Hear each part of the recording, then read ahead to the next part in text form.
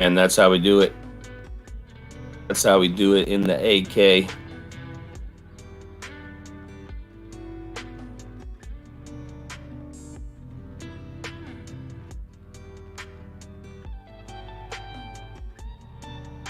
And let's see. Okay, the desktop version did redirect my video over to the new stream. But as you can see, there are 19 participants, 13 participants into the new stream. And the old stream is gone. This is a roll call. Anybody out there, please type here or present. If you can't type and you're just a lurker, you're watching on TV, game system, something that's impossible to chat on, that's all right. You can still maybe hit the like button to do the roll call. Doge a democracy, how are you, sir?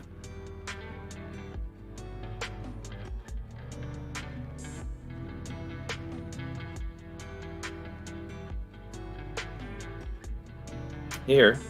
Okay, good. Lori's here. D-Grade's here. David's here. Bulldog Trading is here. Gabriel, appreciate you being here. Thank you. Thank you for being here. See, it doesn't redirect everybody, obviously. There was like 50, now there's 21. Yet only 9 likes. What's going on, fam? What's going on? Do you like it? Or do you not like it? Like it or not like it? All right, we're going to switch over to the AMC style of things here, guys, with the new intro. Here we go, here we go, here we go. Let me make sure my volume's up. I like to hear. What's happening. Yeah, something happens to the volume, and then the super chats are quieter, the hype's quieter. I got to figure that out. We're back to full volume. Let's see what happens.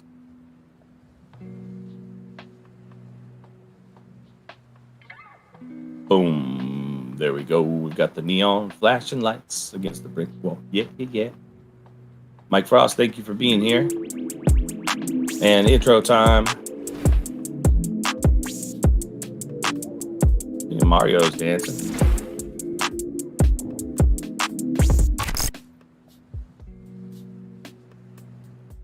Bleep. All right. Now we've got the stonks on the screen, right? Early morning FOMO list. Let me make sure that that's going to be updating in the pre-market status. It does need to be manually updated from pre-market to after hours to midday, which is kind of a bummer that can't be automated, but that's Weeble, and they're working on it. Now we will have the pre-market FOMO list as soon as that becomes active. I know it's difficult to see on the phone, but if you do change your settings to 1080 and you zoom in a little bit, you should be able to see those tickers. If not, just ask, and I'll let you know what they are.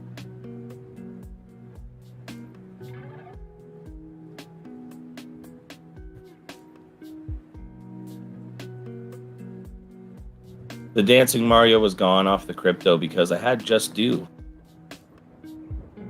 over there. Just Do was on video earlier. We're going to do some transition to have a little bit of video. Something else to look at. You guys take a look at some of our broadcasters while they do their thing. I think it'd be fun to watch them do the dolphin, not just hear it. Can we get a cloud strife up there? That would be cool. I totally agree. That would be cool. Aloha. Yeah, aloha. That's what I'm talking about, Mike. Hawaii. Yeah, so, I just didn't want to push the system too much with too many graphical interfaces. Since I was covering up Mario with the video, I figured I would just eliminate Mario for the time being on the other screen. Westside has been and will be on video. Looking forward to that.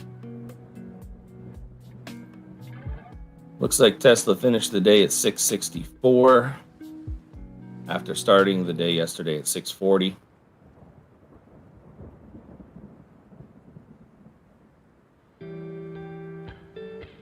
Are you more of a Sephiroth type of fan? That is my favorite game, Final Fantasy VII. And I need to get the PlayStation 5, apparently, for the new upgrade to integrate the second installment of the new Final Fantasy VII Remake, which I found to be pretty enjoyable.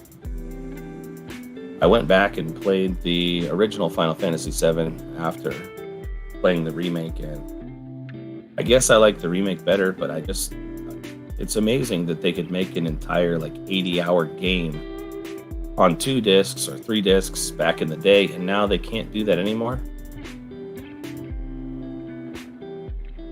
Yeah, it held 664 after the earnings call. It's pretty good. It did run up towards the 680 mark just before the earnings call.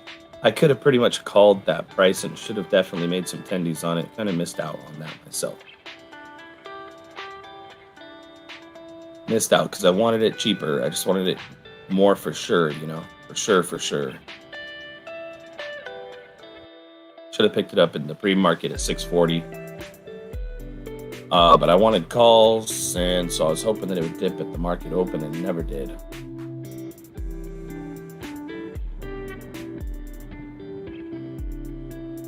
You just like Final Fantasy VII. All the characters are awesome, but I have to say 2 favorite characters are Vincent or Yuifi.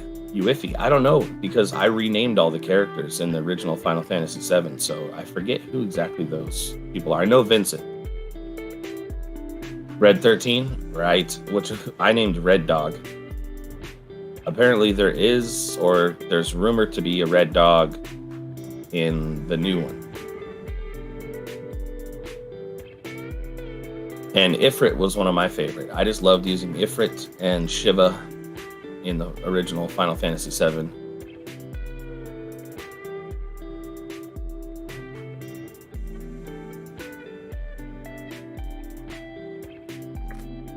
But on to the stocks. Okay. All right. It looks like I was right yesterday. So Tesla reports more than $1 billion of net income in Q2, up tenfold from a year ago.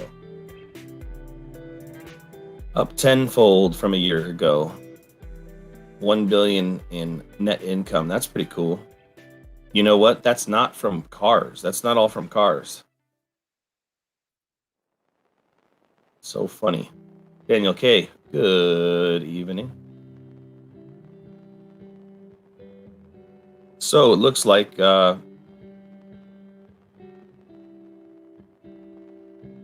we've got some big earnings coming out today.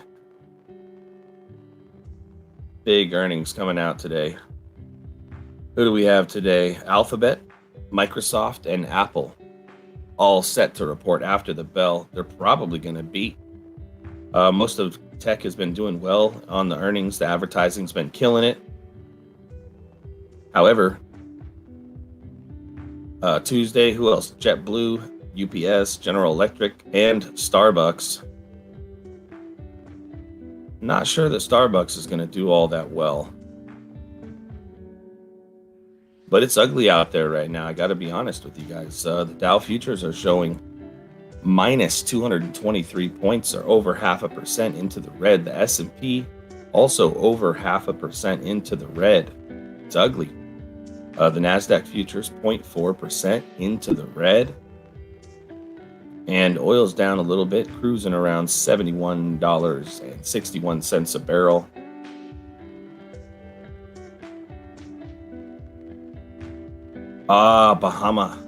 Bahamut Zero was your favorite summon. Red 13 was the first part of the remake, but he wasn't actually a playable character, which kind of stunk. So I think that they were talking about making Red 13 a playable character.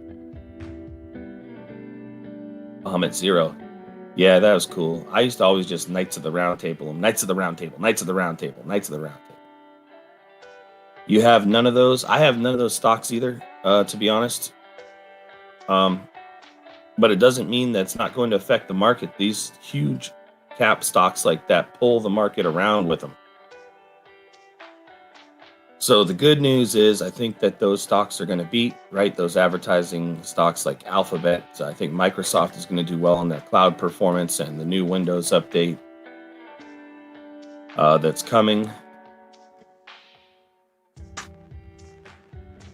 And we need it. We need some pull to the green with the Dow futures down 230 points in the pre-market right now. It's pretty ugly, which could fare well for the meme stocks today, to be honest. Could, or they could come down with it. We'll just have to wait and see. You were thinking to sell some or all and go all in on AMC, load up way more.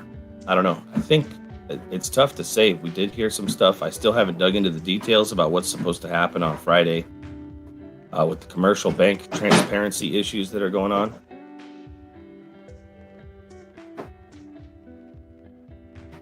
Yeah, I'm talking about the absolutely new Windows update D-grade, like the new version of Windows. I forget what they're even calling it. Windows 2022 or something.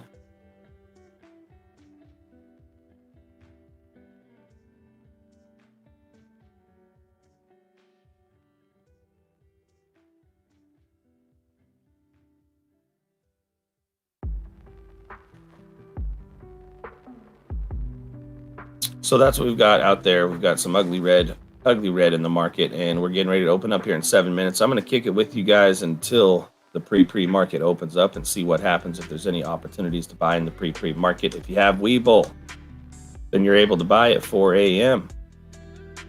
all the way until 8 p.m. If you don't have Webull and you're working on TD Ameritrade, you're able to buy at 7 a.m. to 6 p.m. That goes for Fidelity, Chucky Schwab, TD Ameritrade, many of the major exchanges. If you're stuck with Robinhood, that means you won't be able to buy until 9 a.m. And I believe you're cut off at market close, maybe 5 p.m. for the after hours. Maybe it's 6. I don't know. I don't use Robinhood all that often.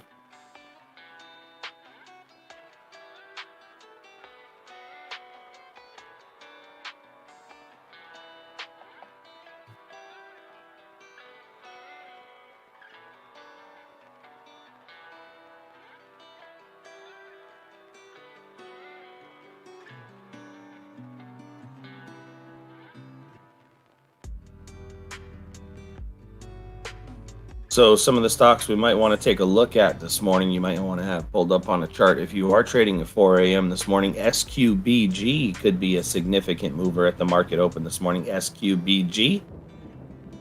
What did we say about EYES, guys? EYES, talking about it yesterday and the day before, dipping down into those $3 levels. It was sitting at $3.80. I said, you know what?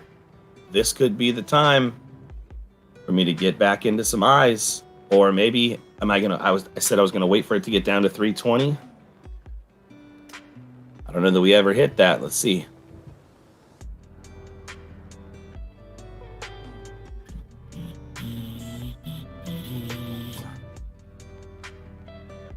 Nope, we never did. 380 became the floor. We've got IG, EYEG, iGate Farms. Okay, that was one that ran 143% in the after hours yesterday, up to $7.60. That could be something that moves. We've got OSAT, OSAT. That could definitely be a mover this morning in the pre-market. Sounds good, D. I'm going to also take a nap here shortly. I'm going to wait until the pre-market opens and see if there are any moves to make, but then I'll be joining you for taking a quick nap. Other runners in the after hours yesterday that we might want to have our eye on this morning: FTEC, that's Fuel Tech, FTEK rather, FTech, FTEK. Ran 26% in the after hours yesterday. Pretty small market cap, 57 million. Market cap there, sitting at $2.41 a share. That one could be interesting. And MOGU, MOGU, up 31% yesterday. In the after hours with $100 million market cap. Share price of $1.35 on MOGU.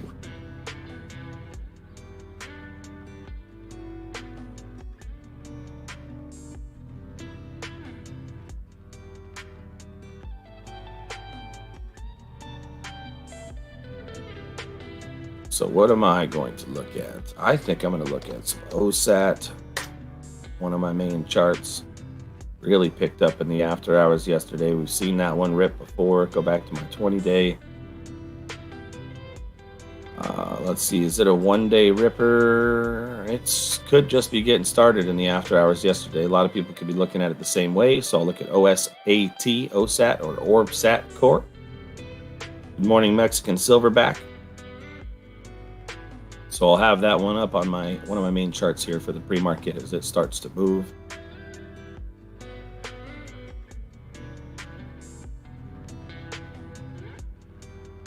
I think that's what I'm liking. 31 million market cap. And then we've got this KRBP. Chiromic Biopharma ran 33% yesterday. Small market cap of 22 million. Makes it highly manipulatable, right? You send $1 million in there, send the price up quite a bit. $4.17 might look at that too. KRBP. And I'm just going to be looking for a quick pre-market momentum trade here, utilizing my day trade on Webull. So something starts to haul one way or the other, and we do see some actual volume in it.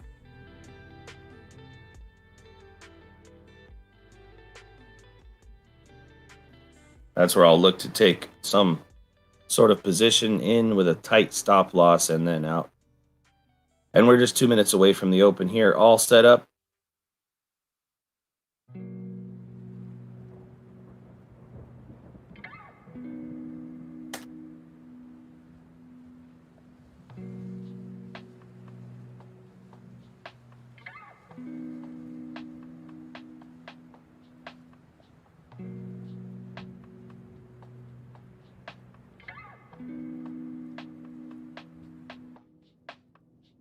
For the pre-market to open, guys. Here we go. Less than a minute to go. Actually, Mexican Silverback, I made a pretty good amount off of DI calls yesterday. From $8 to $8.50 DI. I do think that it's risky, but I did make a move on DI. And I was in and I was out. It actually dropped down to $6.39, I want to say, yesterday in the pre-market. Which if I didn't already have a position, I probably would have taken one. And there we go. Big gap down on AMC. Watching OSAT not doing anything here. AMC coming back here, $40 at least.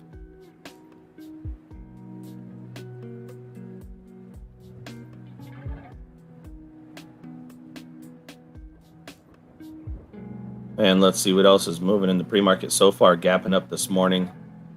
Waiting on Webull to update here. BTBT down 16%. It looks like BTBT. That's that Bit Digital we saw cruise yesterday. I'm so tired of the slowness of Webull sometimes to update on these things. There was a Chinese stock I was looking at yesterday too. It was the Chinese education stock that was the biggest loser yesterday, down to like $2 and something off of a high of 14 just a few days ago, on some pretty bad news about they might not be able to educate anymore, some stuff like that.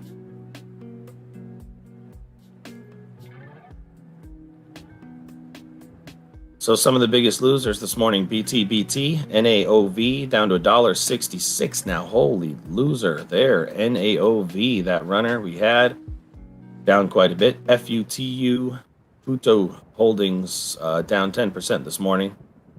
Waiting on the gainers to update, and it's just not doing it for me.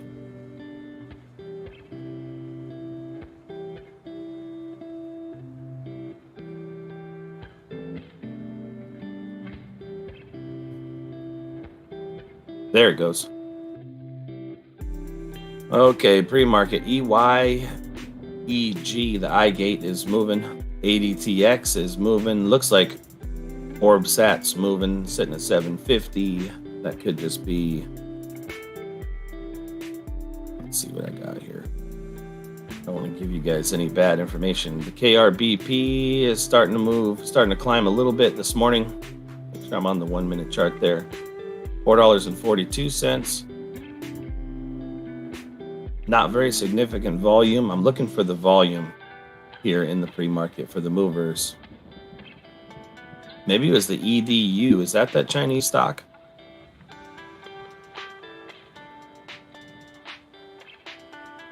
Okay, TAL, you think?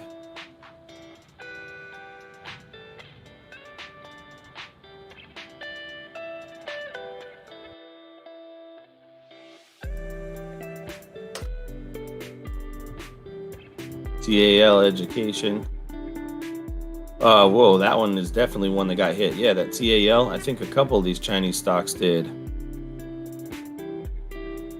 China wipeout continues to as crackdowns prompt Hang Seng to plunge 5%. Tesla, the talk of the town for Wall Street bets as Elon Musk company posts record profit. Maybe GoTo. Yeah, we definitely saw a huge last 2-day sell-off in the Chinese education stocks. Some of those names that we've seen run massively before. I mean, holy cow, that TAL is down from a high of just in the last 2 days was at $21, now at $4.56. Good call there. EDU, was that the other one? I thought it was. Yeah, EDU down to $1.92 this morning. $1.93 in the pre-market. Obviously very risky. But regulatory woes, crackdowns, regulatory concerns.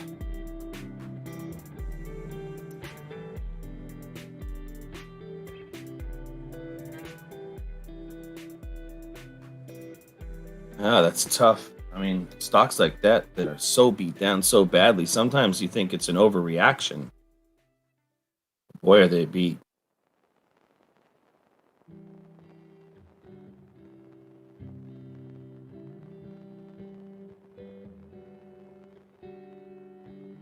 Now, does this thing have options? It does. This EDU has options. Does it have any volume?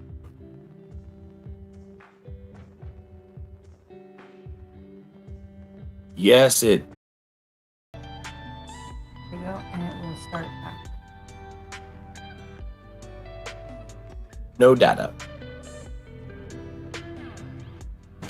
Excellent connection. My goodness.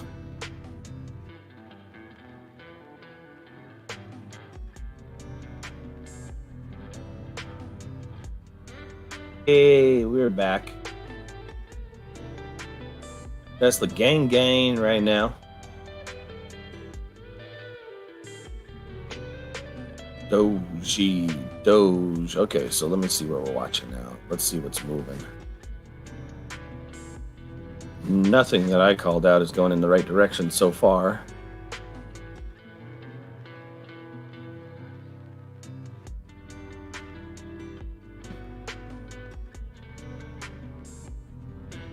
But you just came back. You very came back. Oh, you just came back. You just couldn't stay away. Hey, MIA. New Jersey checking in. How did what drop near $1? AMC? Yeah, we're gone for 1 second. AMC drops 50 cents. 90 cents.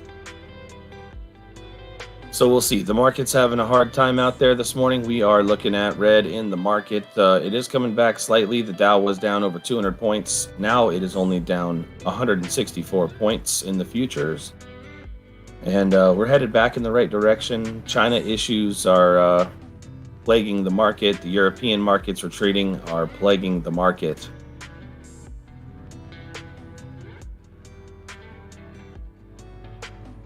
So looking at the world indices, pretty much 4.5% at the Hang Seng market. The Shanghai down 2.5%. The FTSE China down 3.9%. Not looking good.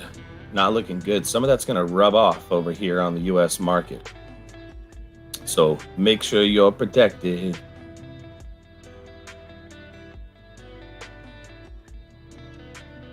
Have those hedges on your account.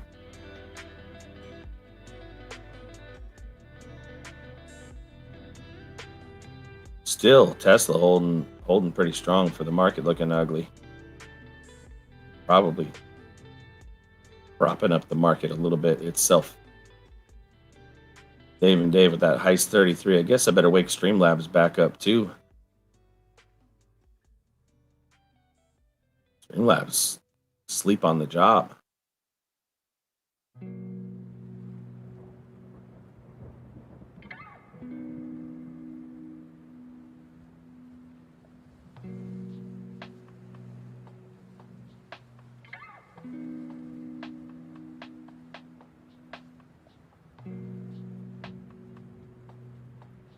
If the stream is still alive and well, it looks to be alive and well. We are back, we're back, we're back. And yeah, the market is having a rough time out there. It's having a tough time out there. Global shipping industry disrupted again by the floods in Europe and China. That's going to cause some problems. Guaranteed market movers so far today. And none of those are counting.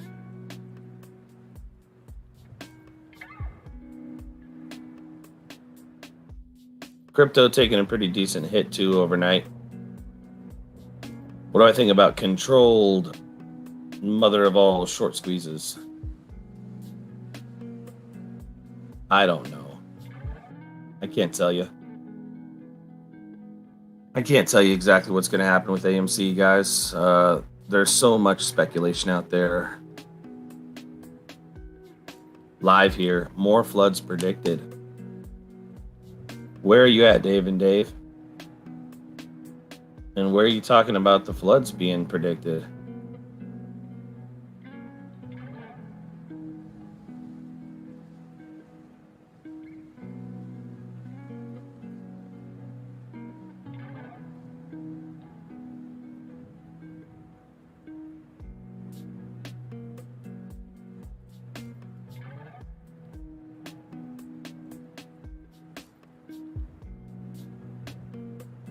Between the battle with the stream and the battle with Weeble this morning, wasn't able to jump on anything early. I don't really see huge volume coming into anything in particular this morning. That EDU play back up to $2.01, up 3.6% in the pre-market.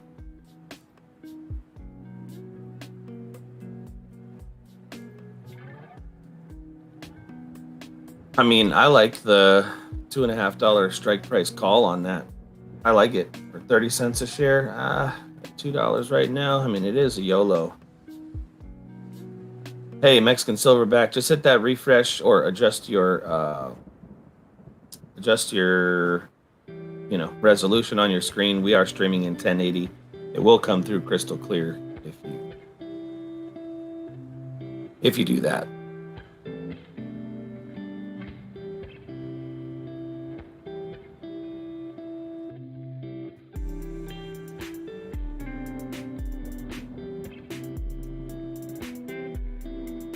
Pat's saying we should hit that $42 to $44 range today on AMC. We'll see. We'll see what happens there. Currently trading at $39.75. Looking across the watch list, Riot losing 5%. I predict potential further losses on Riot after that 6-7% loss yesterday. I think that Riot's probably going to drop below the $30 level if we continue to see crypto pull back at all. We'll have to see about that one too. Mara, probably looking at the same thing, MARA. And Wish down to $9.06, right where I bought those calls last time, and printed them out as Wish climbed towards $10. I don't know that that's going to be the same case again. With the market taking this hit, Wish has been kind of moving with the market as well.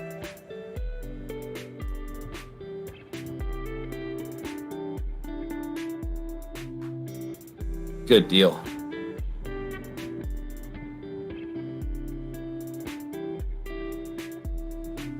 And yeah, that's it. We're in pre-market here, guys. Watching things move. We've got the pre-market action open on the FOMO list. See some things, but they don't seem to be moving very much. And not really a whole lot moving in any direction at the moment. I think I'm going to swap this Dogecoin chart out. Any suggestions for what we should replace the Dogecoin chart with? As far as stocks that we're watching today, anybody in that EYEG or anybody still in the NAOV? You want to see that on the chart? First thing I see in the chat, I'll drop on the main chart here because we do have Doge in the lower left-hand corner. No need to watch the Doge chart all day during the stock market.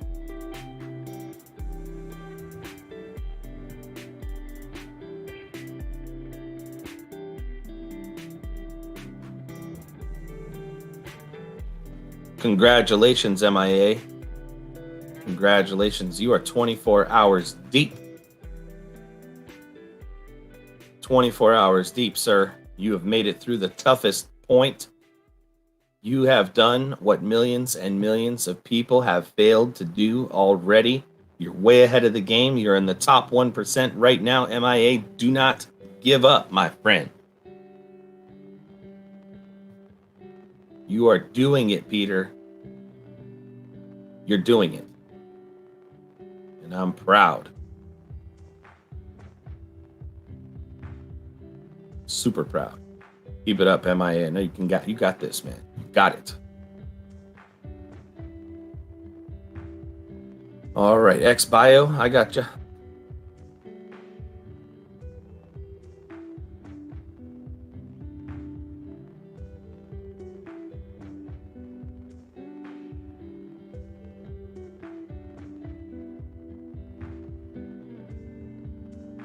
XBio. Hey, that is something that's actually moving here in the pre-market. Huh? Why didn't you tell me that earlier? Why you not tell me earlier about XBio?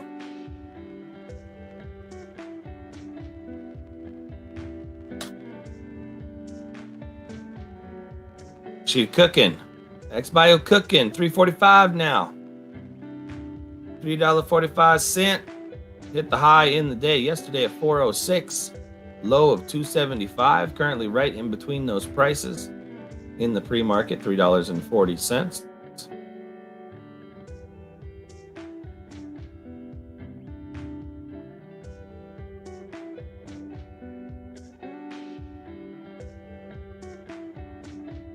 MIA talking like Rusty out here. Couldn't do it without use guys. That's some Ireland talk over there. All right, yeah, Bulldog's got to take a nap. Up all day, up all night, giving away Tesla Cybertrucks out here. So MIA, you know, you're more than welcome. But I know it's a lot, so I know you got things you got to do too. But you're welcome to hop in and out as you feel free this morning. I'll be back here before the market opens. And XBio 367 now. Little climber right there. Like the volume coming into XBio. Would have liked to have jumped on that a few moments back. About 5 minutes ago at $3. Now 371. Now 378.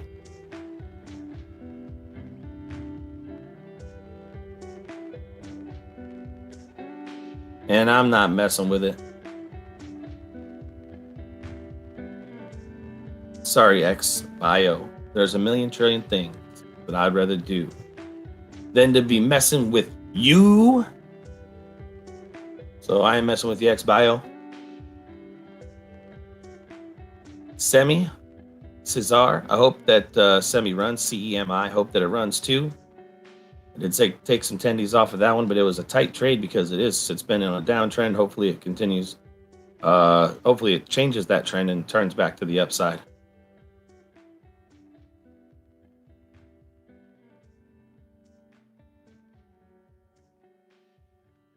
You're thinking about that semi?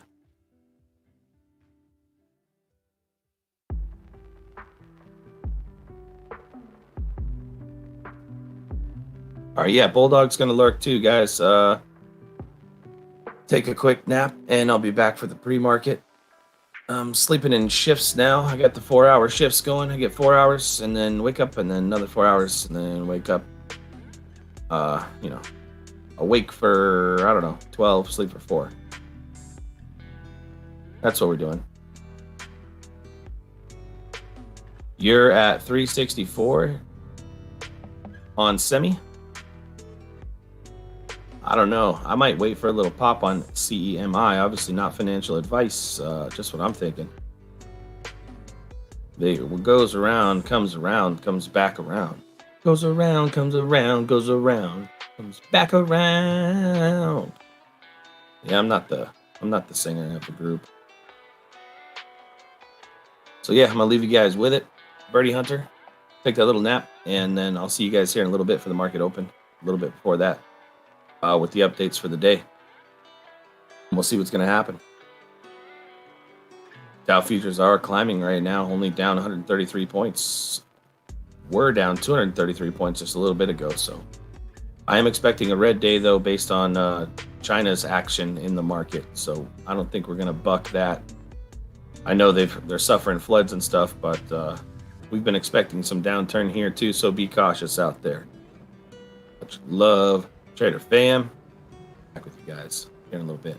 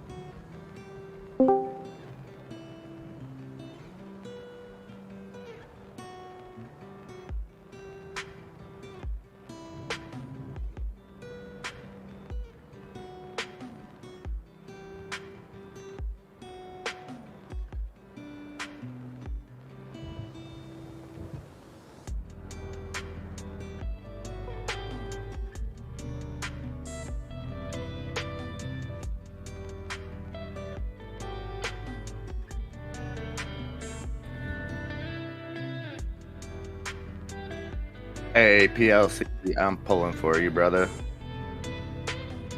Let's see that $4 mark today on MMAT.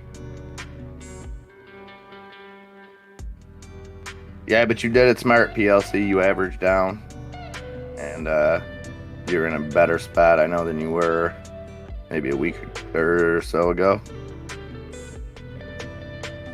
Gonna pop.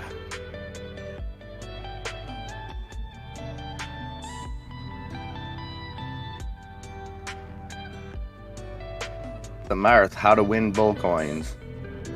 Well, all you need to do to get bull coins is subscribe, and then what you can do is you can use those bull coins for heists, slots, raffles. But to earn bull coins, all you have to do is watch, and just make sure you're subscribed, and you'll earn them just for watching. And then, like I said, you can spend them on a plethora of different things.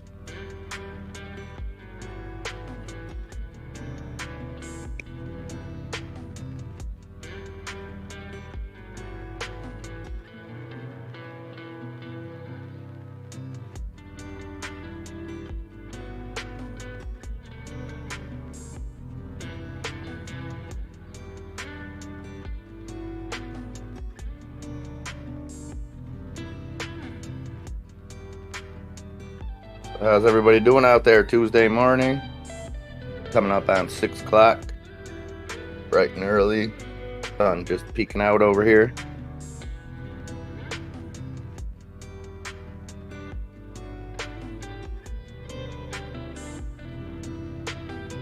Yeah, you know what, PLC? It's tough when,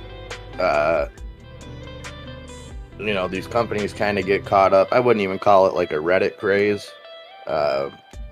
But just the way that retail trading is nowadays, when we have runners, people jump on them, and the actual value of the stock tends to get skewed. Look at a company like Eyes. We watched that, PLC. I know you were around. This was back in the day, but, we watched that run from $2 all the way up to $20. Come all the way back down, everywhere in between.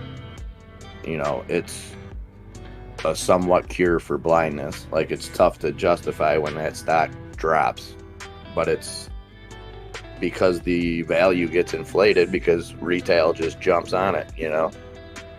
Not to say it's not worth more than $3.89.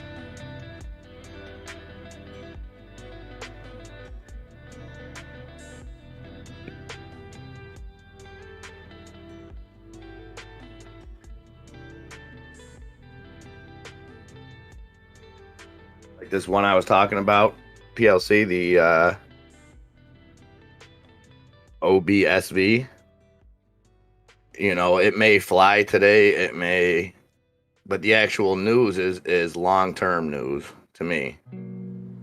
It's basically not a merger, more of a partnership with Organon, OGN.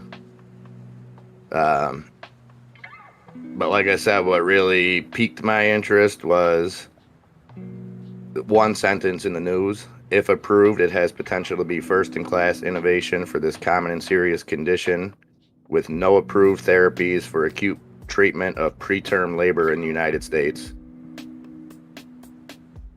So, like I said, today, who knows what's going to happen with it? It could fly. It's already up 38%.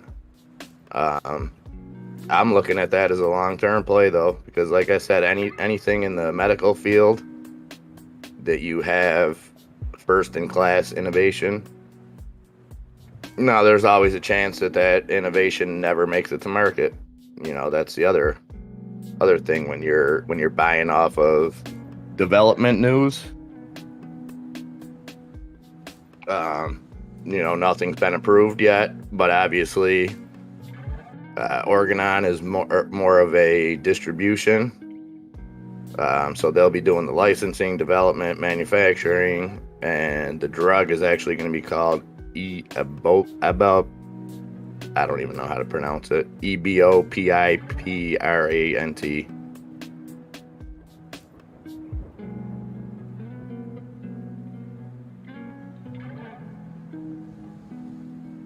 But yeah, I mean, it could be a potential day trade too, you know.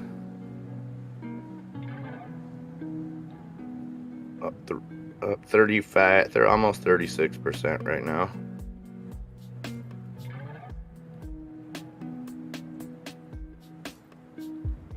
I'm very bullish on ADA. Matic, I don't know so much about, Kevin. So I don't want to blow any smoke up your. I've heard good things about it. I really just don't know too much about it. But Cardano, I've been buying dips on Cardano the last 2 months or so. So I definitely like some ADA.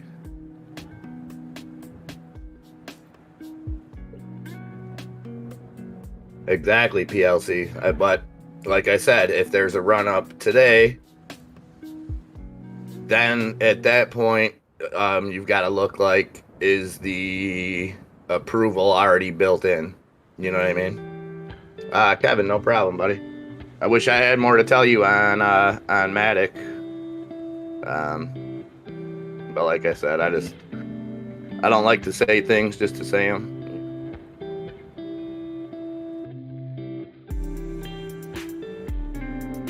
Dave says, I noticed eToro has listed Matic, so it must be popular. Yeah, it's definitely popular. It's definitely a name I've heard many times, seen it talked about. Haven't really heard anything bad on it. But like I said, I just don't know enough about it. But yeah, PLC, you just got to watch out because those things, you know, we're living in a time of buy the rumor, sell the news in a lot of cases, especially in the medical field. So it's tough. Because you have so many different stages of what, you know, you get development catalysts along the way, you know, positive clinical trials, things like that. Then you have the FDA approval, but then you also have to have the distribution. And, you know, you could have a miracle drug if it's not priced correctly or, you know, there's a couple different issues that go into it. But if it doesn't get to the people that need it, then it's really useless. And unfortunately, there's a lot of drugs out there that could be life-saving drugs that just aren't made available to people for whatever reason, financial or otherwise.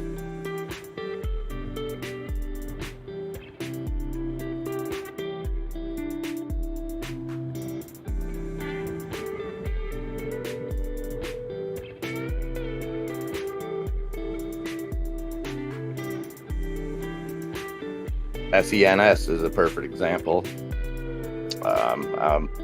I'm in that long term, but who knows what's going to happen when FDA approval finally comes.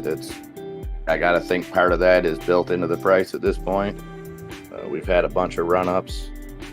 We've seen it hit 450 about a month and a half ago.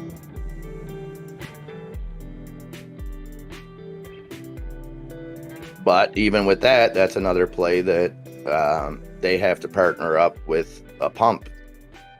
You know, it's a under the skin glucose monitoring system, but they don't make the pump, so they have to partner with somebody with a pump. So that could be the next catalyst.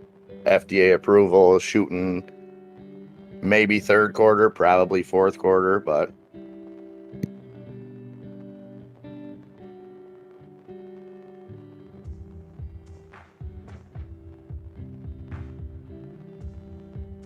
yeah, that was a tough one, PLC. I think a lot of people that was kind of a unique one because things were kind of promised, maybe not delivered on.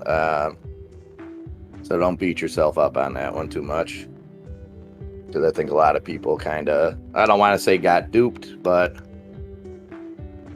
maybe got misled on that.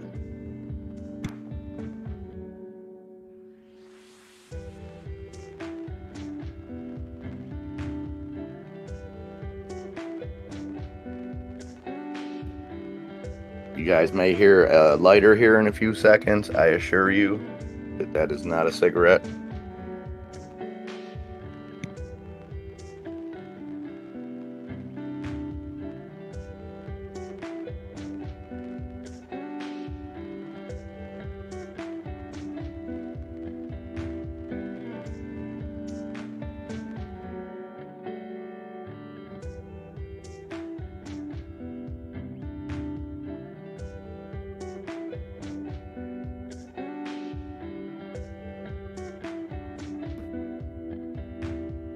Dave, I like Mana. Mana, the official currency of Decentraland. I've got a little stake in that. Nothing too crazy, but I do like it.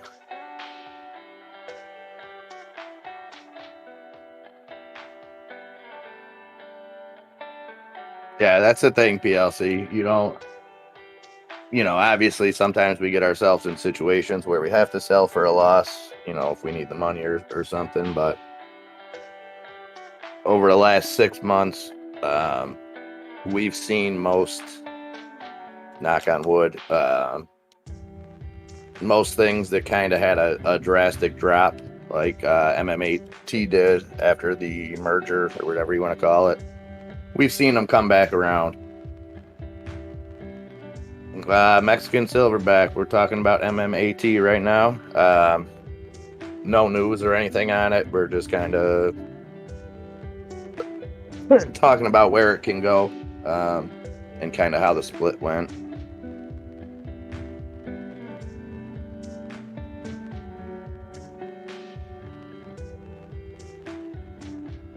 Humble Electrician's got some mana. Nice. Yeah, I think most crypto for me is all long term, but I kind of like the mana. I like the purpose behind it. I think it's going to be there. Mexican Silverback says Meta is currently developing a non-invasive glucose monitor. Nice. Yeah, there's a few companies out there with them. That's SENS's gig as well, but there's definitely, room for competition. I haven't looked too much into Meta. I've done a lot of research on SENS. I've been in that since January or so.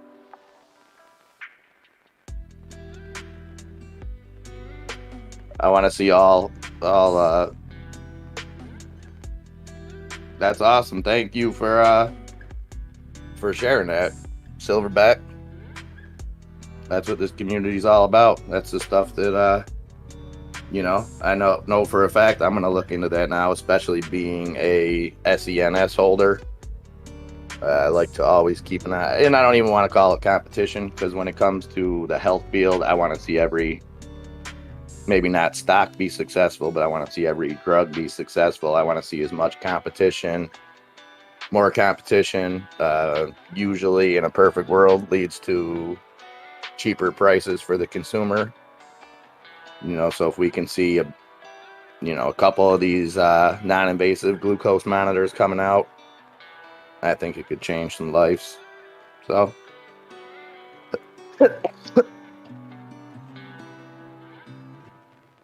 but yeah, thank you for bringing that information to the table, Mexican Silverback. Much appreciated.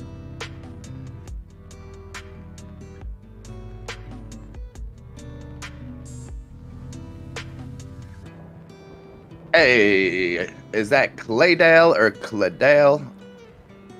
D, thank you so much for that super chat, starting our day out right. He says good morning and thanks for this channel. Well, thank you for being here.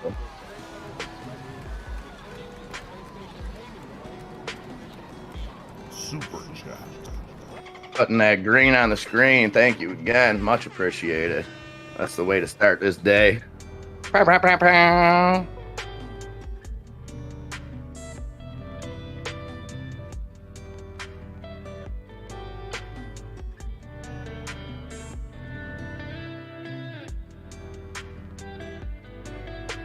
Awesome. Like to see them tendies dancing. That's a good sign.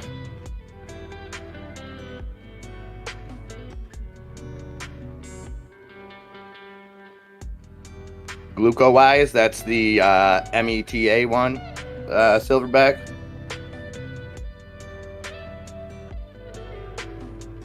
It comes and goes, Lori, you know.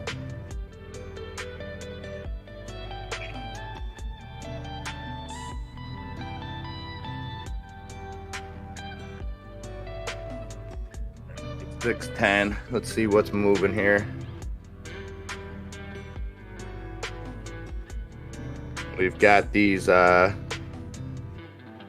lot of these Chinese stocks rebounding. EDU, top volume getter up 10%. That's New Oriental Education. iGate Pharmaceuticals, EYEG, up 111% in the day. Let me see, I know there was news on that. Let me see if I can link that in the chat here.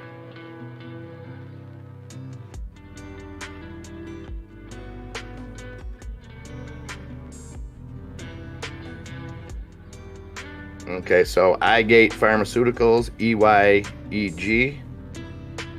They made an announcement after hours last night that they were acquiring Bayon Therapeutics in a $7.1 million purchase. And iGate also announced appointment of Brian Strem as president and CEO. Strem is a co-founder and managing director of Bayon Therapeutics. So it looks like they're buying out Bayon Therapeutics and then also hiring the CEO. Dustin Prince says, yo man, always a great show. Please check out XELA for an entry price for me. I've been considering. Thanks, and let's stay positive in this crazy world. Couldn't have said it better, Dustin Prince. Always got to stay positive in this crazy world. And thank you so much for that super chat. And I will look at XELA for you right now, my friend. Super chat.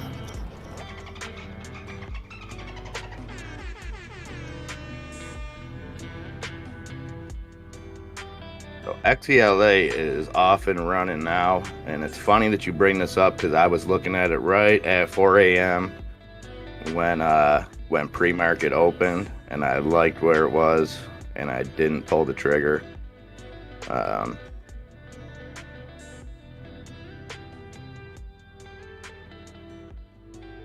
And running up to 270 now. Now, if you look, it spiked over $3 in the pre-market this morning. So if you look at that chart now, not financial advice, but I'm looking at that dip. I'm going to look and see if it comes back down. Probably under 250. But this thing might just run. We've seen it run crazy. And like I said, it hit 308 at about 5:35 this morning. Then tumbled back down. It got big volume, came in at about 540.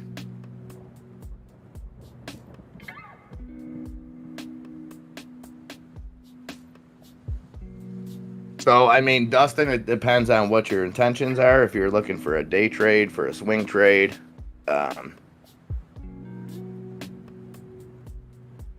think this thing has the potential to definitely run up over 3 today.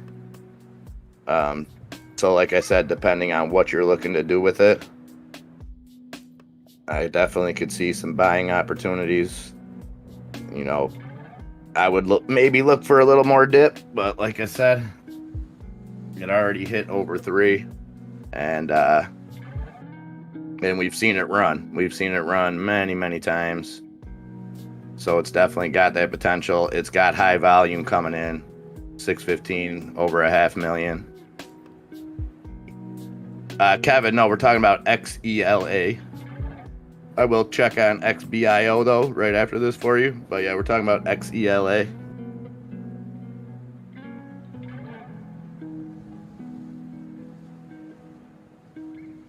So Dustin, I hope that answers a little bit. Like I said, it really depends on what kind of play. If you're looking for an entry price like long term on this, or if you're looking to get in and out. But yeah, let me know what you're looking to do with it. XBIO, let's see what we got going on with that. That's been a runner the last week and a half. I got in and out of that twice last week.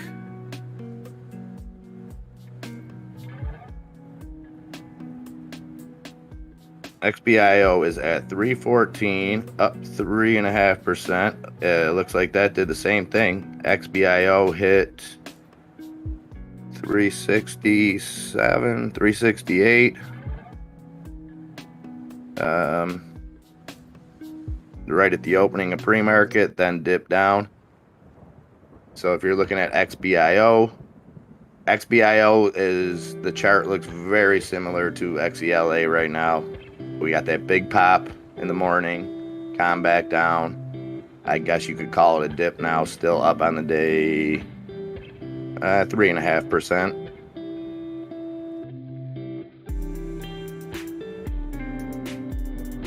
And honestly, XBIO, I don't know a lot about the company fundamentally. I only got in them for day trades, so I don't want to mislead you in any way. I don't know enough about them. But just going by the charts, I would put it in the same, almost exact same category as XELA today. Isaiah Belleville, you got this, brother. I'm pulling for some XELA. SOS. Let's look at SOS. SOS started out running yesterday, then it came back down, then let's see.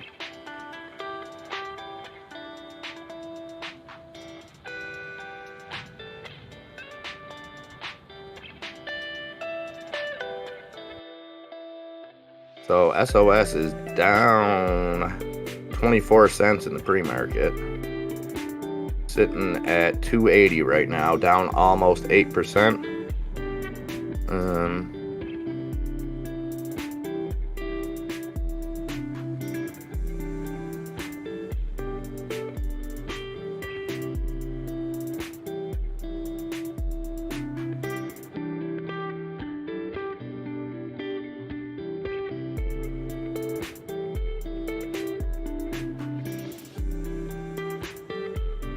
Yeah, we seen a big pre-market spike in it yesterday. Got up to around $3. So you got up to about 310. And it kind of cooled off throughout the day, jumped back up, and then dropped pre-market today.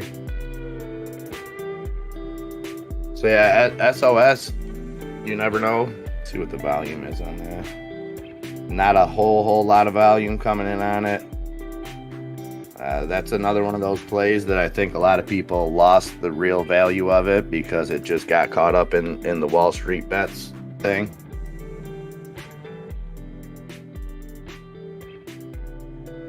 But from where it's at right now, Darwin, I would say there's definitely some room for it to go up. That's not saying, buy it right here, but down 8% on, no negative news or anything, I would say it definitely has room to get back up. Yeah, they sure are. Mexican silverback, and I've been kind of just staying away from anything related to that. We've seen what happened with the floods. We've seen a lot of those stocks tank, and I just a personal preference, I try to not go that route. So on crypto or stock.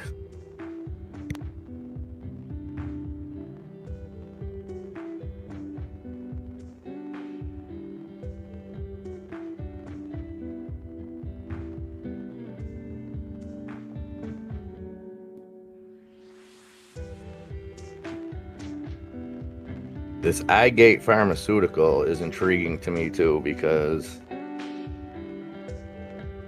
Typically, when something's up over 100% in the pre-market, I steer clear of it because I don't see any more room. But just lately, it just seems like these ones that are getting up 100% in pre-market are either dropping back to 20% gains or skying up to 220% gains.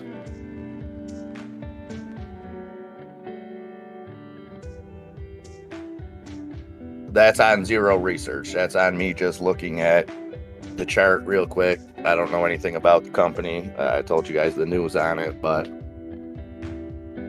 this is FOMO at its best because I've stayed away from, 100% gainers the last couple of weeks in the pre-market because I was, you don't expect them to run up to 200%, and sure enough, quite a few of them have got up over 220%.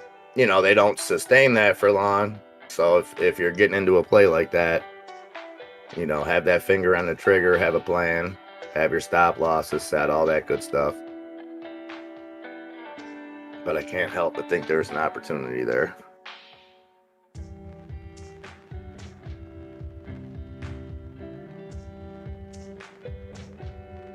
I did get in some CEMI at 296 about an hour ago.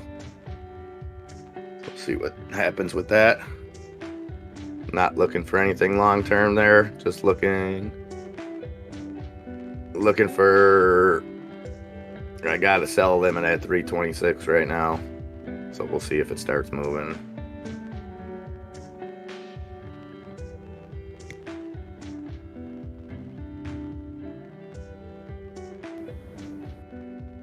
AMC back over to $40 mark.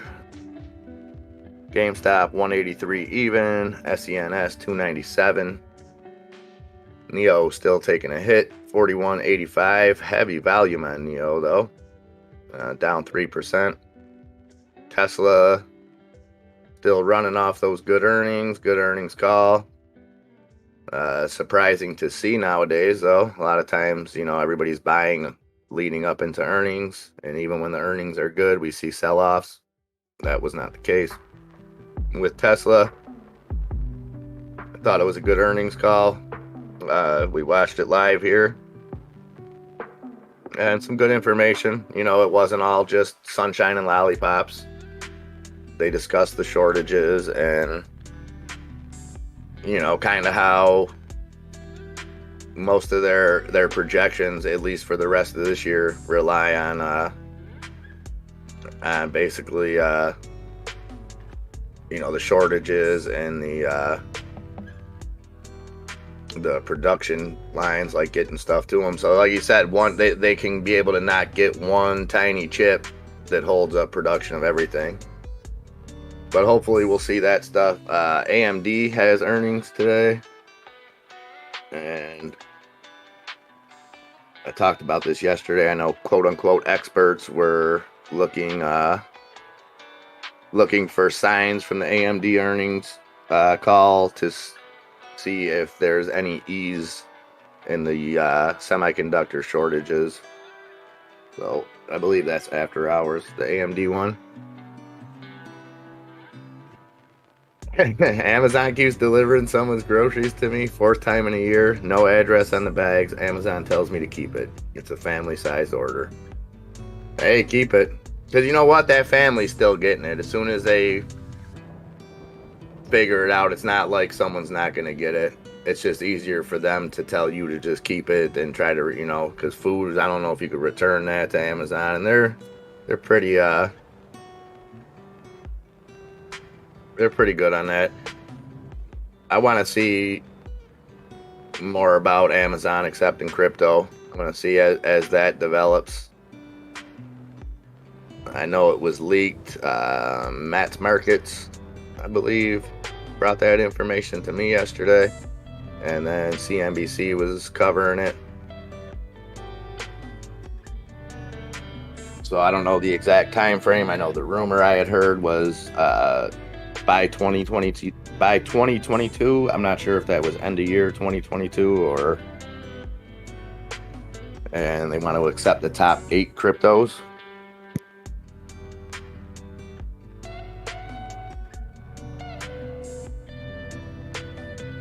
Again, I think all of it is still rumor at this point, but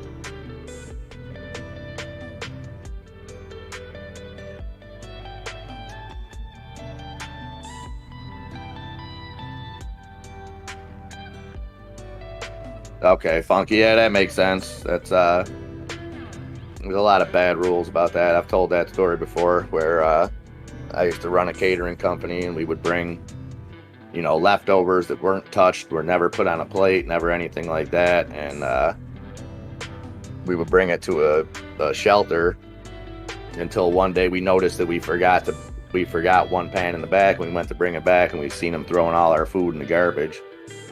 And they're like, we're not allowed. Like, the state doesn't let us give out prepared food that's whatever. Like, okay, so these poor people can go hungry, but you can't get, I don't know.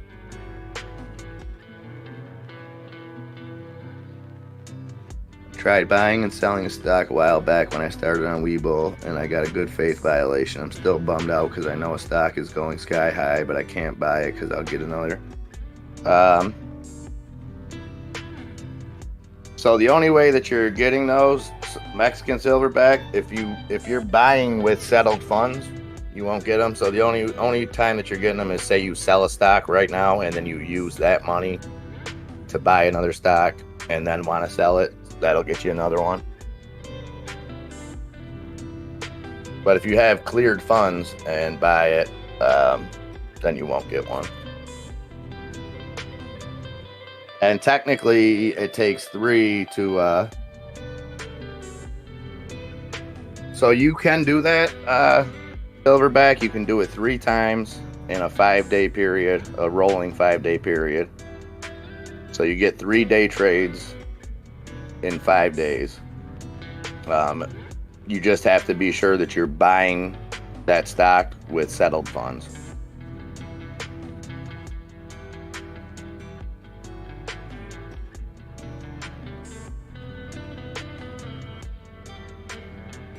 Silver Surfer, what's up, brother?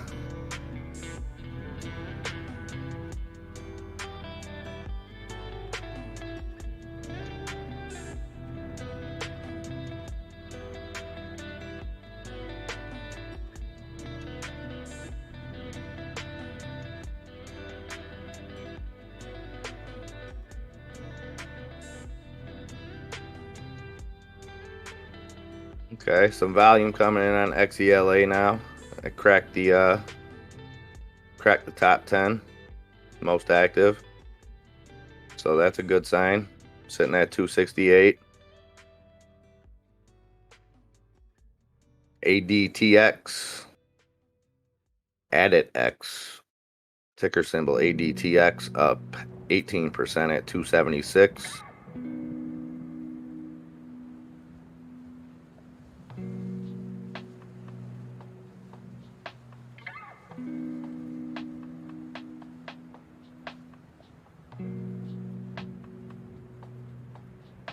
So Laura, you gotta have 25K in there to avoid the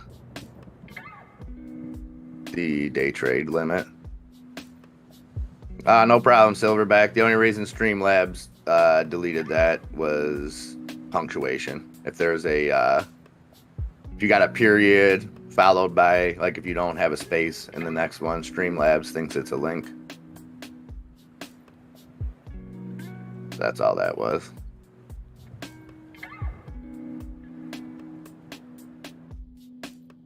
Yeah, Streamlabs is the grammar police. Yeah, I think today is going to be a great day, Silver Surfer. It's got to be.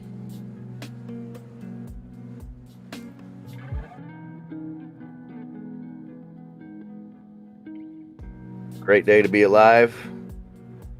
Sun's kind of out. Some birds are probably chirping somewhere.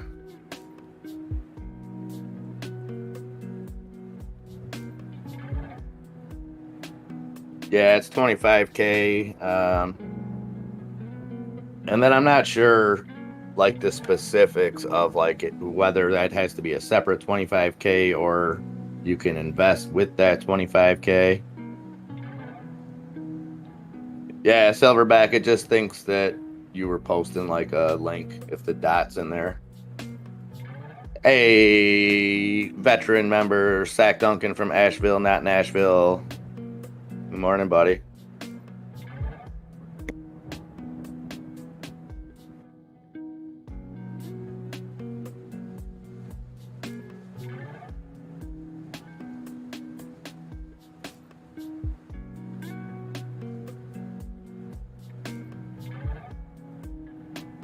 What do you guys got your eyes on out there? What's I know we got some XELA. I know we're looking at some MMAT. What else you guys holding? Obviously AMC.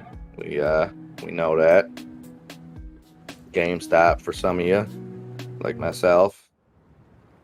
But what else? What else we looking? We got any Tesla gang out there? Tesla up over 2% in the pre-market.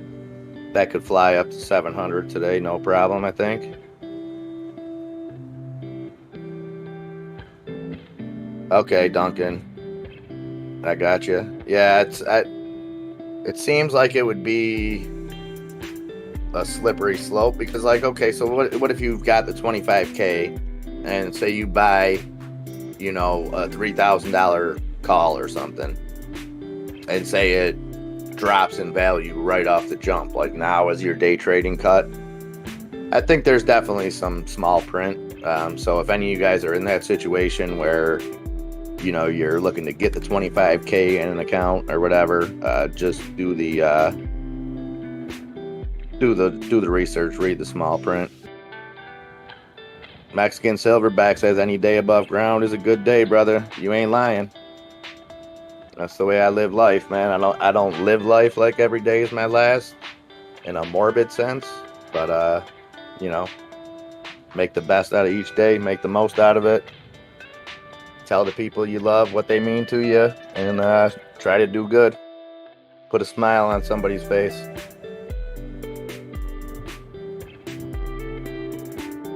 It's a me, a Mario.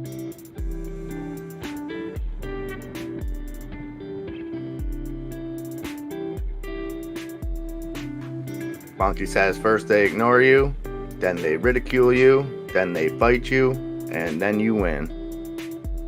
Word up. I ain't said word up in probably 23 years, but you brought it out of me, Funky. Word up.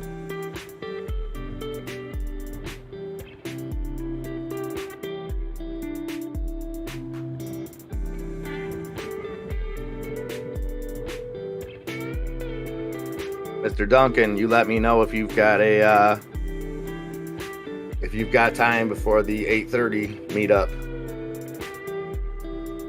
I'm going on 26 hours, 26 and a half hour, 26 hours and 45 minutes, cigarette free. Sack Duncan.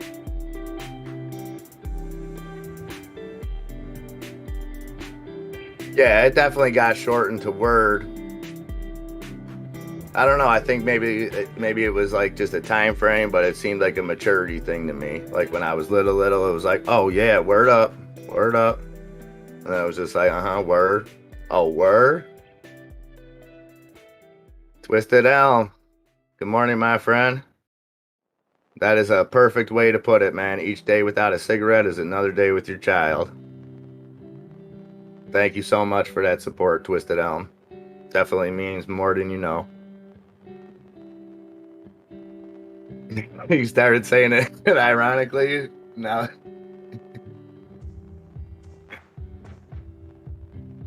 All right, Duncan.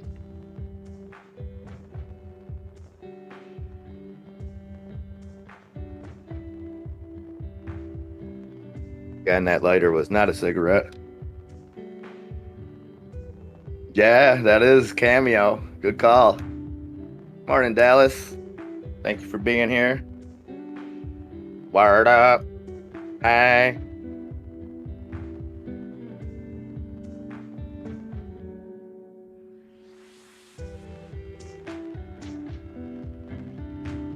The Cameo also sing, were they the ones that sang doing the butt? Ow. I think that was Cameo as well.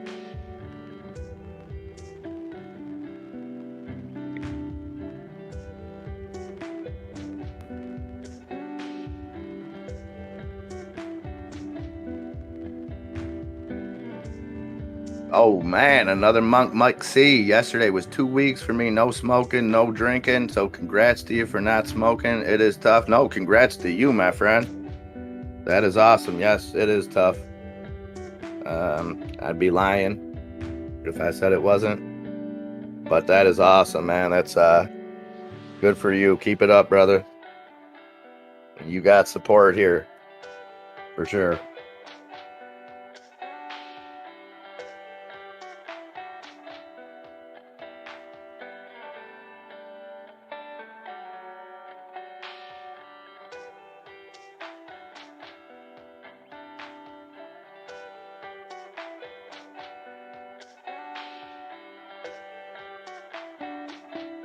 All these education stocks, top 3 out of the top 4 movers, most active stocks this morning are all education. You got EDU, that's New Oriental Education. TAL is TAL Education, and then METX, Metin EdTech X Education.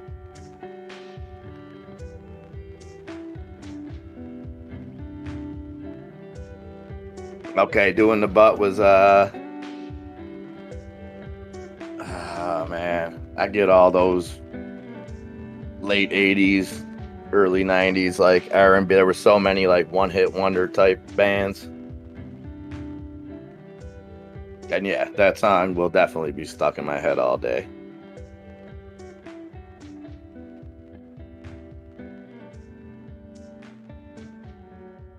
Yeah.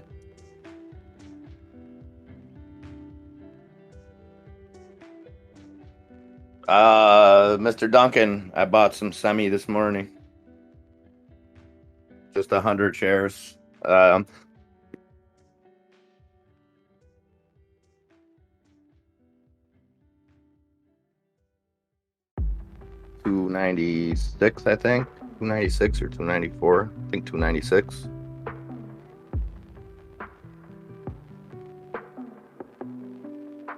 Time picking up a little volume, up 6%. TYME. That was running up and down yesterday as well.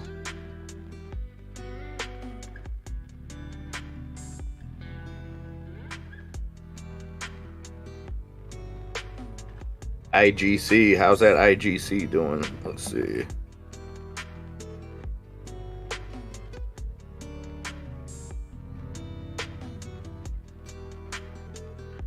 IGC, not a lot of movement.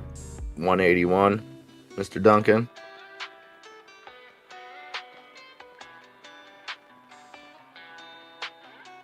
Yeah, I can't wait to get to that point. Twisted Elm.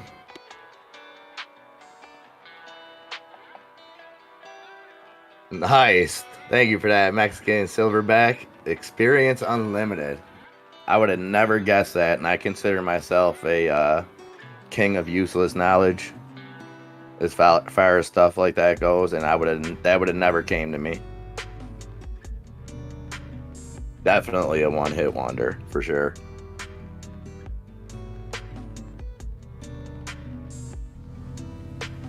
Streamlab's been brutal on these early morning heists, man. I'm telling you. Don't nobody make it out. Silver Surfer, Twisted Elm, the only ones.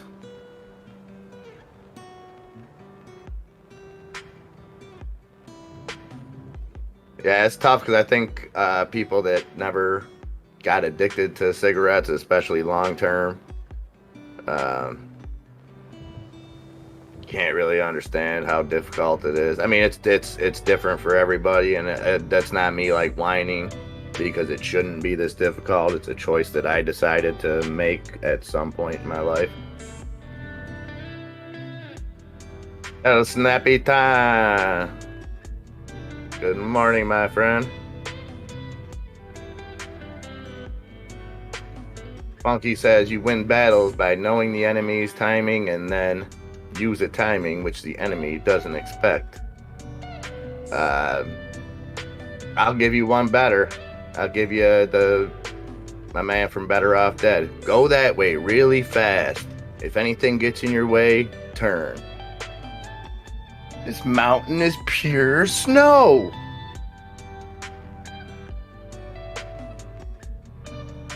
Yeah, wheezing in bed would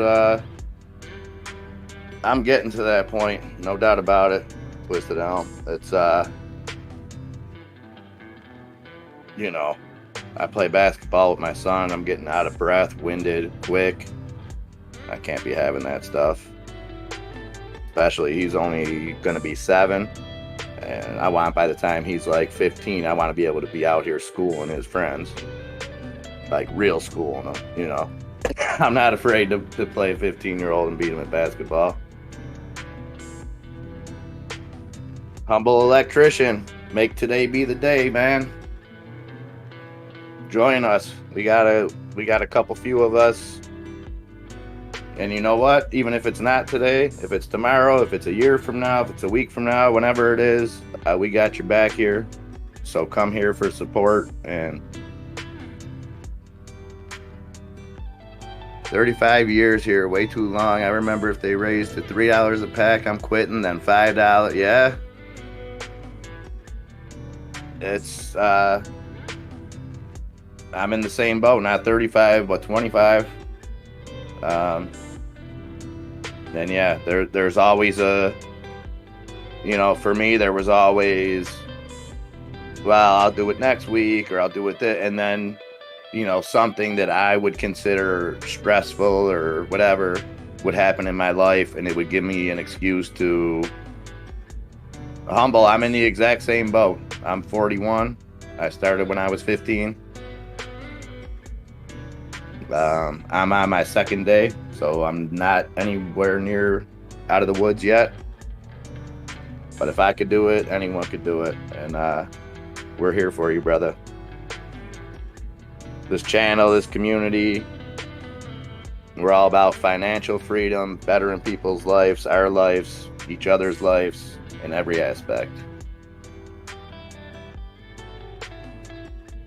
Yeah, oh yeah, Twisted Elm, and that's not like conspiracy theory. That's factual. You know, it's all. I sold cigarettes for years, and like, you know, so I had to know about MSA, the Master Settlement Agreement, all that stuff. It's documented what they did, and the sad thing is, they were never forced to not do it anymore. They were just given a sweetheart deal. The Master Settlement Agreement, and business as usual.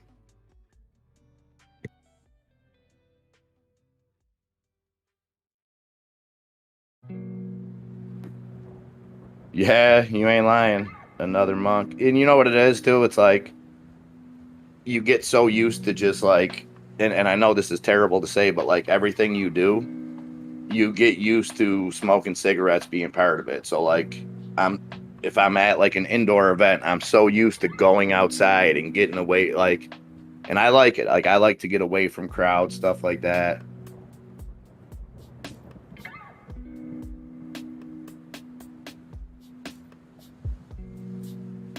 That's tough, Sack Duncan.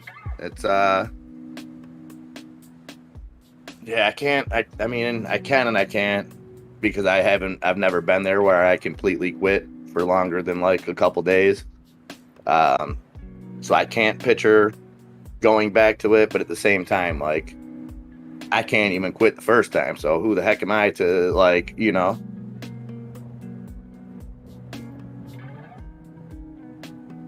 Oh, so she's like the Simpsons chicks, Marge's sisters. She be lighting the.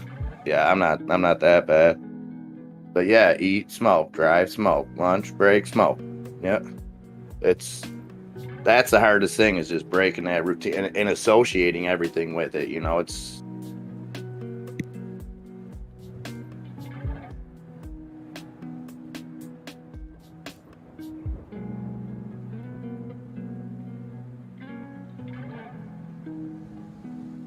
But seriously, humble electrician, when you're ready, whatever method, you know, we're here for you. You could hit me up in the Discord, hit me up on here. I mean, I was able to make this. What really put me to this was, you know, a member of our community that quit, D-Grade, my man D-Grade, who's an awesome truck driver out there. and was able to quit a 2-pack a day habit. You know, in a situation where like you're always in a vehicle, like he had a lot of not ways to be distracted, you know. So I'm so proud of that dude, and like he was an inspiration to me. And hopefully my man Heidenreich, I ain't seen him this morning. I know he broke a few drumsticks yesterday. His first day off the cigarettes. So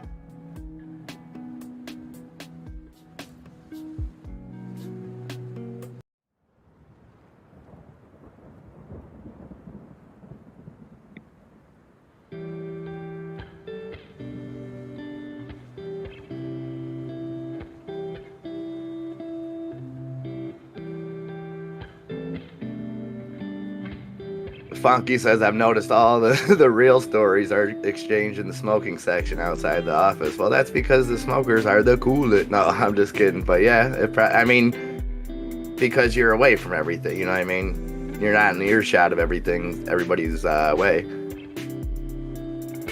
Mike C, I agree 100%. Like,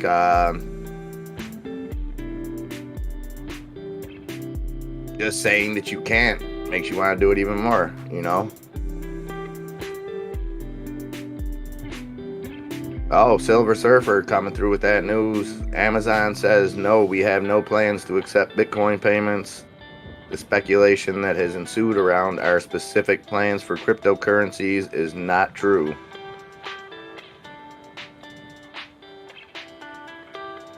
So Bitcoin or Amazon denying reports that came out yesterday.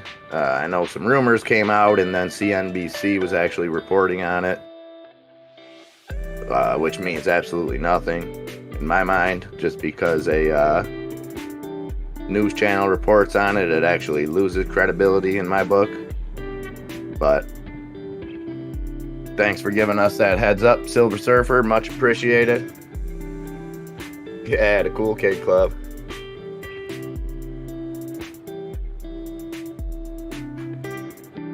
All right, back to the market. See what's going on here.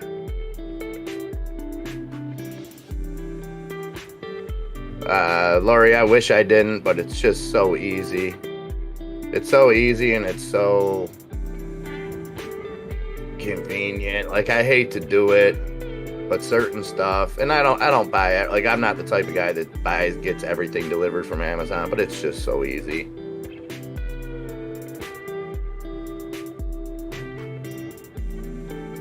Hey, Isaiah, I hope everything's okay. If you need to talk or anything, man, hit me up in the Discord. You know, I'm pulling for you no matter what the case is, brother. You got family here.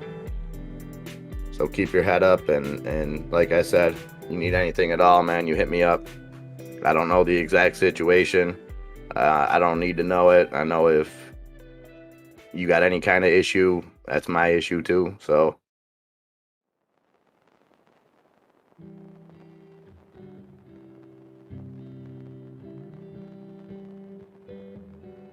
yeah, 100% Twisted Elm. Kind of makes you wonder how it's even possible to have such a thing. You know what I mean? When you put it in a context like that.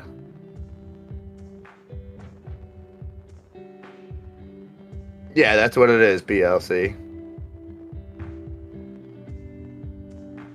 Hey, you know it, Isaiah. Isaiah, this is MIA, by the way.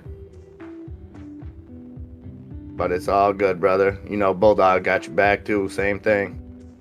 Love is love, Isaiah. Got it around here, brother.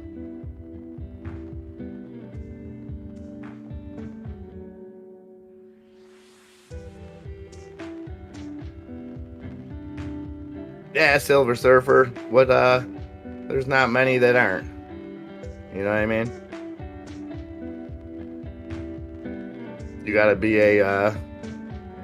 be your own investigative reporter nowadays. Isaiah, no worries, my man, no worries.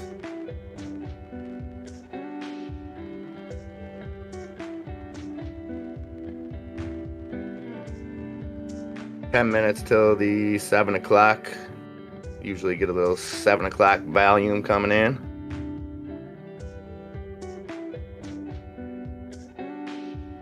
This EYEG still up 111% at 660.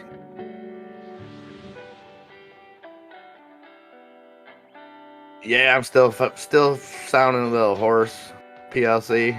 I was told last week I sound like a pirate, so hopefully this no smoking starts clearing it up. Like I said, I told Bulldog, I'm like, you can come back in like 2 weeks and you'll be like, man, when did we get Michael Bolton on the mic?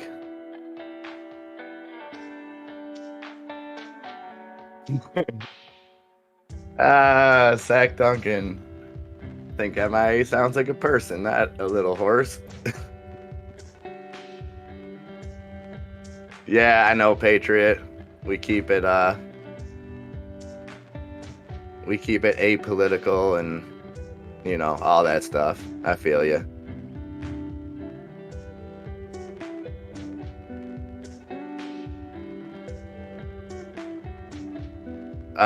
Is Goldman Sachs getting an ETF, Lori?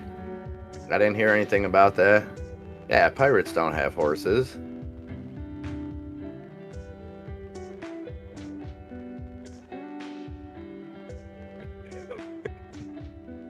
You guys are a trip, man, I tell you.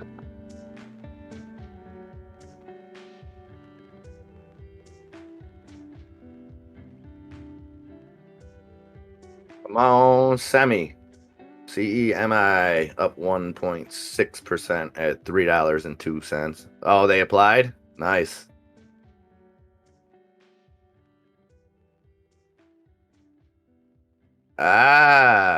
Patriot Road Warrior coming back with the rebuttal, says seahorses.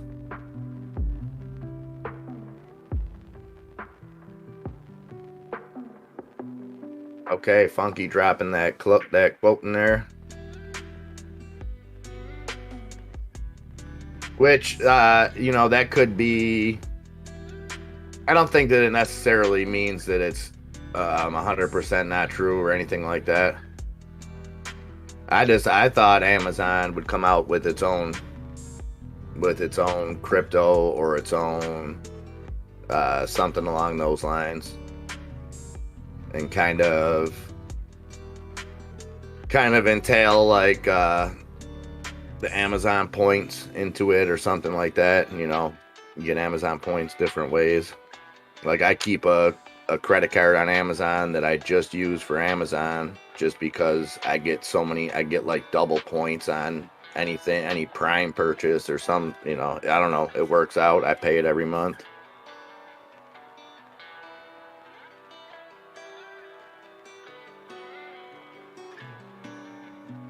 All right, Lori dropping that application information about Goldman Sachs applying for the ETF that would offer exposure to public companies and decentralized finance and blockchain around the globe.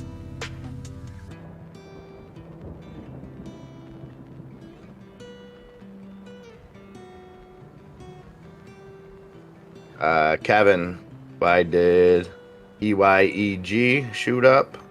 There was news on that. Hold on, I'll tell you exactly what it was.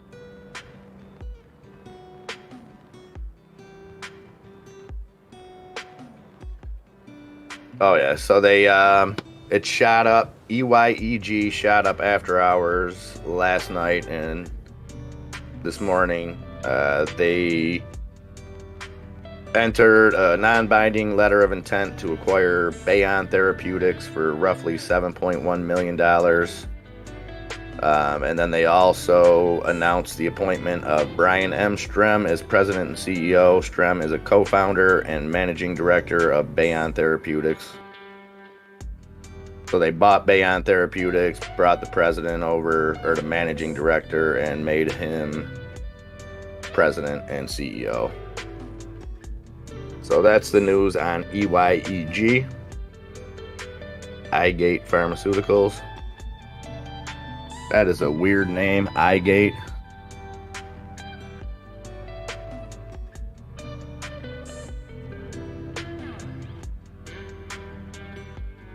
Wow, Lori, that's disgusting.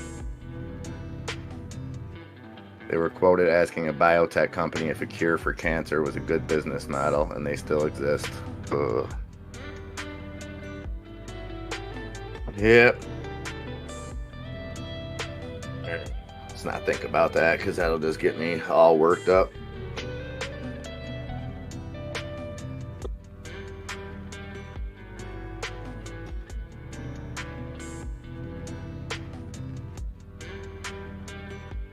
Yeah, hard to tell what that iGate's gonna do the rest of the day. And it's still moving up 116%. And as silly as this sounds, I feel like that if this thing does start running, people are gonna pile on it just because of the name.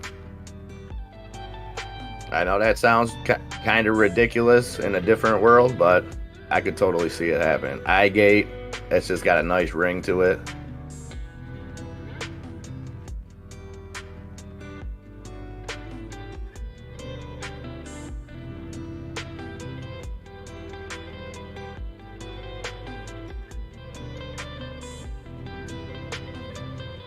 I guess so, Mr. Duncan. I don't understand. I was talking about that earlier.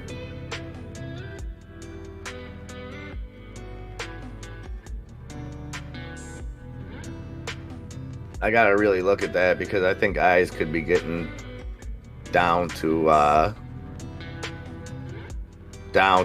price point for a long-term position for me. But I gotta do a little more research on it.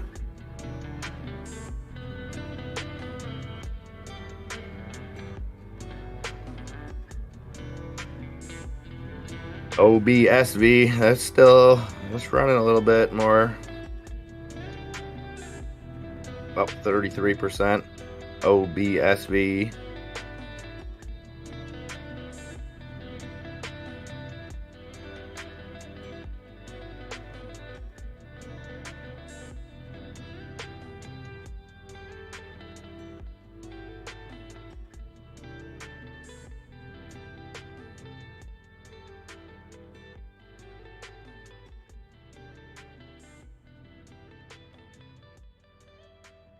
NAOV taking a hit, down 12% at 167. NAOV.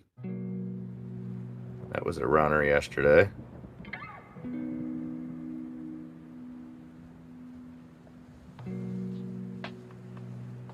Does eyes have options, Mr. Duncan? I've never looked.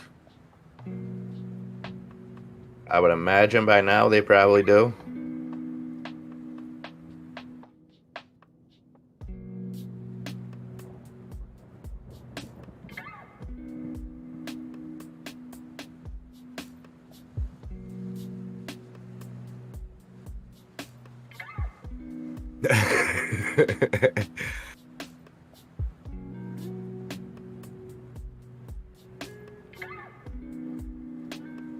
Hey, Twisted Elm, you gotta do that once in a while, man. Just call it a mental health day and you're good. Gonna play some Fallout 76, good stuff.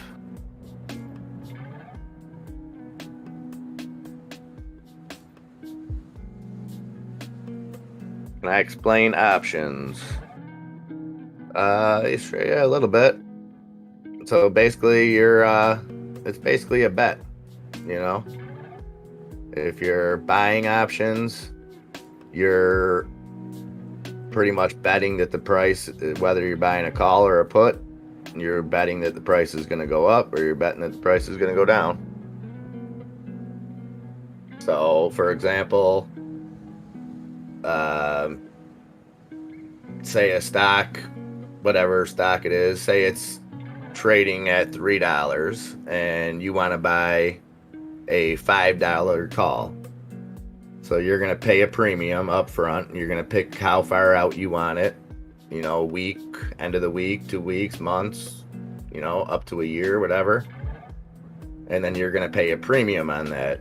And what that premium is going to get you is the right, but not the responsibility to buy that stock at the strike price that you're getting. So say you get a $5 strike price, you're buying the right to buy that stock at $5 for the premium. So say you pay $100 premium for that right, that $100 is gone. You don't ever get that back, that you bought the contract for $100.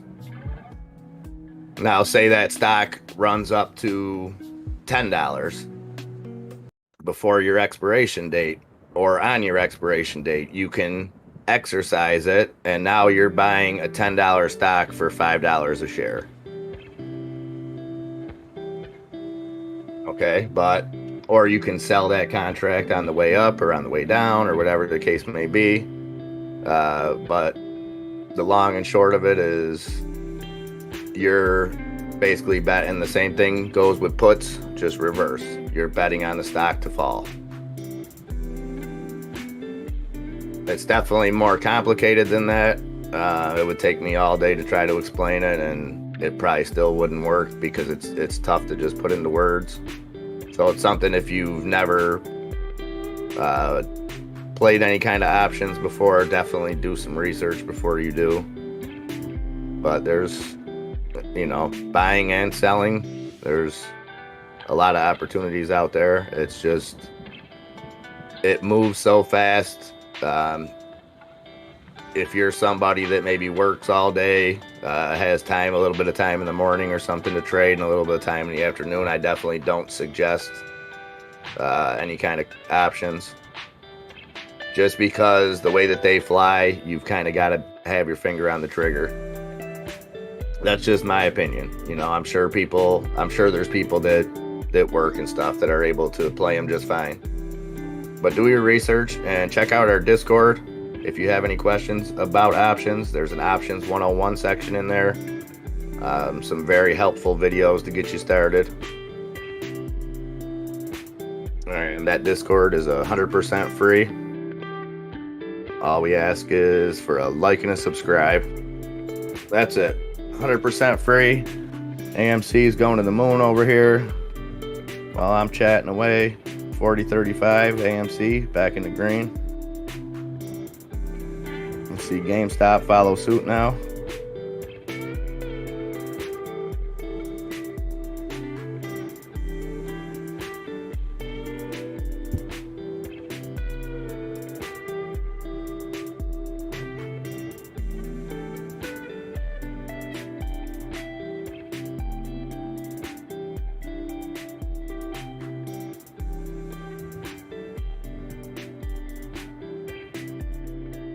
Yep, that's that 7 o'clock volume on AMC. That's always good when we see that volume be all green.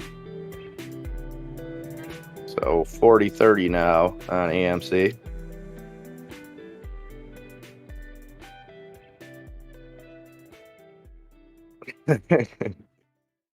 It's going down or up is what you need. I need it to go up, Mr. Duncan.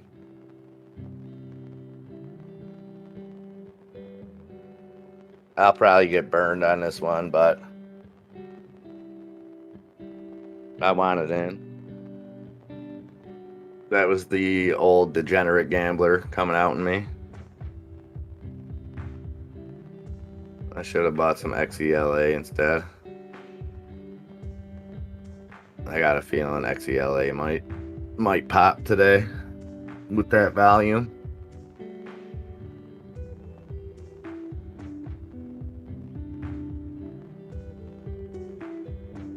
AMC is still climbing up here.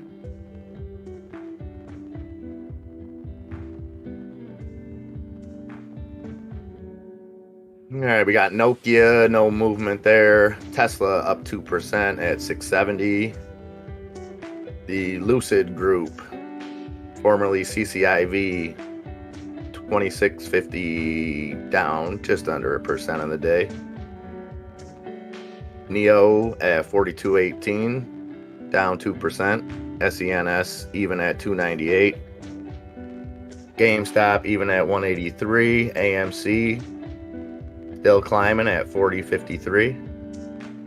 FAMI, that's the mushroom stock, Chinese mushroom stock, coming back off of all-time lows pretty much at 38 cents.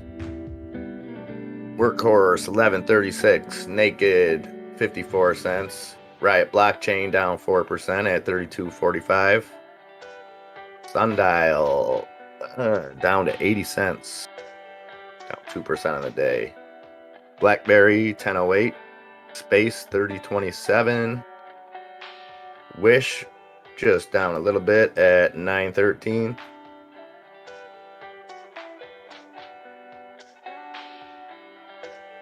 What else we got? XELA up 4% at 256. Verb staying still at 233. Eyes 390. Corn Pop 530. BLIN on that massive 587 volume, down 1.5% at 525. MRIN $7. MMAT going into the green now at 341, along with CEMI dipping down to 290 here, down 2% on the day. MVIZ up 27 cents to 14.24 in the pre-market. Lordstown Motors 750. FTCV, the eToro spec, that's 1069, no movement there.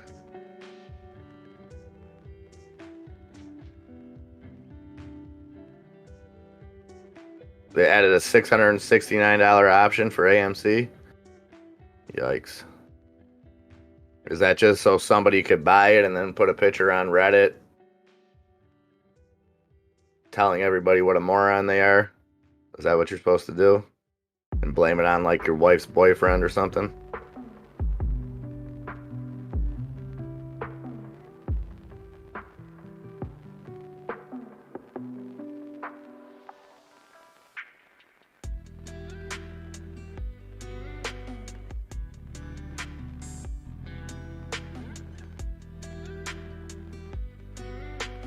Alright guys, give me 1 second here. The apple of my eye just came walking in. My little man just woke up, so let me just take 5 minutes here and I'll be right back with you.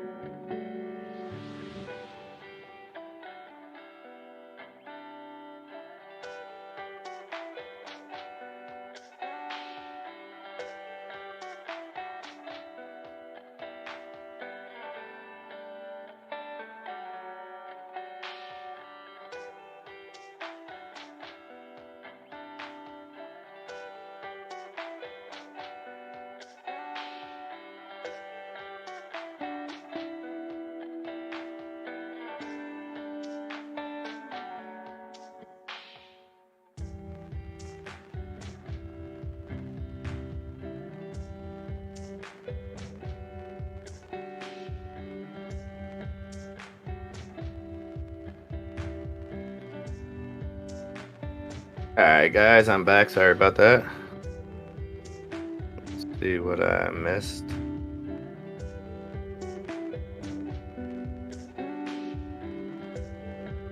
iGate. Still flying. 740 on EYEG. 140% gains on the day.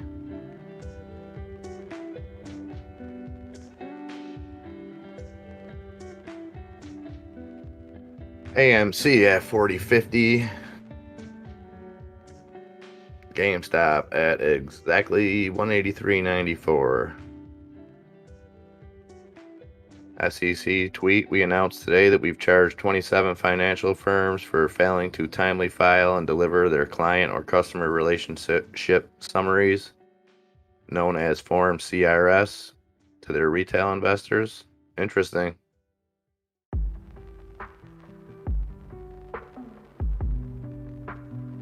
MMAT back to even on the day at 344. CEMI 293.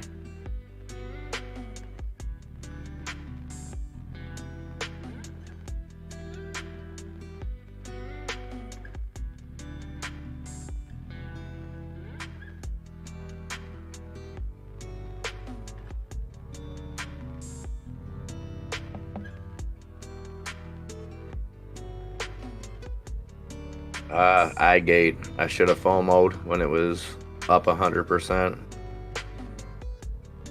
Now up 150% on the day. 776 EYEG.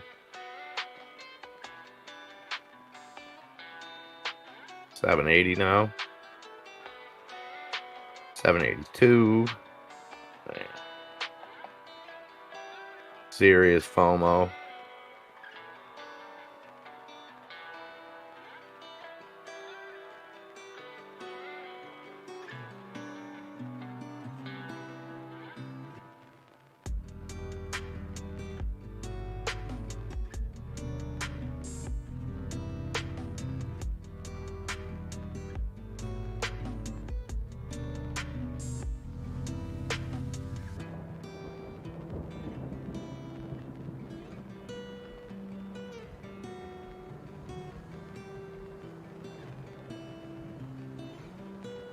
See what we got on the big board.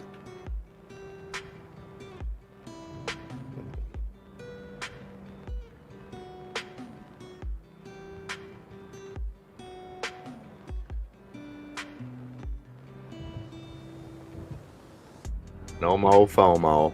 Yep.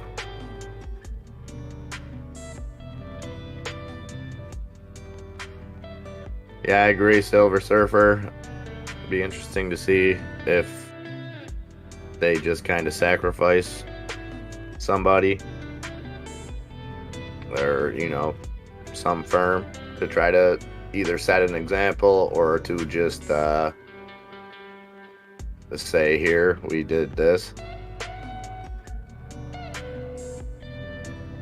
Hey, trades for free.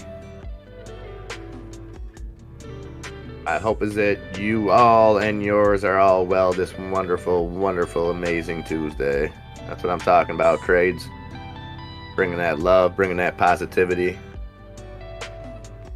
That's what I'd like to see on a Tuesday morning. Tesla, that might be a little dip, 668. Always think it might be your last chance to get in on Tesla before it jumps 7, and then who knows?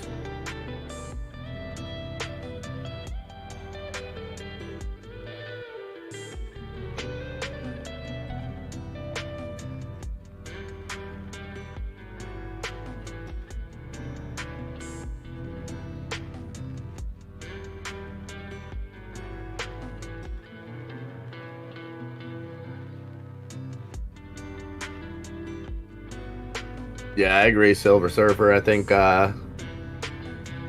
too many people have found, you know, communities like this or whatever the case may be, and just keep seeing it more for what it is.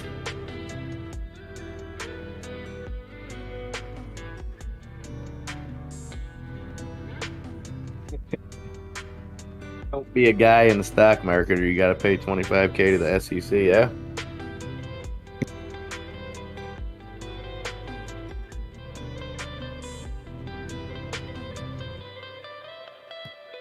I mean, these fines for these hedge funds, they're all built-in costs. Fines for them are like a phone bill for us. You know what I mean? Or something else that just is what it is. Stanley Jaros Jr. Morning, buddy. Nice win there. Rocket Diamond Rocket. Lori says, don't forget to like the new stream. Yes, folks. Please drop a like. Drop a subscription. If you like what you see, like what you hear. We're here 24 hours a day, 7 days a week for you.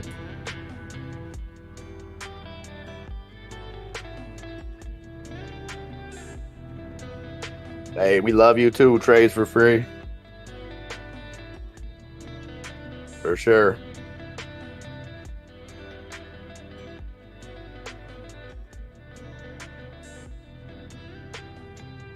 AMC doing a little stair step now. Like to see that. 40.66. GameStop breaking into the green at 184. Up just by the tiny hair on my chinny chin chin.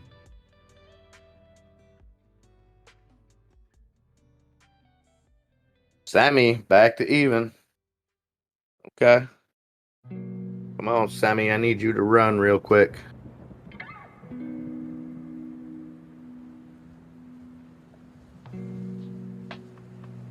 $40.76 now on AMC. Yeah, a snappy tan says good morning, fam. Glad everyone's here this morning. It's going to be a great day. Silver Surfer says AMC on the stairway to heaven. Yeah, AMC don't live by that sign. No stairway. Here we go. 40.87 now on AMC.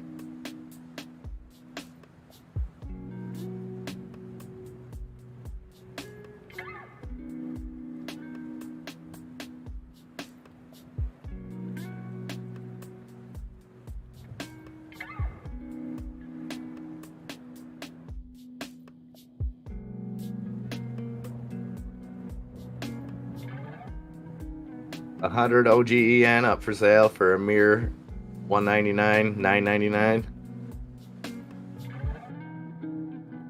Hey, TikTok Marcus. Good morning, Broham. I'm doing. I haven't snapped. I haven't broke. You know what I mean? I'm doing it.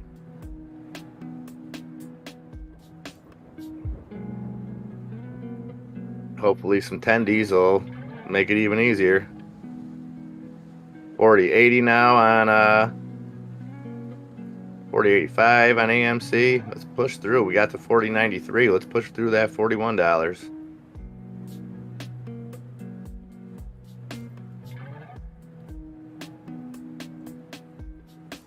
Yeah, Stanley, it's not I don't know if it's the best way to go about it. I guess it's not truly cold turkey because I have been smoking some left-handed cigarettes. But as far as the tobacco and stuff, nope.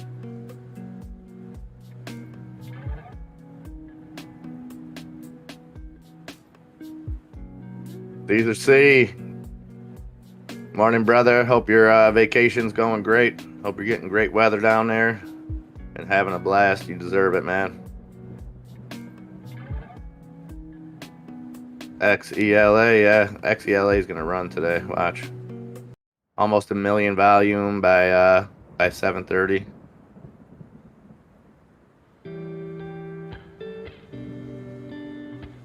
Well, I'm thinking it could be a big day. That eye gate, though, I'm still having serious FOMO on that eye gate. We had an eye gate now. A little dip. 742 on iGate EYEG, up 138% on the day. Awesome, Caesar. Glad to hear, man. That's so cool, man. I was hoping you wouldn't get no tropical storms or any crap like that, man. Glad to hear the weather's good. You're having a good time. Fantastic. Charlie K. Morning, homie. Where is Heidenreich? Has anybody heard from Heidenreich? Let's put an APB out on him.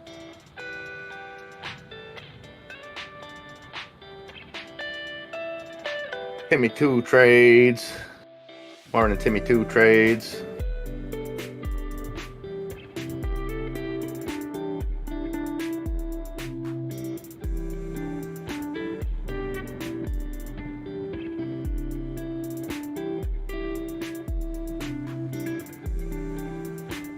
XELA now at 265, almost 8% gains on the day. Grumpy old man, that is fantastic. Yes, and where is Daniel Mullen? Grumpy old man says, good morning. I just saved a bunch of money on my car insurance, switching to not driving. Oh, that's fantastic, grumpy old man. Good morning. Welcome.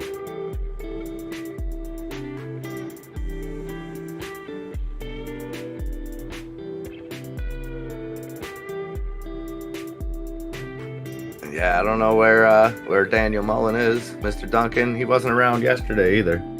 I hope everything's good with him. Hopefully he's just traveling or something. Heidenreich, though, he's off the cigarettes, man. He might have, I hope he's okay.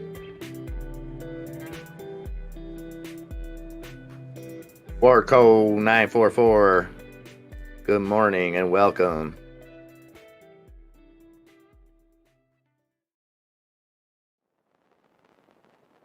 Hey, if he is, God bless him, Mr. Duncan. You know what I mean?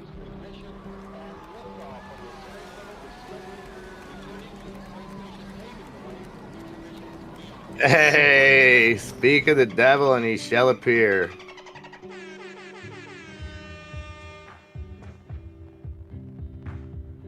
Daniel Mullen.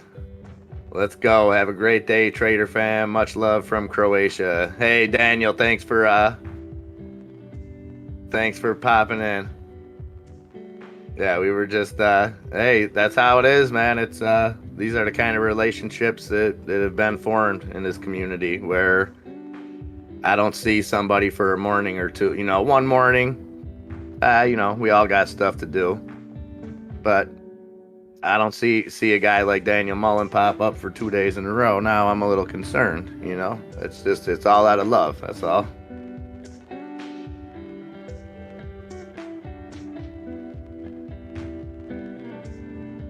Oh, nice. Nice. Yeah, I was hoping it was something like where you were just, you know, busy.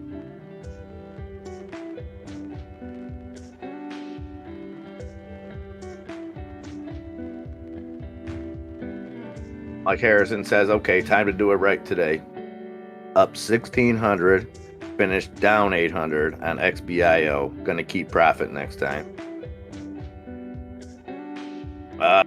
Man, that's a tough one, Mike. I'm sorry you got that.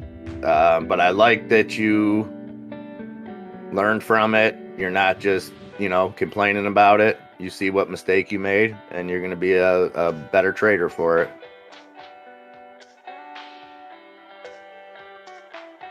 Well, you mean a lot to us, Daniel Mullen, for sure. Pow, right in the kisser. Morning, buddy. All I think of is Peter Griffin every time I see that name. Pow, right in the kisser. Pow, right in the kisser.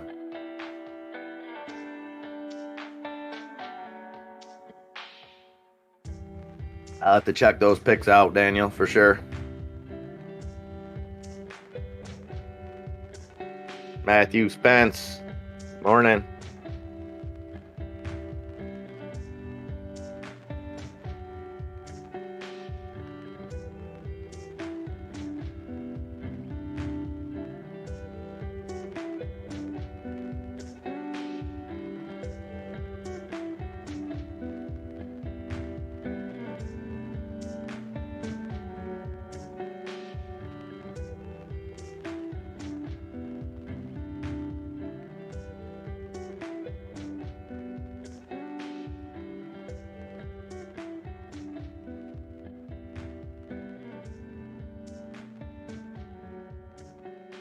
It looks mean, like it's gonna pants you.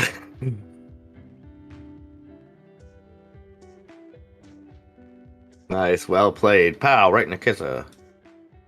Like it. Lots of talk around the controlled squeeze. I've heard some chatter. I remember some talk of that coming up. I want to say back around March, maybe April. But we'll see.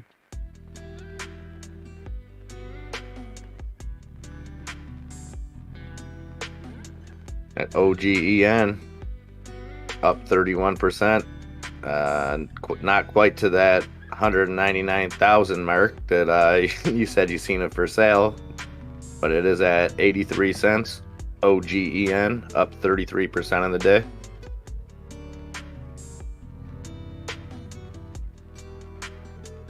Time, TYME, up just under 7% at 147.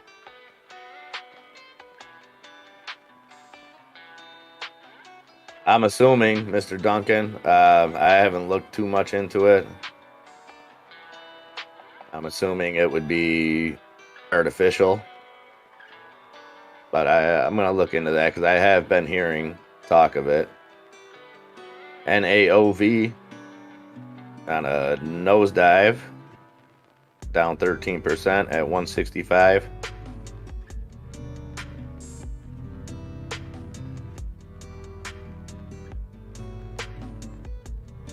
Look at XBIO. We got XBIO up there, but let's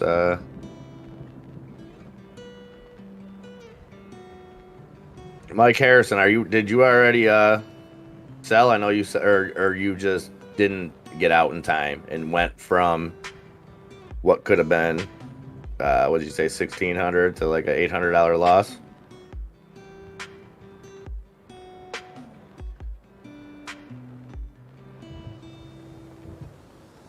Combines all the new rules to manage a liquidation. Oh, so you sold half?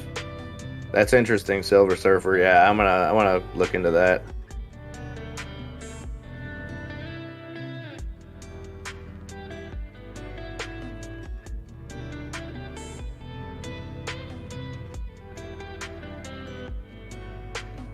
All right, so XBIO, it is up almost 4% in the pre-market. So hopefully you can get some of them tendies back on it.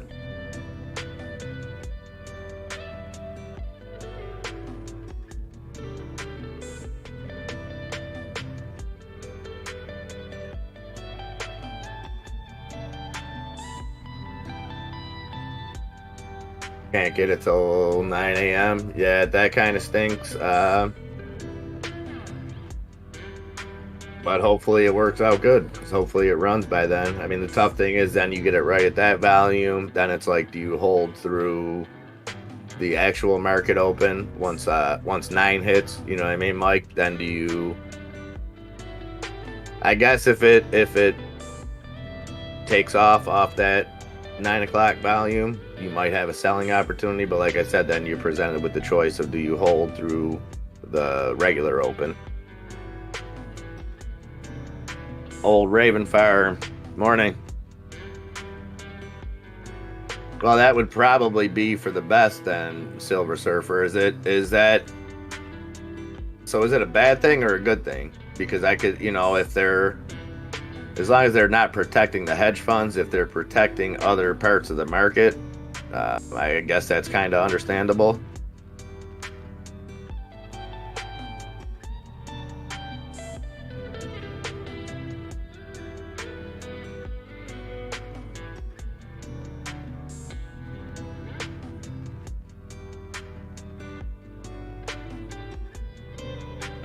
Charlie K says they're saying there's a new rule change where if they have to liquidate, then the government will give them money for their blue chips, so the whole market doesn't tank during a large squeeze.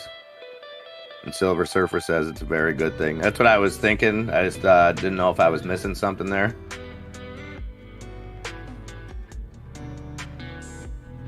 And you got to assume like they wouldn't be putting these rules in place if they didn't know that it was coming. You know what I mean? So look at that as a positive, I guess. Well, yeah, you know, I want to see squeezes and I want to see them held accountable as much as the next person, but I don't want to see a complete market collapse because it's going to affect, you know, let's be honest, it's going to affect, if that does happen, it's going to affect middle class to poor people a million times more than it is, you know. So hopefully we can find that balance where we could take the hedgies to the cleaners, not disrupt the rest of the market, and then take our squeeze winnings and go buy everything on sale.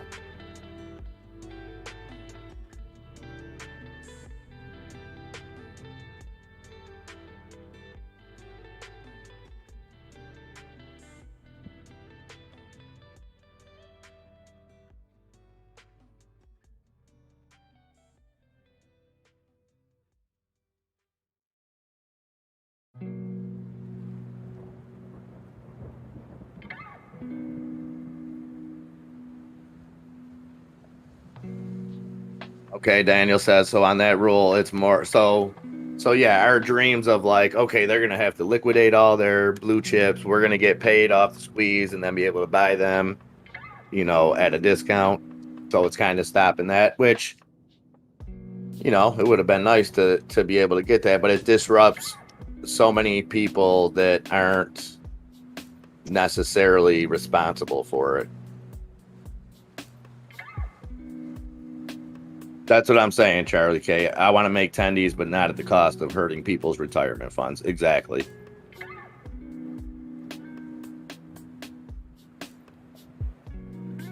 Not working class people's, you know.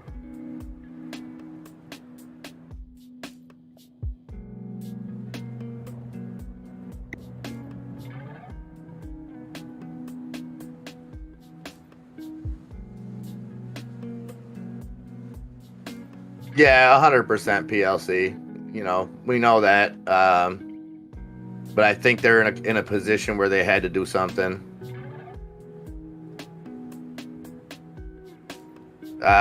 Mike Harrison, yeah, there's been like my biggest thing with XELA. I kind of thought it was going to pop just off the early volume, and come to find out, I picked the wrong stock to buy. I was going to either get XELA or CEMI. I went CEMI, and XELA is up 11%.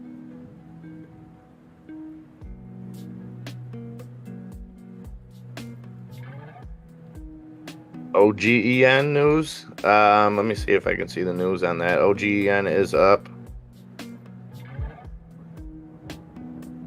Okay, Organics enters into licensing agreement with the National Research Council of Canada to pursue the rapid development of next generation SARS-CoV-2 vaccines. Okay, so OGEN, like I said, entered into a licensing agreement with Canada.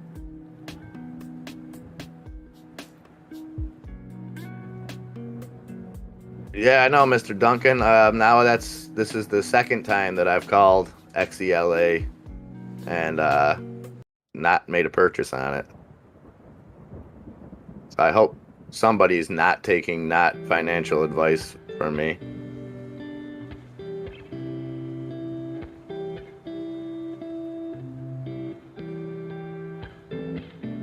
So Charlie K says they still have to pay to get their blue chips back. So if they can't get the money together, if they are too over leveraged, then from what I understand, they lose the stocks. So we're basically at the point in the simulation where reality's turned into a game of Monopoly now, pretty much.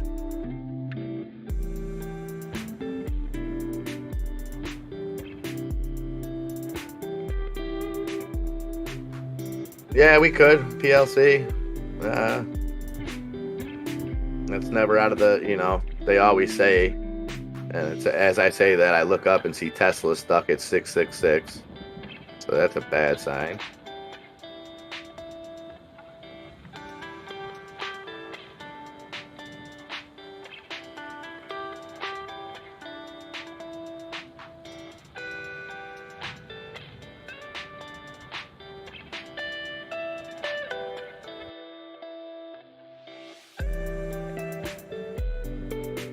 I like all those, Birdie. That's not a bad idea. It's all about where you're at, what you got them at, how much you got. You know what I mean? It's I'm late to the game on my AMC because of getting out of Robinhood and all that. So my AMC, I'm sitting on 100 at $30, and then I got 20 at like 40 something. Yeah, Marcus, EYEG. We've been watching that since about 4 a.m., 4:30 maybe. And I should have FOMO'd into that when it was up. Oh, it's coming back down. Had a little dip here at 713. Still 130% gains on the day. EYEG.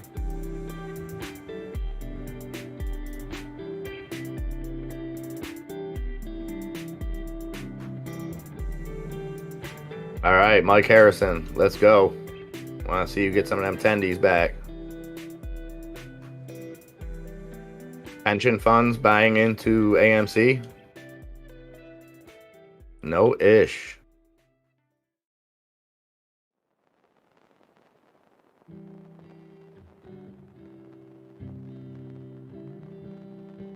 Yeah, TikTok Marcus, that iGate, EYEG, that's moving on a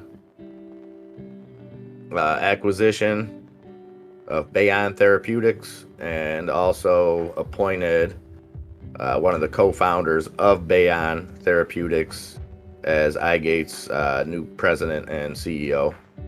So that's the news on EYEG.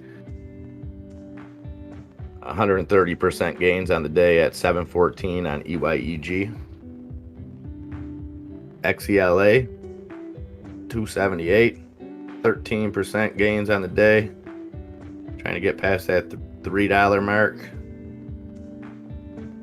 CEMI 1 penny under what I bought it at $2.95. Tempted to get out of it, but I don't want to waste a day trade for a $1 loss.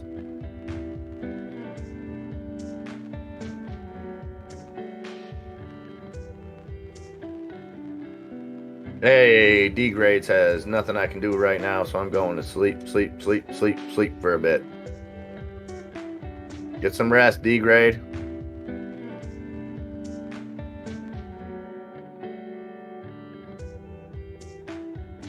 XELA 280 now.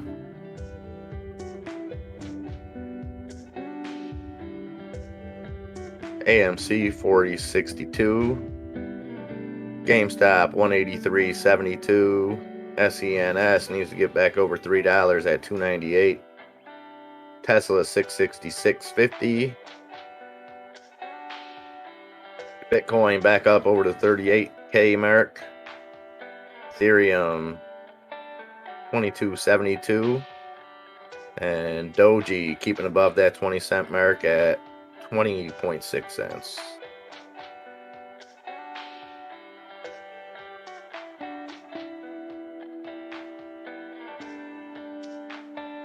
Yeah, Silver Surfer, we just gotta stay patient. I think that's key right now.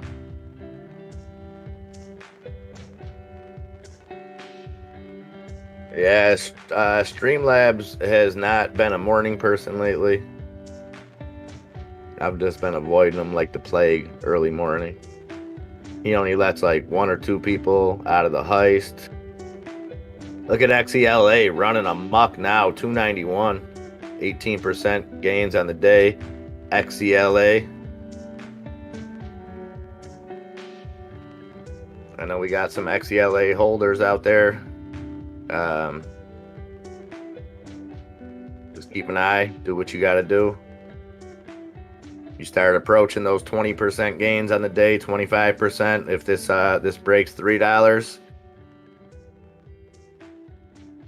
it may run. Megan Gustafson, good morning, everyone. Let's have a fantastic day. Go AMC. Good morning, Megan. Always glad to have you here. Yeah, Caesar C. That's some crazy volume on it. Not even 8 o'clock. 2 million on the XELA.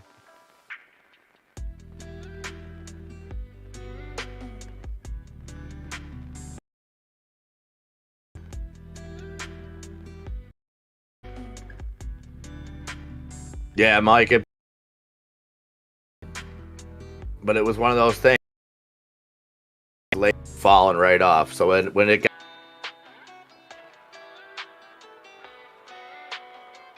man, I just lost it completely.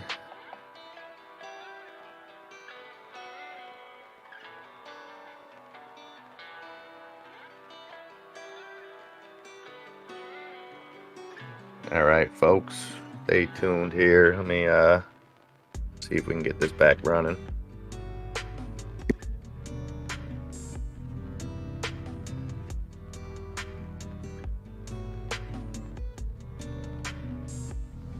And we're back.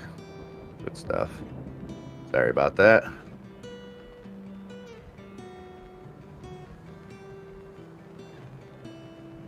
Raymond says OGEN spike. Let's check that out. Yeah, OGEN up 44% on the day. And OGEN might crack that dollar mark. Sitting at 90 cents right now. Up 28 cents in the pre-market. So 28 cents when you're talking about a 90 cent stock. That's a huge jump. 44% gains. OGEN.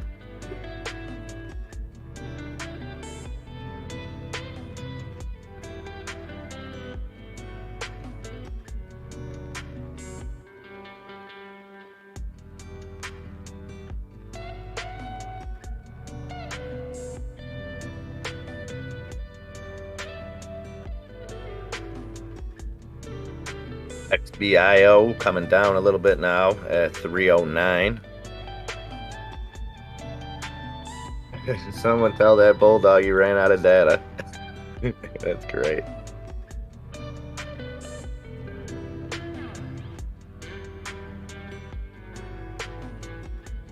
SOS still dipping down at 282. 7% losses on the day.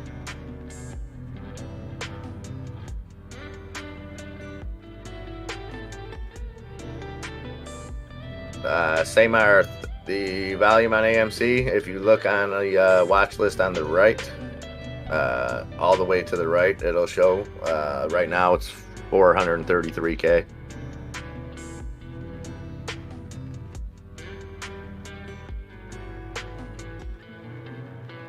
MRIN.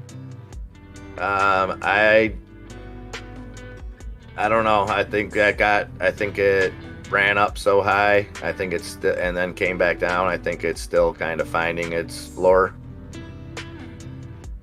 I don't know a whole lot about it, but just by watching its movements, it ran from $2.50, $3 up to I forget what the highs were. Definitely in the double digits, and then drop back down. So I would, if for me, I would give MRIN a little bit more time if I didn't have a position in it, just to see where it kind of lands. Oh, Matt's Market. Good morning, buddy. Says the bot attacks are back. Uh-oh. Mr. Duncan says MRIN's value is slippery. Yeah, I agree. I think it's just, I think it ran so hard and then dropped, then ran again, and then dropped. I think it's just finding its value. I could be completely wrong on that. That's just that's not from looking at like company info, just kind of chart info.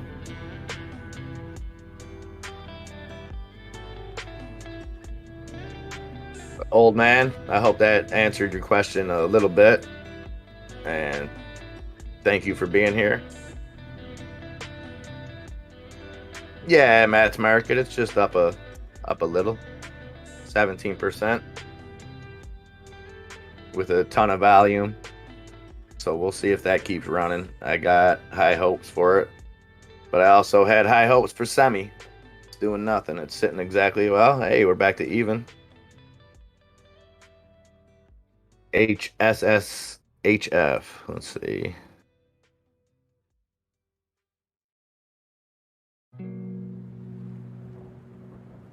DigiHost Technology. Okay, so that's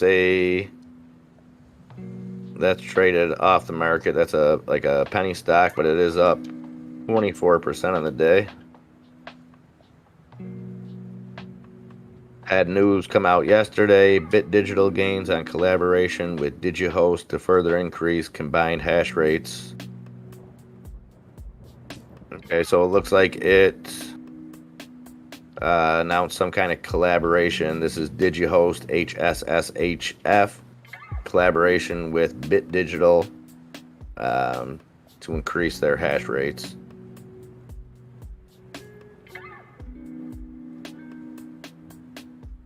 Interesting.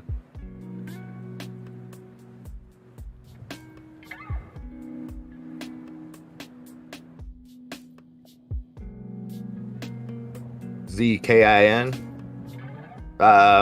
Marcus, that's a very interesting play. I'm gonna look a little bit more into that hash rate, what they're doing with that company.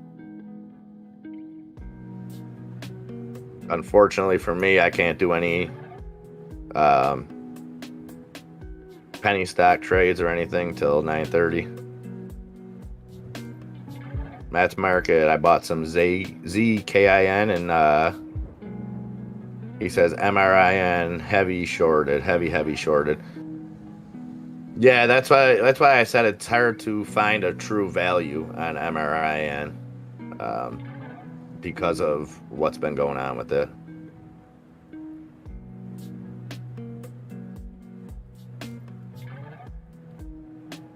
So ZKIN, that's ZK International Group. What do we got here?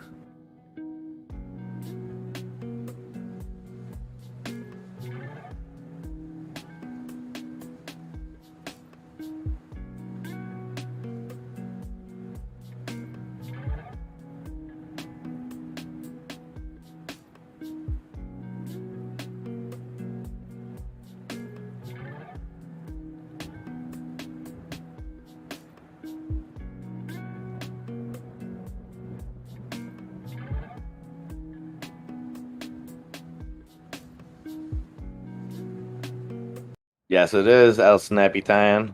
I think it pays so good. That's the Las Vegas Raiders slot win.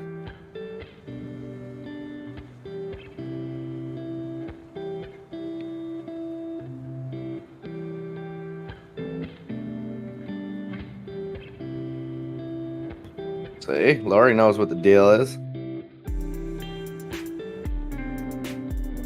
Matt's market says, Mr. Duncan, the short answer is through the roof. That's awesome, Lori.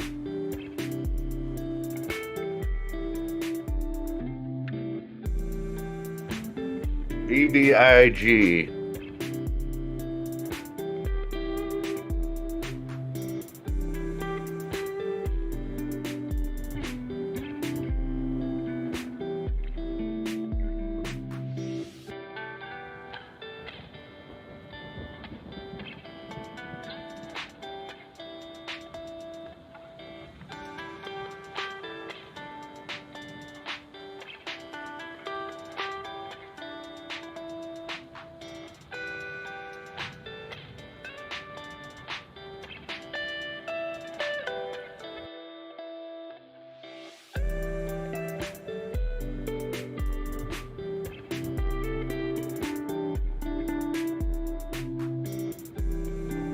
This BBIG is kind of interesting.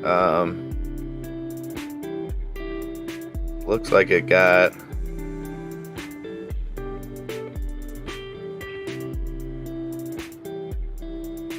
mainly like a projection increase, but it's sitting at 340 right now.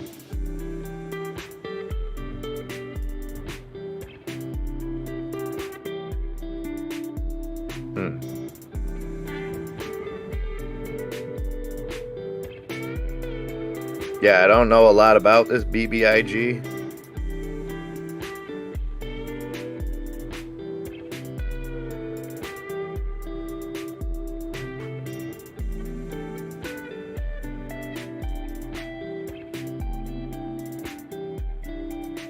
Yeah, I would have to look more into that on the BBIG, but I don't see why it couldn't be a swing trade option. Not financial advice, but yeah, like I said, I don't know enough about it in particular. Oh man, Matt's Market. I still got my Jamarcus Russell jersey. The biggest bust in the history of busts. My favorite thing about Russell was that they gave him like a blank video and told him to go home and study it. You know what I mean? It was like, so they knew he wasn't doing the work. Mike Harrison made $174 with XELA. I'm out unless it dips after 9 a.m. and I'll get in at Robinhood. All right. Take them tendies. I like to see it. TikTok Marcus dropping them IPOs.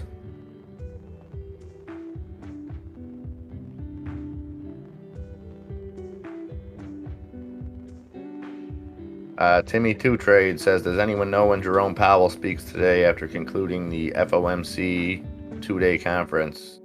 I do not know that. Timmy 2 Trades. I'll try to look into that.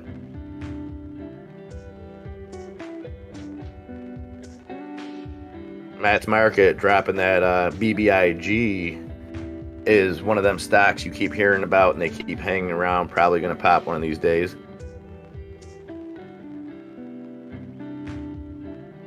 Matt's Market always dropping that knowledge. Much appreciated. Hey, Sabrina. Good morning. Great to have you here. Love to see that face pop up in the chat.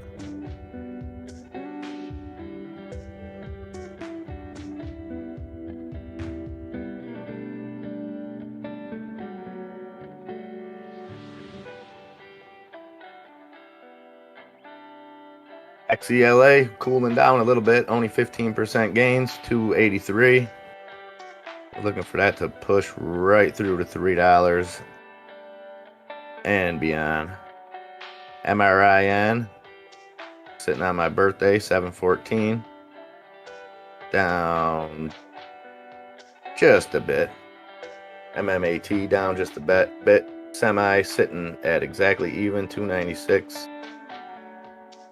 XELA, the big volume getter though today on our watch list so far.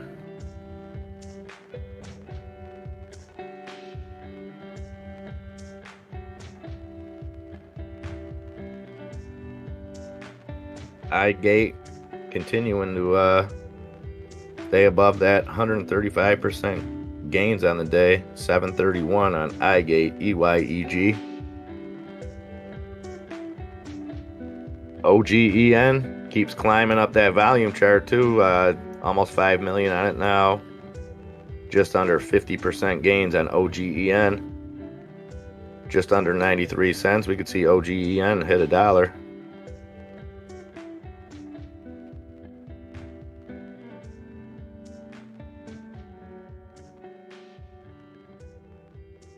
Yeah, 5-year hodler.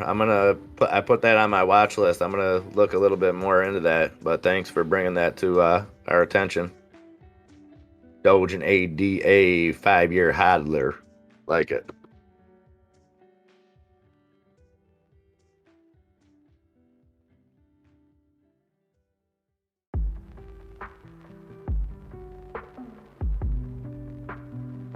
AMC at 40.52. Didn't see much action at that 8 o'clock turn that we still can't figure out who opens at 8. Somebody does.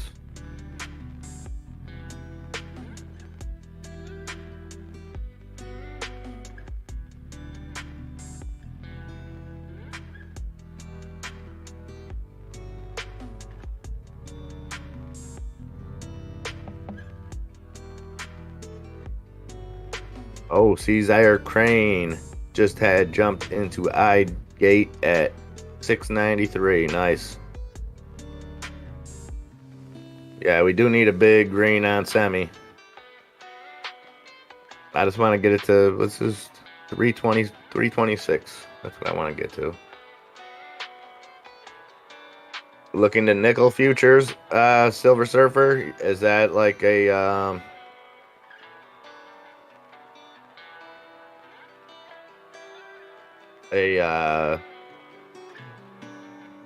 what's the play on that?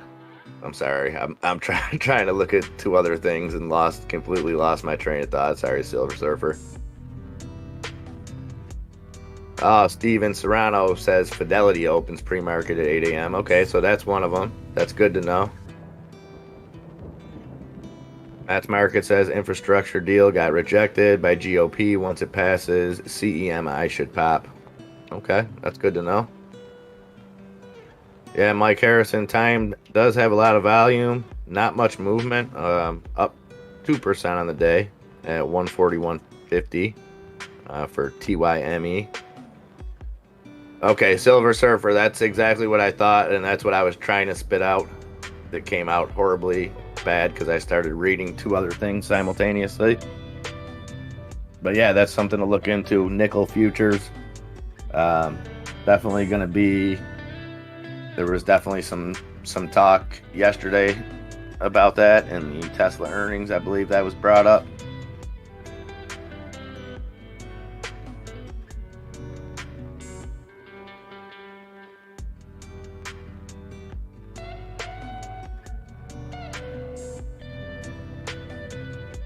Hey, Cesar, right back at you. Wish you all the luck in the world. 350 on CEMI. That's not too bad. That's not you just gotta hodl. You got faith in it that it's definitely gonna pop. You know what I mean? You average down to a certain extent, and then you just gotta wait. It's all good. Megan, we're still on the wagon, or off the wagon. Yeah, Silver Surfer. I thought Elon said that yesterday. Good stuff. Yeah, I'm still off the wagon, or whatever the term is. I'm doing it. Heidenreich is MIA right now, so we're waiting to hear from him. Hey, Mike Harrison, have a safe drive into work, and I hope your work day is good, and best of luck to you too, my friend.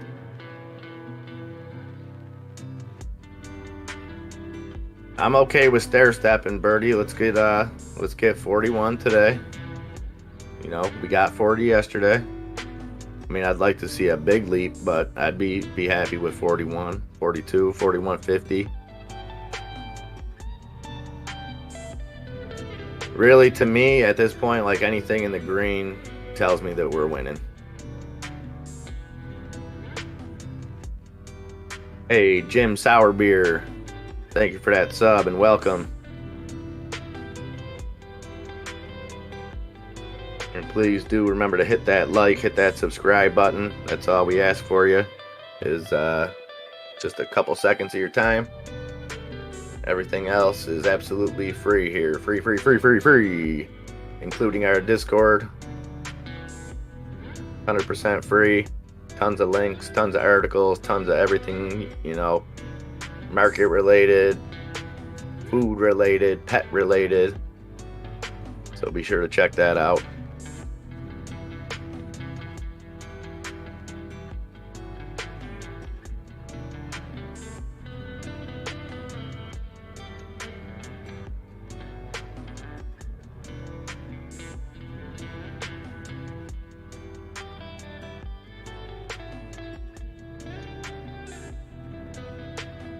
iGate 726 now.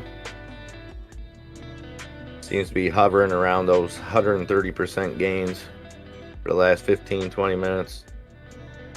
No, Megan, I tried that a long time ago, and it was awful. I never got, like, I was still in the part where, like, you smoke cigarettes while you're taking the Chantrix, and, like, I thought it was a joke when they told me I might have, like, bad dreams, and I'm like, what's a bad dream? But no, it was, like, terrible nightmares that were very realistic. Like, it wasn't like dragons and stuff. It was like watching like your best friend die in a car accident, like those kind of nightmares. So I couldn't deal with it.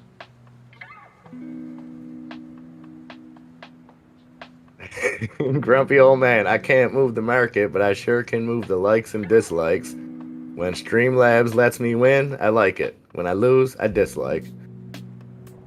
I can't argue with that logic, grumpy old man. You know what I mean?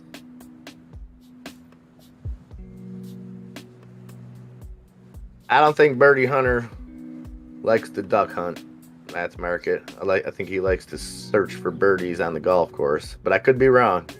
He could also be a duck hunter.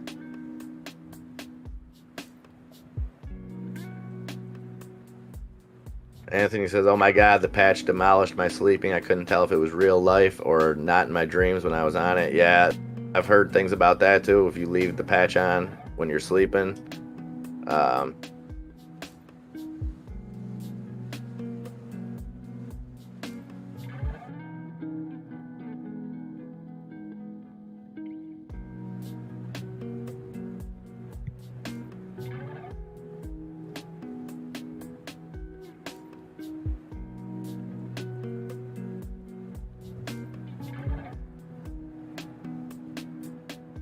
Hey, I'm trying. Thoughts on A-tip?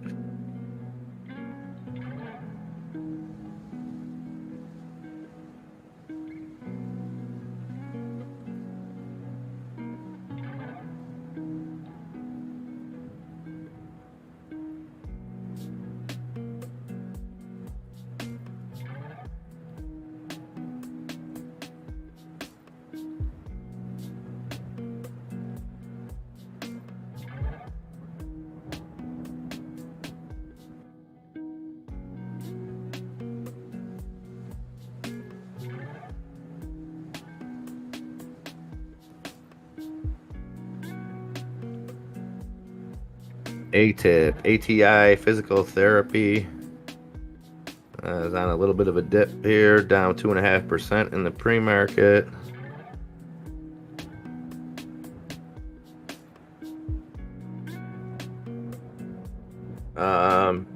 From not knowing a lot about it, the first thing I see is their price target got lowered to $5. Let me see what it was. Not to say that that's a huge indicator. Jefferies analyst Stephanie Wissink downgrades ATI physical therapy from buy to hold and lowers the price target from $12 to $5. That's the only real news that I see on it. And down 2.5% on that, was down.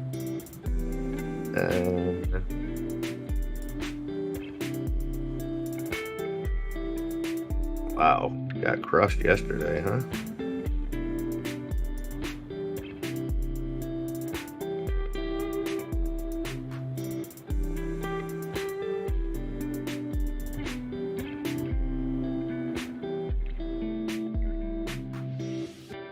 Yeah, so it lost 43% yesterday. Is that what I'm reading?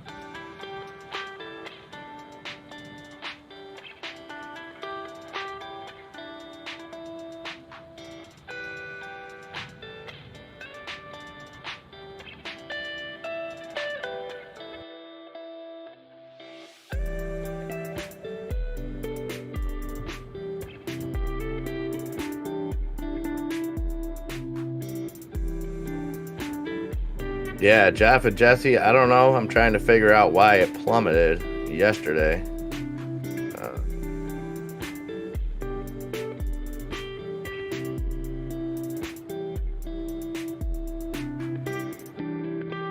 Okay, let's see. You have an investigation claims securities fraud against ATI Physical Therapy.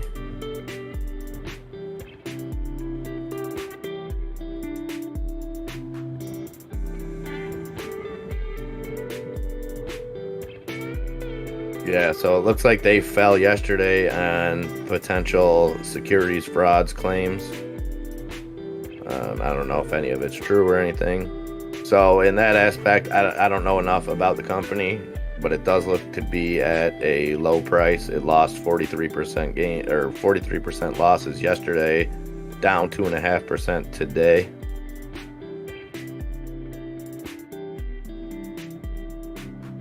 Silver Surfer, thank you, brother. Much appreciated. Again, couldn't do it without you guys.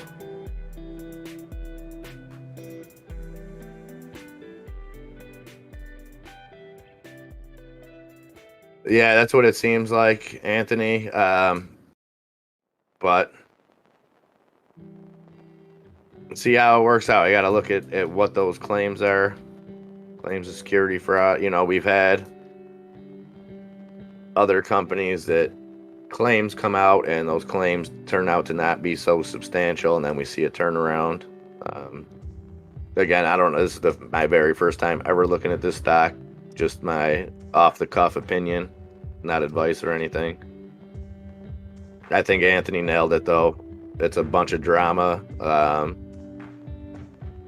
that you're not, you know, it might not be the best thing to force yourself into something like that.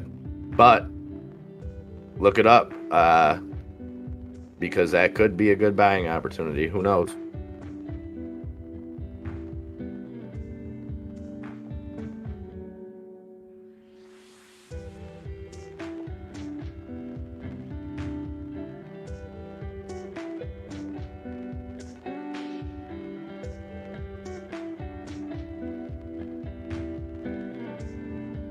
Trades for Free says, any thoughts on using Fidelity or Interactive brokers? They don't seem to do payment for order flow and still have decent execution. I think when it comes to that, it really depends on what kind of trader you are, what your strategy is, things like that, because it is,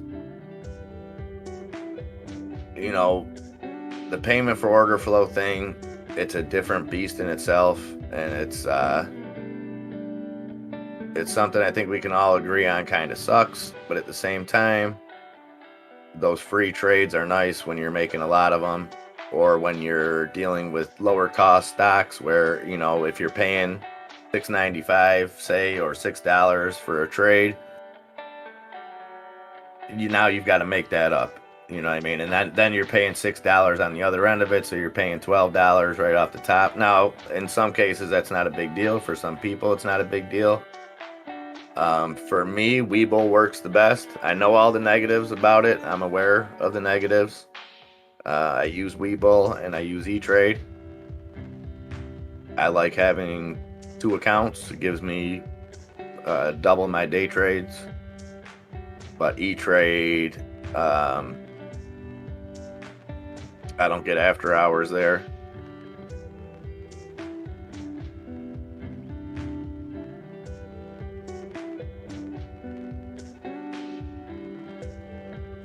Oh, no problem. Trades for free. Like I said, it all depends. Now, like, if I was starting like a long-term account or something, I would look maybe at something like Fidelity, something that, you know, yeah, you may, you know, pay for that trade, but you're going to get the price that you want, and you're looking long term. You know it's going to be safe. You know your shares aren't going to be shared or lent out.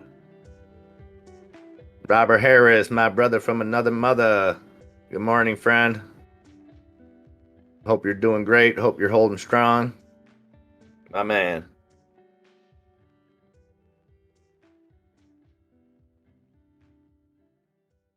Yeah, it does, Silver Surfer. It definitely does. I kind of liken it to basically like the early 2000s. The PFOF is payment for order flow. The check cashing loans, payday loans. You know, I had a job one time. I worked 2 months as a debt collector. I was the absolute worst because I would just ask people, hey, you got this? No, okay, good enough for me. But it was people that, it was all payday loans was what I was collecting on. And, you know, the shtick was like, well, tell them to go borrow the money from a friend. Tell them, it's like, these people don't have that. Don't you think they would have went and borrowed it from a friend before they went and took out a payday loan at 75% interest? You know, it was preying on the people that need something, people with their backs against the wall. You know, not that we're necessarily with our backs against the wall, but it's just, you know, 95% of people don't read the small print, and getting something for free is going to bode well over paying for something every time. So if you're getting what you're told is a free trade, as opposed to paying $6-7 a trade, most people are going to take that quote unquote free trade. But we know nothing's free, you know.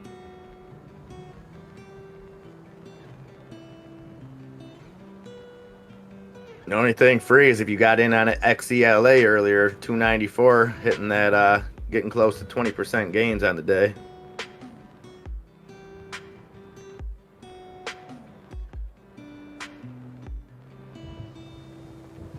Payday loans crushed so many people. Robert Harris, Heidenreich, there you are, brother. I was about to send the dogs out on you. I was gonna tweet Jesse Ventura and have him come find you. The only other person I know in Minnesota. Slept in big time. Made it day one. Congrats, brother. We on to day two.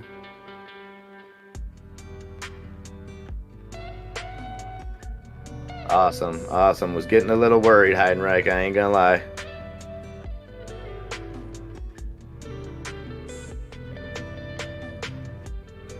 Anthony says Weeble's just not very good for crypto. Well, you do gotta turn off your share lending, things like that. Crypto, I don't know, because I can't buy crypto on Weeble in New York anyways. So I've never used it for crypto, but I wouldn't use Weeble or Robinhood or any of those where you don't really pretty much own the token or the coin.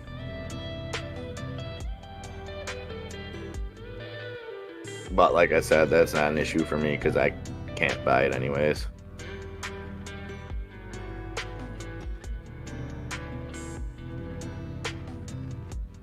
Free.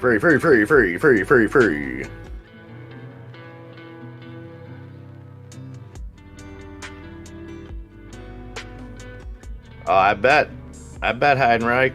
I bet it's Matt's Market. It's your birthday, Heidenreich. It's you know,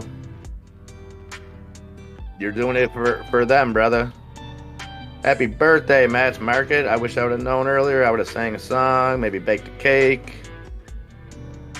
You know, all that stuff. Oh, you gotta work. Work on the birthday. The good thing about that is you can slack when you're working on your birthday. No one can say nothing. Anthony, you can. It's just more complicated than it needs to be. So like my buying crypto is I'll buy Bitcoin on Cash App and then send it over to Gate.io and then buy whatever I want with it over there. I know there's other workarounds, you know, you can use VPNs, you can do this, you can do that. The easiest one for me, I'm sure there's a better way, but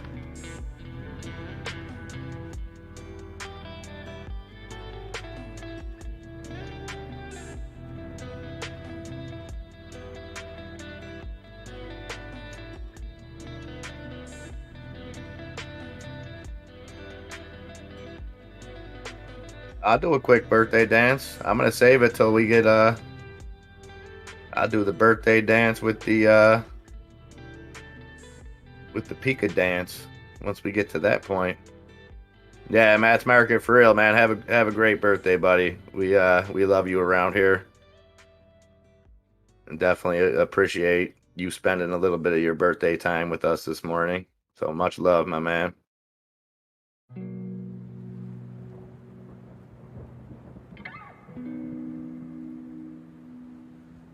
Robert Harris says I went to bed early first time in months. I've been doing that a lot this past week.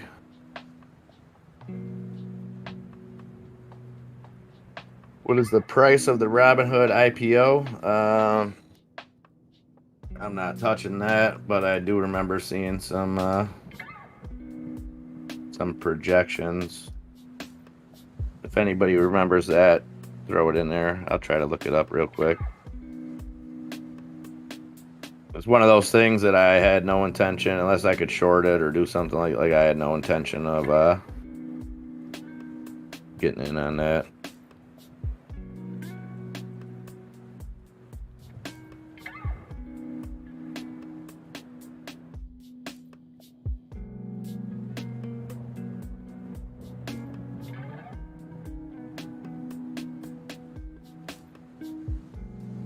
And when is that? In 2 days?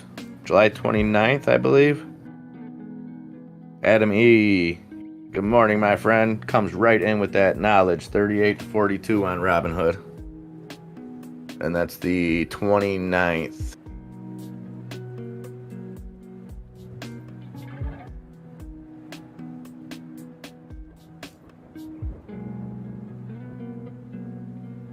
You got it, Mr. Duncan.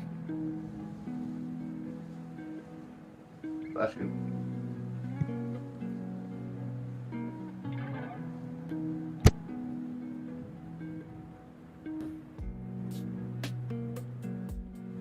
All right, guys, I'm going to take a quick 5 minutes. Go grab some coffee. I got to step outside and talk to Mr. Duncan for a second, and then I will be right back. So talk amongst yourselves, listen to the lo-fi beats, practice hitting that like and subscribe button, and I'll be right back with you guys in just about 5 minutes. Thanks, guys.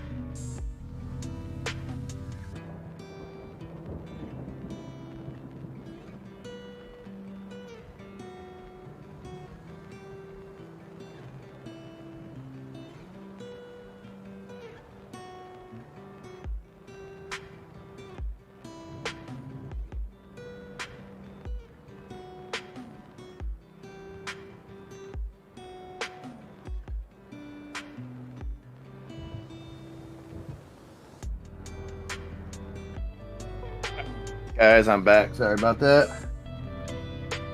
Dog's out. Dog's fed. Got the boy fed. He's got his Fruity Pebbles. He's good to go. 8:40, 20 minutes before the Robin Hood pop coming up. We got Mario dancing down there.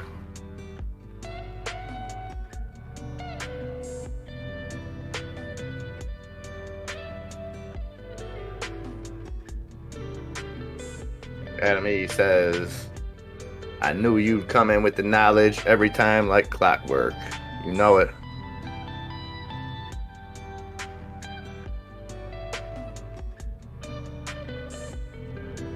I think the question marks are... I can't remember.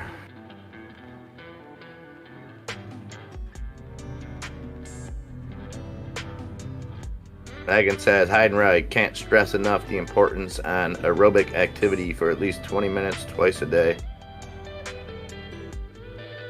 Yeah, that's what I gotta get. I'm trying to find something fun to do with my son later, but the weather doesn't look like it's gonna cooperate. So I think golf's gonna be out of the question. We're gonna have to find something indoors. You wanna go to Urban Air or something, Nikki? Huh? Sure. Alright, we'll go to one of those places. I like to go to the places where the adults can be kids too. We got a few places like that around here. AMC, where you at? Volume 4028.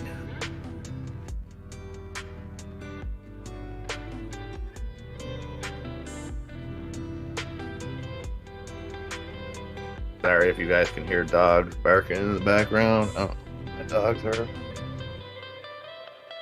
down there barking at. Sorry about that.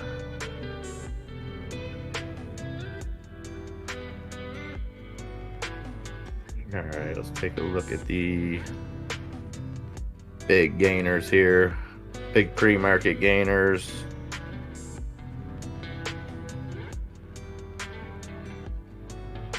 OGEN keeps moving up that list. Up 46% now on the day. OGEN. Sitting at 91.2 cents.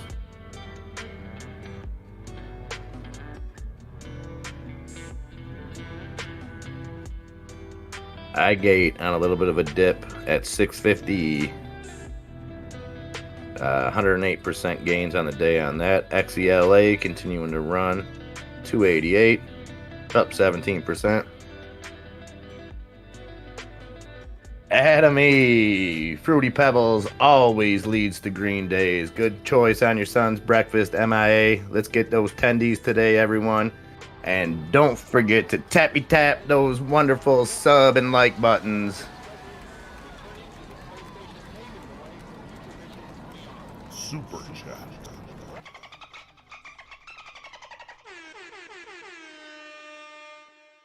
Atomy, thank you for that super chat, getting the day started.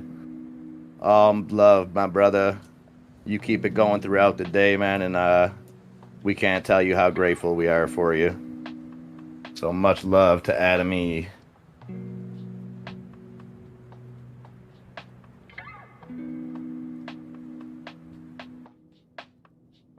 Patriot Road Warrior says, do you take Doge super chats? I don't think YouTube's up to that level yet. Surprisingly.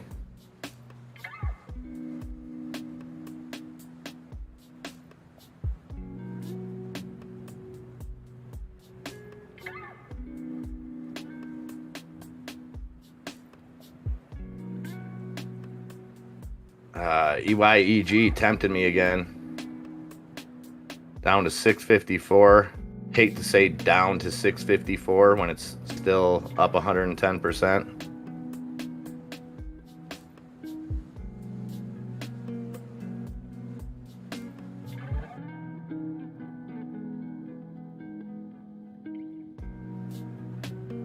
Definitely not NFT art super chats. No, Mr. Duncan.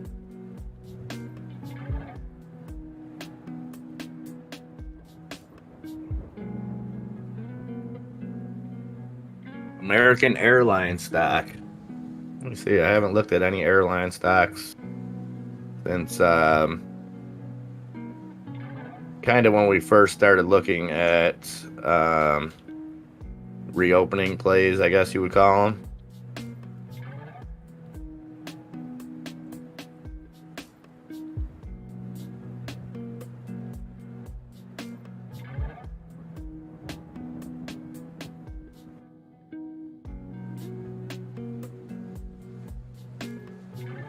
It looks like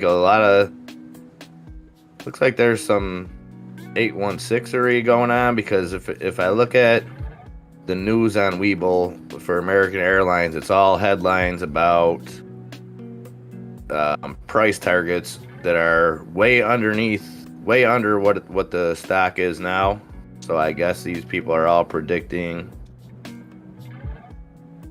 a downfall, which tells me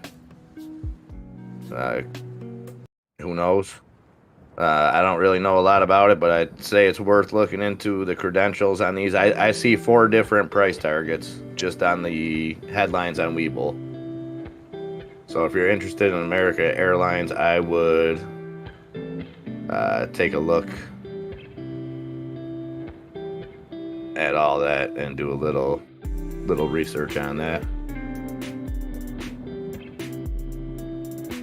I guess not. It doesn't seem, like I said, it's so right now it's at 21.92. I see somebody raised their price target to 20. Raised to 19 from 16.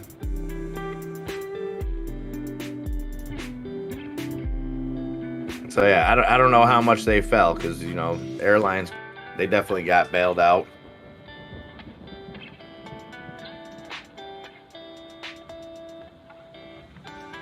No, definitely nobody wants to work that old way. The commute, all that.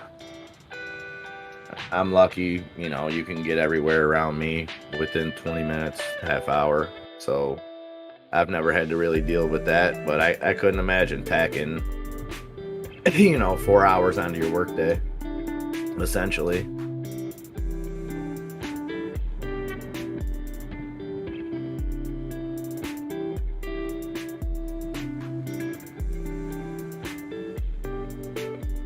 Hiding right, that blood pressure should come down. I imagine cigarettes don't help the blood pressure issue. So hopefully we see some improvements there. Hopefully those improvements carry over to CEMI, and maybe that can get going. XELA still up 16% on the day at 286. MRIN starting a little gain, 723.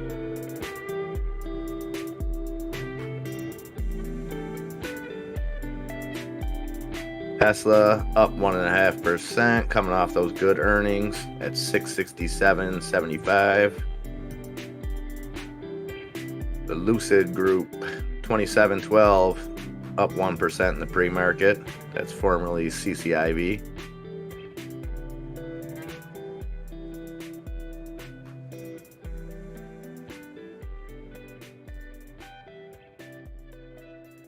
GameStop just a hair in the red at 183.01, and AMC down 1 penny at 40.28. 11 minutes actually before the Robinhood hour.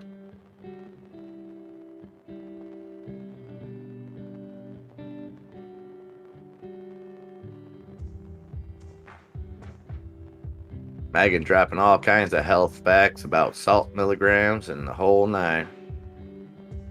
I'm trying just not to pull what's left of my hair out over here, Megan.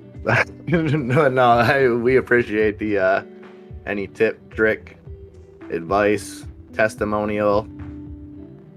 Every little bit helps.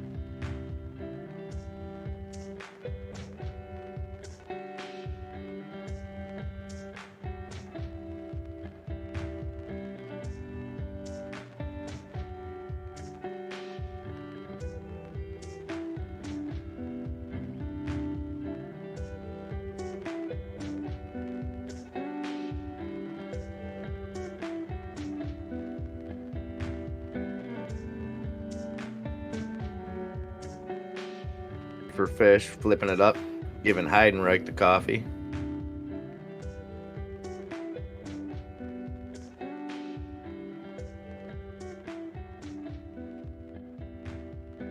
Yeah, Funky, that really doesn't make sense to me. It doesn't make sense to me from Robinhood's standpoint, though, either, because they can still pull the same, you know, I would think that they would want to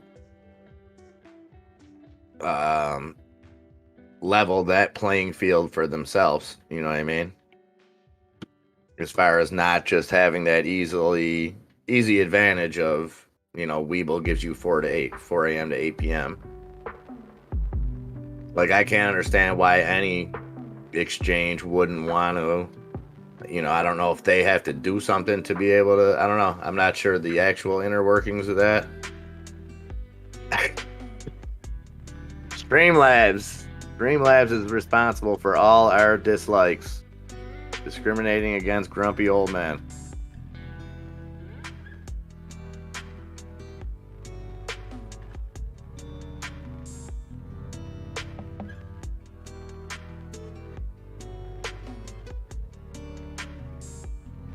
I think Vlad's just a puppet in that whole thing. I think he's just a mouthpiece for whoever's running the show, in my opinion.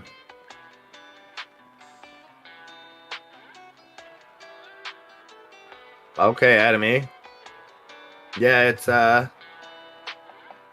trying to do things that I normally wouldn't be able to smoke or something while I was doing anyways. You know what I mean? But yeah, thank you for that tip, brother. Much appreciated.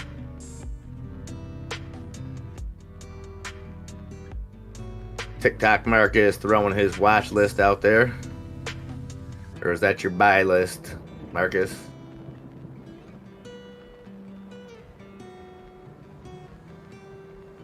Yes, sir, Funky. God gives the hardest battles to the strongest soldiers. That's what I'm talking about.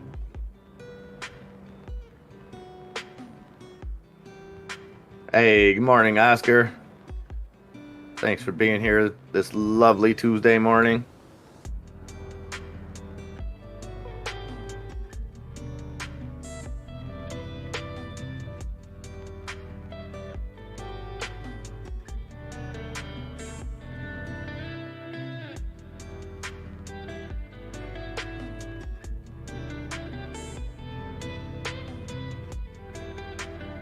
No, and that's exactly what they want, I think, old man. That's just that's why he doesn't have answers, because I could be wrong. Maybe he's an intellectual genius that just plays the part. Um, to me, I think there's other people pulling the strings at the Robin Hood.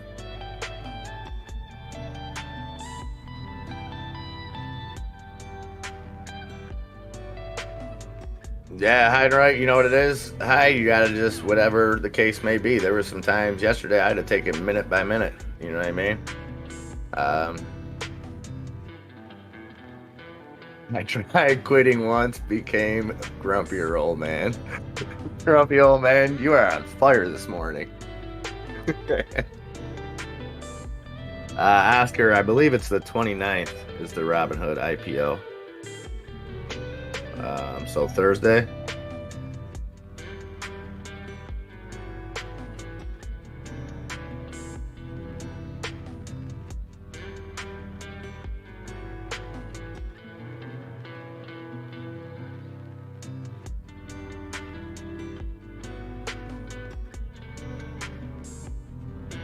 We do got some big earnings today. What do we got? Microsoft, Amazon, AMD.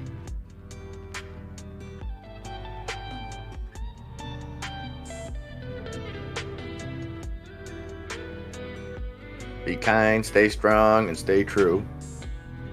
Well said. It's like when Mr. T said, "Don't do milk, get plenty of drugs, and stay off school."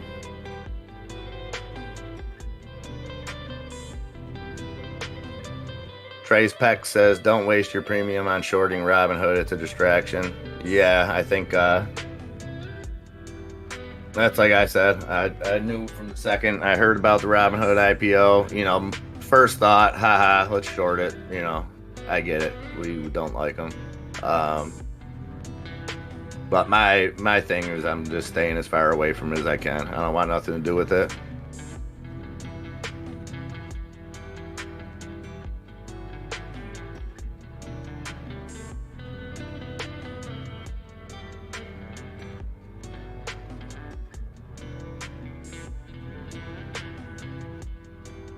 Wow, that's crazy. That's true, Funky. 6% of Robinhood's revenue came from Doge trades last quarter.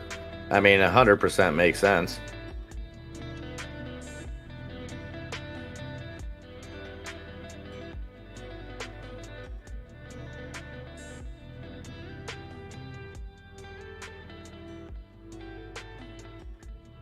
I mean, imagine if we, just the people in this community, could pool all our shares of everything together and just sell it back and forth to people, let people sell it back and forth to each other and just make money off of it.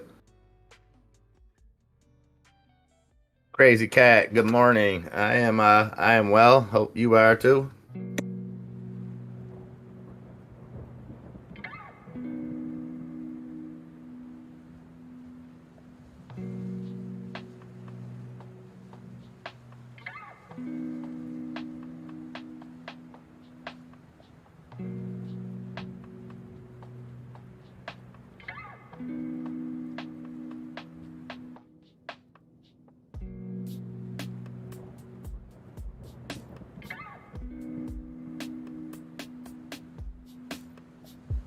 Silver Surfer says buying puts on Robinhood IPO. I think a lot of people probably have that thought. And I hope the people that do, I hope they make out. I hope, you know, obviously I want to see you guys make money. I'm just staying as far away from it as I can get. I'll watch from the sidelines. I don't trust it. But like I said, I hope anybody that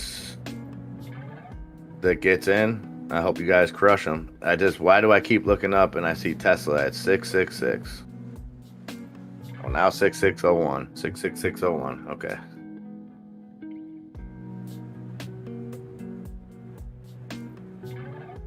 Hey, GTA gamer. Howdy to you, sir. Thanks for being here.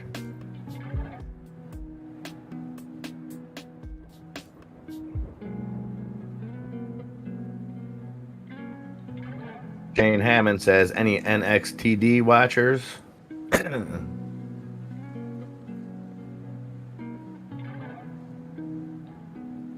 NXTD.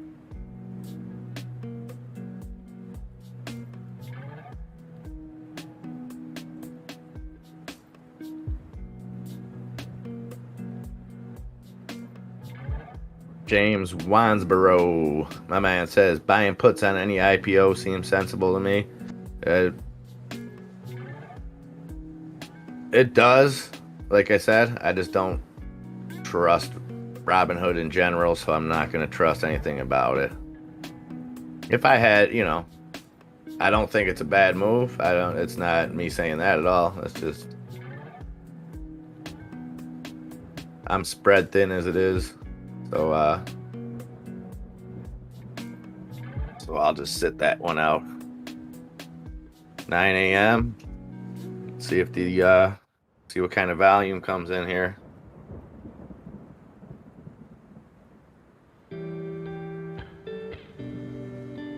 Mark Alexander says AMC moonbound this week.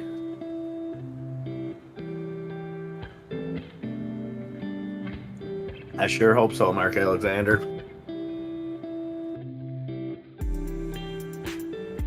40.35 right now on AMC.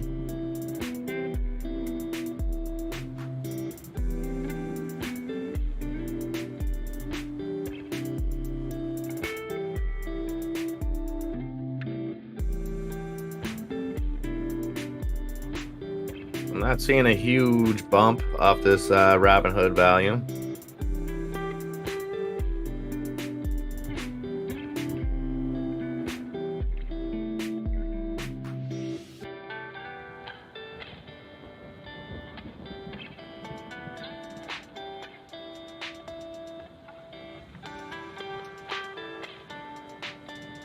OGEN now taking over the top gainer pre-market mover spot with 17 million volume coming in. Granted, you know, you're talking about a stock under $1, but when you have 17 million trades done, up 60% now. OGEN looking to crack that dollar mark at 99.9 cents right now. Get through that dollar. Any OGEN holders out there?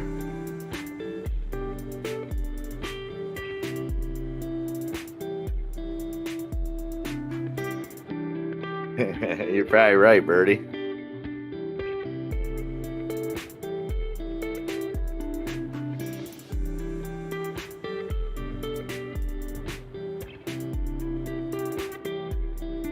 SGRP took a hit after market. What's it doing now?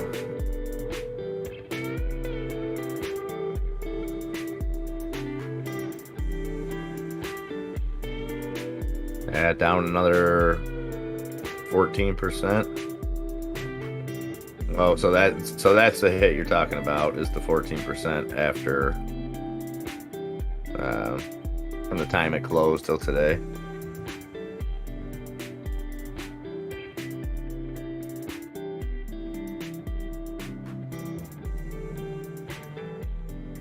OCGN? What's OCGN doing?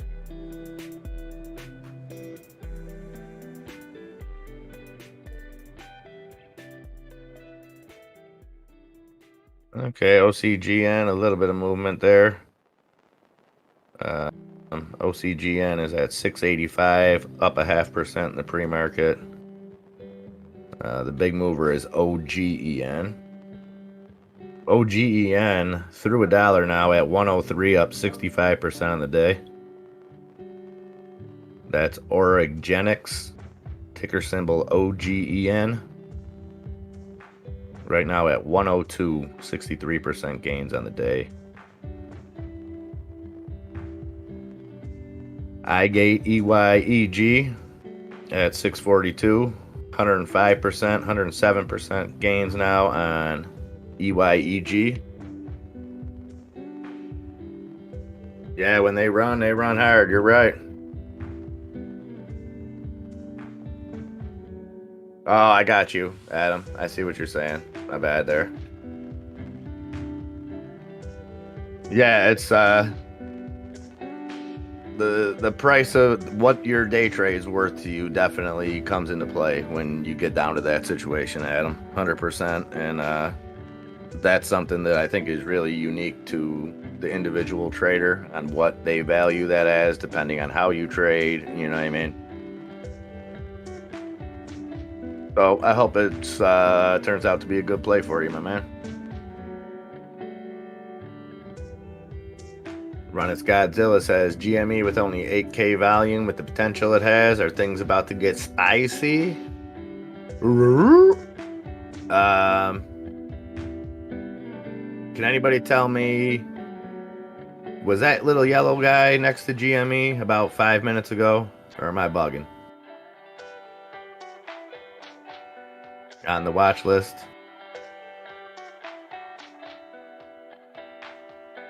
Just let me know if I've completely lost my mind. Because I do not remember that little yellow guy next to GameStop on the right side of the screen.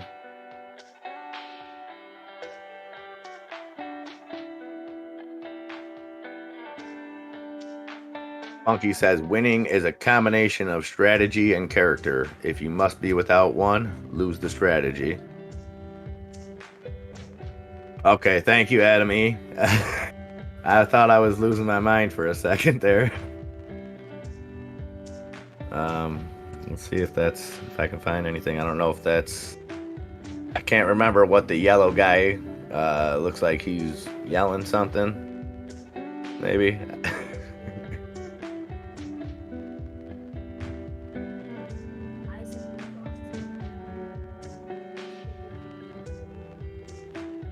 So the light bulbs, I think, are earnings, and I've had this conversation a million times. I'm sorry, Trey's Pecs, because I know it, but I just can't think of them right now. Actually, I think the dollar sign is earnings, maybe.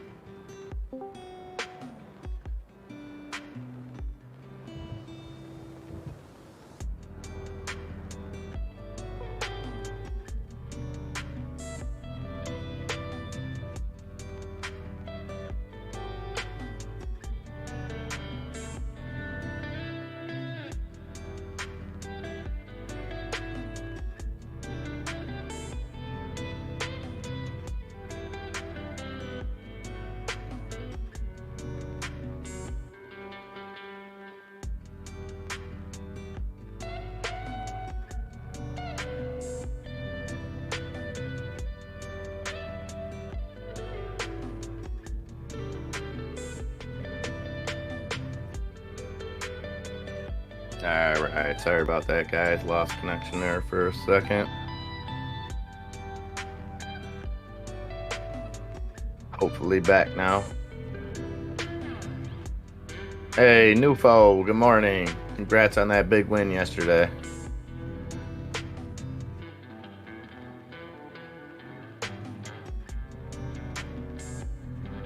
Yeah, grumpy old man, where is that yellow badge intern? He might know.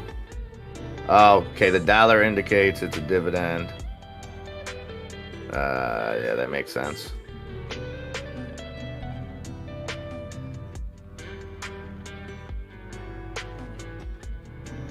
Oh, Runneth Godzilla. Thank you for mentioning that again. I completely meant to do that last night. Odie Fro let me know. And I got to get my Safe Moon out of there. But I have to buy more Safe Moon to get it out. I only have, I think, 42 million in there. So I got to buy like 8 million. So has anybody transferred Safe Moon out of there? I know you need 50 million to transfer, right? But do you need 50 million plus the 10%? Or does the 10% just come out of the 50 million?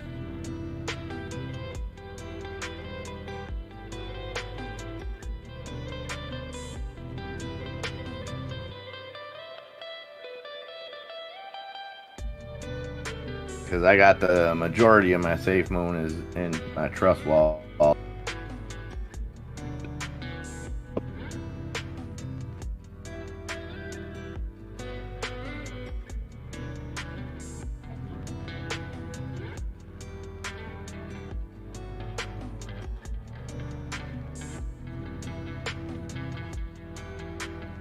Hey, one less Kazi, also known as Rich. Good morning, my friend.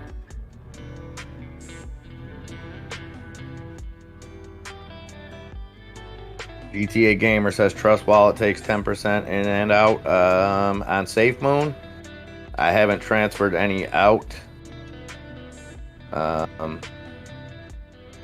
pretty sure, yes, they took 10% when I put it in, I believe.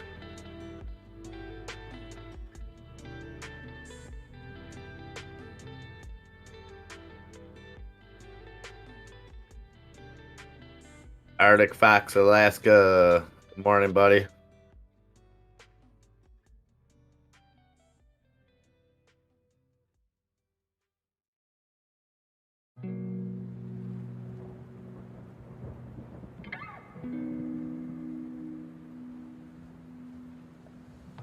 The trader formerly known as Rich. Yes, I like that. I like it. I like it. All right, 16 minutes for the opening here.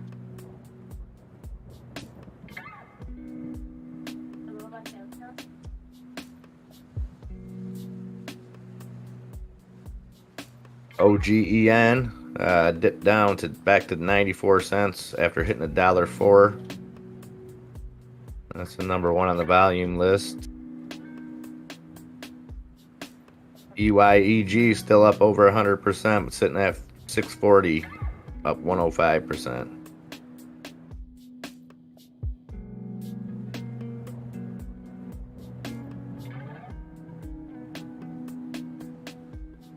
Gatorade also has a ton of sodium.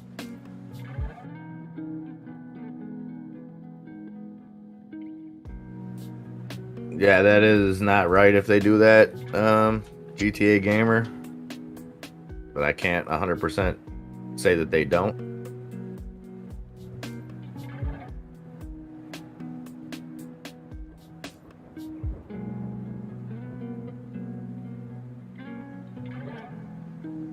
OBSV, that was flying earlier. That's coming a little bit back to reality. Still 21% gains on the day. OBSV.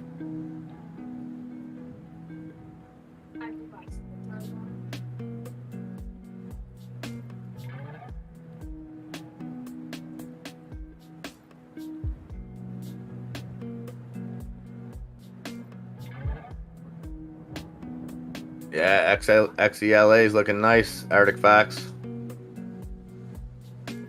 Looking nice.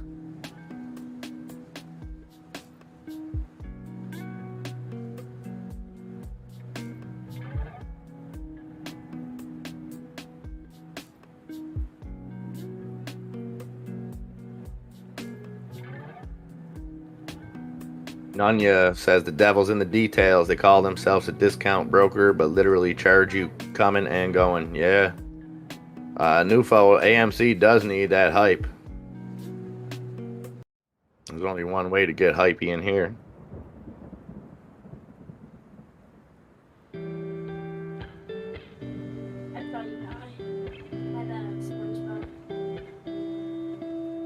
What night even look?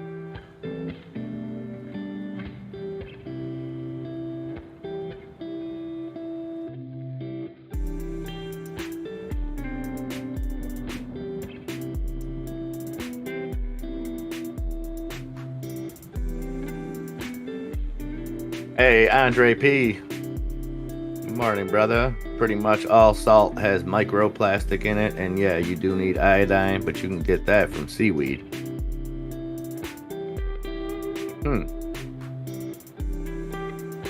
Yeah, that's little Nicky. He's gaming with his boy. He's playing Roblox, so I apologize.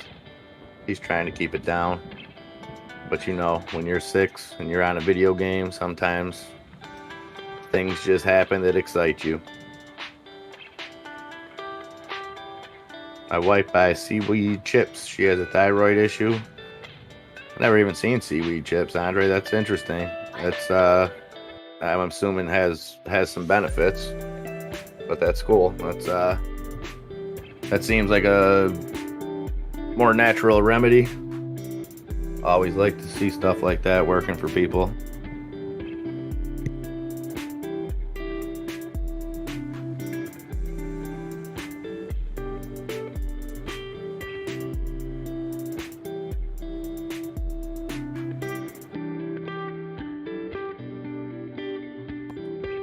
Pink salt, huh? I've never seen that either. Oh, okay, so that's the ingredient that's helping her out, Andre, is the iodine in there.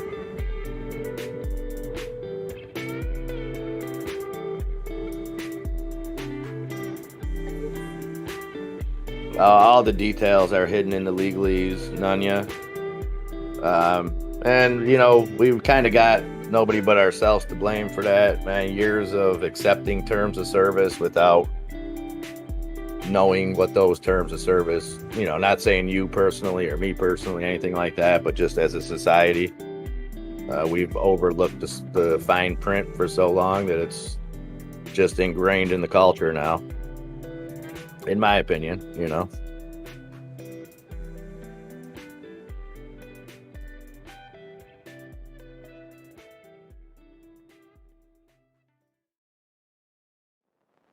Pink Himalayan salt. Okay. I'm not a big salt guy. I'm a big garlic guy. I pretty much over season everything with garlic.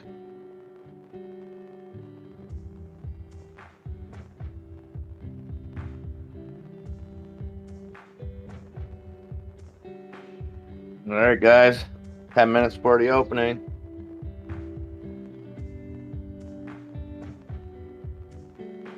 If we got a Bulldog out there or a Mrs. Bulldog out there, we could use a little hypey. Just saying.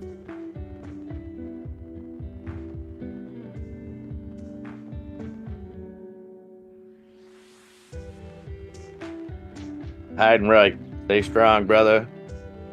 I'm here if you need me. Hit me up.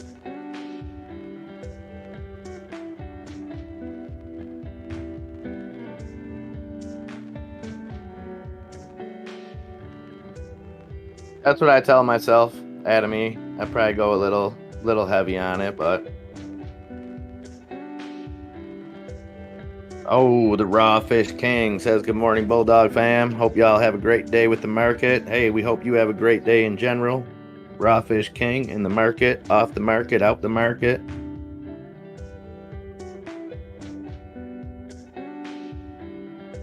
Yeah, I mean, I don't go out of my way, Andre, to like not, like I don't order French fries with no salt, anything like that, or like, I just don't, I don't over flavor my stuff with salt. I'm sure I get plenty of it, you know what I mean? And plus, ghosts can't cross circles of salt, supposedly. So there's also that.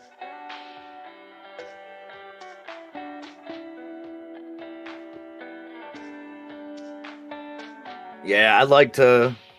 I don't know, man. I got a stupid, I guess you would call it, maybe a fetish. Maybe that's not the word for. Ever since the first time I seen the movie Goodfellas, the way that my man slices the fresh garlic, I've been doing that my whole life. Just like, I love using fresh garlic. I love cutting it nice and thin, cooking it with a little oil, man, getting it to try to just almost melt down to nothing.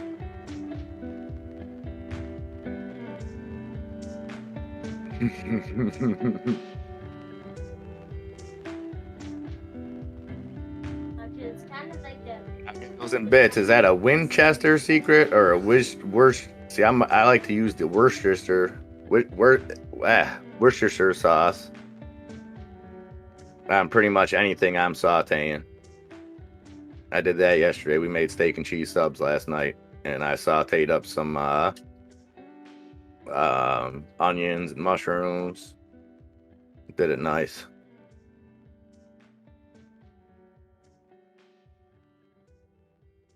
Birdie Hunter.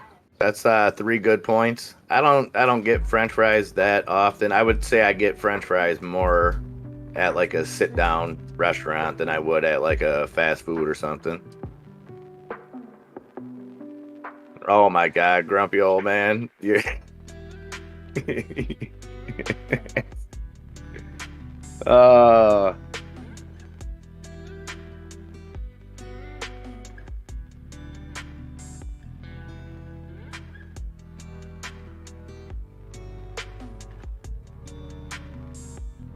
No, I don't cut it with a razor blade. I tried to when I was a kid, and my ma slapped the 816 out of me, and I just never had.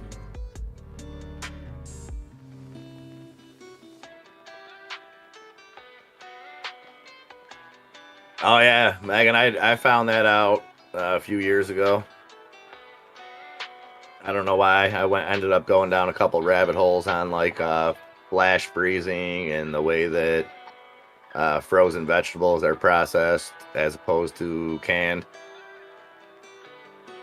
Yeah, sorry about that, Brian Joel. Streamlabs will mistake if you had like a period and then say the next sentence didn't start, or you didn't put a space in it.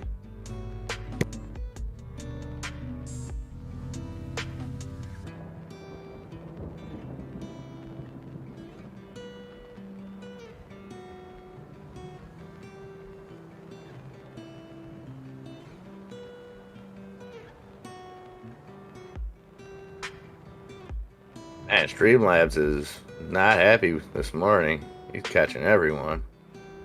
Don't you dare use bad punctuation.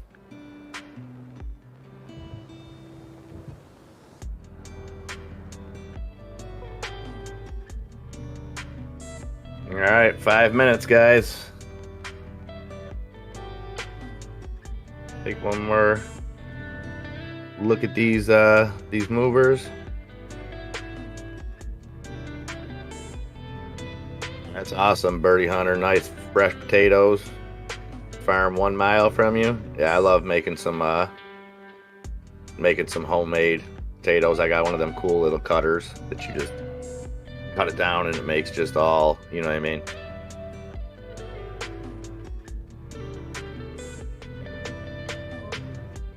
Oh, Daniel Mullins off for a booze boat. Attaboy, Daniel. Hey, enjoy yourself, my man. I'll be checking out all your pictures as soon as I can get over to that Discord. Love it, man. I'm glad you popped in. Let us know you were all right, and have a great time out on the water, my friend. Be safe.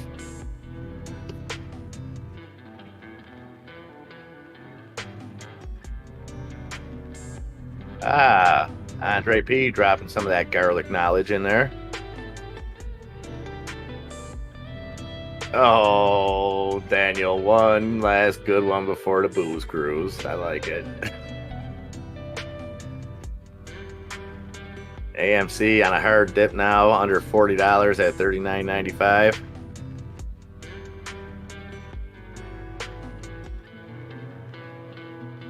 Nah, I don't think like that, Daniel. You'll be fine. Go out there and enjoy yourself. Hey, Mona King, good morning.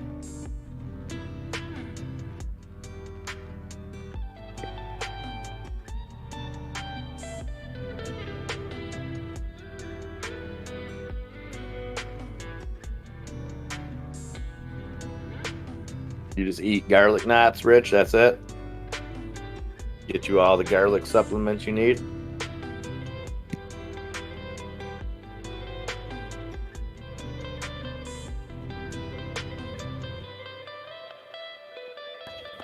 Three minutes to the bell. Get your popcorn ready. Get your hands on the buttons, whatever you need to do. Please see a strong open. AMC, get back to that $40 mark before open, and then we can fly right off the jump.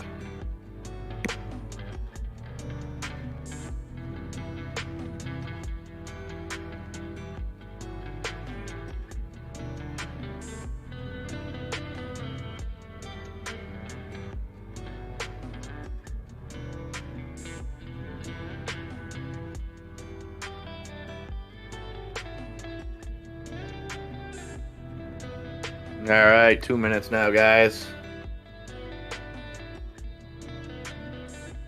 Yeah, I think it'll last more than a day. I don't think it's going to be an instant event. But we'll see. Eric Fox, Alaska says FLGC flying.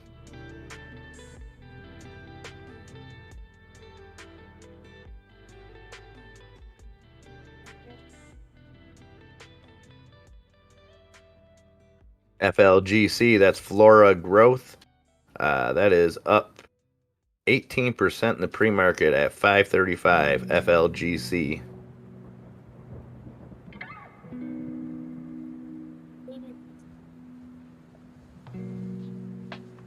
So that's where the term soy boy comes from, Megan? I'm assuming.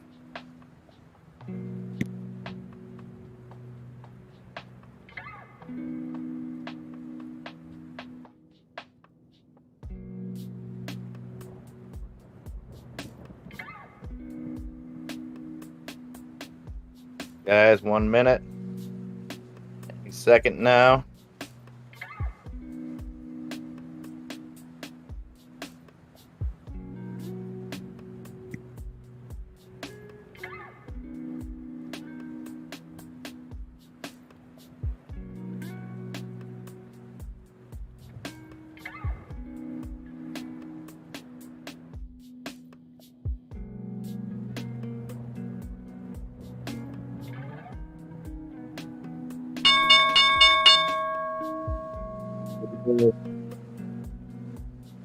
Justin McMurray dropping that OGEN information there. AMC dipping under 40 at 39.78. Let's see if we bounce off that.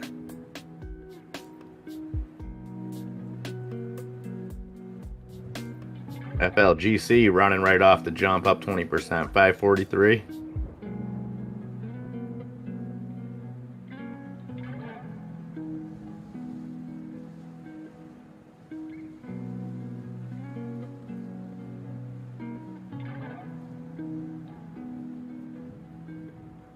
Sorry guys, I'm just looking at my positions here real quick. Big red candle on AMC. Down 39.50. Still plunging. Need to push back there. Tesla, even a little dip on Tesla at 661, 660 now.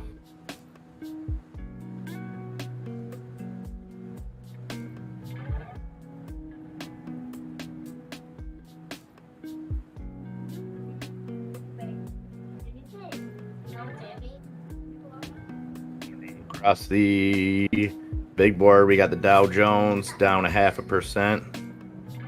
S&P 500 down just about 0.5%. NASDAQ down 0.25%. So a lot of red across the market early here. Yeah, that's a good one too, Silver Surfer.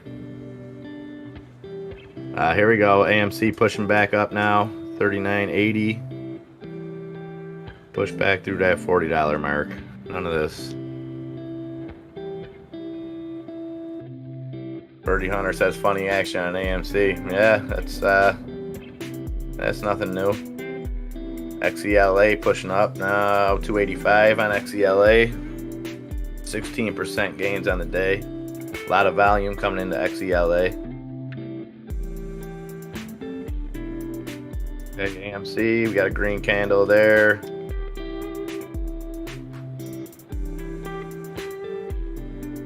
Oh, it's fighting. MRIN showing a little green, 722, up 1% on the day. MMAT trailing behind CEMI, 291, down 2% on the day.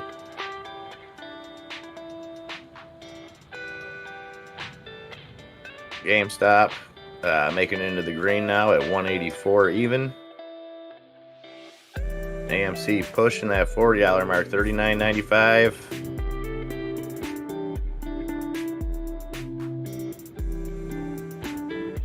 Oh, what, I amuse you? Funny how?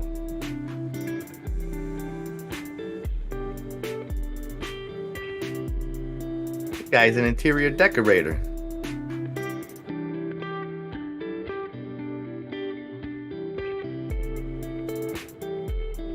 He's a big boy. He can speak for himself. Man Cave Treasures, good morning. Andre P says BHAT on them green candles out the gate.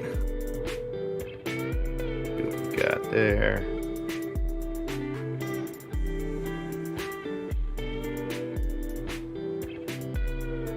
Oh, big blue green candle on Blue Hat, BHAT, right off the jump.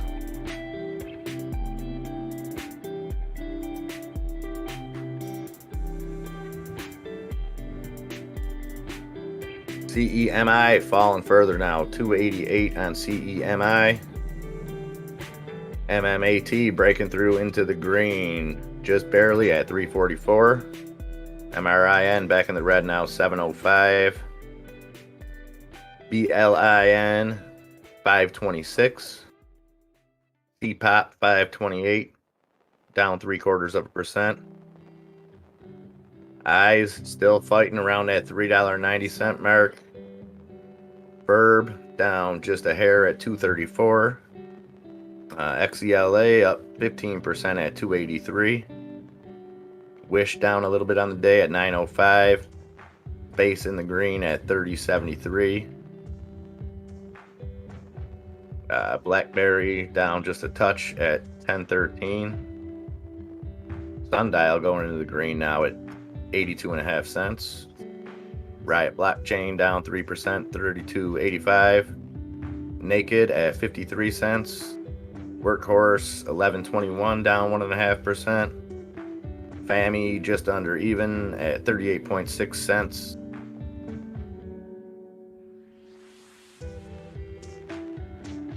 PCRX volume is literally 325. Nice. GameStop 184.10, just in the green. SENS even at 298. Neo down 1.5%, 42.45.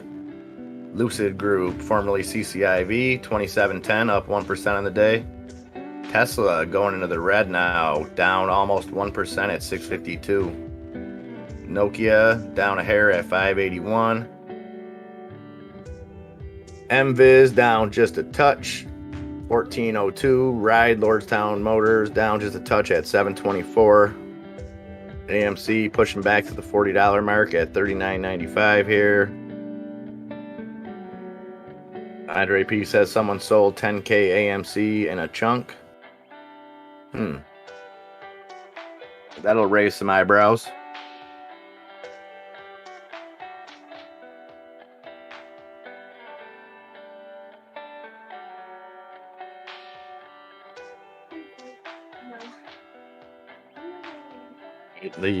Across the market, the Dow Jones still down 0.60%. S&P down about 0.5%. NASDAQ down about 1/3%. So definitely seeing some red across the board.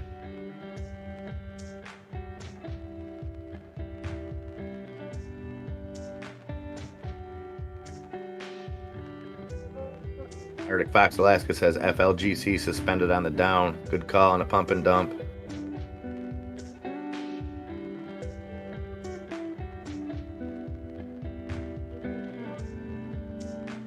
Yeah, that went up and that came right down.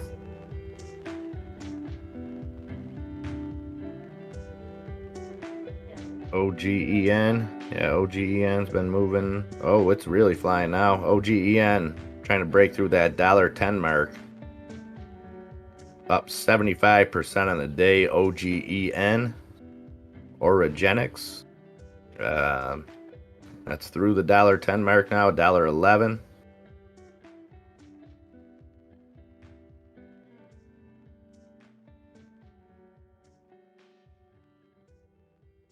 Yeah, cryptos, Bitcoin's cruising right along.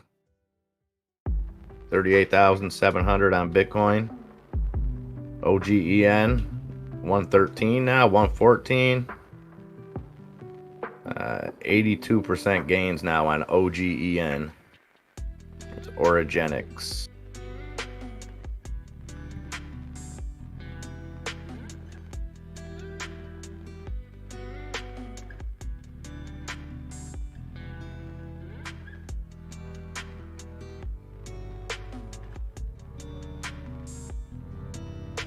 iGate coming back down to reality, still 88% gains on the day, but we've seen it fly as high as 150% gains.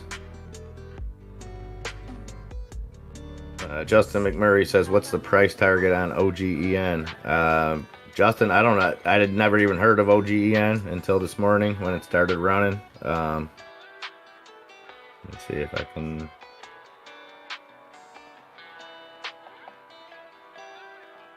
Yeah, I don't know. I mean, they entered into the licensing agreement to develop COVID-19 vaccines. So $1.10 doesn't. I mean, it's tough to say. It looks like it has a low market cap. Let's see. Crazy volume on it though. 63 million in volume already on OGEN. Yeah, I don't know what the price target would be on that, Justin. It's like I said, it's 75% gains right now at 110. So just be careful on that. Kent from Sweden says Nvidia pumping. Oh yeah, Nvidia is pumping. Up 1.5% today, sitting at 195.75 right now, Nvidia.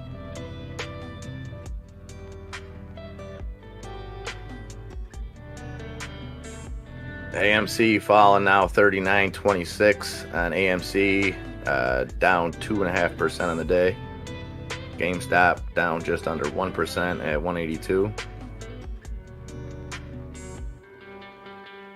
XELA coming back down a little bit, still up 10% on the day, 271.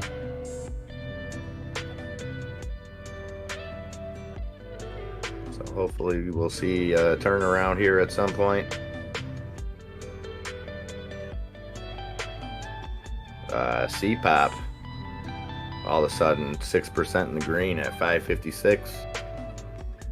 So kind of following what we've seen with the Chinese education stocks this morning that made a lot of a recovery between yesterday and today.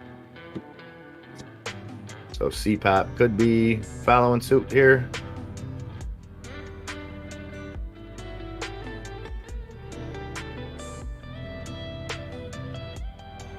Tesla 651.64, down 1%, coming off those earnings call last night. I don't know if this was expected, but we've got red across the board. It's tough to start deciphering reasoning sometimes when it's like that. Sometimes when you just have a red day, it's not stock in individual to that stock. This NVIDIA pump was coming sooner or later. I don't know. I think that's just too good of a price to, just psychologically, when you go from a stock that was trading at $800, granted, it's not worth the same, but just psychologically being able to buy it for under 200.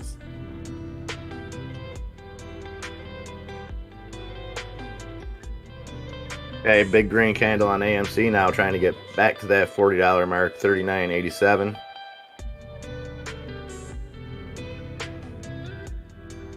XCLA looking to bounce off that 270 that we just seen it hit.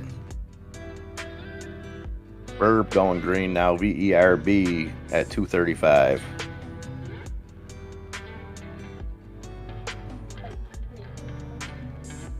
Trey's Pack says, would you look at that? Everyone just decided to sell AMC at once. Yeah, right. Yeah.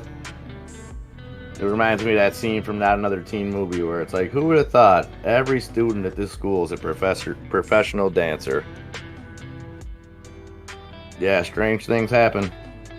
And hopefully this movement will eventually expose that kind of stuff and maybe put an end to it. We'll see.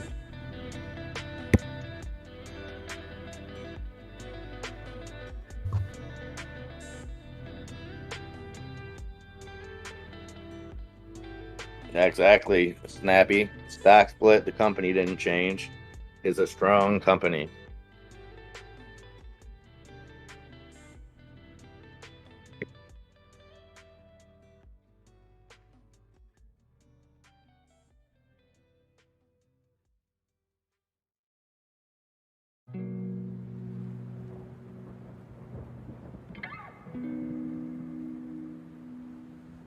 Tesla on a big dip here, guys. 646 Tesla. Down 1.6% on the day. Lucid Group now down 2%. 2620 Neo down 4%. So a lot of the EV plays down.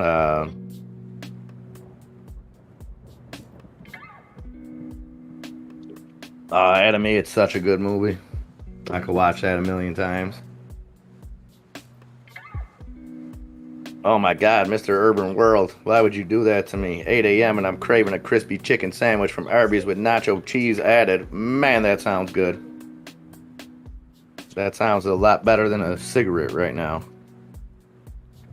And I'm still at the point where like a cigarette sounds good. I don't want one, but...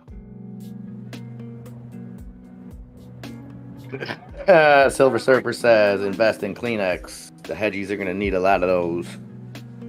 Low key. Good morning, my friend. Yeah, Adam E, doesn't that just sound amazing? It's things I would have never even contemplated at 9:45, but now that I have. Hey, thank you, Andre P. Much appreciated. Yeah, Justin, I haven't had Arby's in definitely a hot minute. Your wife thinks it smells like cat food. Man, she's got an acute sense of smell.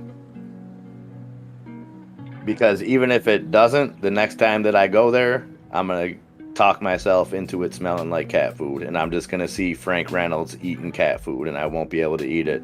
So thanks for that, Justin McMurray. Much appreciated. Andre P says, looks like a discount day on AMC. That's what I'm talking about. Okay, so she's vegetarian. I don't know. I've always questioned the beef from roast beef, man. I've always thought it was made with recycled plastic or something. And I've ate it a million times, but... yeah, curly fries. I actually made some... well, didn't make them. Just pretty much threw them in the air fryer. Some Arby's curly fries last night. Section of Truth says, are we watching anything today? And good morning. We're not watching much great. XELA seems to be our only gainer on our watch list. But we got some other stuff. They make a good Reuben. Oh man, I can go for a good Reuben. We got a good Reuben spot around here.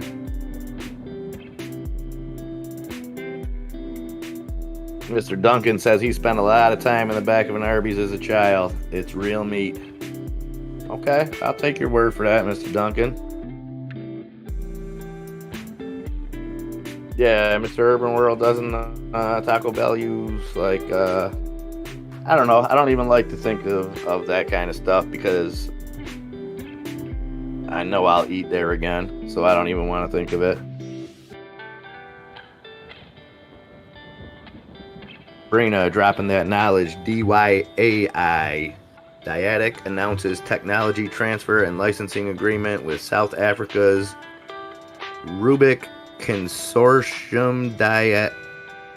Yep, that word. International Inc. includes C1 COVID-19 vaccine technology transfer and licensing agreement. So that's ticker symbol DYAI. Thank you for that, Sabrina.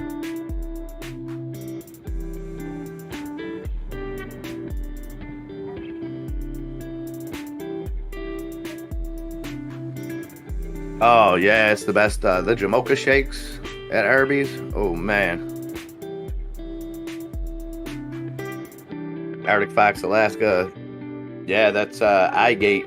It's up 67%, but watch that one. It ran up as high as, it was up 150% between after hours and the pre-market.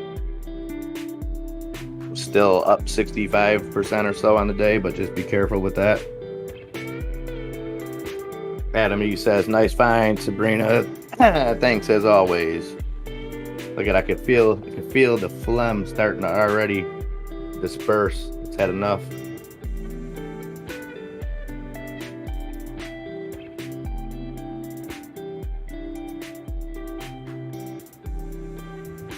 Andre P says South Africa isn't stable in my opinion. Now, to play devil's advocate on that, Andre P, does that make it a stronger play or a weaker play? Because can instability lead to, possibly getting something out there easier? Just saying. I'm not sure the answer to it. Oh, yeah, Mr. Duncan. Yeah, shot right up. It's only 3 cents under what I bought it for this morning.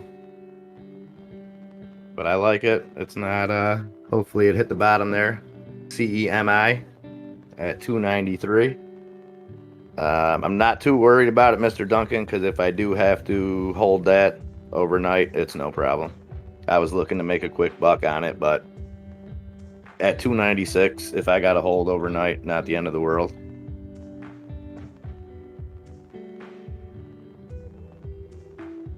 AMC dipping hard now, under $39, $38.80 on AMC.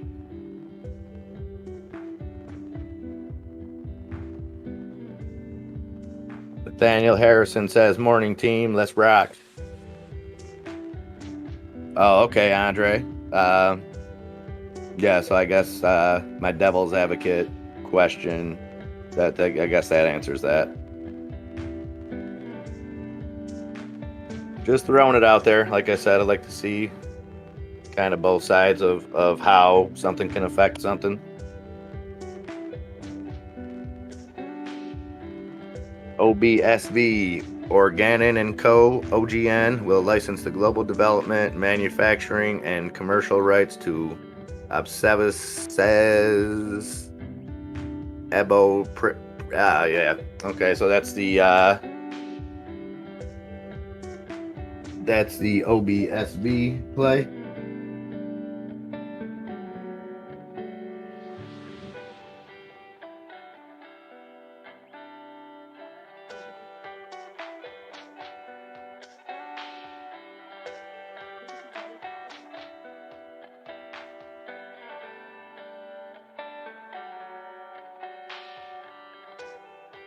OGEN on a dip, looking like it's trying to pop back up at 93.7 now. 50% gains on the day for OGEN.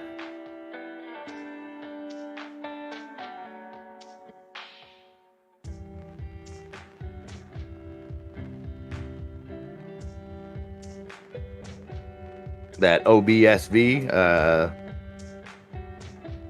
the one Sabrina just dropped, OBSV up 18% on the day at 297.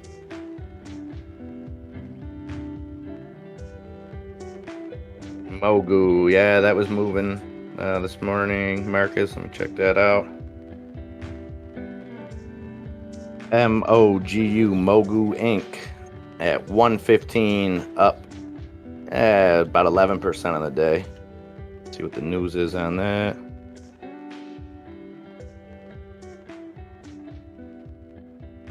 Mogu gains pre-market after announcing additional investment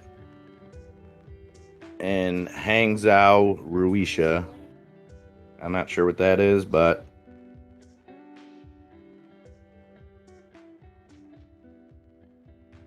yeah, we really do, Mitchell Wayne. We need somebody to throw out the bull signal. It's like the bat signal, but it's a bull.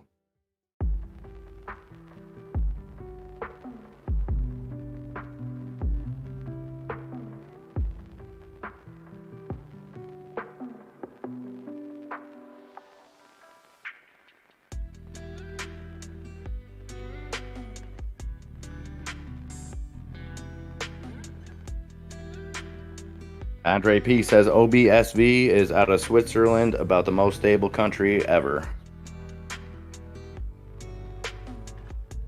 Andre P, thanks as always dropping that knowledge, useful knowledge, much appreciated.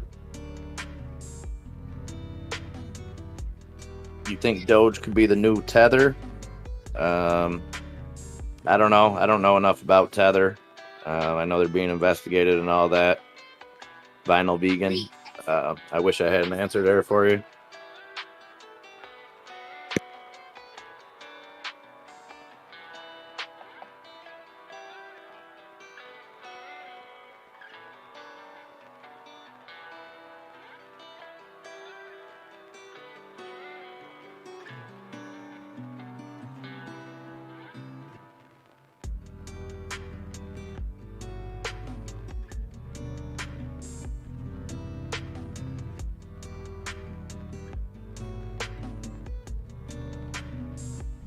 There you go, Mr. Duncan.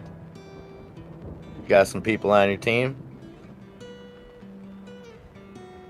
FTCV in the 10s. Anyone snagging it, Andre says? Man, you know what, Andre? Humble just left such a bad taste in my mouth, and not comparing FTCV to that. There are some similarities, but I got burned so bad on Humble, I'm not touching FTCV.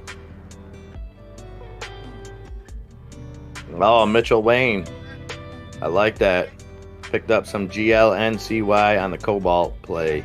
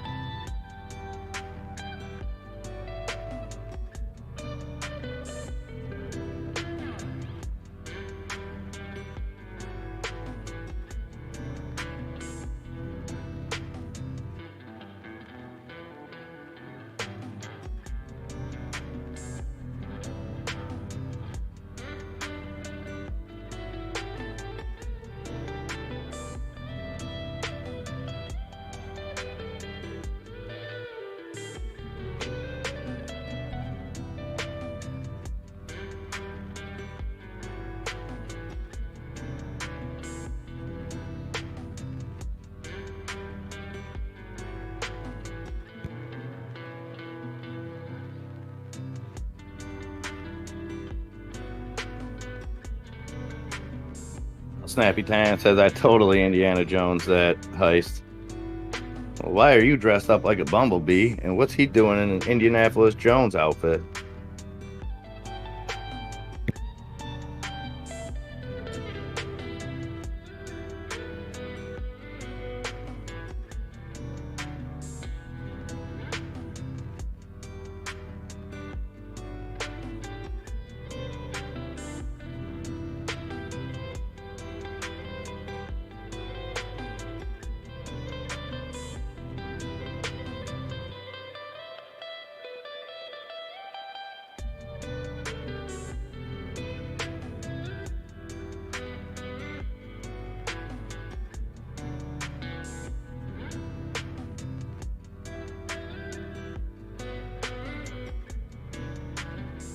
Guys, I'll be right back in 2 minutes.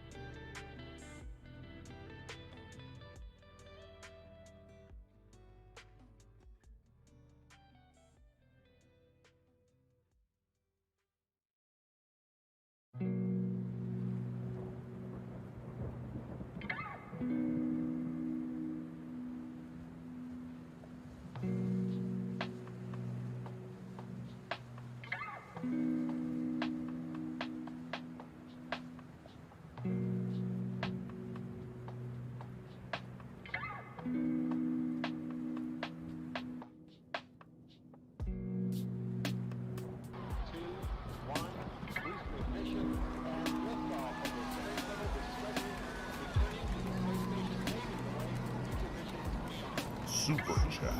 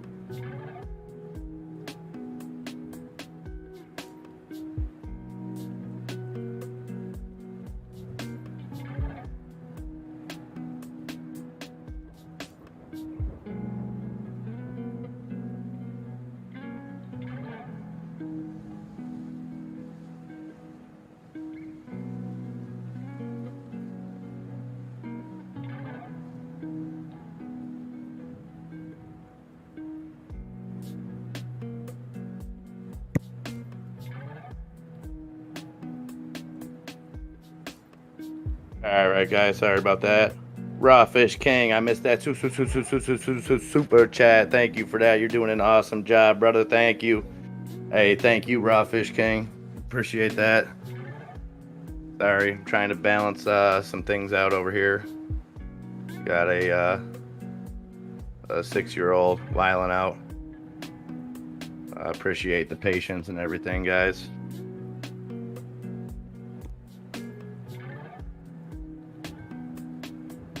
And trust me, it gets extra frustrating today, and I don't want to take it out on my son, so I apologize if you guys hear him in the background at all. I can't get too mad at him for being a kid.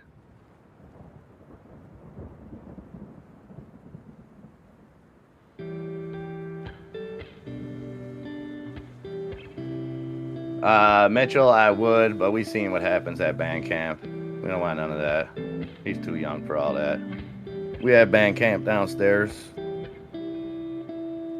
Learn to play the drums a little bit. That's how we did music class during school. Keep it fresh.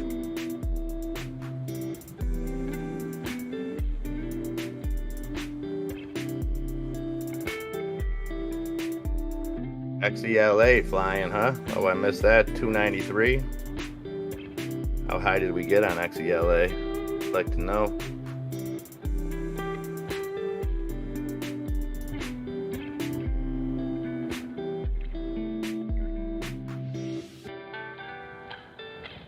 AMC coming off this bottom now, 38.75. AMC down 3.5% on the day. GameStop down just under 1% at 182.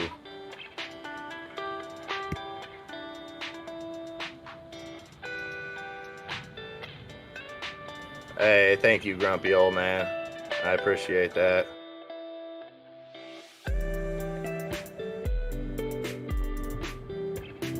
Adam E says another great find from Sabrina. That's what she does. I'm telling you, Andre, the funniest thing was still that little scuffle I told you he got into. When he was like, yeah, and then at that point, my boy Andre came walking in, and then he didn't want none of us. So yeah, a third grader tried to punk him and another first grader, and then his boy Andre came walking in, so they outnumbered him 3-1. They ain't want none, but it was just so good. You were the first person I thought of, Andre, just the way you said it.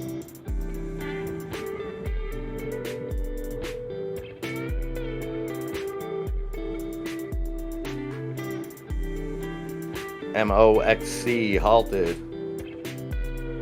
Okay.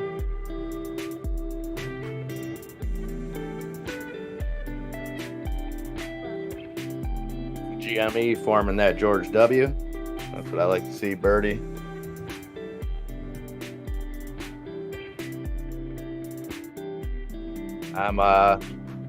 You know my thoughts on GameStop, Birdie. I think they're getting all their ducks in a row before a huge announcement.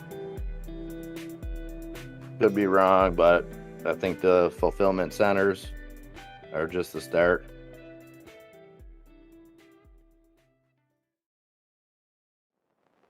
DYAI. Let's have a look there.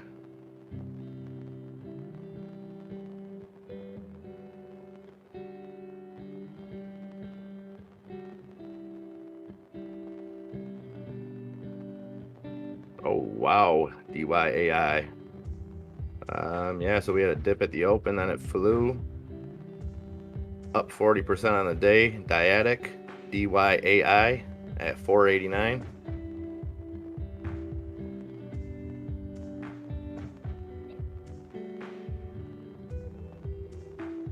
All good, Andre. We all know what's what. Megan knows. Megan's cool as the other side of the pillow. She knows what's good.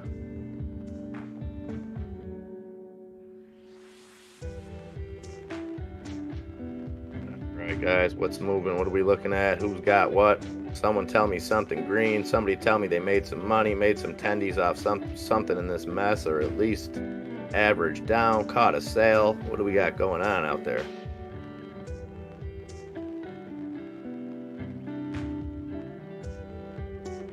Wow.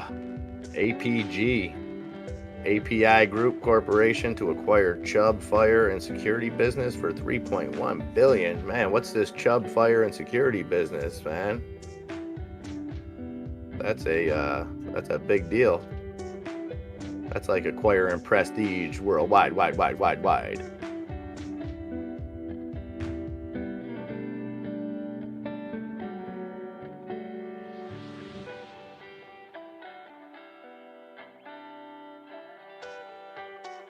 All right, so we're 36 minutes in. This is about the time that things should start turning around. Let's see some green. Let's turn this red green. A lot of marinara out there. If you got the powder, buy them dips. If not, just sit back and enjoy the ride. Heidenreich already making concessions. You see that, Megan? You're having a good influence on him. He's having a pretzel with cheese, and he did not put salt on it, especially a special for you, me. That's what I'm talking about.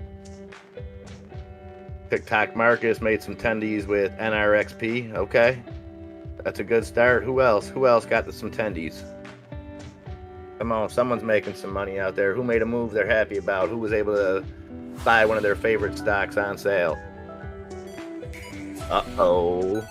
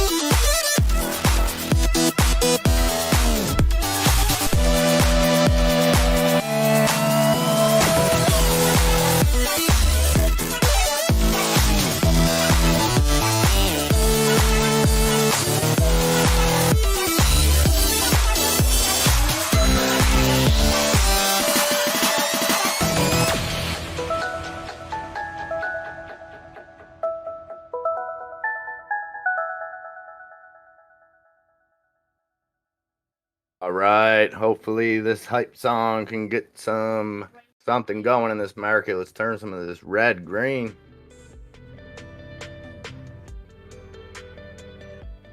Brina says, anybody know why SINT is moving so fast? SINT.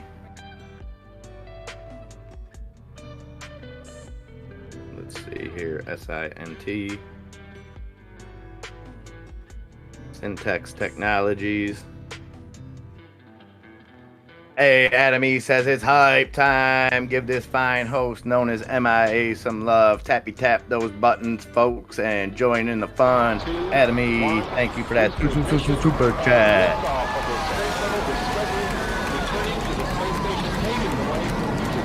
Much love, Adam E. Super chat.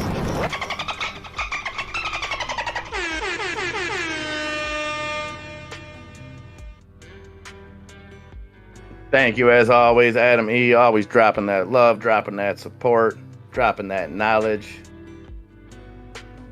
So much appreciated. Now let's get some green, guys. Something's got to give here.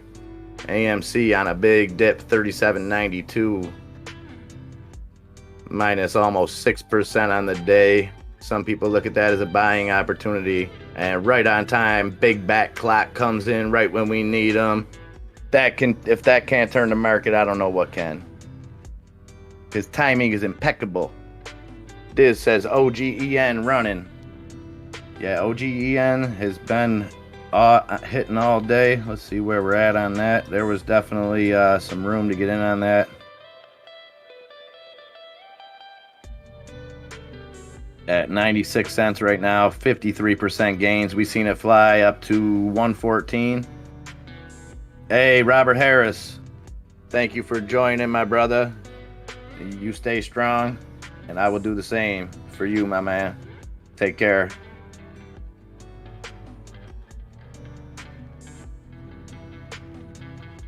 El Snappy-Tan, he's on the board, just bought 50 NAOV. Now, you know I got to pull that right up and have a look. NAOV, we had a big dip on that. I like it. I like the move, El Snap. It's down 22% on the day right now at 148. We've seen it was what it was capable of yesterday. Highly volatile, but I like the play. Best of luck, Snappy.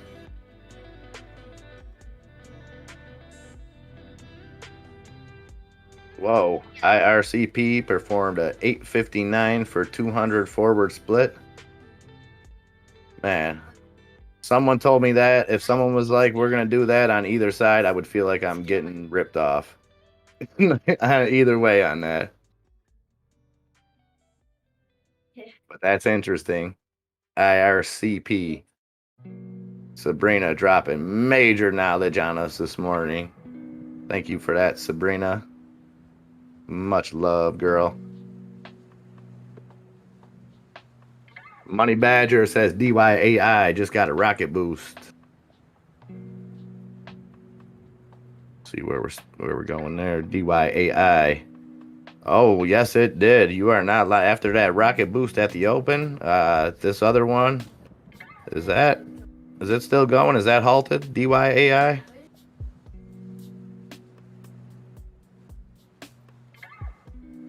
Up 55% on the day at 545. DYAI. Okay, it's moving again here. Sorry about that. I don't know why I've been getting on these runners. I've been getting delays on my Weeble charts. I apologize when I say it looks like it's halted. It's just on my end or on Weeble's end, but I apologize for that. Coming back down a little bit off those highs there. DYAI at 535, 54% gains.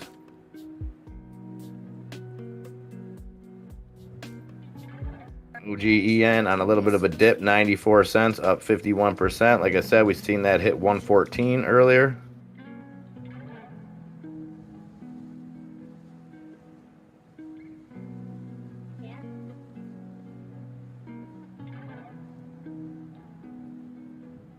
Adam E says DYAI $5 call might definitely be worth my day trade. I got that one left for the next day. Yeah, I got to imagine the I don't know. That's a tough play.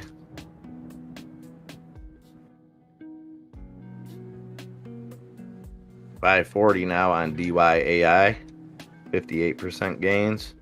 Looks like it's trying to push up though.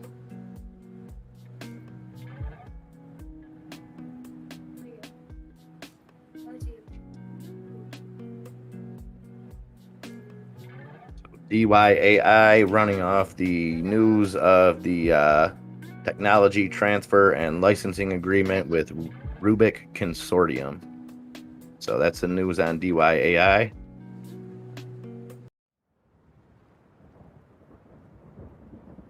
NAOV, L Snappy, trying to bounce up here for you at 147.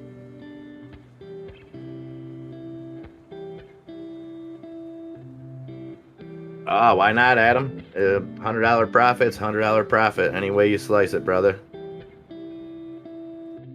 Man, good luck to you, my friend. It's tough. This is a tough one because it looks like it has the potential to really skyrocket. So,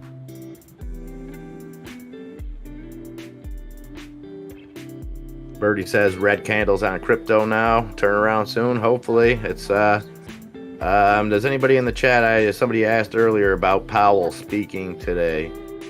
I didn't look into that at all. Sorry, a little unprepared on my end. Does anybody know anything about that? Sabrina says SLGL with FDA approval. Let's have a look at that SLGL. That's Soul Gel Technologies. Looks like it shot up on that news. Then came back down after the open. A bit of a dip here at 1252. 3.5% gains on the day. That's SLGL, Soul Gel Technology. Hey, Fleming. Good morning, my friend. Welcome, and thank you for being here. Thank you all for being here. Bulldog Trading. Please do drop a like and a subscribe if you like what you see.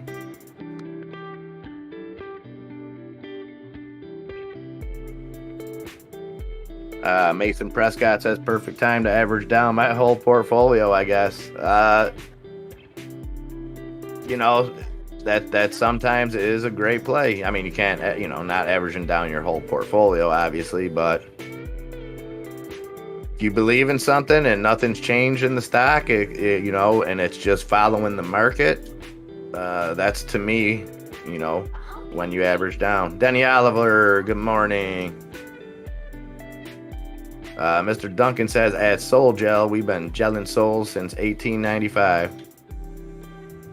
I'd like to get in on it, a little close to Soul Glow for my liking. I can't say I didn't really like the business model behind Soul Glow, but Soul Gel I may be able to get behind.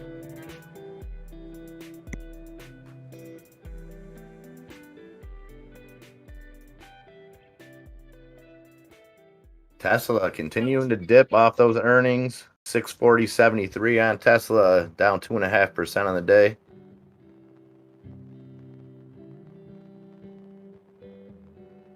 Well, Soul Train I could get behind, man. There's only one.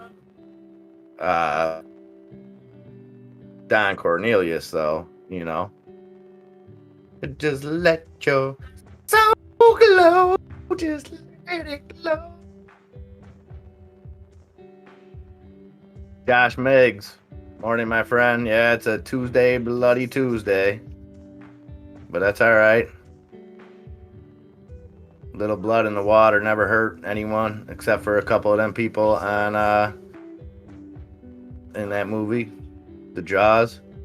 CEMI, yeah, I'm holding it. I'm not going to sell it at a loss. Duncan. That boy good. Yeah, good and terrible. Yeah, I'm going to hold it. I mean, I'm only down. I bought in at 296 today, 100 shares. So I'm down $13 right now.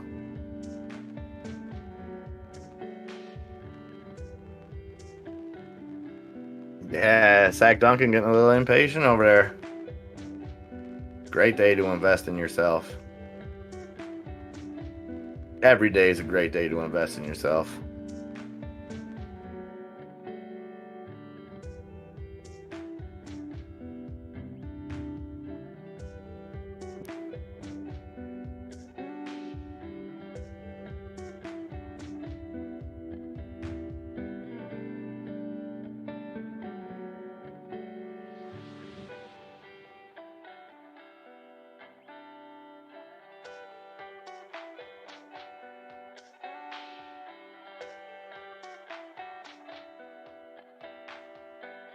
Hey, Fleming.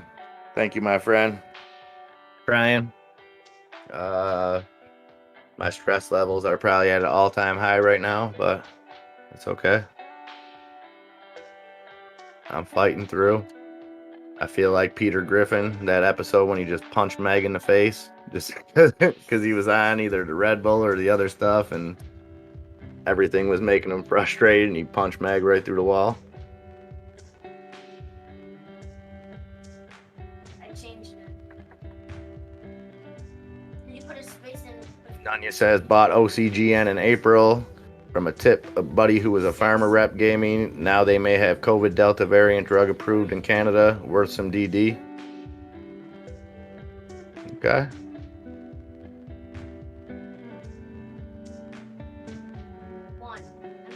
Zero.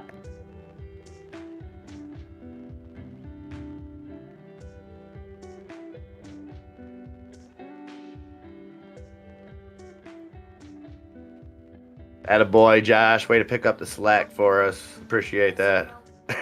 No, I'm just kidding. Don't do that. Anytime you want to join, man, when you're ready, Josh. When you're ready, you'll know it. And I'll be right here to support you, help you out any way I can, my man. Same way you guys are doing for us. Yeah, like, And it all started with, anybody that's a smoker will tell you they've thought of quitting or this, that, or the other thing. And not to say I haven't, but it really took my man D-Grade taking that step and doing it. And, him showing his will and his dedication to doing it inspired me. And he'll deny till the day he dies that he's an inspiration, but he definitely was an inspiration to me, and I'm sure some other yous out there. So D-Grade, if you're listening, I think you're sleeping, but if you're listening, thank you again, my man.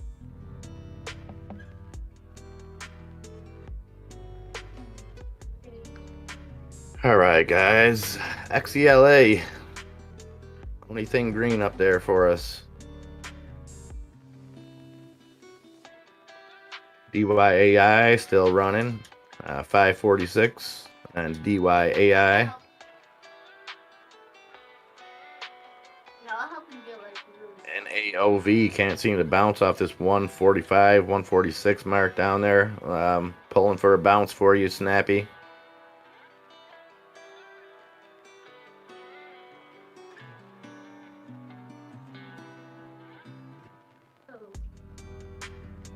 Heidenreich says, who's D-Grade? Yeah, Josh, I've been in that same thing 25 years. So hopefully this time I can really follow through. You have to wonder that, Trays, anytime you start seeing this low of a volume. EDU, me personally, I'm not touching that. I know it's a Chinese education stock. What is it? Hong Kong New Oriental Education. Although I would think that they succeed in education, but I don't know. It's been rebounding a lot since we watched them tank starting last week. We watched 60-70% losses out of more than a few Chinese just educational stocks, and then a lot of other kind of Chinese influence stocks. So I don't know if I'm ready to say that they're going to recover after the flooding and stuff like that. I do have some interest in CPOP, though. I'm not going to lie to you. The lower it goes, it kind of piques my interest a little bit more.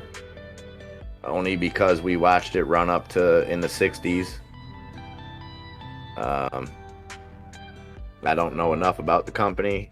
I did read some stuff John Rian had dropped in the Discord for us.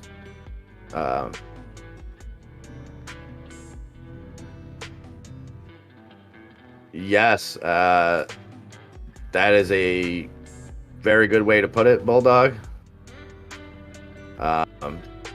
I mean, they were, and it's not just that they were hit hard on really high volume. If anybody followed like pre-market last week, the top three as far as just movement, just volume, day in, day out. After I think Wednesday last week, Tuesday or Wednesday, they were pretty much the biggest movers, and they were getting hammered. You know, like I said, when you're seeing by 7, 8 a.m., 12, 15 million volume on these and down 67%, you got to think, may they just be unprofitable companies that, could be getting phased out, or do you think it was just a natural occurrence? I mean, the weather, I know the flooding and stuff interrupted a lot of things there. It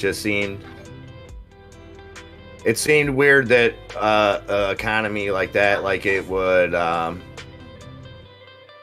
a weather event like that would affect so many different sectors. And the education just really seemed to take a beating.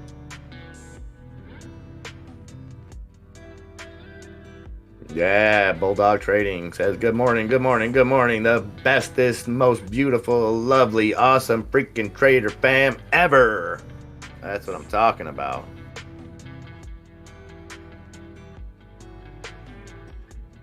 Jelly, are you in? Yeah, Loki, I think it's awesome that it helped you. I'm trying to not have to go that route, but if I do, I will.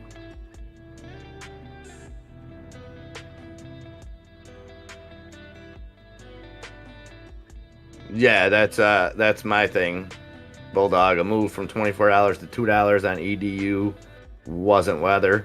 That's why I'm hesitant about even looking at it.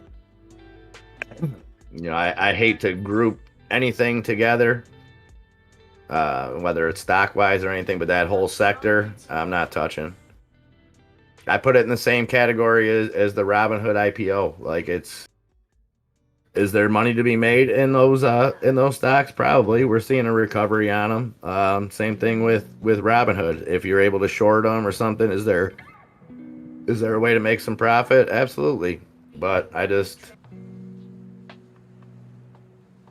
see too much shenanigans in either of those, and I'm finding it like, yes, you have the opportunities with those shenanigans.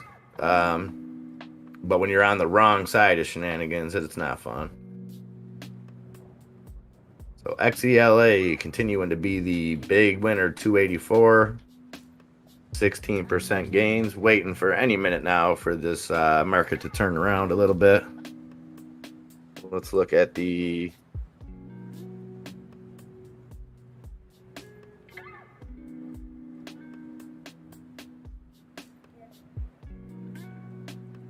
So the Dow is actually coming back a little bit now, down 0.3% on the day.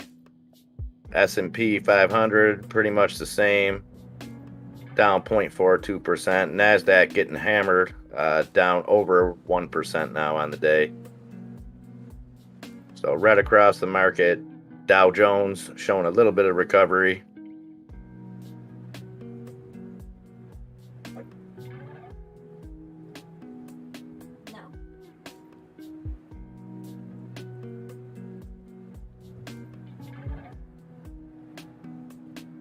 Okay, AMC coming back now. Stepping back up, 38.50 on AMC. Still down 4.5% on the day. GameStop down 2% on the day.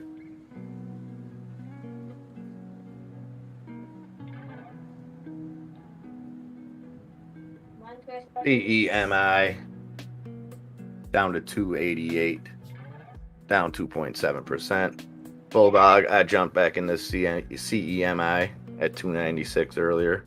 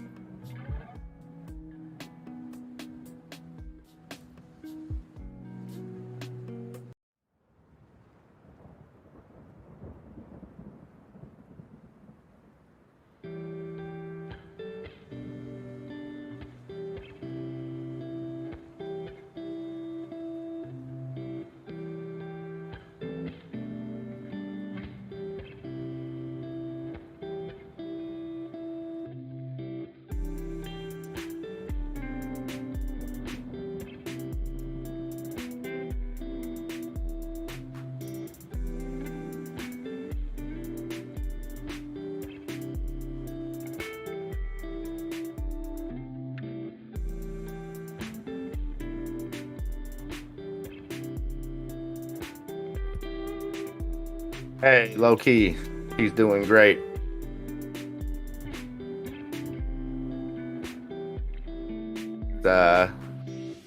He's sitting right here, right behind me, playing. What's he playing? Minecraft.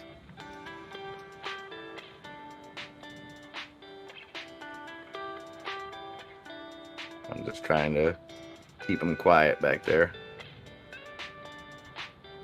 Heidenreich's on day 2. That's what I'm talking about, Hyde.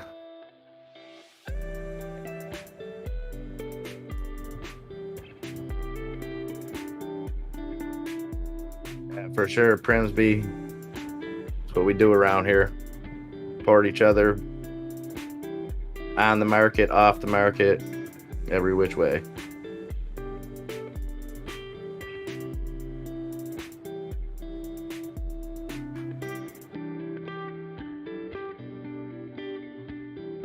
Yeah, definitely low key. It blows my mind too, some of the stuff these guys create. I know I didn't have that kind of even imagination probably at that age, let alone an outlet to showcase it or to follow through on it, you know what I mean? XELA 17% gains, 287. CEMI coming back now, 291. MMAT still down there, 326, down 5% on the day. MRIN getting hit hard, down 10% on the day, 645. BLIN down 3.5% at 525. Snappy says Luna. Josh Miggs, there's still not a better create a track game out there than Excite Bike.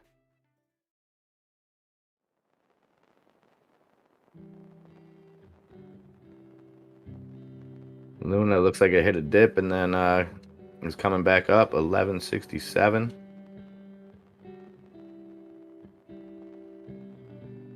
Heidenreich, I found that if there's just no way to give it to you, it actually turned out to be pretty simple. Come to find out, if you don't buy them, you have no way to get them.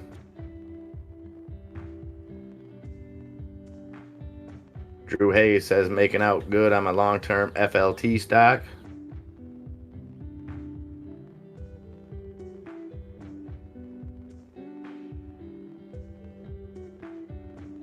FLT, Fleet Core Technologies,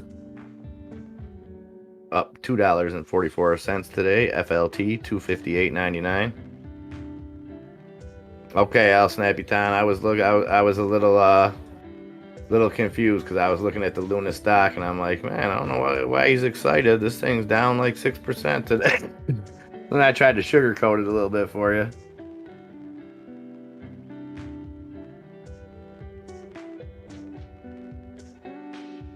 Hey, Rich, jump on in. The water's warm. Day and a half in over here. But whenever you're ready, we're here to support you, my friend.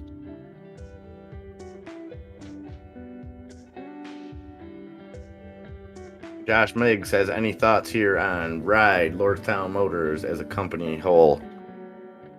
I don't know. I was on the Ride train for a long time. I really liked some of the things that they were doing. But I don't know. It's tough to say. I still think that they got the potential. And I still think if and when there's an infrastructure play that could benefit them. Just not sure. It's again, maybe it's just me being not playing risks, but like these companies that have this kind of fog around them, I'm just trying to stay away from. Unopened pack in the freezer, huh, Hyde? Ew, that's scary. XELA pushing up here, trying to get through that $3 mark, $2.96 on XELA. 20% gains there.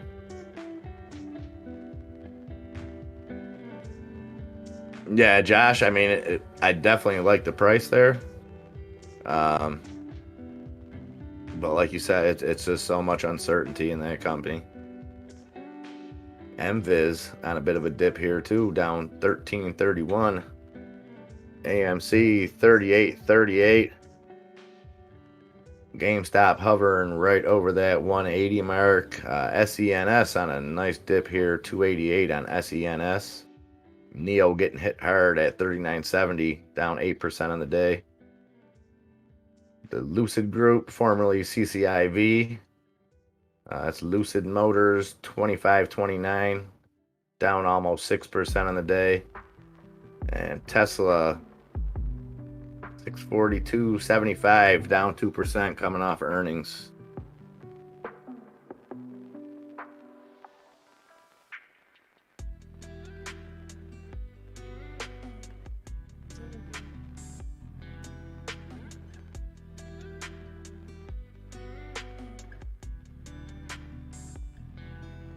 NAOV, Nanovibronics, 149. El Snappyton. Hopefully that's bouncing up for you. It looks to be moving up a little.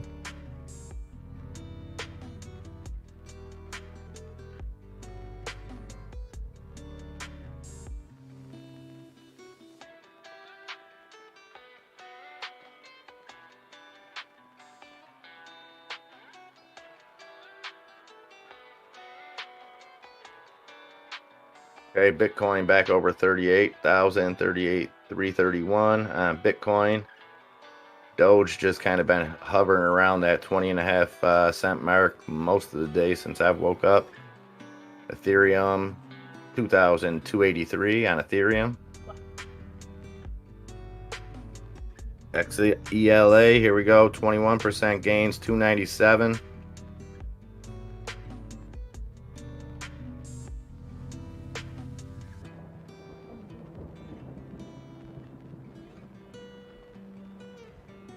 Megan says throw that pack out, high and right.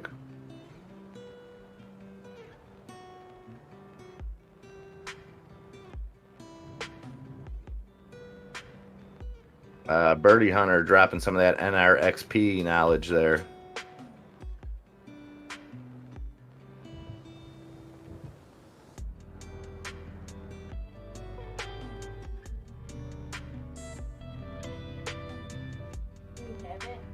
NASDAQ getting hammered now, down almost 1.5%.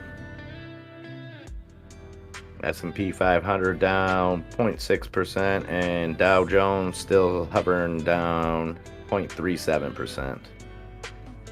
So right across the board, buying opportunities possibly.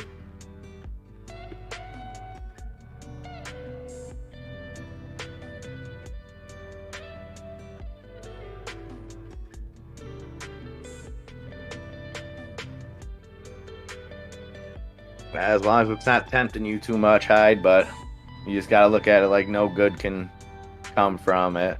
You know what I mean?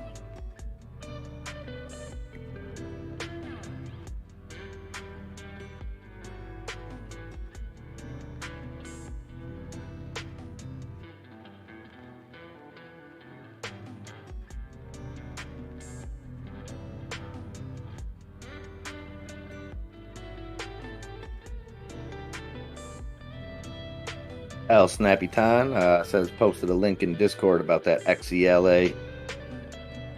Be sure to check that out.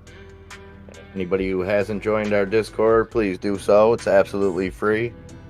It's the hub of this community. You can find everything related to the stock market, crypto market, social lives, the pets we got, food we eat, all that good stuff. So be sure to check that out. Josh Miggs, forgot to massage the like button. Smack it if you did too. That's what I'm talking about. Please just drop us a like and a subscribe. The only thing you will ever hear us ask for you or from you. Sorry, I'm getting a little tongue twisted this morning.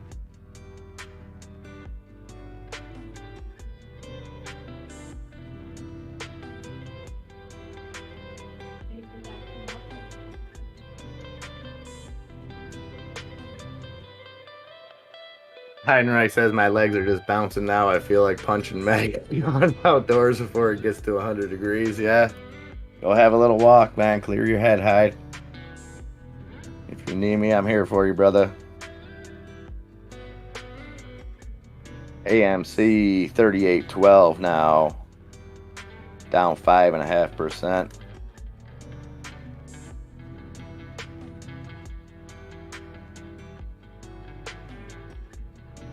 FCLA fighting for that $3 mark. Can't seem to push through.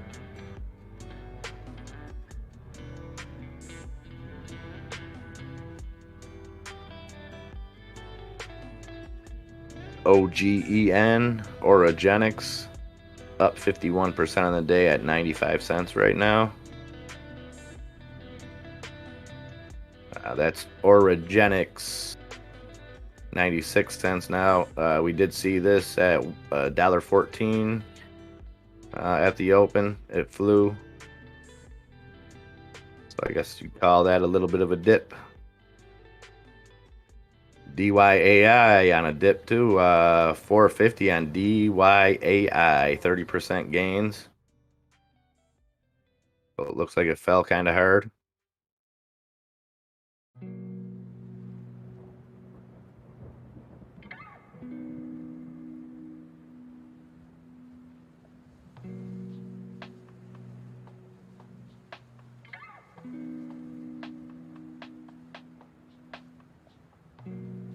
So a lot of the big hitters from the pre-market, with the exception of XELA, coming back down here. XELA is still on the move. But what are you guys holding out there? What are you looking at? What are you selling? What are you buying? Because I'm doing a whole lot of nothing here. I'm not really in on much. My CEMI play doesn't seem to be working out too well. Down 14 bucks on that one right now. Oh, OBSV. Good call, Justin McMurray. OBSV just hit a big couple huge green candles. 341 on OBS. That's Obseva. Or Obseva. Not sure how that's pronounced, but that's at 340, 35% gains on the day.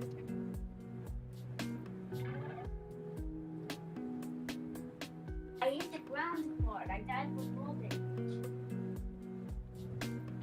Bulldog. Bulldog likes the dip on Glimpse Group Inc. That's VRAR. On a dip right now, down 8% on the day at 7.95. Get that dip, sir.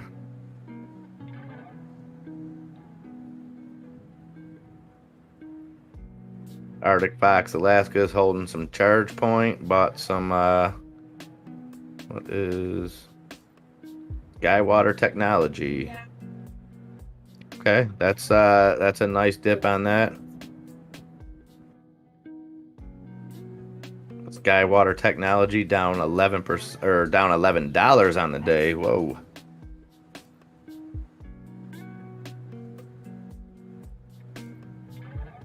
Okay, so it looks like it fell on after reporting Q2 preliminary revenue below consensus. Their earnings aren't expected until August 4th, but apparently some news came out 7 hours ago.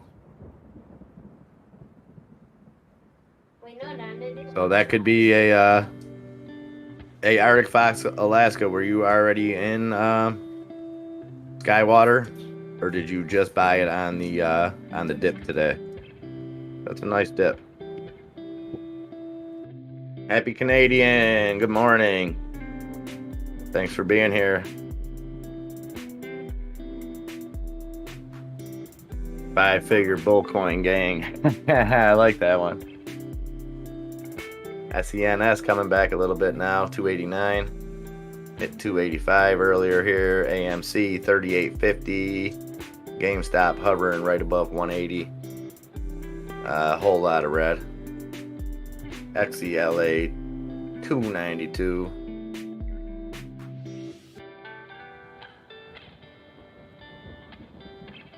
Oh, okay, Arctic Fox. So then I'm gonna just assume that this revenue that possibly leaked or came out or whatever has to be based on the shortages. So I would think long term that's a great play. Catching it on that kind of dip, catching it down 38%. Right now it's down 38% on the day at 1782.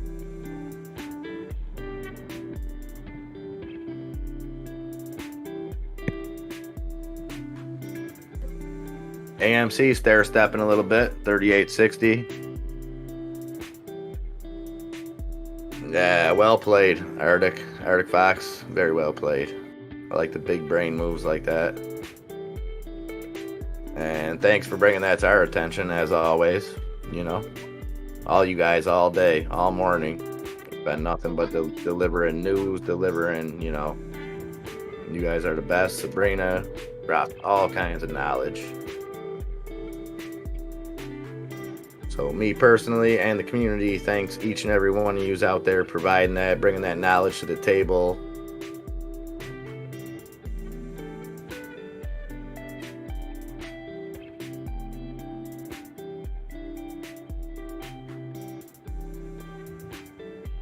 XELA making another run back at the $3 mark. Can it get through? I feel like that episode of The Office where I'm just waiting for the thing to land in the corner of the screen. 298. Come on, push through.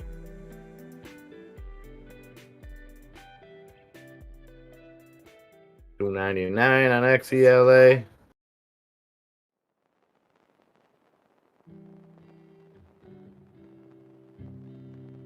Little dip on OGEN, Origenics, down just under 90 cents now.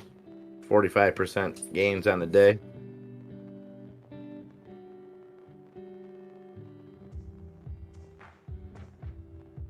No, we're not. He's. No,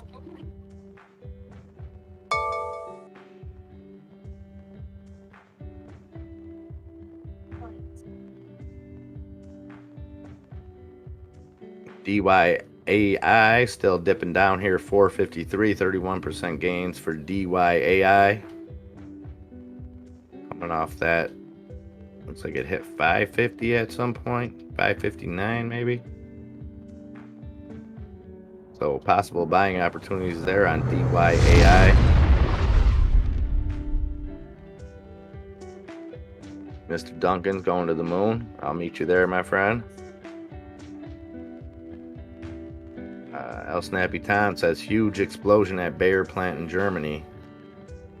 Okay, we'll be keeping an eye on that as that story develops. XELA through that $3 mark at 304 now, 24% gains on the day. I knew it was going to happen eventually. I thought it would, hoped it would. Didn't advise that it would. Just made a guess. Yeah, hopefully it's minimum damage, minimum, you know, human casualty, any of that, man. So thoughts go out to anyone affected out there in Germany.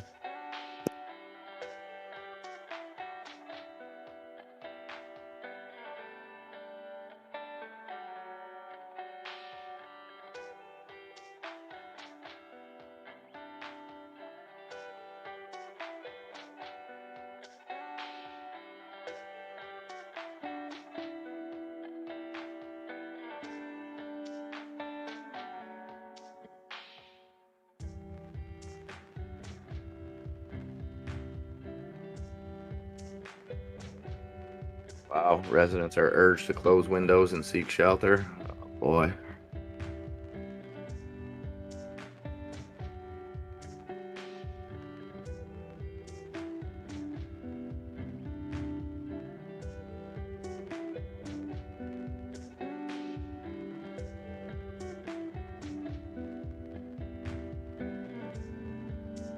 AMC continuing a little bit of a of a stair step there. We got a red candle on it now with 38.60 on AMC.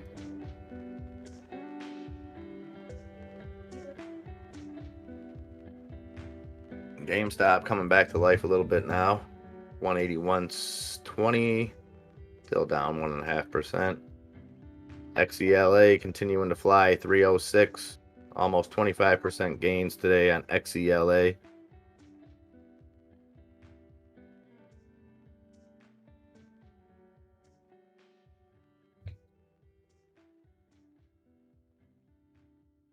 Yeah, I'm sure it'll send some ripples, probably through the market. Not sure exactly what's going to be the extent of what'll be affected by it, but hopefully they can limit any kind of fatalities or injuries or anything, and hopefully people are getting the help they need. And terrible thing, OGEN, big green candle on OGEN at 94 cents. Again, we've seen that as high as 314 or 114 today. I'm sorry.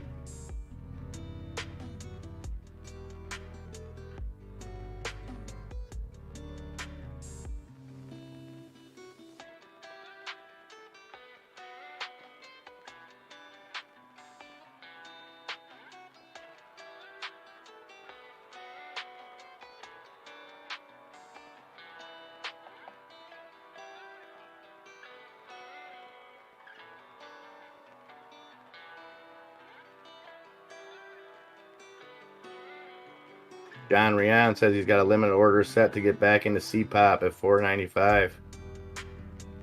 Yeah, I was just talking about that a few minutes ago, John. That was one of the ones that kind of intrigued me. I'm not touching the Chinese education plays or any of those, but CPOP definitely intrigues me.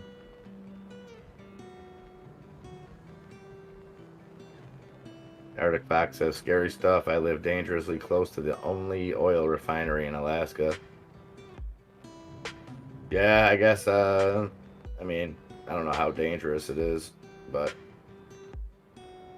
everything we got a hydroelectric plant here at the falls, which I guess in some ways could be bad. It could be targeted or, something like that, but CPOP, heavy bag. Well, see, Nunya, that's why it's intriguing me, because I didn't get in on it at all. I never touched.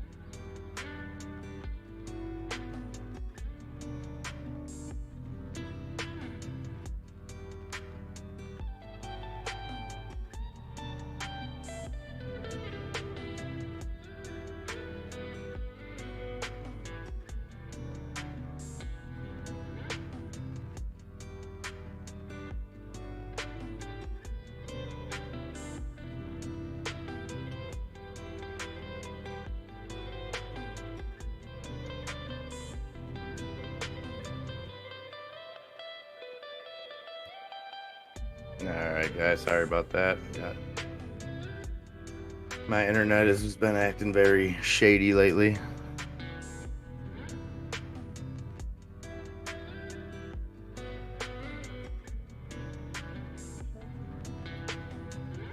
But I should be back now. And just in the time I'm gone, AMC pushing through 39 at 39.02. OGEN continuing there, about to break the dollar mark. OGN over $1 now, 101 on OGEN. Rich says XELA needs to break the 313, then hopefully run some more. Let's see it. I want to see any of you XELA holders out there making some tendies. I want to see CEMI come back a little bit for me. 286 on CEMI. AMC falling down back under that $39 level at $38.96 now. 3% losses on the day.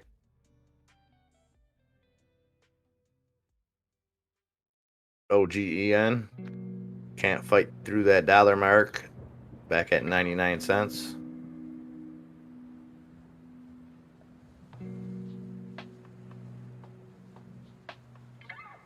NAOV, Nano Vibronics, still trying to bounce up at 148, down 22% on the day.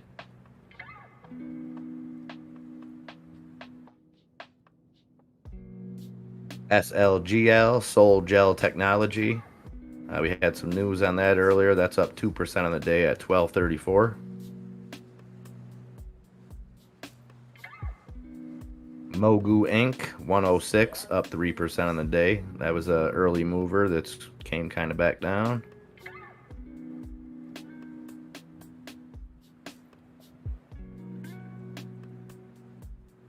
So yeah, not a whole lot of green in the market today. But you know what? We have those days, and we make those days good too. And you load up for the green days. NASDAQ still getting hammered, down 1.5% just about.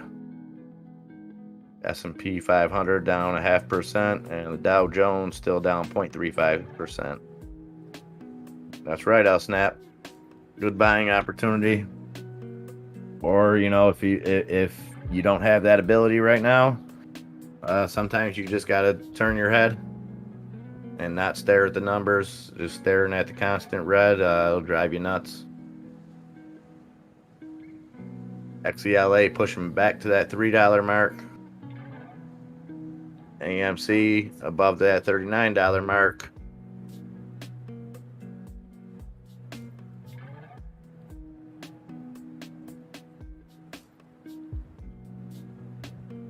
Hey, it's the little stuff that matters, Birdie.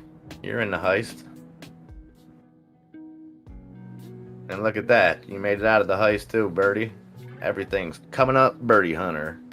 Congrats again on that new job, my friend. And keep us posted as you transition into that, how it's going. I know a lot of us will be wondering.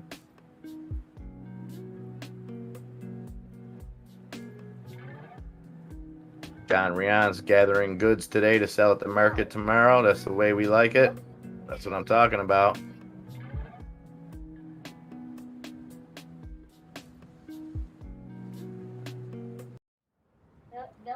Then dips.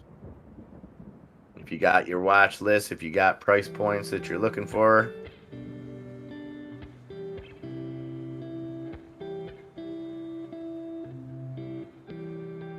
Bersama tomorrow, BTC correction. I don't know. So you think correction as far as it's going to come back down, or you think correction as far as keep going back to get back to where we were?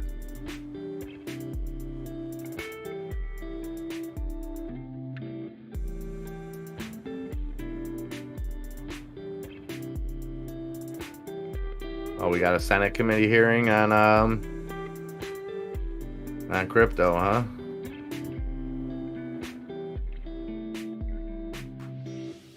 Cryptocurrency. Ha! What is it good for?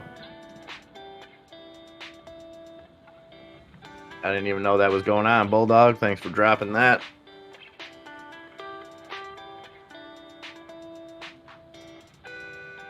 Sabrina looking for that Nessie on AMC. It's coming. 39.01 now on AMC. Josh Miggs, we will forever remember you in song, my friend. Yeah, we haven't heard that one in a while. Get that percentage.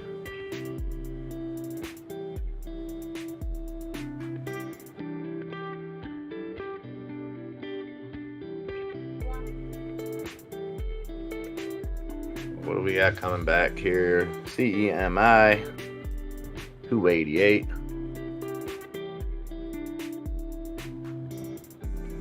other one you can only get started to kill. This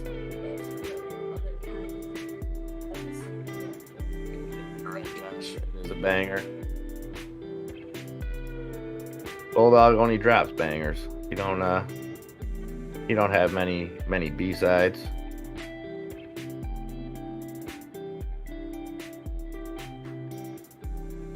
MMAT trying to come back now. 3.5% loss on the day for MMAT 332. We've seen it in the green for a while. MRIN fighting back, had double-digit losses earlier. 661 on MRIN. So XELA continues to be the big gainer on the watch list. OGEN looking to push through that dollar mark still.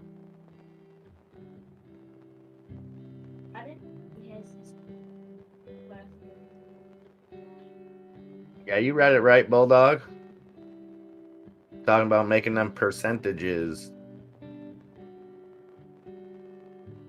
I think there's only one proper way to talk about percentages.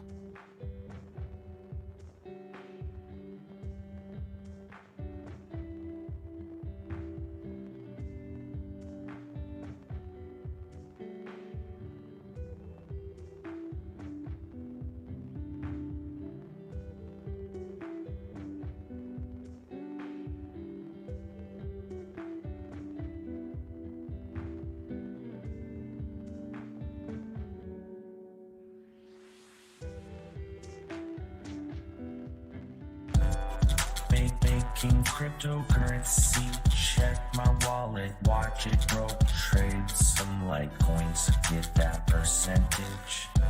What you need, never succumb to greed, never fall for fear. Live Bitcoin, buy Bitcoin, eat Bitcoin, drive Bitcoin. Making cryptocurrency, check my wallet, watch it grow, trade some Litecoins, get that percentage. Only what you need, never succumb to greed, never fall for fear. Live Bitcoin, buy Bitcoin, eat Bitcoin, drive Bitcoin. Making cryptocurrency, check my wallet, watch it grow, trade some Litecoins, get that percentage. Only what you need, never succumb to greed, never fall for fear. Live Bitcoin, buy Bitcoin, eat Bitcoin, drive Bitcoin.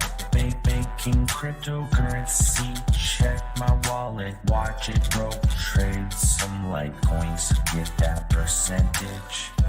What you need, never succumb to greed, never fall for fear. Live Bitcoin, buy Bitcoin, eat Bitcoin, drive Bitcoin.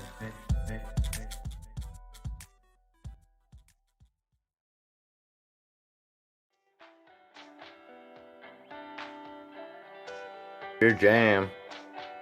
That's what I'm talking about. That might turn the waters green here for us. A lot of red, a lot of blood in the water.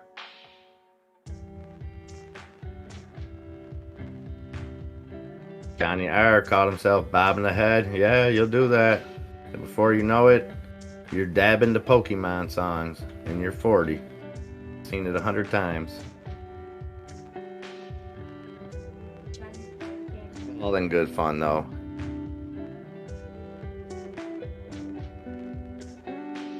That little Nicky in the background. Yes, it is. Ah, shoot. What's up, little Nicky? Yeah, he's him and his gang are. Oh, he got the crew? Yeah, now he's playing Plants vs Zombies. Yeah, Oh, that's the game right there. The original or the he's playing Garden Warfare, I think. Oh, okay, yeah. I like the original, where it was more like just a strategy game, not a versus game, where you had to like plant. Like the original was you had to like plant plants on your yard to prevent the zombies, and then they made it like a versus thing. But the original was just like a one-player kind of strategy game. Yeah. I used to knock that game out. As a matter of fact, I kind of want to like go back and dip my toes into that game later on tonight. Now that I think about it, I get a sense of satisfaction out of that game like no other. Funny how that works, man. How certain games you can go back and even if you played them a million times, just to play them or just to go back and beat an old board or something, you get that satisfaction, you know. Well, what's funny about that game is I was talking crap to a friend of mine. I was like, "Oh, Plants vs Zombies!" Like, I told him what level I was on. I was like, "Oh yeah, I could defeat this level. Like, I'm up to something." He was like, "Oh, there's no way. There's no way. I've been playing for years. There's no way." And I was like, "Oh yeah. You could just set." And I kind of told him the setup. Put these plants here, put these plants there. It'll take care of everything. Like, really like easy. And he turned it on. He was like, "Here you go." He turned it on at his house. And I was like, oh crap, I hadn't played for like a year and a half. You know, when you don't play a video game for a long time, you lose that muscle memory of like what your fingers are supposed to do and everything. And you can't even name like the buttons. Like you don't know until you put the controller in your hand and just actually and it all comes back to you. And then there's like sub buttons now where like on the PlayStation 4 controller, there's like a center pad that you like can tap, hold down, bring up different options. Like you could press in the thumb parts. Like there's so many extra buttons. So as soon as he hands me the controller, he was like, "Oh, let me see then, tough guy. Let me see if you really are." I realized I was like, "Uh-oh, I think I bit off more than I could chew," because I talked up a big game. But as soon as he put that controller in my hand, I was like, "Uh-oh, I forgot." But it was cool because it came right back to me, and I was able to kind of get into it right away, and I was just like, "Oh man, I love this game." That game, Plants vs Zombies. There's a game called Peggle. Oh yeah, Peggle. Peggle really gives me that sense of satisfaction. I don't know if you've ever played this game called Katamari Damacy. You ever heard of it? I've heard of it, but I've never played it. Okay, so it's one of those games that was like always there. And I had one annoying friend on my friends list that would just always be playing it. Oh, right. That was me. It is a game where you have like this little sticky ball, right?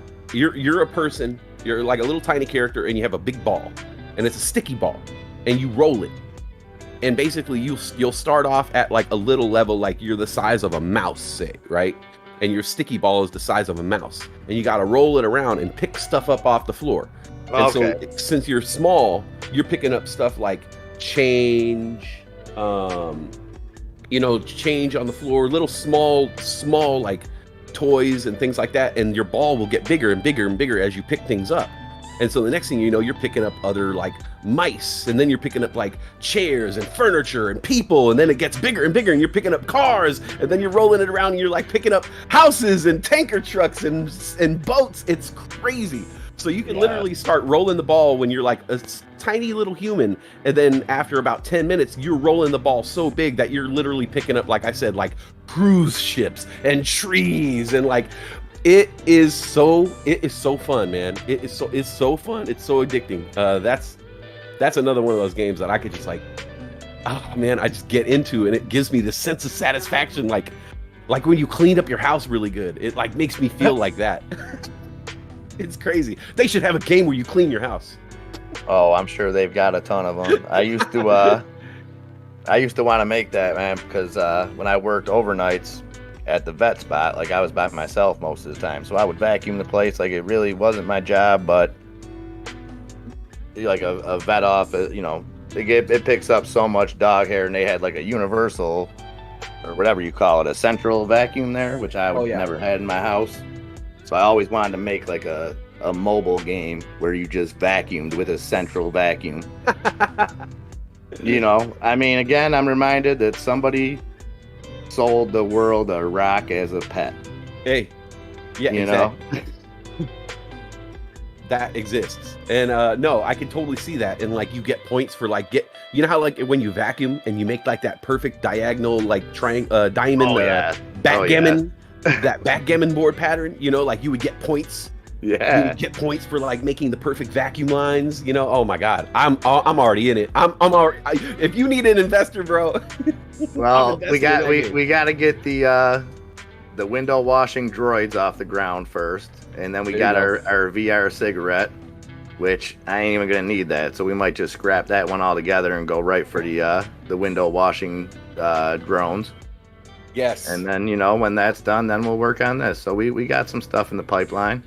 Definitely. Yeah, they I don't know why they don't have that yet. My building needs these drones to just come through and just wash the whole building right quick. You know, just wash the whole building. One day, done. Nobody needs to hang off a scaffold. Nobody needs to risk their lives. Come on, guys. Technology. We're here. Yeah, the Year only 2000. time it's cool is when like at like children's hospitals or something, when they have like superhero, they have like the window washers dressed there up you as go. superheroes and stuff. Yeah, or like a clown. But I still think if I was a sick kid, like I would probably think a droid or a drone like washing the windows was cooler. Yeah. You know, not to be like insensitive at all. You know what I mean? I'm just saying, like, I think these things, you know, Or like you said, why should anybody ever have to risk their life to wash a window? And, you know, you want to cheer up a kid, give them the remote. Yeah, exactly. Like, yo, we're going to wash these windows with a drone. You want to pilot the drone, bro? Here you go. Absolutely. There you go. We just figured out so many lives problems right there. Yeah. We'll forget them by the next time we talk, and we'll Oh, rehash all this. You better be making some notes over there, because I'll rehash. We got nothing but red on the board today, brother. It's a you know, I already one know of those days. I already know. Like usually, because I try to swing trade stocks, I'll usually wake up with something to kind of wake up to, you know, something that I could trade in the morning, a little bit of green. I woke up this morning, everything in my portfolio was not only red, but like double-digit red. Yeah. Like I have a stock, I'm down $180 on one stock, and then it was like 180, 75, 60, 20, 10, 8, and then my gains were like 35 cents and 250. I'm like, yo, this ain't cool, man. I'm making 300, I'm losing like 500. So I basically just folded up my phone. Usually I wake up with the market and I kind of stay up and do stuff. I just straight up put my phone down. I was like, you know what? An extra hour and a half of sleep sounds much better than staring at this. And sometimes you gotta do that. Sometimes, just to answer Jorge Santos real quick, because I did talk about this yesterday. Yeah, those robots kind of creeped me out. That dude, did you see those Westside? No. The robots they got in Tokyo? They had a robot shooting half-court shots. Really? Yes. You know what? Draining. Oh, yeah, I saw that. Yeah, his name was Kevin Durant. Yeah, exactly. Oh, No, they got yeah, baby. Yeah, baby. On the board. If any French people out there, they got a good rebuttal about that, because they handed it to us in the last 2 minutes. 15-0 run to close that game out, I believe. Something like really? that. Oh, I couldn't even watch. I've been trying to watch any of the Olympics whatsoever, and I'm really having a hard time with it. I'm having a hard time with the entire thing that they put together here. I agree.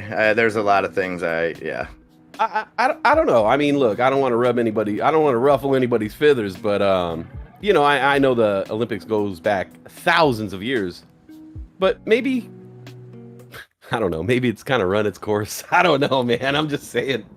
They went through a lot of trouble to put this together in like really crazy circumstances, and you know what? They didn't pull it off. You know what I'm saying? Like, you wanted to bring people in at the last minute, you couldn't do it. At that point, you should probably say, hey, it didn't work last year, it didn't work this year. You know what? This is a wash.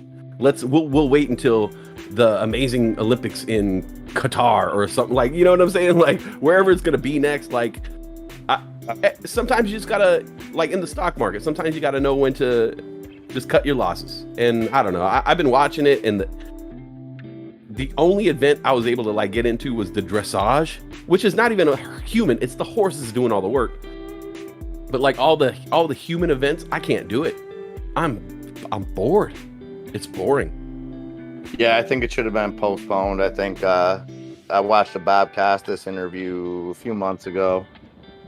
Who I consider Bob Costas a pretty impartial dude who has as much credibility in the sports world as anybody. Yes.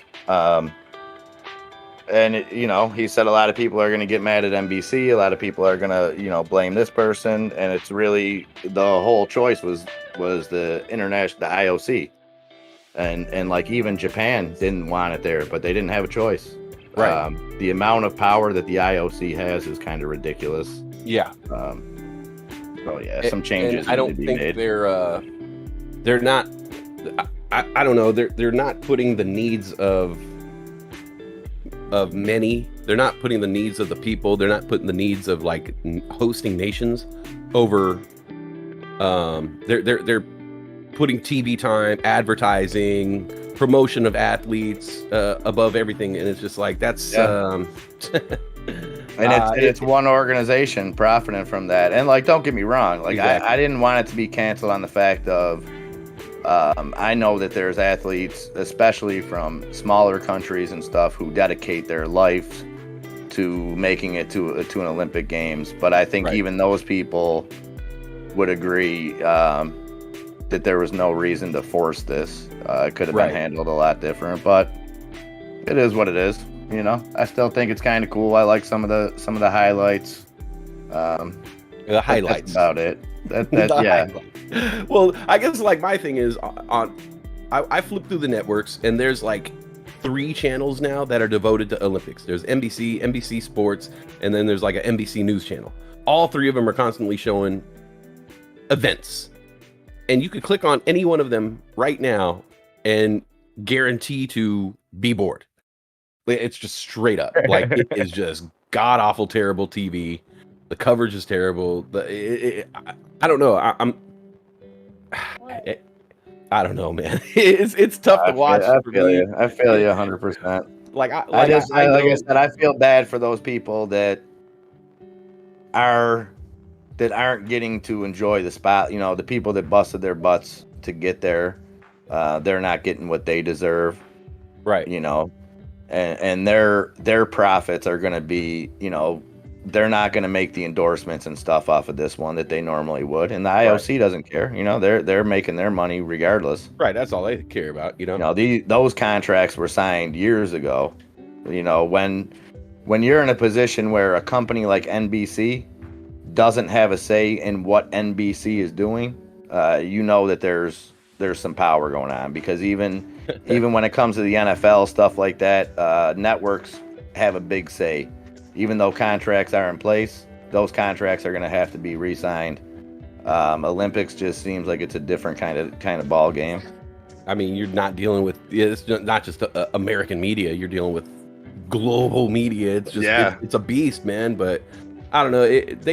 I think they just need to figure something out. Well, they didn't learn anything from Rio. Like you look at all the structures that were put up that just crumbled like that. It wasn't good for the city of Rio, it should be. These countries spend millions trying to, sway the IOC to bring the Olympics to their city, country, whatever the case may be, and they should benefit off of it. But unfortunately, they don't. Instead, they're and then they're left holding the bag. Yeah, they're left holding the bag.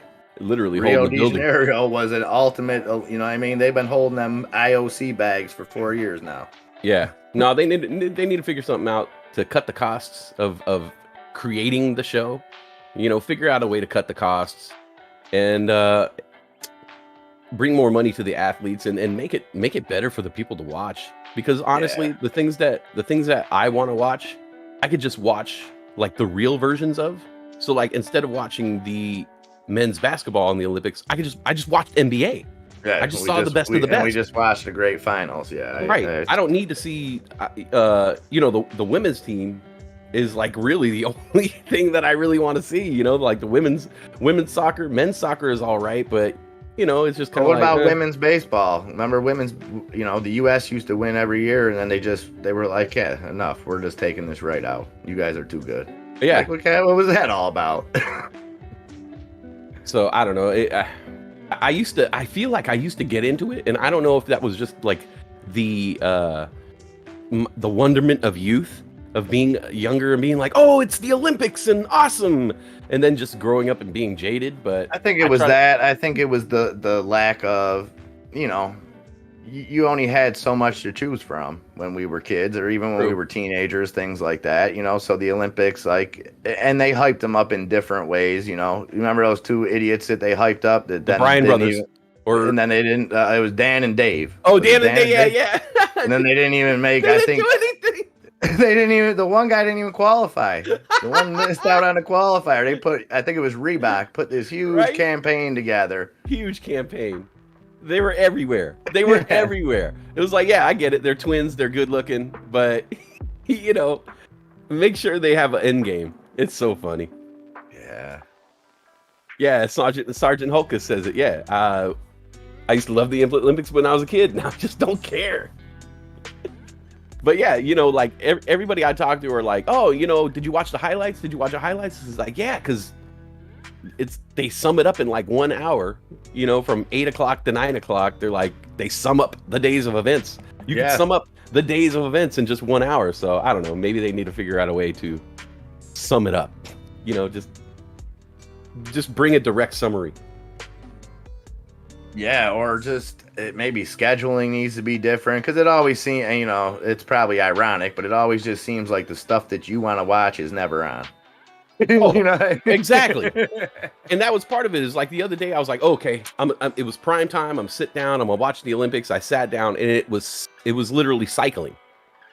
And I was just like, nah, man, I can't sit here and watch cycling. Like, where's the fastest men in the world? You know what I'm saying? Like, where's those track and field events? Where's the I don't know. Where's the good stuff, man? Where's the judo? Where's the boxing? You know what, too? I think when we were younger, they used to be able to play replays. So, like, they would air stuff that, you know, maybe went overnight, and you wouldn't necessarily know. I mean, not that I'm following it, but, like, you're going to know if somebody won a gold overnight before you watch it. You know, where back in the day, it was like you weren't getting that information. So, yeah. It just hasn't adapted. You know, we've watched other sports evolve. Whether it's the way that they cover them, the way that the sport's played, you know, we've watched the NBA for better or worse. It's changed, you know, but definitely the coverage of it and the way that it's covered has improved in every area. And the Olympics has just lagged behind. It's the consumer really isn't an issue, because that money's all guaranteed. It's not. You never hear like, oh man, not enough people showed up to the Olympics. They lost money last year. Like that. It's all. Every country's paying a set amount. They're getting their money regardless. It's like EA Sports. Once they got you, they don't care about you. They don't got you. You don't got to work for it anymore. Yes, exactly. But I digress. Again, here I go, rambling through your first half hour here. Apologize for that. I had that on my mind, man. I had to get it off my mind. Okay. If I did, that was my Olympic rant. Yeah, I'm right there with you. I totally feel the same way, and see, we've watched it happen over time. I want to get into it, you know. I try. You know, I don't know. Maybe it's just an age thing. You know, maybe it's just maybe it is. Maybe we've seen it. You know, like there's bitter? Not much new. Yeah. We're bitter. We're bitter old men. At least today I am. I'm ready. I'm telling you, I've been Peter Griffin all day, dude. If I had a daughter named Megan, she walked in here, I would punch her right through the wall. No offense. I really wouldn't, but like that's the edge that I'm on today. Yesterday wasn't as edgy with the cigarettes because it was new and it was cool. It's like, oh, I'm not smoking today. It's cool. It's Christmas. Everybody's happy for me. And then today I wake up and it's like, oh, reality. You really want one. Right. Oh, I feel you. I'm sweating. I feel like friggin' Chris Rock in New Jack City, man. And this is just cigarettes we're talking about. Going pookie. Yeah. Yeah, you're gonna get a video from me later. Like, yo, Westside, they gonna kill me, man. It's tough, man. Cigarettes are tough because it's just like they are there, and they're accepted. It's not like something so like it's not like the type of drug where you have to like hide.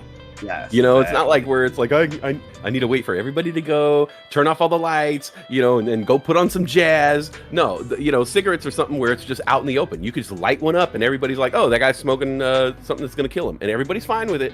Yeah. And so it's because of that you could just do it anywhere, and so it just becomes so part of. Yeah, even you'll let personalities. people sit there and smoke cigarettes and be killing themselves in public and say nothing. But if they're day wearing white after Labor Day, Oh, you better believe action you're police. gonna exactly. Oh yeah.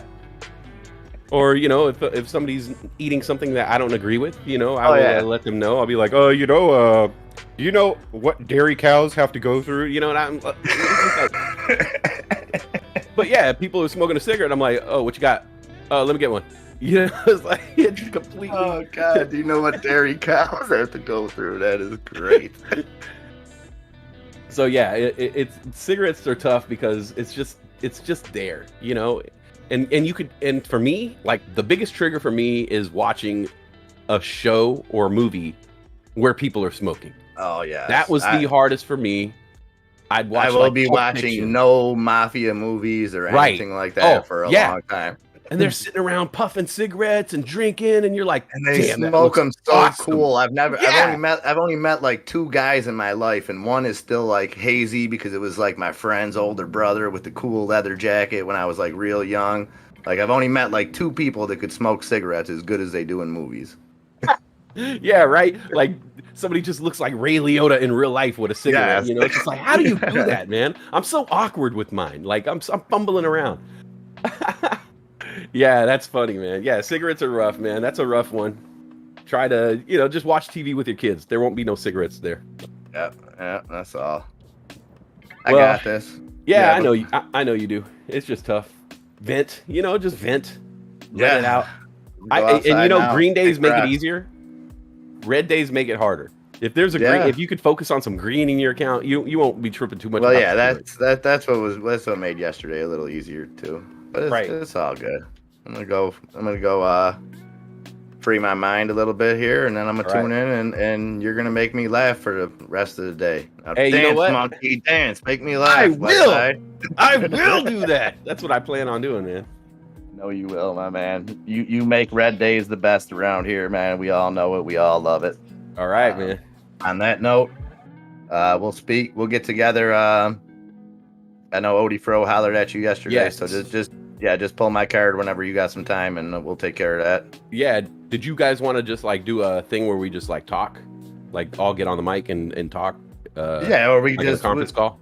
Yeah, absolutely. All right, We'll just cool. do some kind of call and hammer some things out. All right, cool. Yeah, because we're getting to the 45-day mark or something like that. So Absolutely. All right, brother. NFL Thanks for all football, you baby. do. And Trader fam, thanks for putting up with me this morning. Thanks for all the love. Yay. Thanks for all the support. And I will talk to you guys on the flip side. All right. MIA out. Westside. Make me laugh. Goodbye. I shall. Ladies and gentlemen, that is MIA. He's in the game. Show him some love. Show him some support. He's trying to stop smoking, man. You know that's serious business right there. Those lung darts, they get you. Show him some love, some green hearts. Do we got no smoking symbols? Throw some no smoking symbols in the chat. No smoking, bro. It's tough though, man. That was a tough one. I know. I know. I'm guessing that 75% of the people out there in the chat have gone through that cigarette. You know, it happens. You smoke. You start smoking when you're a kid. Yeah, there we go. No smoking. This is a no smoking zone. This is a no smoking zone, brother. I mean, I don't know about you guys.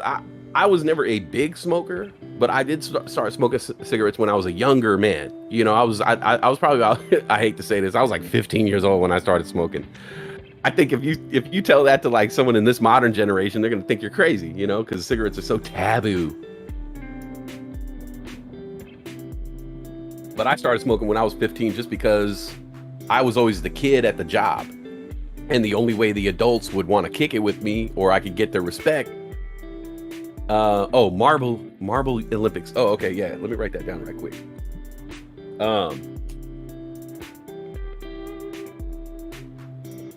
1 second here. Yeah, I used to smoke cigarettes when I was a kid, just at work. The adults used to buy them for me until the people at the store were just like, we see you every day. We'll just sell you cigarettes. It was fine. Actually, when I was a kid, the smoking age was 16. So by the time I turned 16, I was able to buy my cigarettes. 99-cent generics, $1.99 Marlboro Reds. I remember the price went up to $2.50, and I was like, oh my God, I'm going to have to stop smoking. $2.50? It's too much. And then one day I stopped smoking. I had a pack of cigarettes, and I ran out of my cigarettes the night Michael Jackson died. And I was going to walk to the store, and I was like, man, Michael Jackson just died. He seemed pretty young. And then I started thinking about like all the things I do to my body at my young age. And I was probably like 33 at the time. I was like, man, like Michael Jackson, he seemed pretty thin. You know, I know he was like doing some crazy stuff, all kinds of crazy stuff, but I definitely eat a lot worse than Michael Jackson, smoke a lot more, drink a lot more. I don't dance or work out as much as him. I don't have a doctor on call. So I was like, maybe I should start taking care of myself a little bit better. And so I stopped smoking cigarettes that night. So thank you, Mike. And they say, why? Ba-da-da-da-da-da-da-da. Oh, why does he do me that way? I don't like living this way. I don't like loving this way. So thank you, Mike. Got me off them smokes. I was watching TV last night, and I realized something that I never realized before. I never really liked Jason Statham's action movies. And I don't know, maybe that's not a popular statement, but I never liked Jason Statham's action movies. I saw The Transporter, I wasn't impressed. I saw some other of his action movies, I wasn't impressed. And then I saw this movie called Spy. Apple Bottom Jeans by Michael Jackson. Oh, none of your business. Says his death made you look closer at the man in the mirror. I'm gonna make a change for once in my life. Apple Bottom Jeans. Gonna feel real good. Gonna make a difference. Apple Bottom Jeans. All right, I'll write that down. Making me take notes already.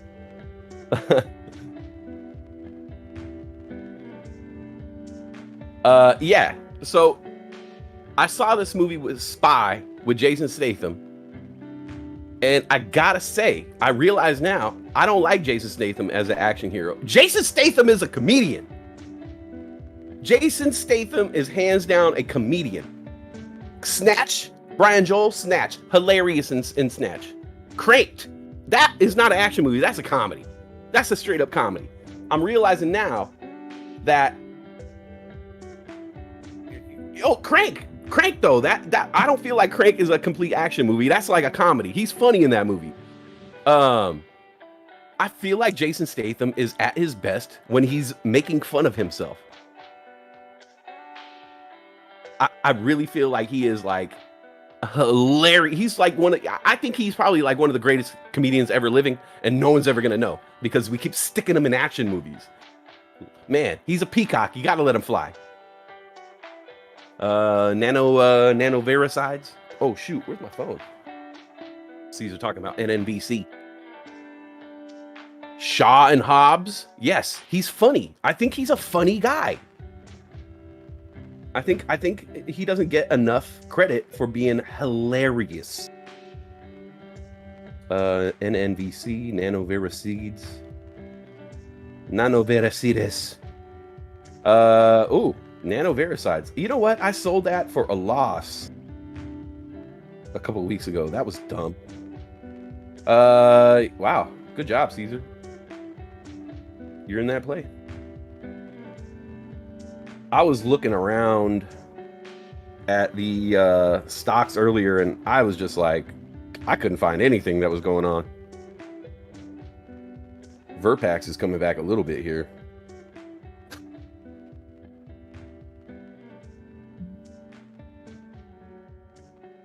That it's human nature. Yeah, Jason Statham. Hilarious dude. I don't necessarily need him as a action movie. Just keep cranking out those comedies, Jason. Jason Statham. However he talks. Jason Statham. I like his voice. My name is Jason Statham. That's not, by the way, that's not a Jason Statham impression. I can't do one. That's just a terrible, terrible attempt at, I don't know what that was. Jason Statham. He doesn't even, not even making sense. Oh, man. Let me see here. Apple bottom jeans, Marble Olympics. All right. Any news on NNBC? It sound like Hannibal. Right? Sounds nothing like Jason Statham. Jason Statham.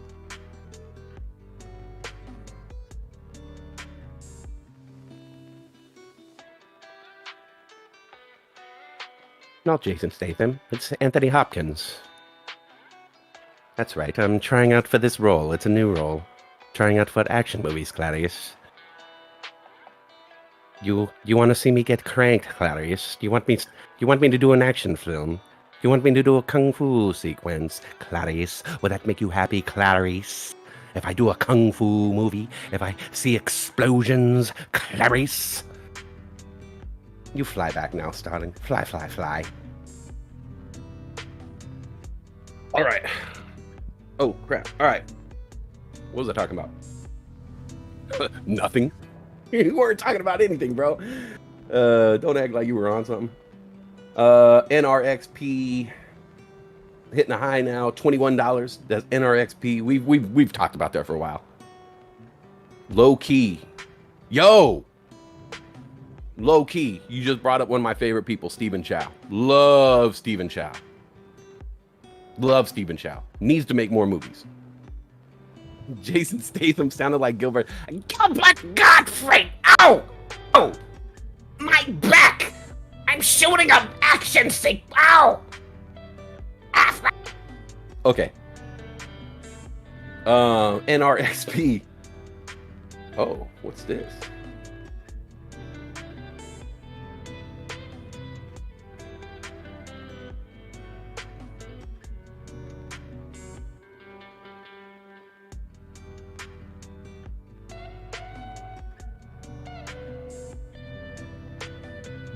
Did you just ask and answer yourself a question in third person, or am I tripping? No, 100% did that.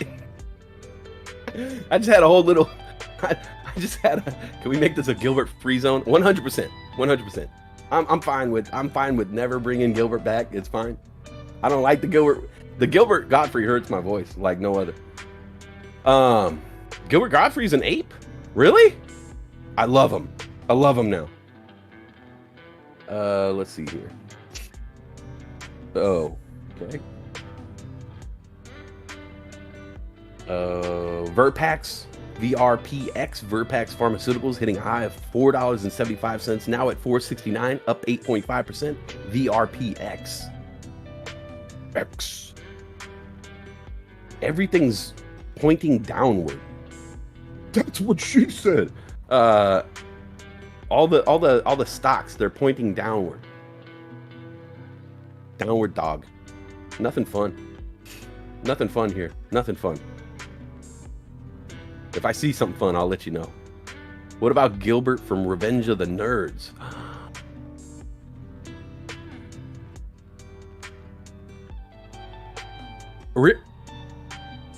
The original? Oh man, I gotta see that again. Oh man.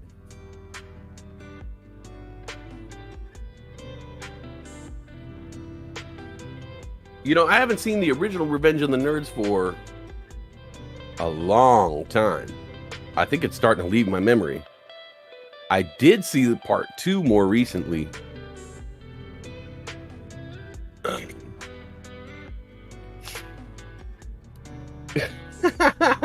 Jen, Matt. Oh.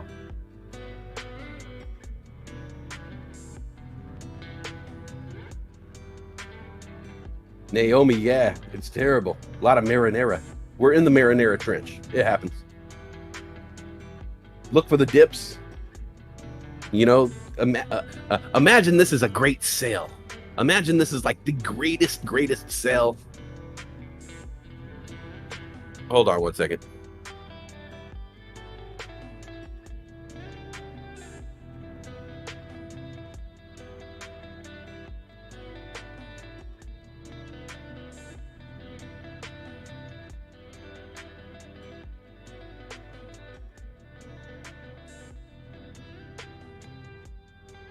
Sorry, I got those stupid fighter jets. I shouldn't say stupid fighter jets, but those fighter jets, so loud. Gilbert and Probert. Oh, I remember Gilbert Gottfried and Child. Gilbert with David Carradine's brother. Yeah, I'm just looking at, I have my watch list open, and I'm just at the bottom of my watch list, basically looking at all the stocks that have dipped. And I'm just trying to find like what dip I can buy. I will say, man, I really messed up on this NOAV. I thought NOAV, like I'd be able to buy the dips. So I loaded up at $1.75, and then it dipped to the $1.60s. Loaded up in the $1.60s, and then it dipped to $1.50s, and I loaded up my third round, loaded up in the $1.50s, and now it dipped to $1.50. So yeah, NOAV is like heartbreaker for me right now. Yesterday I loaded up on NXTD when shares were spiking. Oh man, that hit the floor immediately. Lower than yesterday's low. So yeah, I've made a couple of mistakes in the past couple days. Oh my God, I made the biggest mistake. Sabrina just said USA up all night. Yo, I used to watch that all the time. USA up all night. First, it was with Rhonda Shear, and then they did it with Gilbert Gottfried. And the one with Gilbert Gottfried was awesome. They would play the corniest movies. Oh, man. Sabrina, you just... Oh. Naomi Valdez, you got Neuro Heartbreak? I got Neuro Heartbreak, too. I loaded up on that. Oh, actually, you know what? I sold it this morning for a loss. Because I loaded up so much, it was all of my buying power. So, yeah, I actually sold... Oh, you were trying to get... How does I could do a Skolnick laugh. Is it wait?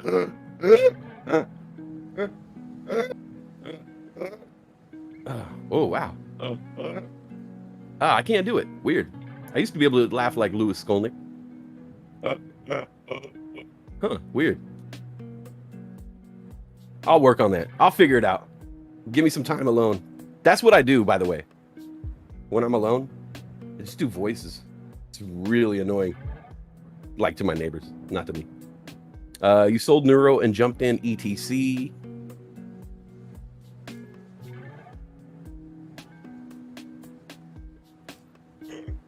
I forgot how to do it.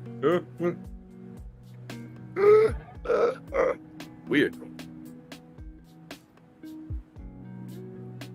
Yeah, I sit around and I just do voices and noises and sounds. I just sit around my apartment and do that all day long. I'm not joking. I ain't ashamed.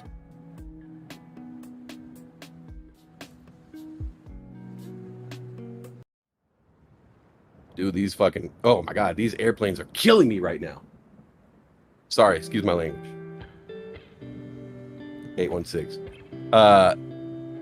It is so hot in my apartment right now. I have to have the windows open. But I think there's a war going on outside because there's a million jet fighter planes racing outside of my window right now, and it's all I can hear, filling my mind up with jet sounds. Sorry, I don't know if you guys can hear it, but it's so loud right now.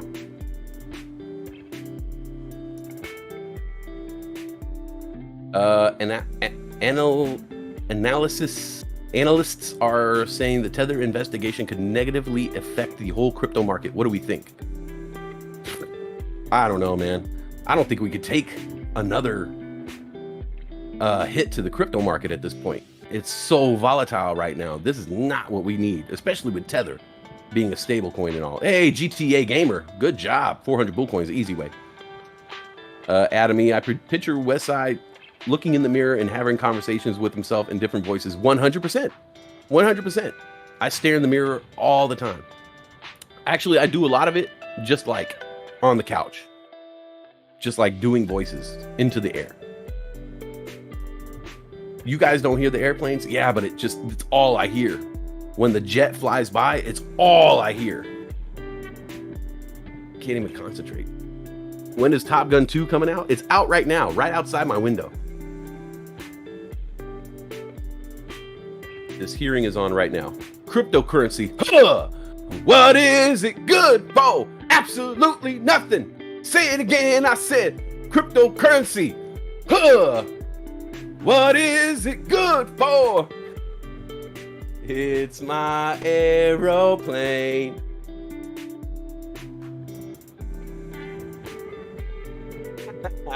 Who was that? Robert Harris. Oh yeah, of course it's Robert Harris. Robert Harris knows his music. That's for sure.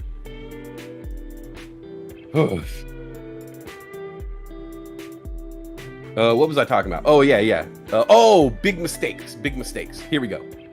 So I bought a bunch of stocks. I bought stock in, I'm not even gonna say what I bought stocks in, but I bought stocks in like one of these Chinese companies that was ripping earlier this morning. But like an idiot, I bought 100 shares in pre-market. And then when the market opened up this morning for real, I sold it thinking it was a swing trade. And I used up a day trade on nothing. I used up a day trade for like $2.50. Day trades are much more valuable than that. So that was the first thing I did to start my day, was selling a day trade for a $2.50 profit. Not worth it. Brian Joel says bad news means it should go up.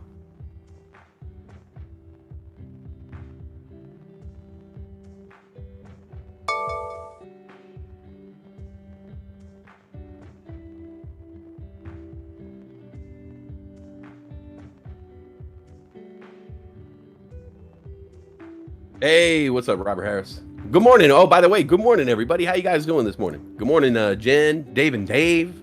Will there be a psychological sell wall for BTC if it gains to 40, 50, 60? Yeah, I think you're always going to have those psychological sell walls. I think the biggest sell wall for Bitcoin right now is going to be all-time highs. I think the biggest sell wall we're going to see for Bitcoin is going to be when it does hit 50, 65, and I hate to say this, but you guys know it's true.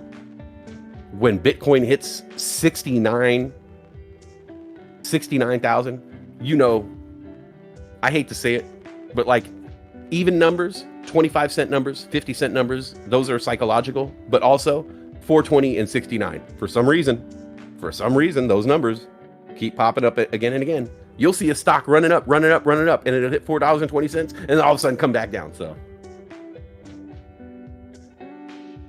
yeah, I think Bitcoin is going to see some resistance at 50, 65, and 69. Of course, it'll be always hilarious. Are we doing a heist? Oh.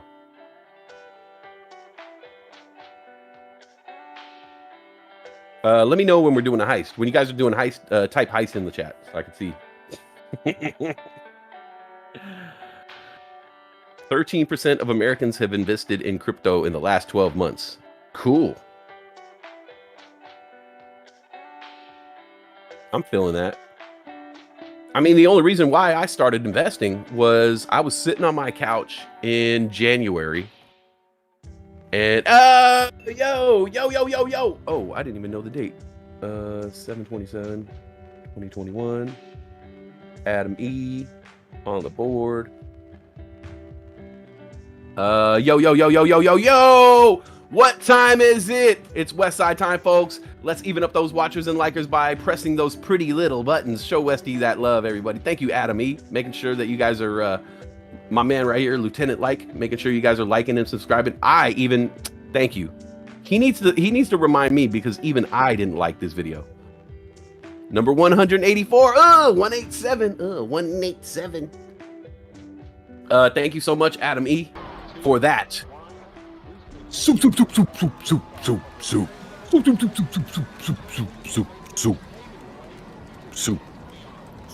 chat. Super chat. Right on time.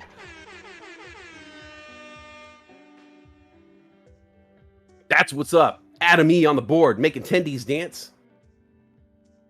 Some nice tendies. Some good looking tendies. Shake it, tendies. Shake it. Oh my God. Mason. Oh my goodness. That was that was funny, but I saw a story on CNN or CNBC or I don't know, a news show. And they said, it was in January, and they said, this is what you would have if you invested that first stimulus check. If you had taken, if a regular American would have taken their first stimulus check for $1,200 and bought Bitcoin that month, they would have X amount of money now. And I think it was, they would have bought Bitcoin for $1,200 and they would have had over $1,100 or $11,000. That $1,200 would have turned into over $10,000. And I saw that on the news and I was like, wait a minute, what? I've been hearing about Bitcoin for days now. I've had friends who try to get me into it and I just it never sunk in. But until this reporter was like, yeah, hey, you dummy. Yeah, you on the couch right there, wondering about what you're going to do for money. Listen to what I'm saying. If you would have put $1,200 into Bitcoin in April, you would have $10,000 right now. Are you listening to me? You on the couch, Westside, I'm talking to you. And it woke me up and I was like, oh my God, I need to buy some Bitcoin. I didn't. I bought Dogecoin.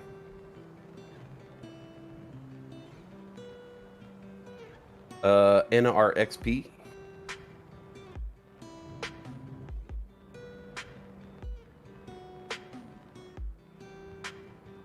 New daily high.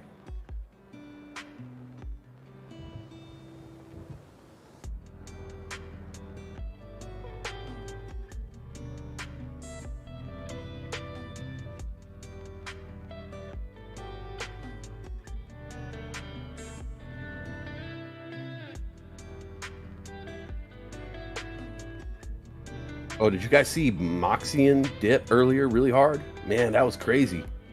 Moxian dipped from 1939 all the way down to 1412 in like a heartbeat. Well, a halt beat, I should say.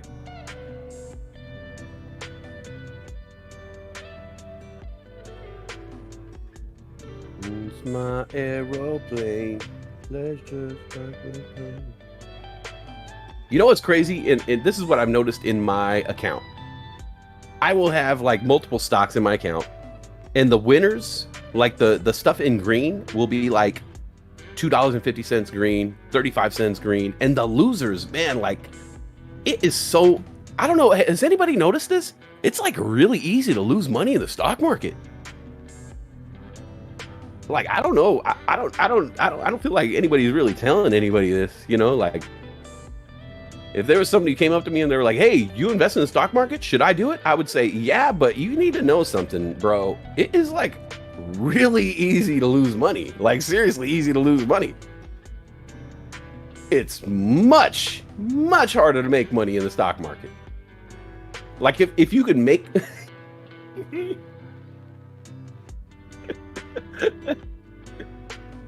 if I could make money by losing money, I'd be so rich. But I haven't figured out that yet. And don't say puts and calls because I can never guess that. I can never guess when a stock is going down or up. I mean, I can guess when a stock goes down or up. I buy it down, I sell it up. Yeah, it's just one of those days. It's just a red day. I'm trying not to look at my account too much until things kind of turn around. What is it, Tuesday? Yeah, Tuesdays are whack anyway. Give me a good old Wednesday. I'll wait till Wednesday Adams, and then we'll get down.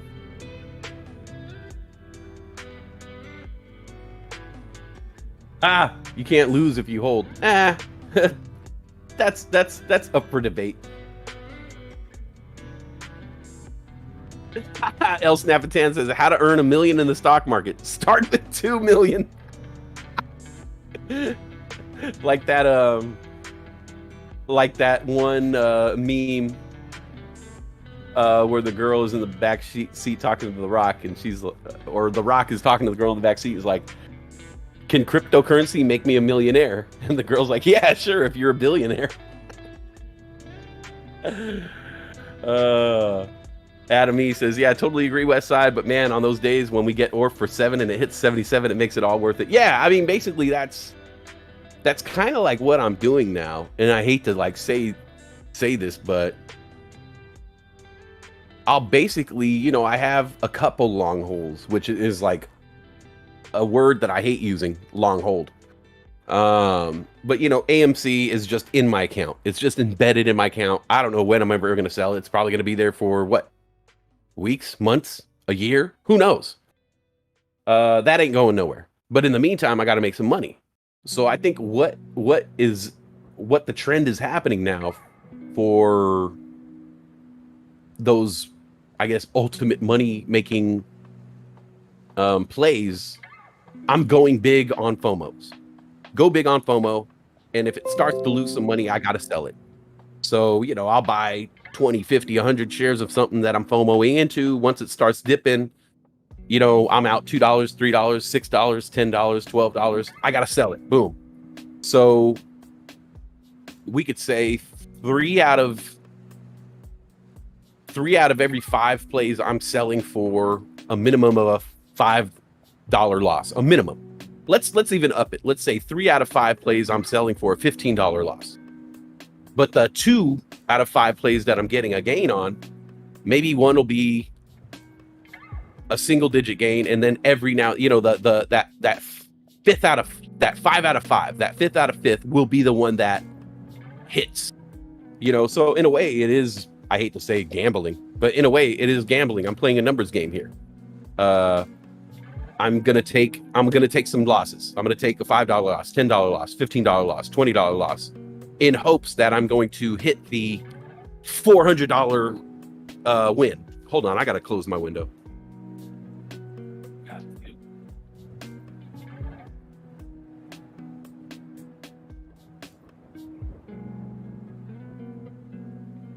You would think the airport is like right next door to my house.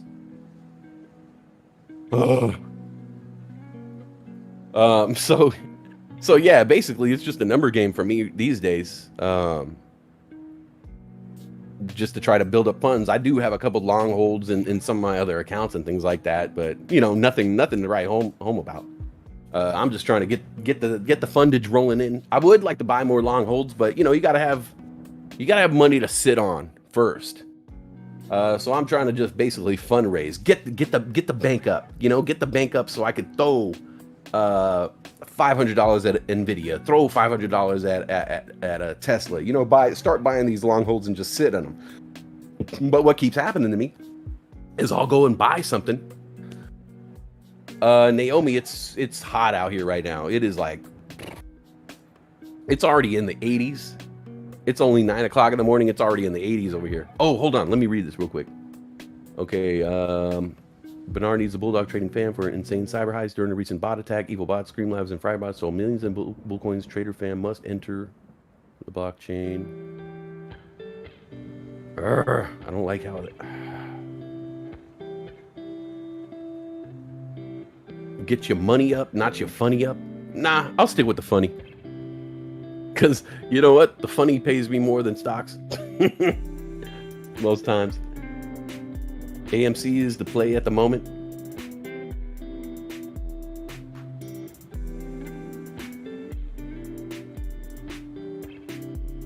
And GameStop. Oh. How was Lucid doing? Oh, not good. All right.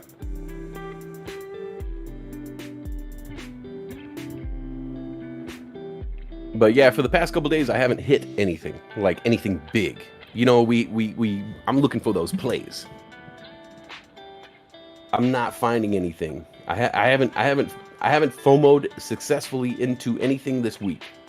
I think I bought 3 or 4 different stocks, 4 different positions yesterday. None of them panned out. I bought 3 new positions today. Nothing has panned out yet. It's just the market. You know, right now it's just the market. It's just kind of stagnant. A lot of red out there. And I mean, look, there's red across the whole market. You know, what am I, some amazing stockbroker? I'm going to find the green on a day like today? Nah. Hey, buenos tardes, Angel. What's up? ¿Qué pasó? ¿Qué tal? ¿Qué tal, amigo? Westside reporting from the best side. That's right. I believe so. Patience is key. I don't have it. I don't have patience. I have a K-cup machine. Okay? I have a K-cup machine. You pour cold water into it. You put a coffee pod in it, press a button. It takes, I don't know, probably about 2.5 minutes, maybe 3 minutes to make a cup of coffee. And it is the most excruciating moments of my life. I can't sit through it. I go crazy. It's 3 minutes. I don't have patience. I've never had patience. I'm very bad. Naomi Valdez closed the vents of the rooms we don't go into much during the day. There's no, my place is not very big. There's no rooms we don't go into. It's a 2-bedroom apartment. No, I just need to, you know what it is I have my door shut because I don't want to like wake up my sister. Plus she's like, man, I thought Gizmo's loud. My sister's way louder than my cat. And so, when I leave my door open, you could hear her do everything. You could hear her do her laundry. You could hear her do all the dishes if I leave my door open. So normally I would put on like the air conditioner because we got a little air conditioner, but it doesn't matter.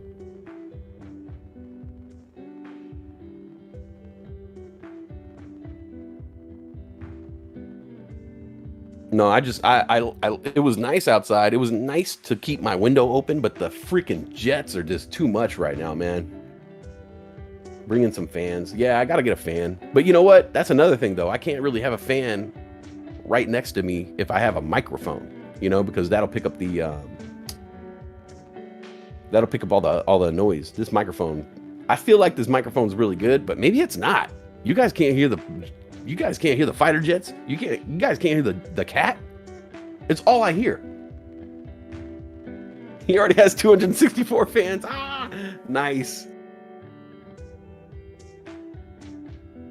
Apple selling off.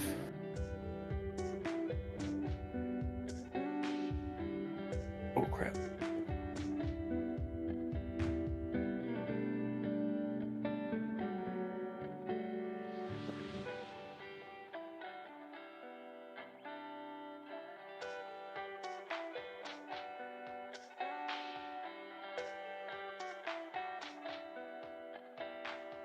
Oh, you do hear Gizmo, but you're attuned to the frequency of cat.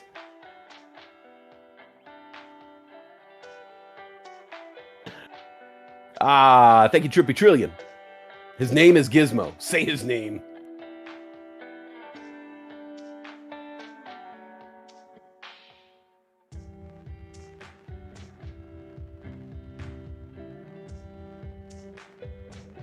Yeah, luckily out here in Portland, Oregon, I don't have to worry about like too much summer action. Let's see, it's July. Next month is August. Come September, it's over. This summer is over. I love it. I love it. This is not LA.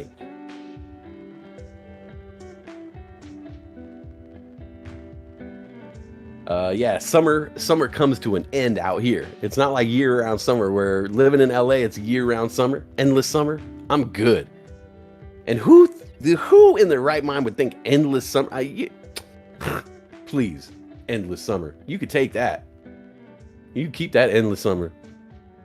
I want ending summer. All right. I want like constantly ending summer. I don't want. Let's just get rid of summer. Let's just get rid of summer. I want it to go from winter to fall to spring to fall to winter. All right. Let's have 2 falls.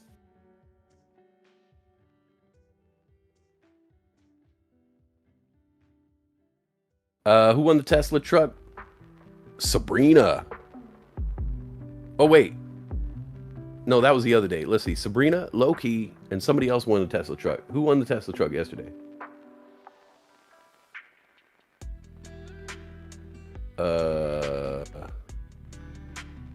Nufo. Trippy Trillion out there in Venice Beach. I love Venice Beach. I can't wait to go back. I'm gonna go back in September. Hit up Venice Beach. Trippy Trillion. We're gonna go hit up the Whaler. We'll go to Baja, get some drinks. I'm gonna go down to the Drum Circle. August is gonna be hot for us. I'm not looking forward to it.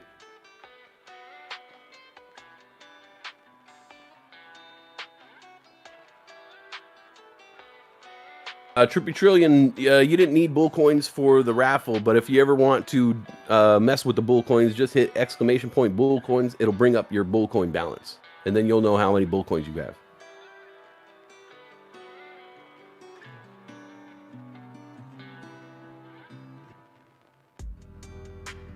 The Drum Circle has been cracking. I love the Drum Circle.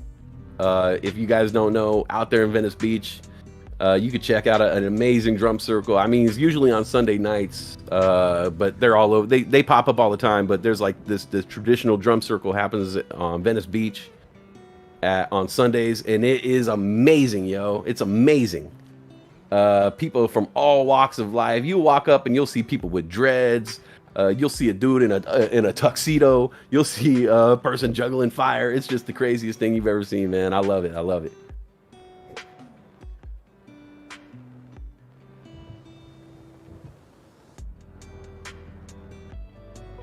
But yeah, I'm Trippy Trillion. I'm gonna be out there in September, visiting some people, and then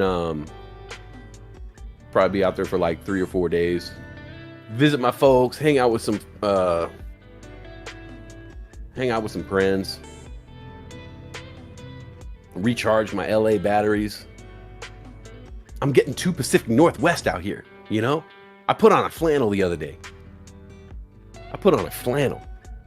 So yeah, I gotta go back to LA.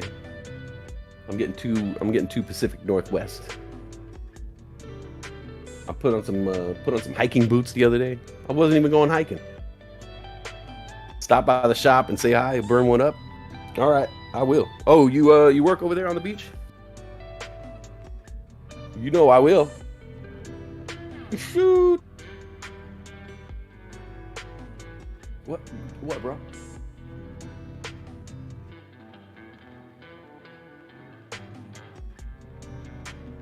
Ow.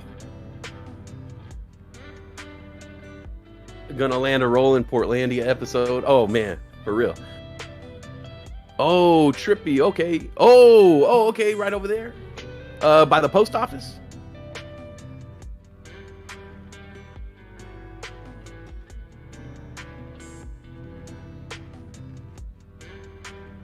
Okay, yeah, right by the sign. Oh, right by the Irwin. Oh, okay. Oh man. They got the rooftop. Oh my God, y'all. I gotta get back out there. I gotta, you know, I'm not drinking right now, but I'll tell you what, if I was on a rooftop bar, I'm drinking. What's up? What's up, buddy? Here, you want microphone time? Here, go. Talk to the people if you want to talk so bad, Gizmo. What you got to say? What do you got to say? Huh? Yeah, exactly. Clam up. Yeah, best sunsets at the Irwin for sure. Oh my God, I had so much fun last time I was out there. A little high priced, but completely worth it.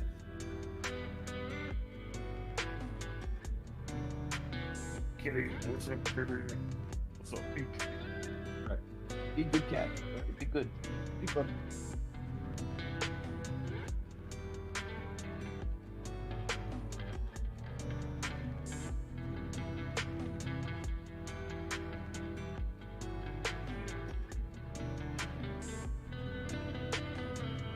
Let's see. Hold on one second.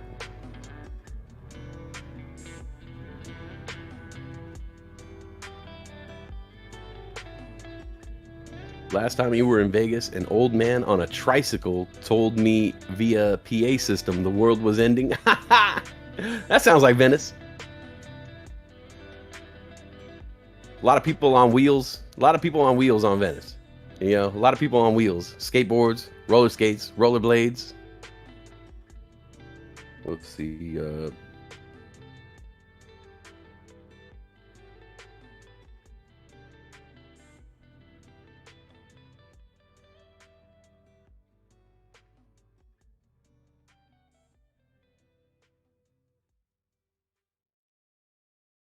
got a invite to something here. I'm not going. I don't go to stuff. If you know me.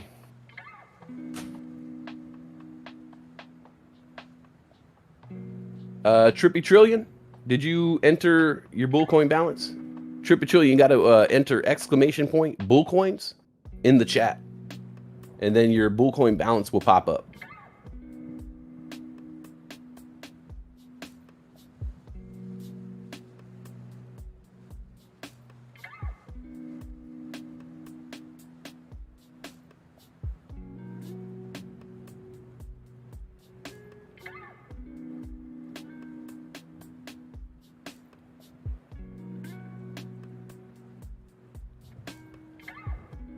Bull coins with an S at the end, Trippy.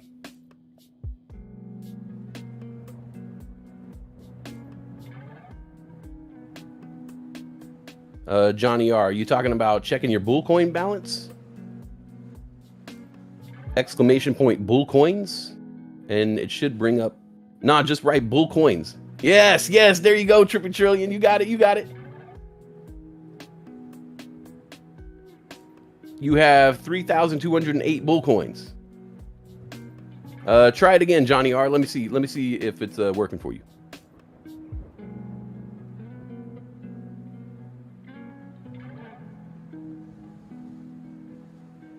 All right, so I don't know. Yeah, you have 3,208, Trippy. You got bull coins, man. There you go, Johnny R. Johnny R, you got 6,020.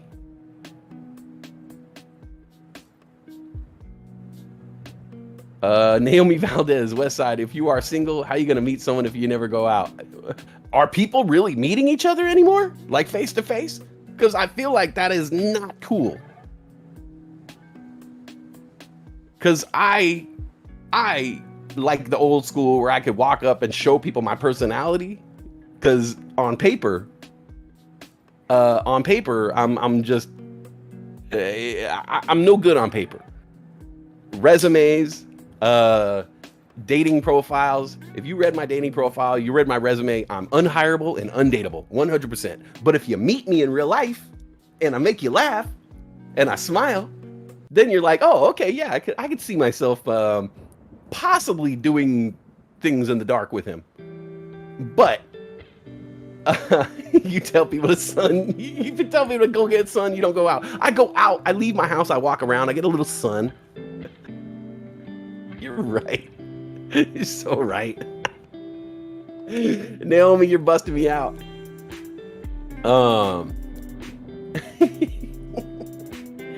Yeah, I like the face-to-face dating. I like going out, but I feel like you can't do that anymore. I feel like this is not a world built for a man to approach a woman at a bar anymore and just walk up on her and be like, hey, how's it going? Like, hey, you mind if I sit right here? That ain't cool. I feel like they're gonna be like, no, I feel very threatened by you. Get away from me. Help, help, help, help. And I'll be like, damn, I just want to see if I can buy you a drink. I can buy my own drink.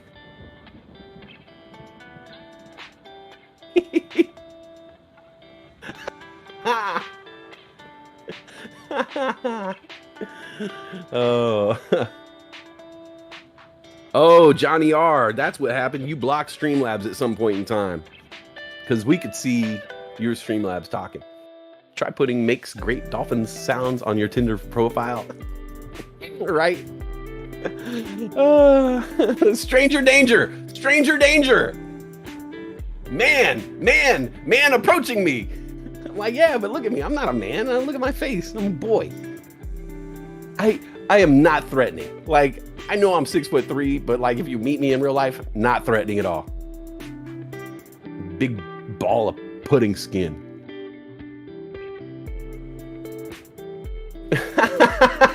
Mass market. I do have the star program. I will come to your house and do a sleepover. We'll get bunk beds and sleeping bags. Josh Miggs said I had a pretty good first date last week off the old interweb. All right, okay. I need to get down on it. I keep talking about it. Everybody I know keeps telling me like, yo, you need to just make a dating profile. Like, it's not a big deal. Everybody does that. It's how people date now. Forget about that old, like, you're living in the past, man. Like, you're living in the past. You're not going to go out and like meet someone at a bar. Just sign up for whatever. Plenty of Fish. I don't know. And that's the thing. There's like a million different websites. Like, what do I use? 6'3". Yeah, I'm 6'3". Oh, you're 6'2", highly invested? Just do. 6'2". Trini got the lowdown. When you block Streamlabs, you need to go into your settings on YouTube, profile, privacy tag, and blocked contacts, then unblock Streamlabs. Yo, that's how you do it. Okay. Why meet a drunk? You can meet people anywhere else. Well, because I want to meet someone with with things in common with me. Tinder, get the gold edition? Okay. Tinder gold edition. All right. Sounds cool. Okay, see, Just Do gets it. He says, dude, it sucks. I miss meeting people in real life. I'm like you. I don't look good on paper, but when you meet me, it's a wrap. Straight up, man. Trippy says, you'll get a bunch of girls. All right.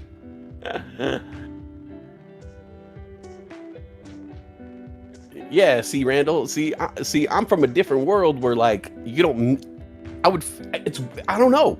I grew up with like McGruff the crime dog and like DARE officers and people in school telling me not to talk to strangers. And now I'm supposed to go talk to some strangers and trust them and trust the strangers with my most precious of qualities and assets. Andre, 6'1". 6'1" with them docs on. All right, Andre, big man right there. Plenty of Fish sounds like Kazi's biggest fears. TikTok says, yeah, just go out and have fun, man. You'll find someone. Exactly.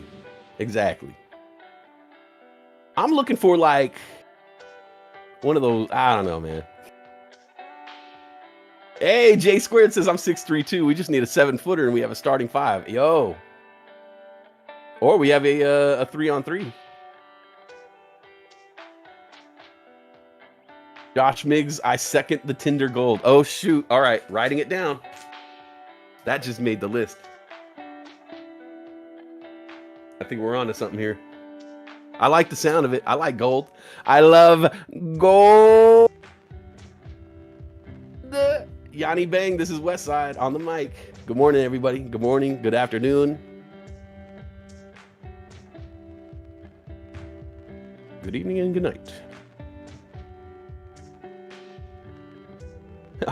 All right, Trippy.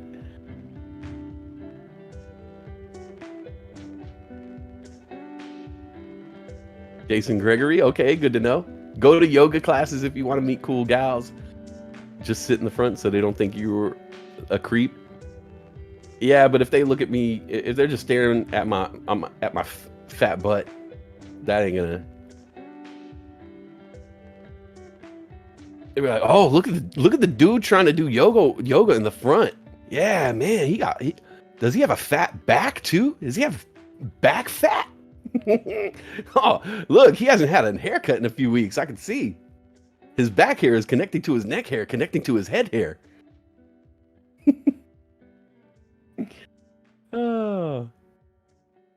Oh, I should get a dog. That'll help. If I just get a dog. I lost my phone number. Can I have yours? Oh, man.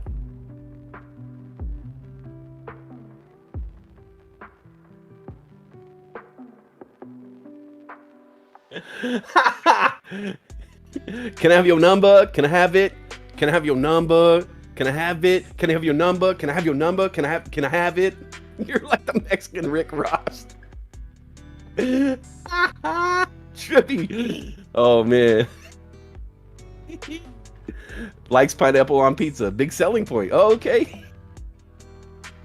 Matt's Market. I'm playing Dr. Phil in here. Oh, Matt's Market, you are. Oh man.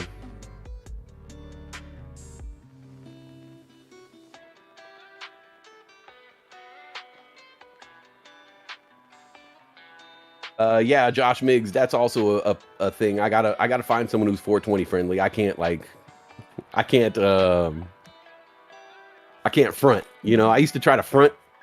I used to be like, oh yeah, no, I don't really drink, I don't smoke, and just like do it all behind their back. That ain't cool. You should put a channel in the server for plenty of bulldogs where you single peeps can all post out your dating profile. Oh man. Hey, what's up, Mr. Duncan? What's the Duncan? Trippy says grow a beard, G. Spray cool water cologne on it. I don't like having a beard. I like my little I like the stubble thing. My facial hair, it grows out and then inside and then it just starts stabbing me. I hate it. My beard hurts.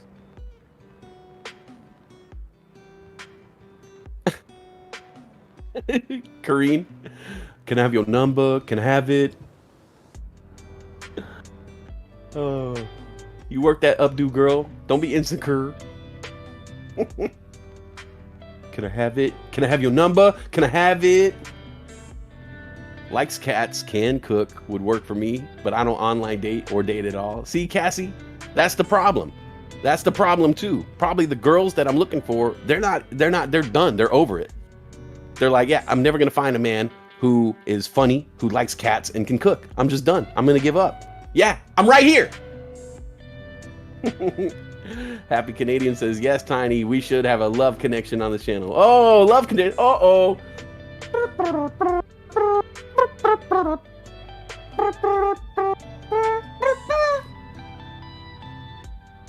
All right, Westside, come on down. Westside is looking for a girl who is a bit of a 420 head herself, who likes to FOMO into Chinese stocks, and has a long position on ADA.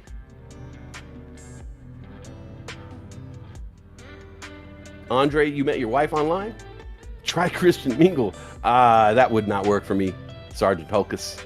Those girls don't like me. Even though they should, because I live my life righteous.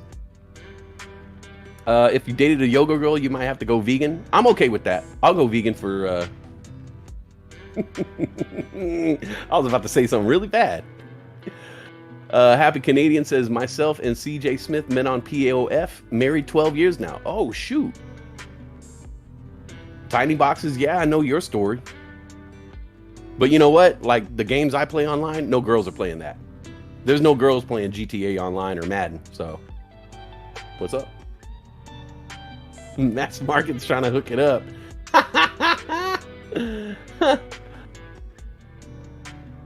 Are we the same person? Highly invested, I think so. I second naming the dating room dog park. Ooh, that's good. That's good. Is Matt's Market hooking it up? Yo, what's up? Is she single? What's up with your friend, Matt? Matt, what's up with your friend, man? And whatever happened to that? Where you could just talk to someone. I could talk to someone and be like, yo, what's up with your friend? Like, what's the situation with your friend? Hook me up. Would you hook me up? Okay, if you're not going to hook me up, we're not friends anymore. All right, thank you. It's just coffee. Dating profiles for traders. Day trade, swing trade, or hodler. Oh, that's good. Sorry, I'm not a long-term holder. I'm just looking for swing trading. I'm just looking for a day trade, bro. You put too much on it. Oh my God. Oh my God, this is so funny. This is so funny. Yeah, am I getting catfished? Am I getting catfished by Grimace? Josh Mix says, okay, Westside, you convinced me with the back fat. I date you now.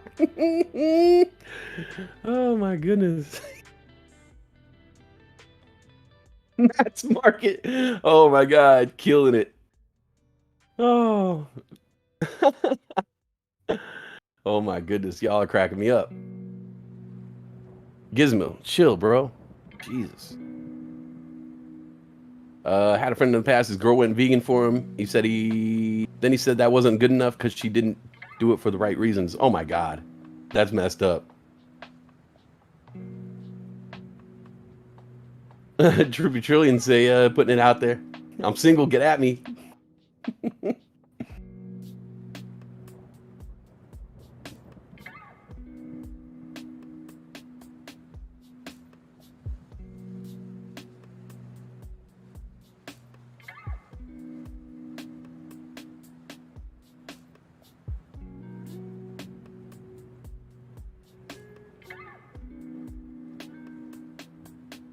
I think you're in the past. Oh man. Hey, somebody let Mr. Duncan know he's in the past because he's talking about that Jason Statham impression. I think he's like 45 minutes ago. Naomi and Westside, we sound cute together. Hey, we make a good couple. We be trading together. We make money. NAOV. Let's see. Who was that? Oh, Mr. Duncan. At Mr. Duncan.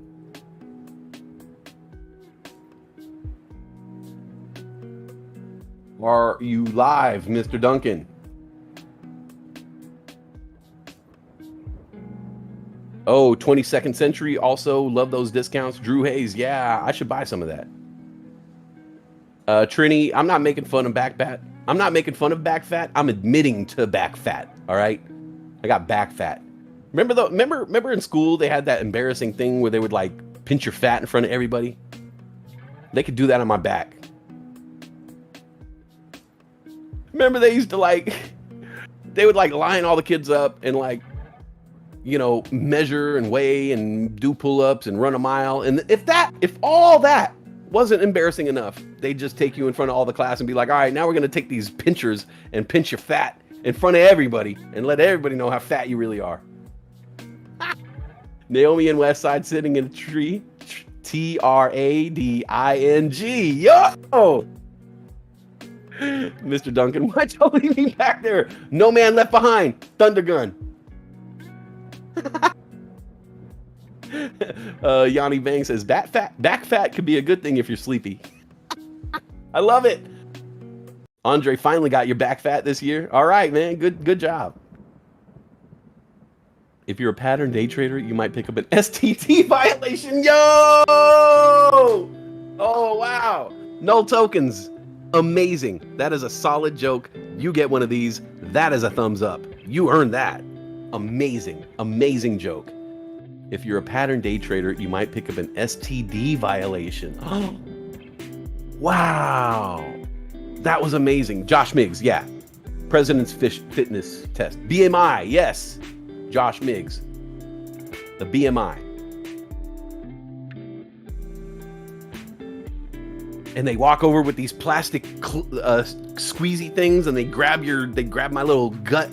They grab like the side of my gunt, you know, like the rib fat, like in between my stomach fat and my back fat. They grab my rib fat right there and pinch it, and in front of everybody, like measure it and be like, oh wow, it looks like you're fat. Oh yeah, look at this guy's fat too. Hey, when he gets back to the locker room, make sure you beat him up and pee on his shoes.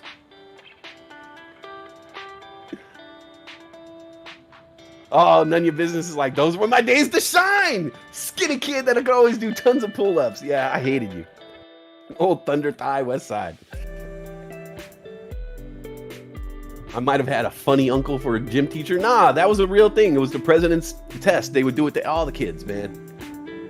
Tripachillion says, good vibes today. Westside makes my trading day a lot easier. Thank you. Yes, thank you. That's what I'm doing. See, it's a red day. It's a red day, so we're not gonna talk about stocks until things turn green. When things turn green, I'm gonna start talking about stocks. When I see that chart on the bottom point upward, when Nessie tries to grab an apple off that low-hanging tree, then we'll talk about stocks. Speck of Dust says, my profile is, I have my own house and I love to travel. Naomi, yeah, we'll be flipping all day.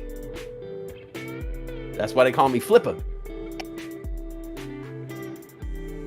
Trinity says, I have fat all over. It's not just back fat. Yeah, I got back fat. I got wrist fat. All right. I got wrist fat. I know this because I had an old watch. I found an old watch that I used to wear right out of high school. It still fit me within the 5 years out of high school. Stuck it in a battery went out, stuck it in a box, said one of these days I'm gonna get a battery for it. By the way, if you have a watch and the battery died, you're never gonna buy another battery for it. Just throw it away. Try to put it on my wrist, it didn't fit anymore. So that means that my actual wrist has gotten fatter over the years. My wrist has gotten fatter over the years. Deal with that reality.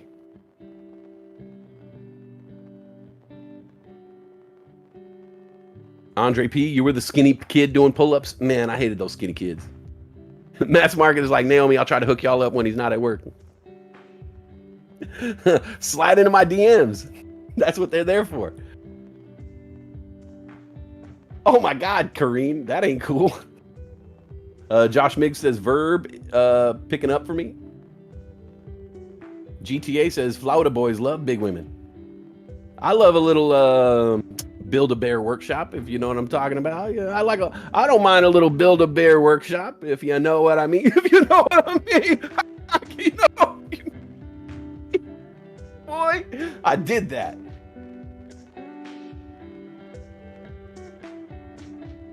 All right, Naomi V. We'll see you in a little bit. Bye. Bye, Naomi. El Snapatan, I'm husky. Yeah. And that's messed up too, man. That's messed up too, because you're already like messing kids up. You got a kid who's like 12 years old. They're already dealing with like being called fat at kid, being called fat at school, and then they got to go shopping with their parents, and they got to buy husky clothes. That's what I used to wear, husky. My parents would try to go buy me some clothes, and it's like, oh no, there's like the kids section, and my parents would be like, oh, is there any husky sizes? Bro, I ain't a dog. Husky? Oh no, he's a little bigger than husky. I think he's Malamute. Yeah, I think he's got sorry, he's too big. You got to get the Malamute size. Man, that's messed up. Husky. Diane B. Woo, back fat gang, BFG.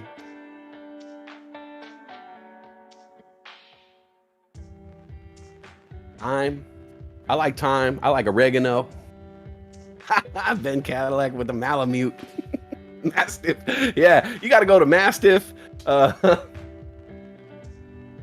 What's that big oh no, oh that boy? No, you gotta go to the Great Pyrenees section. Yeah, the Great Dane, Great Pyrenees section. Yeah, you're definitely not gonna fit any of these Husky or Malamutes. Dire Wolf. No, that boy's Dire Wolf. Woo! Oh man, who was that? Who said Dire Wolf? Okay, Mr. Duncan, you get one of these. You know what it is. You know what it is. That's a thumbs up, bro. You earned it. That's a solid joke. A solid joke. Dire Wolf. With the Dire Wolf. Oh my god. Oh. Snort number 1. All right. I'm going to grab a cup of coffee. On that note, on that amazing. Okay, look. That was amazing conglomeration of jokes right there. With the Dire Wolf size, with the Mastiff jokes. Snapatan killed it with I killed it with the Malamute. I hate to pump myself up, but that Malamute joke that was solid. Actually, you know what? Good job, Westside. You get one of these. Oh, thanks, bro. What is that? It's a thumbs up. Oh, okay, cool. I'll collect them all. Yeah. Those were some pretty solid jokes. That's when you got to walk away. See, that's called leaving on a high note. I'm gonna take a quick break, guys. I'll be right back with a cup of coffee, and we're gonna keep doing this. We're gonna keep this rolling because I think we're having fun here. All right, guys. I'll be back.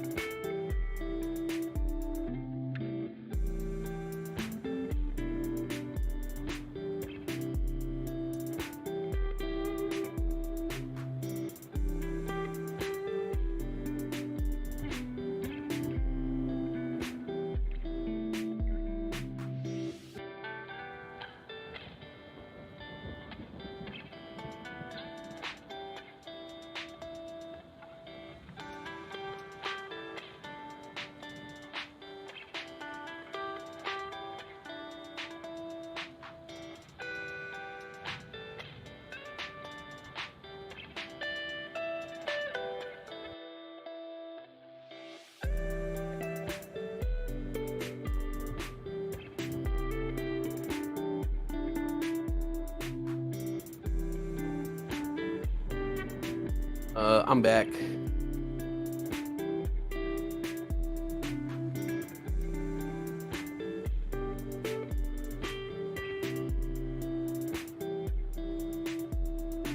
What's up? What's up? Where are we doing over here?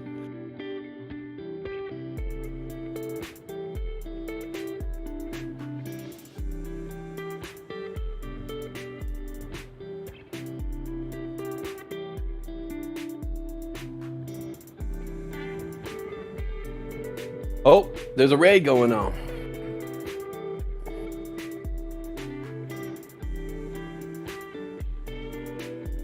Was it the coffee up the street? No, my sister. Okay, my sister was watching a documentary about the film Pretty Woman. I didn't know, but I'm like really interested in the making of that movie, I guess.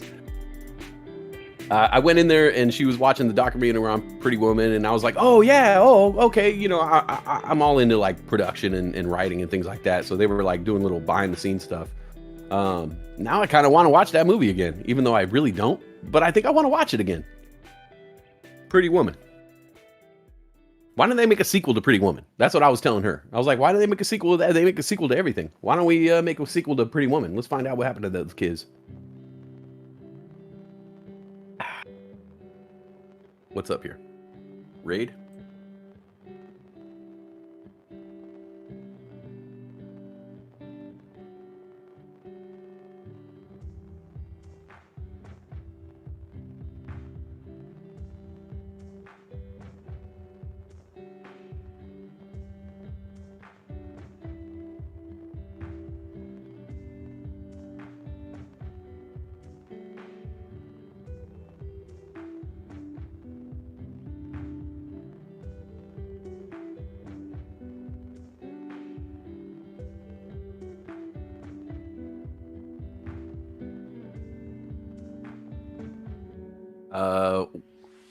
What are we doing here?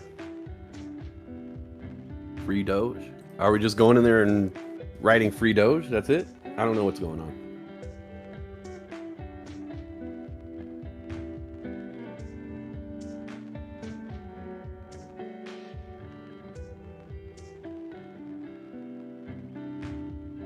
All right, free Doge. What are they giving out? Free Doge? Give me some free Doja.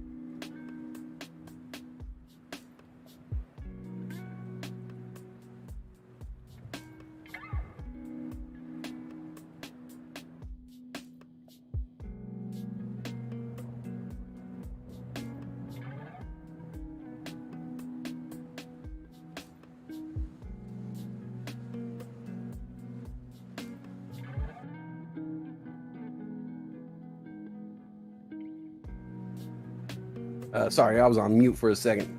Looks like people are starting to trickle back in. What's up, guys? What's up? Anybody joining us from Hot Trades channel? Thank you. Thank you for liking and subscribing. If you guys are new here, just to let you know, if you subscribe, you get a bank of 50 bull coins. You can get bull coins just by watching this channel. What are bull coins? You could enter exclamation point bull coins like Johnny R on the screen, and it'll tell you your bull coin balance. Maybe they haven't kicked in yet, but you could use those bull coins to play slots, gamble, join heists, send rockets to the moon. You can even give bull coins to each other, and most importantly, buy raffle tickets. And we tend to have raffles usually about once a week on Fridays. So if you guys are just stopping by here or around here for the first time, stick around. We have giveaways too.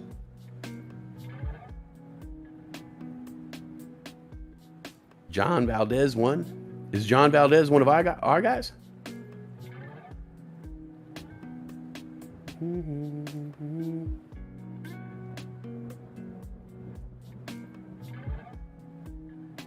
So thank you, Woodlust Biden channel. Thank you, Mr. Virus. Cyrus the Virus.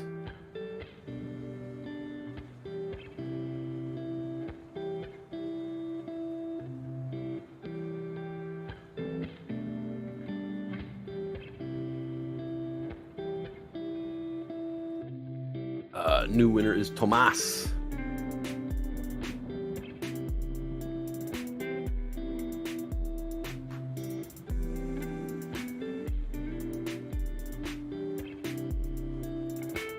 Hey, Gone Postal, what's up, man? Mr. Virus, yeah, no problem. It's Raider lunch. Oh, Raider lunch is over.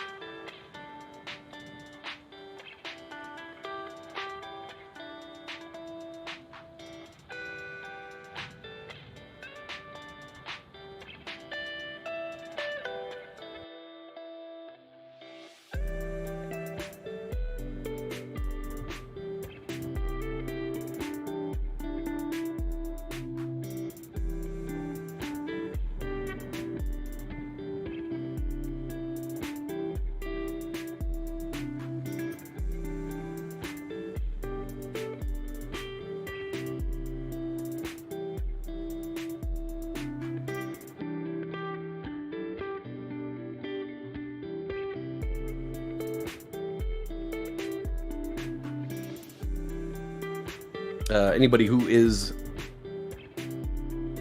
a member of Stash, anybody who has stash.com, don't forget there is a Stash stock party tonight, 8 p.m. Eastern time, 5 p.m. Western. I always say Westside, Western. Pacific. Don't forget Stash stock party tonight. If you have the Stash app, they will give you free MGM stock, a bit of MGM stock. Clown Baby, anybody making moves today? I'm looking for moves, man. I'm looking for moves, Clown Baby. I'm looking for the moves. I'm not finding them.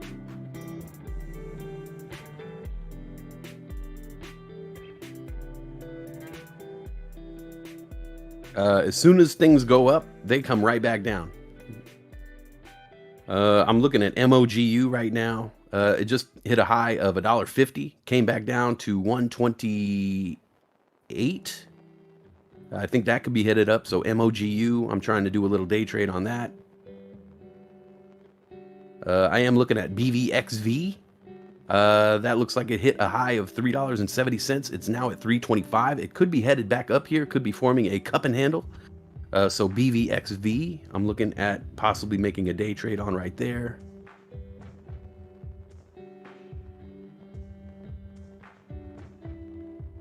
I'm looking at, I hate to say, ticker symbol JZXN, which is an unknown Chinese company that spiked up rapidly. It spiked up to $4.16, came back down to $3.70. I might look for a day trade there. But other than that, I'm not seeing anything out here. It's blood in the waters, which is funny because it was just Shark Week.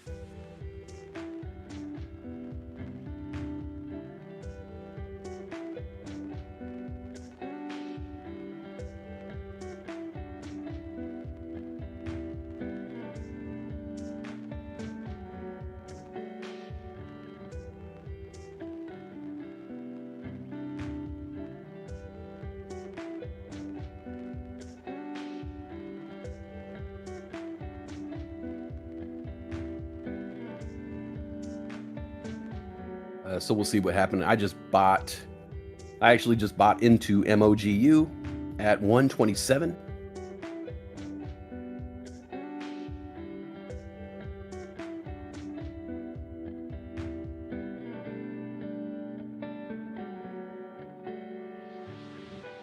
Face of America says, Exela, only green in my watch list today. Hey, what's up, $1 Million Man, Steve Austin? Not Stone Cold. $1 Million Man. Bulldog says charge point double bottom. A double bottom. Clown Baby's bullish on STEM, MP, charge point, and KULR. All right. Ooh, looks like my trade is working out. I bought 100 shares of MOGU right now at 127, now spiking up to 145. The high of the day was 150. Let's see that again. Come on, MOGU. Let's do this, baby. That's a quick little day trade right there. I'm gonna get like a couple bucks out of this one.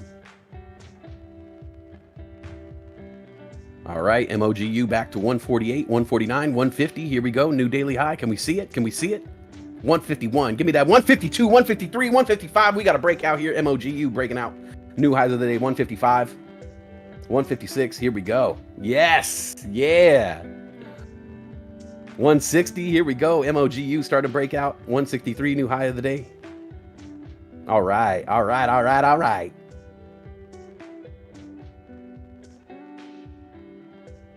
I needed to make some tendies. I needed a couple tendies today. Here we go. Come on, MOGU. Don't give up. Don't quit yet. You got some more fight in your system. There you go. Knocking at that 165 door breakthrough. No, no, no, no, no. Wrong way, wrong way, wrong way. Up, up, up.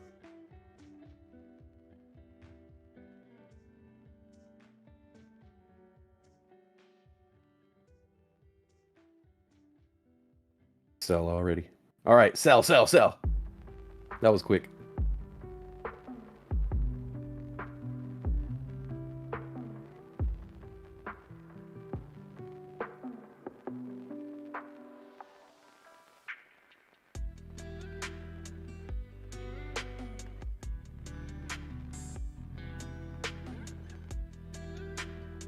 So MOGU did just hit a high of 165, now at 150.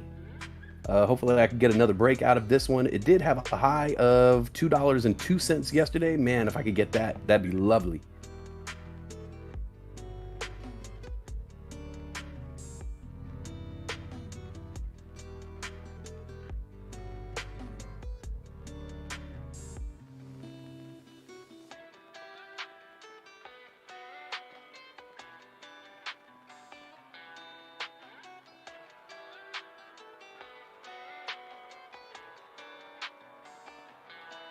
Hey, Travis Smith. What's up, man? Hey.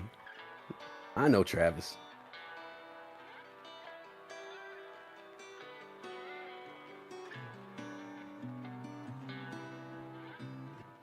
What's up, Travis Smith? Greetings from the Hot Trades fam. Liked and subbed. Right on, man. Thank you. Jen Matt says in at 22.10 charge point. I like that price right there. That's a great price for charge point. Let's do it. Maybe I'll buy some. Sounds like a good plan.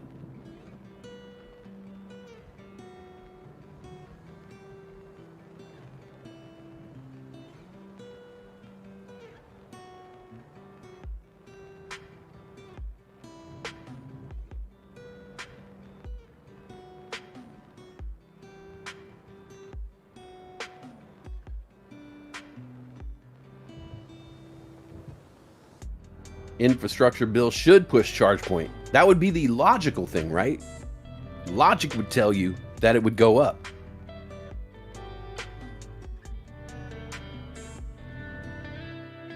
I don't trust logic anymore. OGEN looks like it should be breaking back up. Looks like it's starting to trend back up here. 81 cents. I'm waiting for MOGU to pop back up here. Now down to 143 after spiking up to 165 MOGU.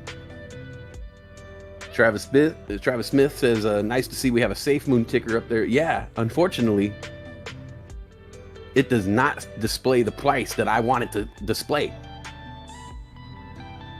2440. It just went down. I looked at it and it went down. Oh God, no, don't look. Safe moon, you're killing me, safe moon. You are neither looking safe nor are you headed toward the moon. What's going on? Stop tweeting, moon developers. Put it out the wallet. Put out the safe moon wallet. Enough talk. All right. I think you're talking too much. I think sometimes these guys talk too much. They pump, and they gas people up. And after hearing it so many times, people just get numb to it and you don't want to hear it anymore. Stop talking about making the safe moon wallet. Just make the wallet, dude. Stop tweeting about your merchandise store. Stop tweeting how we could buy the safe moon. No, we'll buy it from your wallet when you release the wallet.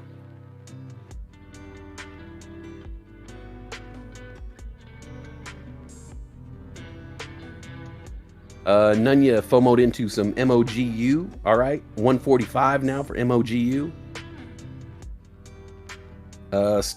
Was trading earlier in the day $1.06, spiked up to $1.65, had a high of $2 and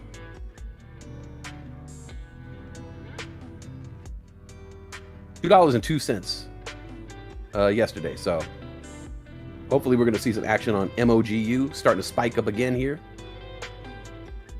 Matthew Spence, what's up, man? Looking for some tendies. Hey, Johnny Martinez, 400 bull coins the easy way.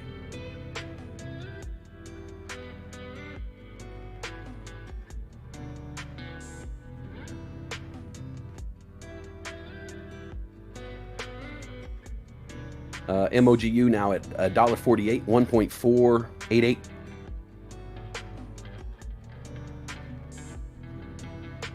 BVXV definitely trending back up here. The high of the day was $3.70, now at $3.59, forming a beautiful cup and handle.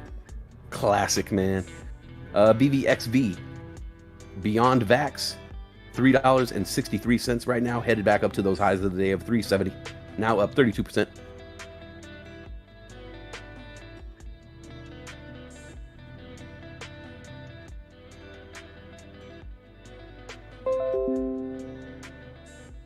Shares of ALF, Alfie, headed back up a little bit here, hitting a high of 1021 earlier, now at 1013. ALF up 3.7%.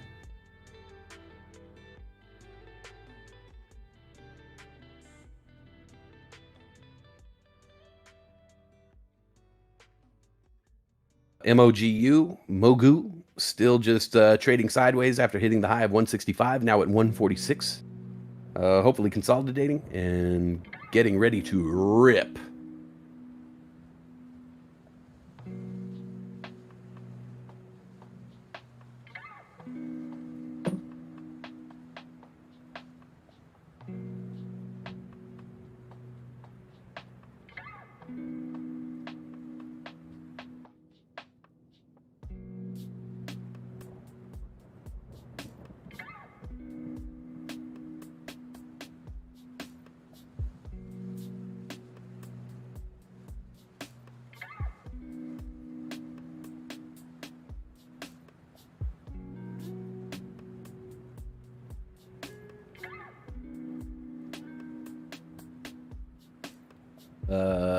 INTZ, SINT.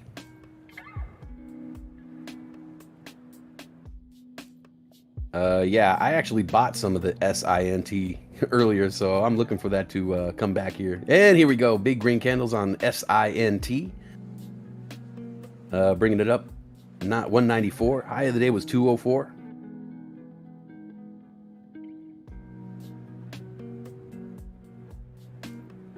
I think we're going to see a couple of these rallying back. INTZ halted on the way up here, 559 on the halt. INTZ up 65% already. The high of the day was 637, now halted on the green, $5.59. We'll keep our eyes on that one. Could break out to the north side.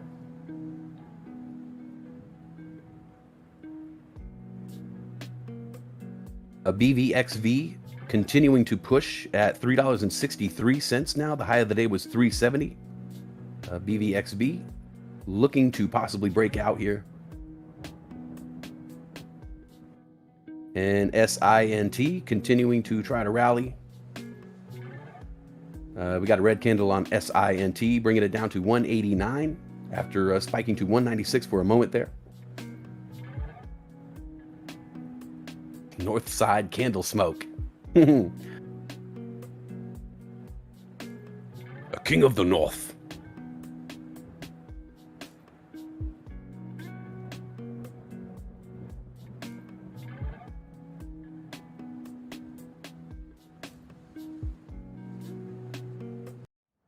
And MOGU, a couple of red candles on that one, bringing it down to 139 now. Just kind of trading around the 139, 140 level. After I FOMO'd in. Hopefully this will break away soon.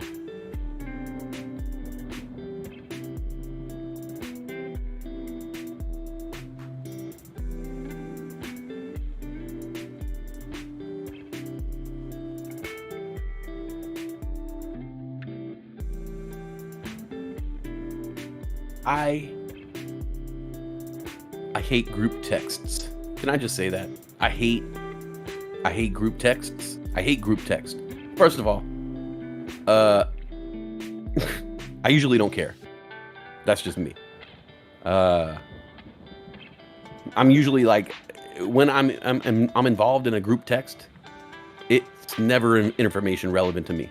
I could completely be left out of that conversation. Most group text conversations, I can be left out. And that's just a word of advice for anybody who knows me moving forward. Don't feel like you have to include me. It's fine.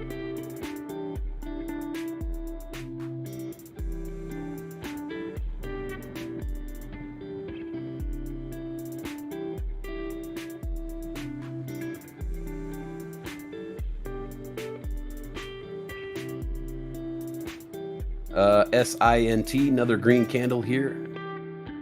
Trying to move up. It's trying to move up. Just kind of stuck at the 190s here. 192, 191. SINT. Sibby Steven says, or Sibby Stefan, is Robinhood or Weeble good for stocks? Go for Weeble, dude. Weeble, Weeble, Weeble, Weeble, Weeble, wobble. Weeble, Weeble, Weeble, Weeble, Weeble, Weeble, Weeble. All day long. All night long. Let me see that Weeble. Love it when you gonna do da-da-da. Baby. That Weeble, bo-bo-bo. After the halt, INTZ headed to 590, 589 now. The high of the day was 637 on INTZ. Now headed to 625, 638, new high of the day for INTZ. And it looks like we got another halt here. INTZ halted at 638, now up 88%.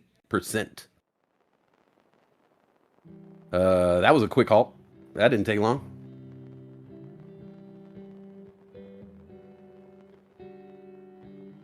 Oh my God. See, like, I've already gotten 5 texts this morning due to a group text.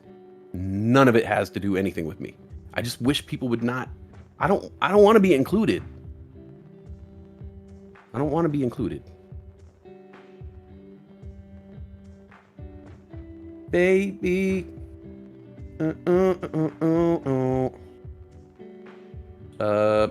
Man, why do I want to FOMO into this INTZ now? Thanks a lot, Sabrina. I was doing good. I wasn't FOMOing into anything, and now I'm going to FOMO into something.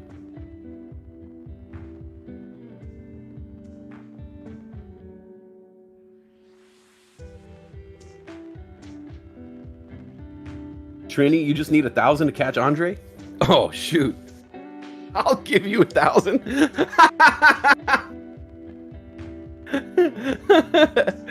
I don't want to mess with Andre, but I think that would just be funny.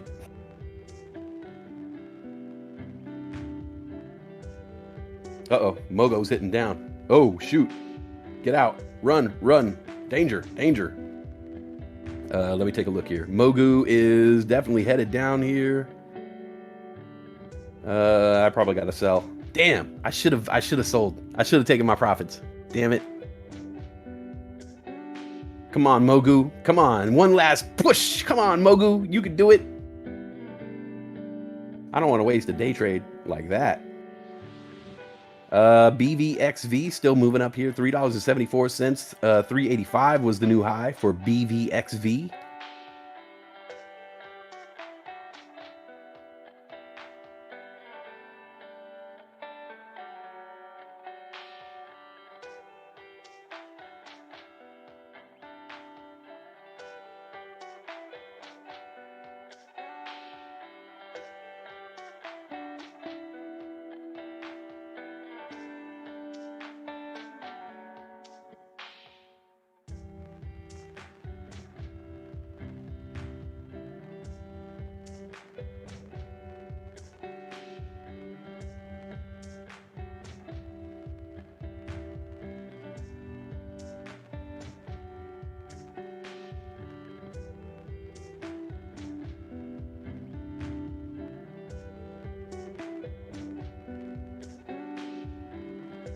Mike Harrison says, need to get in on the ground floor of these parabolics for real, man. I mean, that's the goal, right? And that's what I was talking about earlier. It's a numbers game. You know, I'll FOMO into 5 different stocks. 3 will lose money. 1 will make a tiny profit. And the 5th one will moon. So I just got to keep, you know, I just got to have the bravery to keep FOMOing and keep FOMOing. Because, you know, what am I going to do? Technical analysis? Come on now.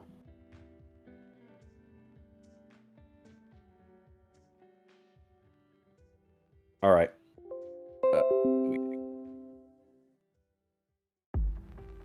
I'm wasting another day trade. I don't want to do it. But this is a rough day, man. I've wasted 3 day trades on 2 different accounts. Just trying to make tendies. I have wasted 3 day trades today. Well, not 3. I've wasted 2 day trades already. And I have not made a single dollar from my day trades. Day trades are worth money. And I've used 2 already today with absolutely no profit. So we need to turn this day around quick.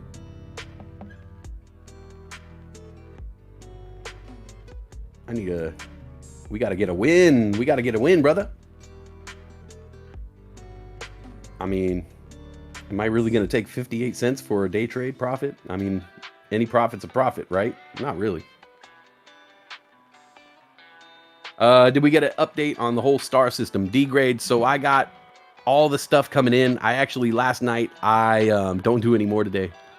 I bought all the stuff for the star chart. Yesterday, I just announced it for the first time. I started going through the numbers and things like that.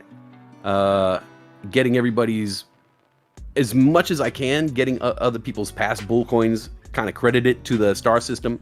I bought a chart. I bought stars. So I'm going to basically have to do a little arts and craft thing. I'm going to make an actual chart, and then I'm going to actually come up with a spreadsheet. So there will be a spreadsheet keeping track of all the stars in the Discord, a spreadsheet, you know, Excel, and then I'll have an actual physical one with the actual stars here at my house on the wall. INTZ open again. Let's see where it goes.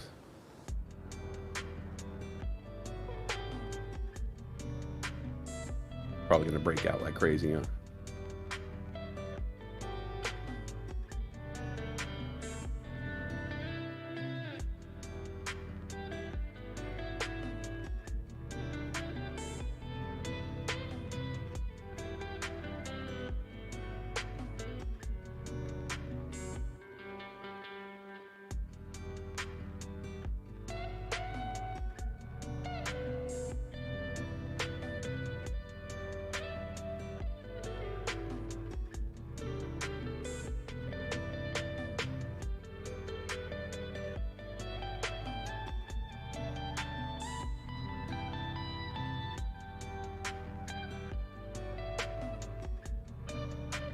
Sorry, I gotta hold on 1 second. I gotta make some trades right quick.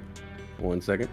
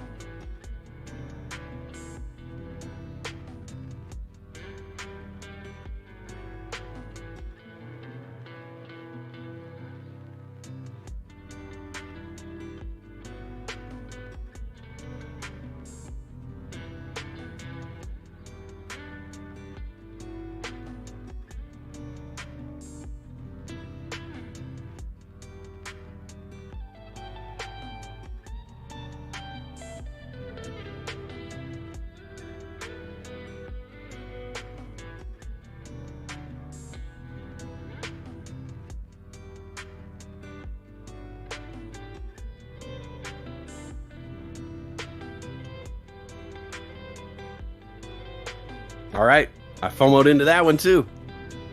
Oh, ARDS is coming back, huh? I remember that one. I'm gonna get these tendies.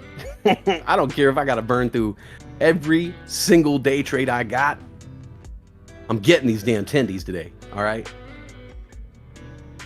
I got the determination, motivation, dedication.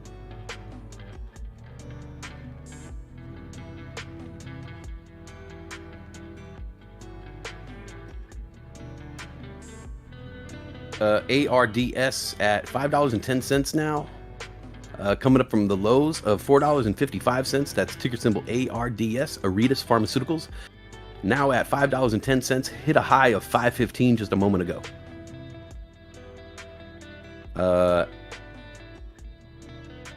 Hit $7.66 the other day. That's ticker symbol ARDS. Could be headed back up here.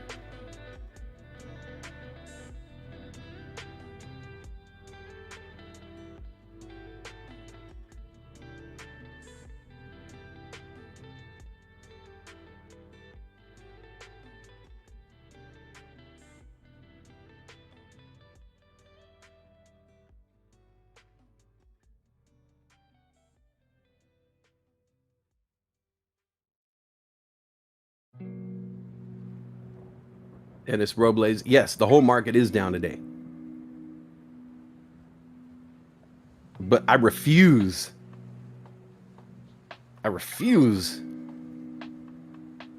to just accept that. No, I'm gonna find some tendies. I'm gonna get these damn tendies. Like I said, I've already burnt through 3 day trades today. I think I've made maybe $1.50 out of those 3 day trades. What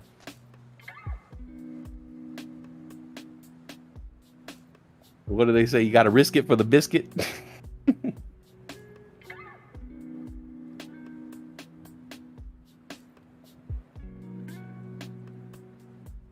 I'm just watching INTZ now. Just bought in. I just FOMO'd into INTZ. It was either that or BVXV. I took my money out of MOGU. I think I made $2.50 on that one. So, but everything is down. I look across the board and I can't see one thing that I would throw down on. ALF starting to spike here. Alfie hitting a high of the day, 1030. ALF now at 1025, up 5% today. ALF. Anybody holding ALF still?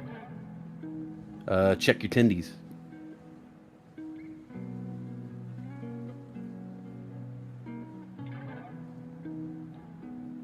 Exela is killing me. Exela was killing me, Mike. I loaded up on Exela last Friday. On Friday, Exela was at $2 and let's say $2.53, where all week long it'd been riding into the threes, coming down, riding into the threes, coming down. So naturally, on Friday, I stocked up on Exela to prevent a day trade. I stocked up on Exela and figured, hey, I'll swing trade this on Monday. I think I bought 50 shares of Exela at let's say like 250, right? And then it comes down to 240, 230. And then it doesn't come back. It never came back up to the threes. So I sold it. I sold it for a loss. I sold my shares of Exela for like, I don't know, like an $8 loss. Just because it was just sitting there holding my money hostage, you know? I need that money so I could lose it in other ways. I don't want to lose my money slow. I want to lose my money fast and furious.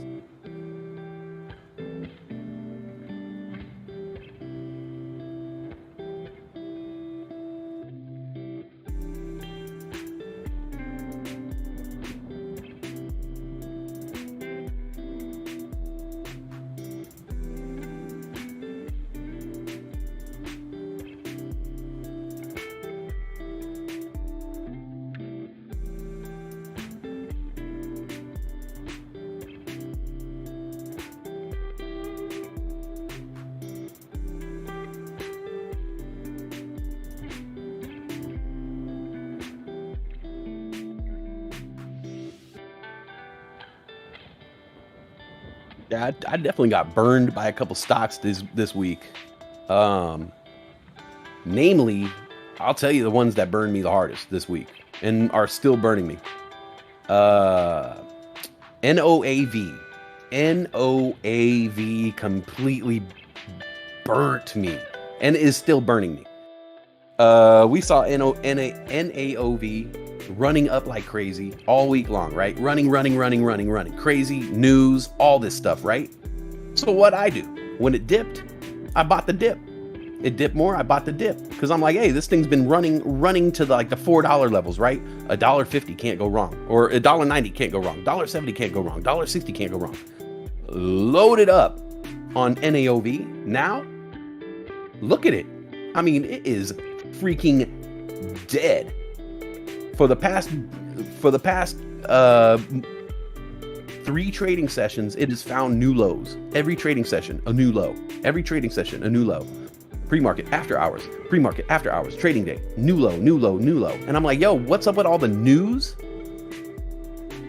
The price targets, the news, multiple news stories, price targets. Everything is the catalyst for NAOV to be above $1.47. You know what I'm saying? So I loaded up on that, got burnt. Also another one, NURO. We saw that running up to these crazy levels. All this talk behind it. Every video, every analyst, everybody's like, yo, this is gonna be crazy. And then Neuro died, holding all my money. All the momentum just died. And they're just sitting there in my account, just like. So yeah, I definitely got burnt off stocks this week where I was 100% sure, and I know that's terrible to say in the stock market, but I was 100% sure was going to see a bounce back, a little bounce back, something you could load up, buy 100, 200 shares, let it rise up 10 cents, collect a little profit. Nope. Down bad.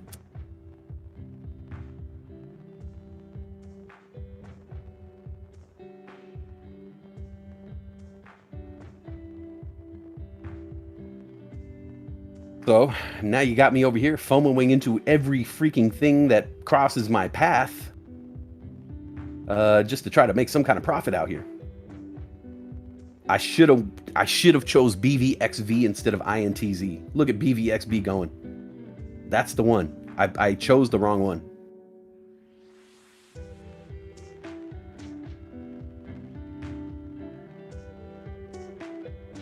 BVXV hitting a new high here, $3.98. This thing just continues to rise. I was gonna choose INTZ or BVXV. INTZ or BVXV. I should have Bizarro World it and chose the opposite. Because BVXV is doing it $3.90 right now, up 42%. INTZ slowly coming down. We got red candles.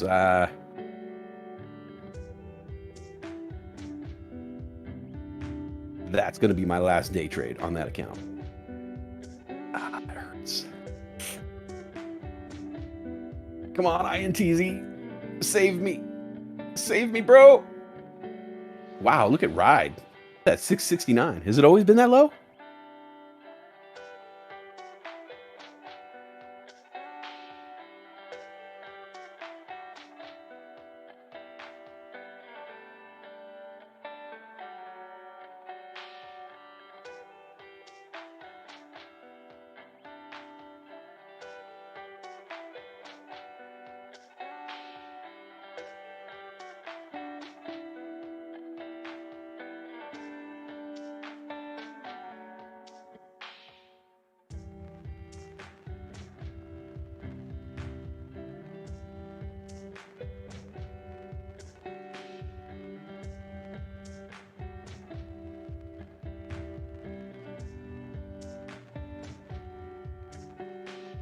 What is the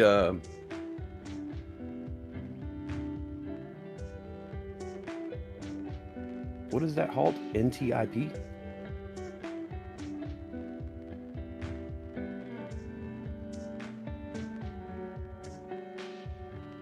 Halted up, halted down.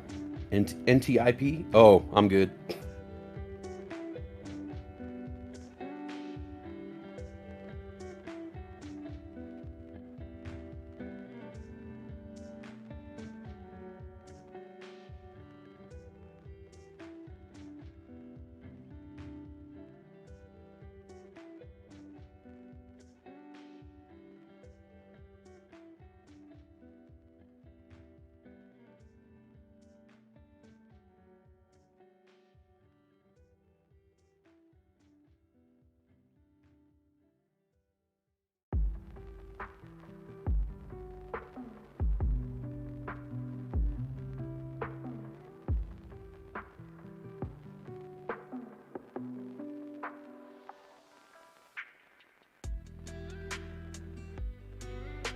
BVXV still doing its thing here, headed up. $4.04, new high of the day for BVXV. Now at $3.89. It's looking like I wanna FOMO into that one now.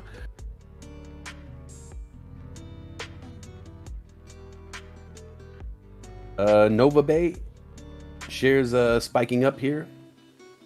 The high of the day was 75 cents. NBY Nova Bay now trading at 72 cents, 0.729.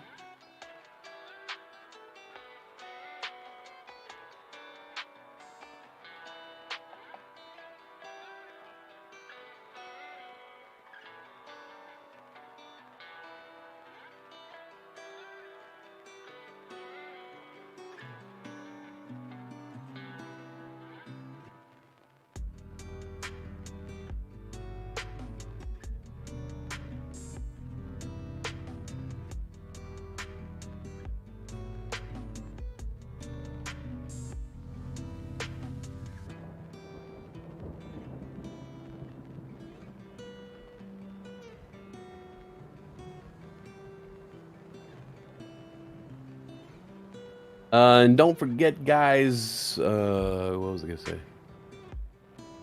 There are new channels in the Discord. If you guys have not been around, if you guys weren't here yesterday hearing me talk about it, there are new channels in the Discord. There is now, Wushu's like, if it's biomedical, I don't want it. Yeah, I'm good with the biomedical stuff. I'm good. I think I'm going to take a break off the biomedical stocks and the Chinese stocks and all that kind of stuff. Okay, I shouldn't say that. I'll wait till tomorrow. We'll see how tomorrow shakes out. Denny Oliver says, super chat. Handle it, bro. You want me to say it? Handle it. So there are new rooms in the Discord. There is now a book club section in the Discord. That's for you guys out there who like to break a mental sweat. Go ahead and go in there and drop any book reviews or anything that you're reading, anything that you think is educational towards the stock market or just entertaining. If you just think you got a good book, if it's inspirational or it's just something you feel strongly about, drop it in the book club section of the Discord. You know, take a picture of the cover, maybe write a couple words about it. And there is also another section way out west side. It's going to be a companion to whatever we talk about here. Just continuing the conversation anytime we talk about wacky things here. Go ahead and drop them over in the way out west side section. Just a section where we could just get funny. Just, you know, just funny stuff. Stuff that doesn't have to do with the stock market. Any kind of jokey kind of stuff. Go ahead and drop it over there.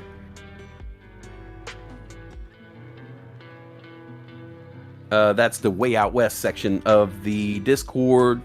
Hey, D Grade says it's handled. Hey, thank you so much for that. Soup.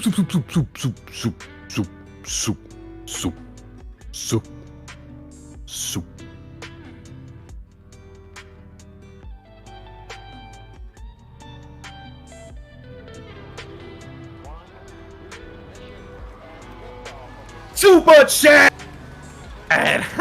You like that? You thought I left, huh? You know I wouldn't leave. Adam E says, hi, Denny. Now hit those buttons. Please, Eddie. Adam E, a.k.a. Lieutenant Like. Thank you very much, guys, for those super chats. Ooh, my voice got very white levels right there, baby. Super chat. I'm never gonna give you up. Cause Quinn just ain't my stuff. Very white, baby. Oh yeah. Whatever.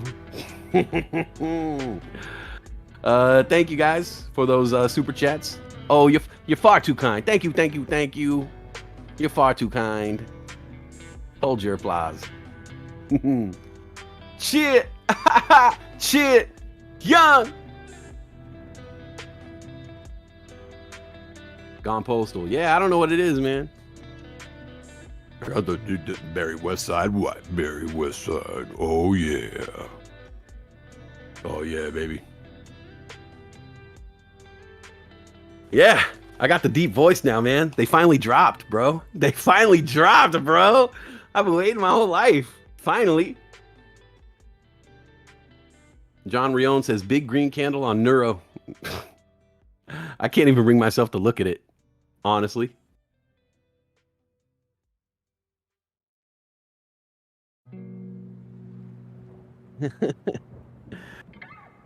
Oh.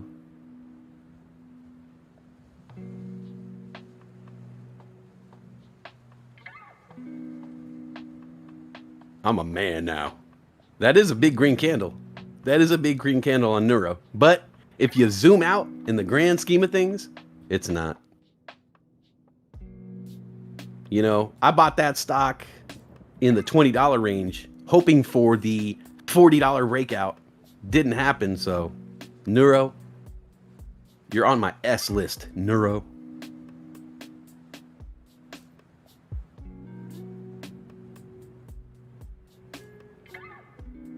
Oh, perfect. INTZ, halted down. Perfect. Perfect FOMO play. Perfect FOMO play. NTIP also halted down, up. I don't know. Be careful with the FOMO plays today. They're out to get us. I've been feeling lately that some of the FOMO plays have been too giving, so to speak. I think you guys have noticed too. There's been a lot of FOMO plays within the past couple of weeks that have made a lot of people money. When it comes to NAOV, Neuro, IMV, even going back to like, let's see, Moxian, Alfie, what was the other one? Marin. I think we've seen a lot of FOMO plays recently that were really profitable. And I think the market likes to basically, like trap people, bear traps. I think there's a lot of FOMO plays out there that are just being set up just to take our money. You see a dramatic rise, a spectacular rise that you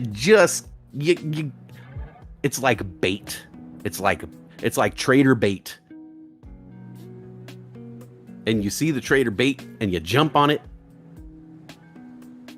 And then they trap you. They trap you. B squared, SGOC, and then you'll notice they'll trap you. The next day, they'll get the prices really high and they'll trend up and down. And then by the third day, you're like, okay, I got this thing down. I know its movements. I could buy it at $17.99. Any time below $17.99, I could buy it at that price and it's gonna go up to $25, guaranteed. And then you're gonna load up at a high price and then it'll dip. And I feel that that's how they're, it's probably how they're making their money to cover these shorts. They have to figure something out, right?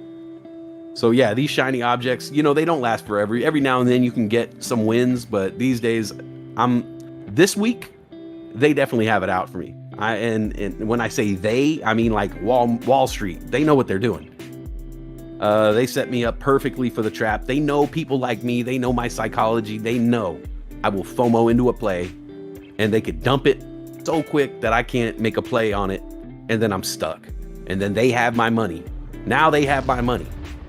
And either they're holding my money or I'm going to sell for a loss and then they just get my money. But yeah, that's definitely what's been happening lately. And Yanni Bang says, and YouTube gurus are making a killing telling us about them after they pumped. Get us all in before the dump. Exactly. Boom, Westside, to cover the shorts. They are literally taking baby apes' money to cover. Just my own opinion. No, 100%. 100%. They are definitely working that system there. They know. They know. They set you up. They set you up with multiple wins. So everybody sees the NAOV, everybody sees the Neuro, everybody sees the Marin and the Alfie. And we're like, oh, okay. I've seen that play before. Let's jump in on that play. It's that stock looks just like Neuro. That stock looks just like Neuro. And we know what Neuro did. Neuro went from, from what, like a $7 stock to a $38 stock. How can you not pass that up, You look at something like Marin. Marin went from a $2 stock to a $20 stock. So they set you up. They show you the wins. They show you the wins over and over. And then once you're numb to it, that's when they take your money. They set you up for the fall. So yeah, I'm definitely I'm guilty of it. I've been FOMOing all week, doing nothing but hemorrhaging money. So yeah, it's working according to their plan. they got me, man. They figured me out. Why do you think they did that spike on Crypto Sunday night right before the pre-markets? All the powder. Yep, exactly. I saw that happening. That crypto spike. I was like, oh, for sure. Wushu's still up 75% on Verb. Okay. I'm out on Verb. I sold my Verb for a loss. Not a big one, but I just had too big of a position in Verb to just let it sit there, especially not knowing where it's going to go. Hey, Robert, look at that. Big win, man. 400 bull coins.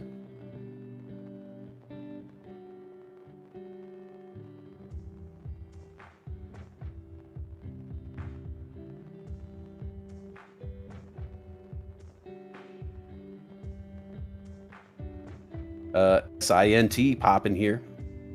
hitting $2. That's ticker symbol SINT.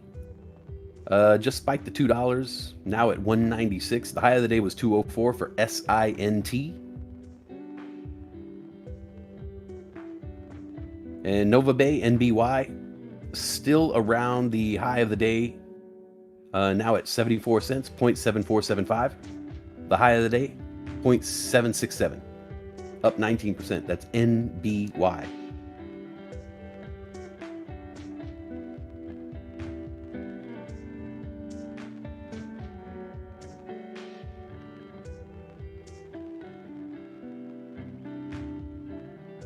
Matt's Market. Powell speaking at 2:30. Yeah, I'm good on that.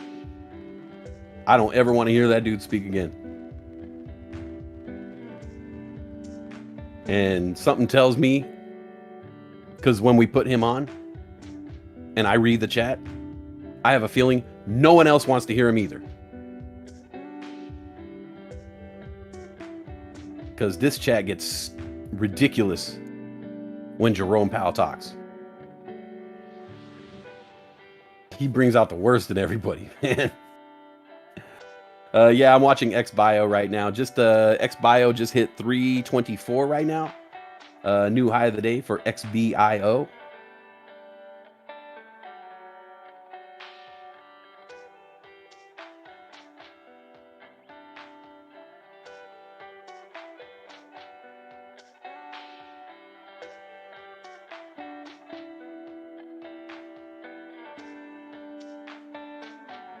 Why is Nightbot frowning? Wait. Why is Nightbot frowning? That's weird. Wait. Somebody help me out here. Why is Nightbot frowning? Who did that to Nightbot?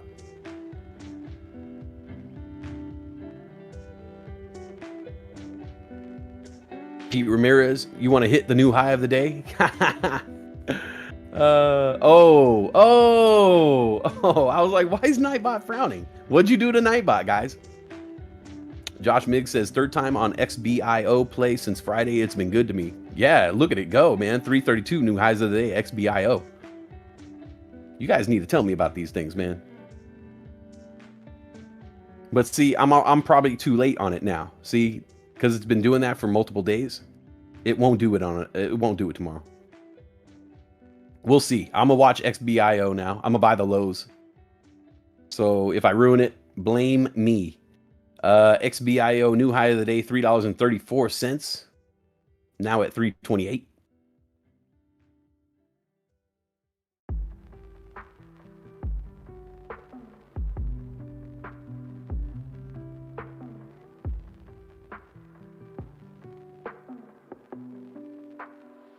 Later, whoop.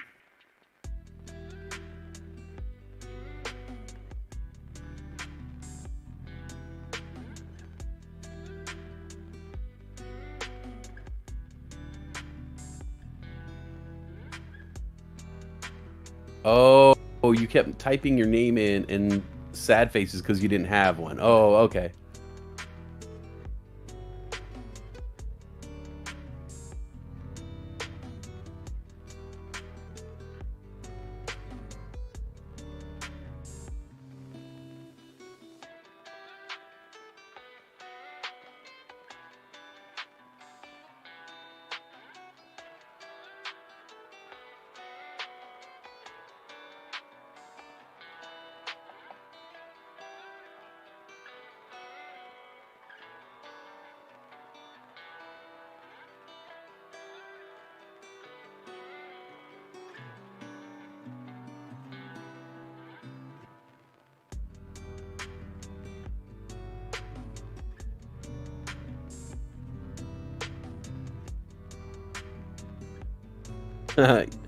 Josh Miggs, it'll drop now that I talked about it though, so puts on XBIO. Exactly. I was like, yeah, you just told the secret, man.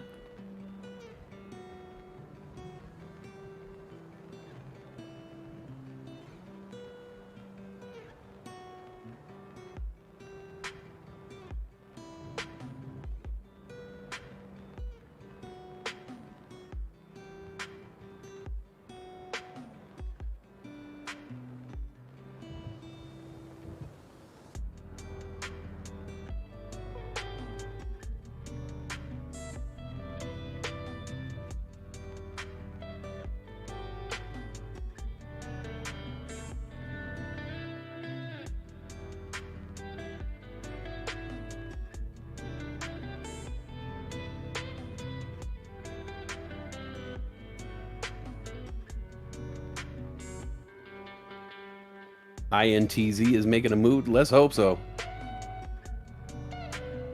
Because it's literally dropped $1.50 since I bought it. So, because it doesn't, it looks like it's making a move, but not the right one.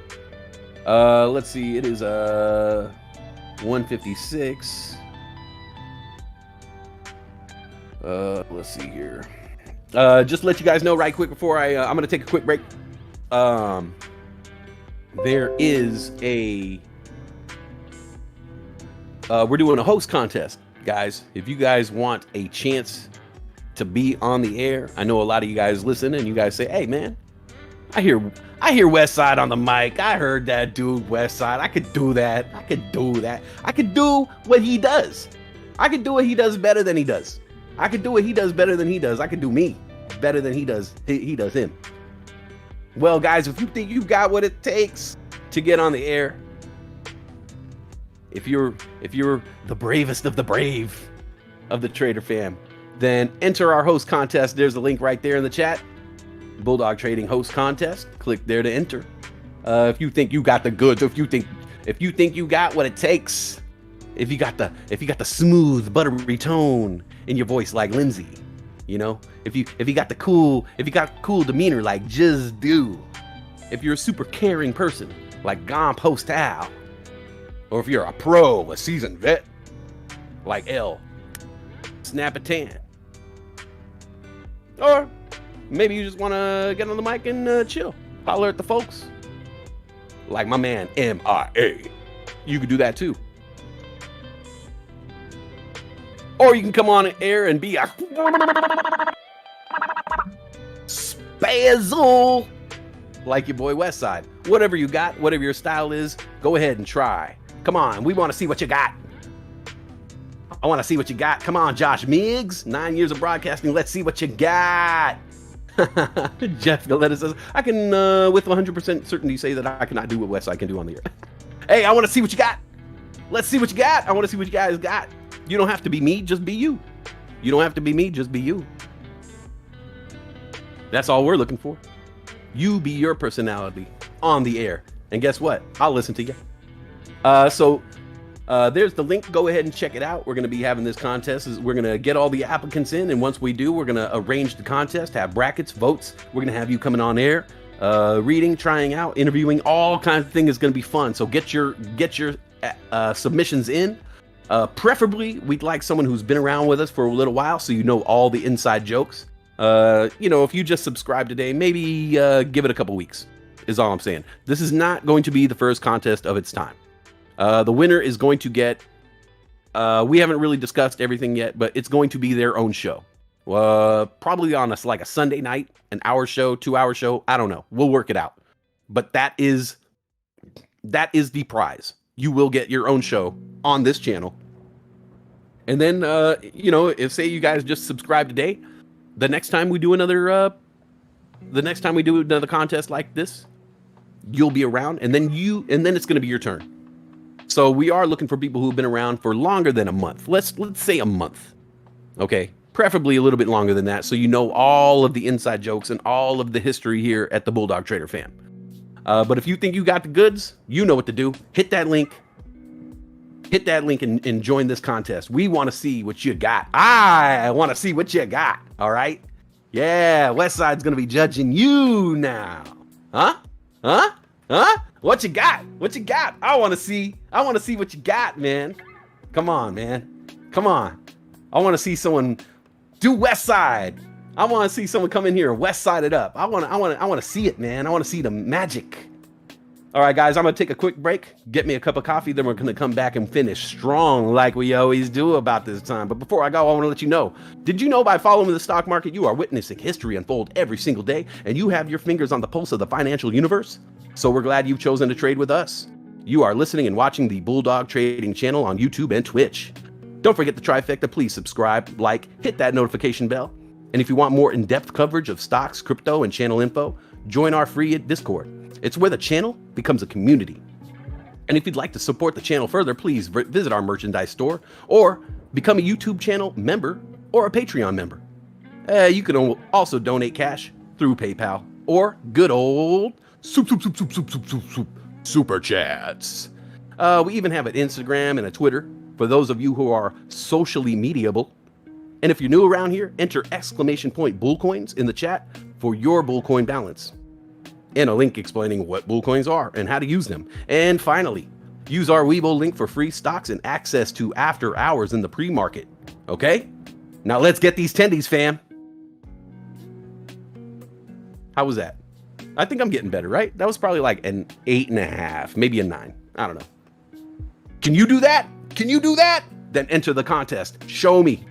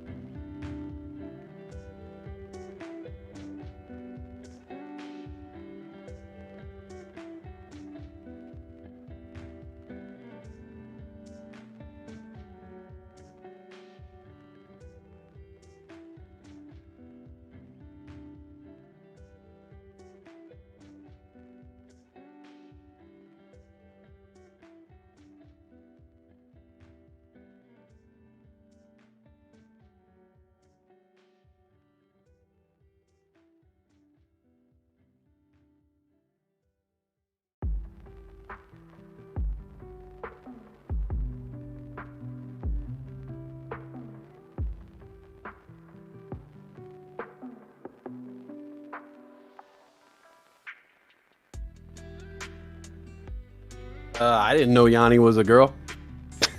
I didn't know. How was I supposed to know? Yeah. My name is Johnny, and so the Mexican lady at my work would call me Yanni all the time. Yanni, gracias, Yanni. So yeah, I didn't know. I didn't know Yanni was a girl. My bad. Hey, what's up, Yanni? Excuse me, miss. Yeah, you guys talk about that contest. I can't wait, man. I want to hear Yanni try out. Yanni. Matt's Market. Matt's Market. Yeah, he'd kill it. I've heard Tiny Boxes. I wish Tiny Boxes would do it. Kareen. Kareen got a cool voice.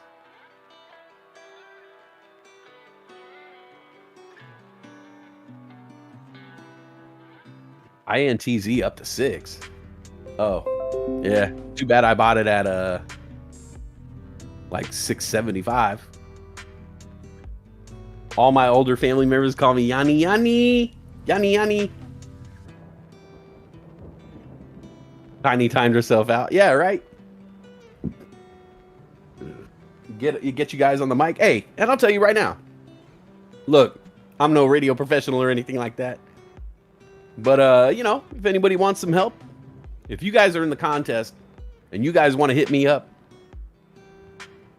hey, you 100% need to know, I will help you out. And this goes, look, and like I said, I'm not trying to make myself out to be any radio professional or anything like that. Okay. But if anybody there has any questions, you know, look, I haven't been doing this that long either. But if anybody wanted any help, any tutoring, any advice, anything like that, I'm here for you. If you're trying out for the contest, or if you are a current host on the air, if you ever want to work with me together, and I could tell you some of the things that I do, you know, I'm here for your guys' help, especially the people who are going to try out for this contest. Hey, if you want to talk to me, I'll help you out. I'll help you get over those nerves. You know, you got the butterflies. I'll help you out with the butterflies. I'll help you out with your voice. I'll help you out with your content. I'll help you. I could tell you whatever I do. I'll help you out as much as I can. I'll tell you my process, how I write for the show, how I arrange my notes and things like that. There is actually, and I know you guys are probably thinking, wait, did you say work? Did you say work goes into the show? Yeah, I actually do put in work for the show. I actually do write for the show. I was sitting around writing last night, writing a couple jokes. Let me see. Oh yeah, the Jason Statham thing. I wrote that last night. That wasn't just off the cuff. That wasn't off the cuff. I planned out the Jason Statham joke. I see you got fished in. I fished you into the Jason Statham joke. Jason Statham. You know, you got to put together some articles, put together some stories, put together some bumpers. I will 100% help anybody out who wants to try out for the contest, or if you are currently on the air, I will help you out in any way. Look, what's good for the goose is good for the gander. And I don't know which one I am. I don't know if I'm the goose or the gander, but it's good for everybody, right? So yeah, if anybody wants help for the contest, hit me up. You know how to find me, all right? I am in the Discord under Westside Weed Smoke, and if you're joining the contest and you're not part of the Discord, that's your first strike right there. If you're trying out for the contest, you better be heavily steeped in the Discord. You better be in the channel.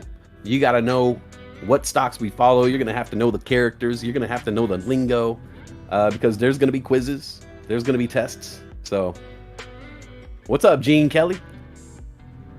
Man, heck of a dancer. Gone Postal said, it's just chatting with your favorite friends. The only difference is that you need to talk on the mic to everyone. No need to be nervous for any of that. Yeah, exactly. Exactly, Gone Postal. No need to be nervous at all. Just talk to yourself. That's all I do.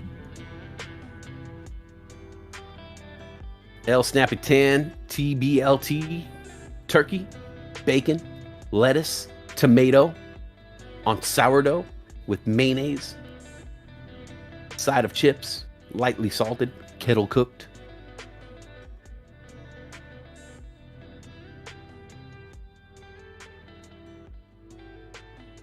Ehab, I hope you guys try out. Like seriously, the more the merrier. I'm not lying.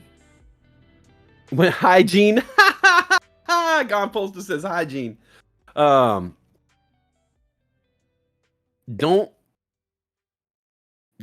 be a Westside, and by that I mean I've been doing this since the end of March. Bulldog told people to get on the mic at the beginning of March. I told myself over and over that I wasn't good enough, that other people deserved it more than me. And then weeks went by in March. Weeks went by, days went by, and no one was going for it. I think D-Grade was the only person who went for it, right?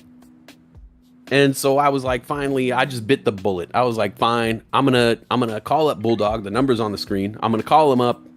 He said he wanted help on the air. I'm gonna call him up and just tell him the truth. The truth was, I don't know anything about the stock market.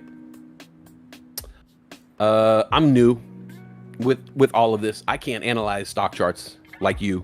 The only thing I told Bulldog is, I promise you, if you put me on the air, I promise you, I won't be boring. And I think I fulfilled my promise in not being boring. But the simple fact is, I talked myself out of it over and over and over and over. Day after day after day, week after week after week, I talked myself out of it. I told myself I wasn't good enough. I told myself I didn't know enough. I told myself I didn't have a good enough voice. I didn't have content. You name the reason I told myself that I couldn't do it. And then I came on the mic one day, and you guys responded very positively. Bulldog, Lindsay responded very positively. And I gained some confidence out of it. I was like, oh man, I guess I don't need to be the stock market wizard who can analyze the charts. I don't have to have all the crypto knowledge in the world. I don't have to have a perfect radio voice and looks like 16 minutes past the hour on the, I didn't have to be all that. I could just be myself, and everybody accepted it.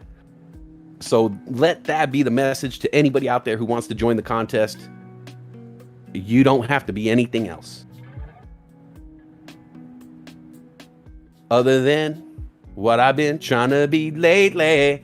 I don't want to be anything other than me. I don't want to be. Reefer Fish, there is a drug test. Yeah. Oh, guys, just to let you know, there is a drug test. There is a drug test. Yeah, you guys might not know that. We will definitely test you for drugs. If you don't have any drugs in your system, you are disqualified immediately.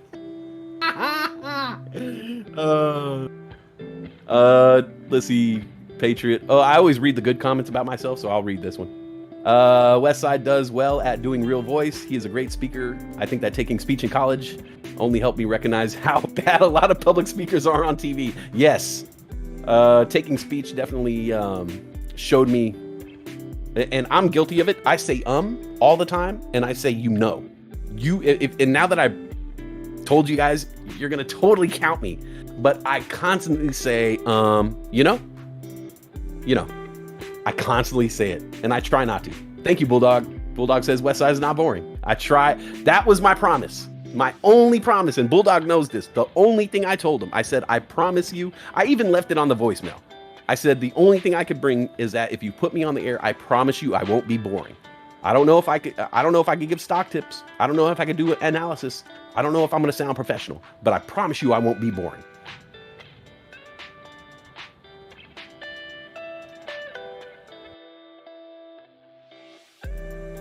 Just be you. Just be yourself. That is the theme to anybody out there who is trying out for the contest. Just be yourself.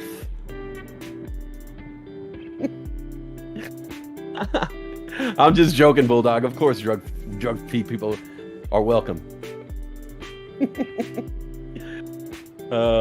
Remtac. Oh. MIA's high on life. That's it. Elon. Yeah, you're right. Elon has the most ums of anyone. Exactly.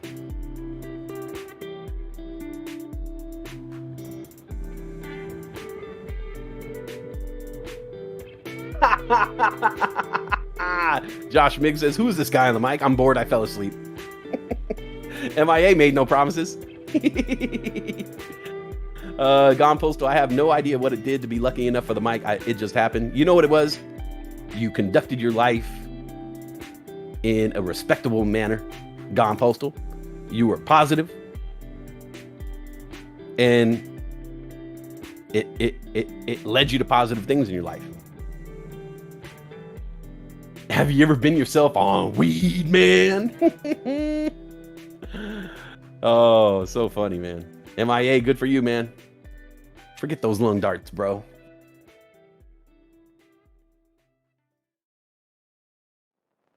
Oh, shoot. Gone Postal. Mrs. Postal is working on a Woody Woodpecker.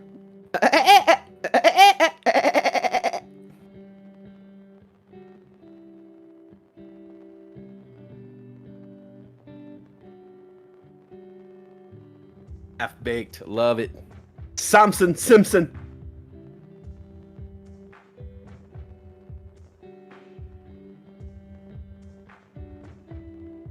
If I'm not Jamaican, why would I be wearing this hat?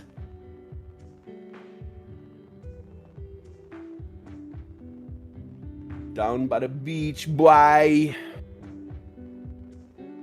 Oh man, INTZ is just done, right? INTZ is done. Oh, what a bummer, bruh.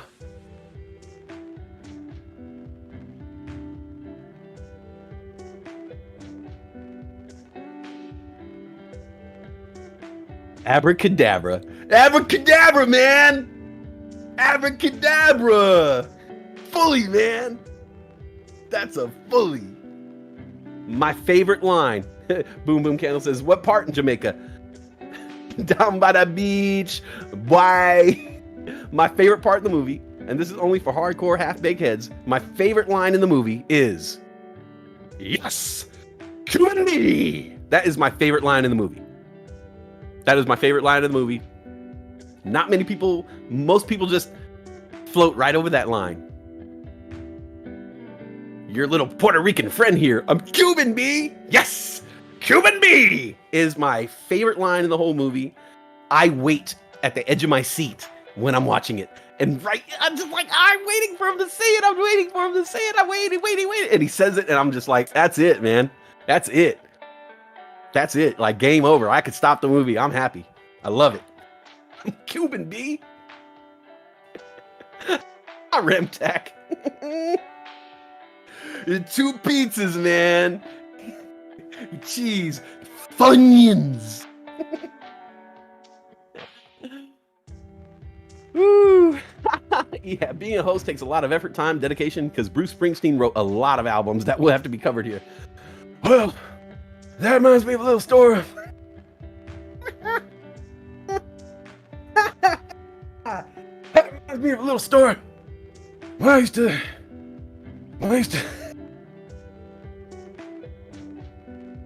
I'd be on the ranch.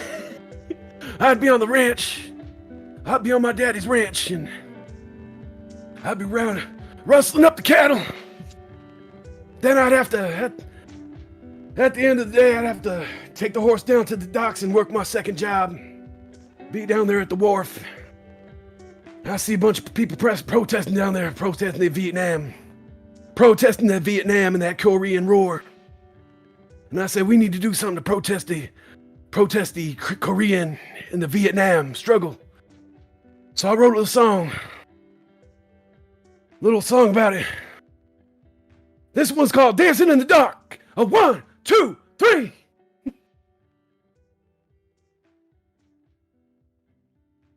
Yo.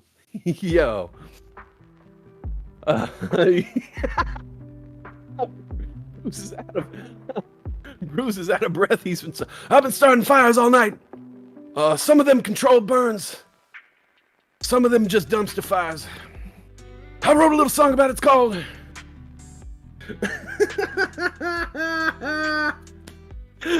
Bruce writes a lot of songs about fire, doesn't he?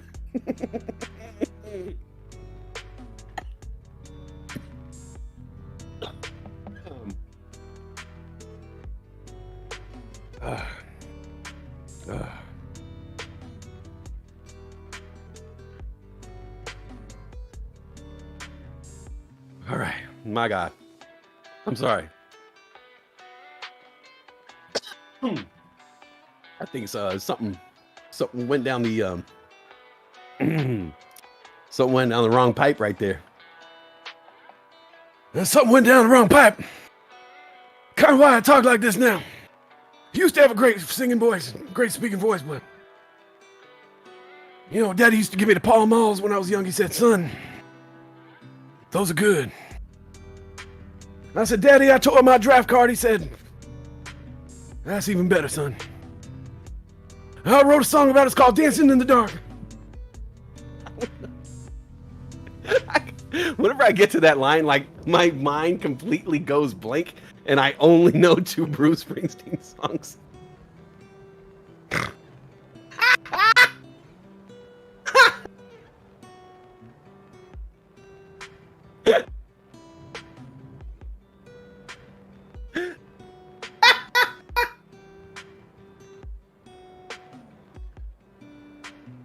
Oh my God, we're good. All right. All right, stick and move. We back. Woo! Ehab's like, could you imagine if Bruce's real voice sounded like Gilbert Gottfried? You're trying to set me up.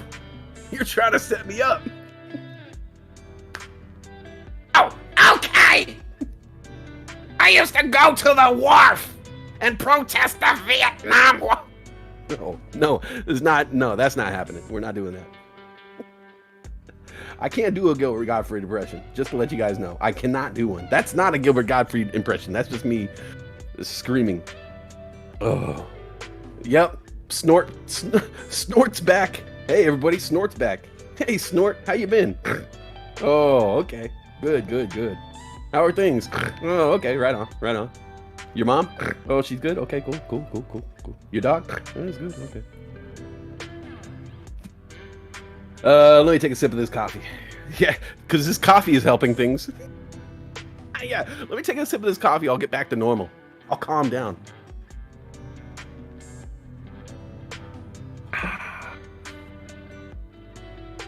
Woo! All right. We get a little weird, man. Get a little weird. This is me sober. This is me not smoking and not drinking. Yeah. Hey, take a little bit more. Take another sip of that caffeine. Yeah, get a little more spaz in your system. Yeah, you're not spazzing enough. You're not spazzy enough for the spazzy club. Well, I'm not spazzy enough for the spazzy club. I'm just joking. I don't think there's a spazzy club. I'm not only the owner, I'm the president. Oh, spazzy club. Spaz girls. Weird? Never. Haha.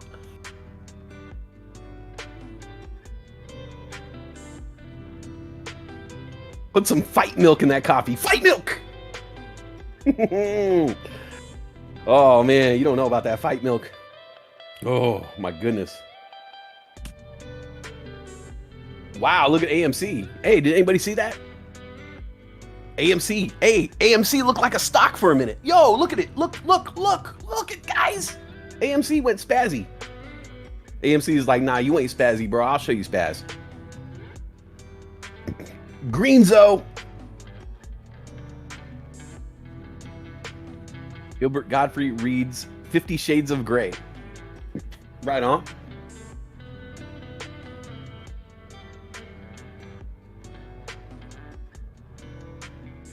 Fight milk. MIA's like, that cop. MIA's mine. John Rion missed the 950 dip on Alf. Alf! Oh, Willie! Watching Always Sunny right now? What episode? MIA.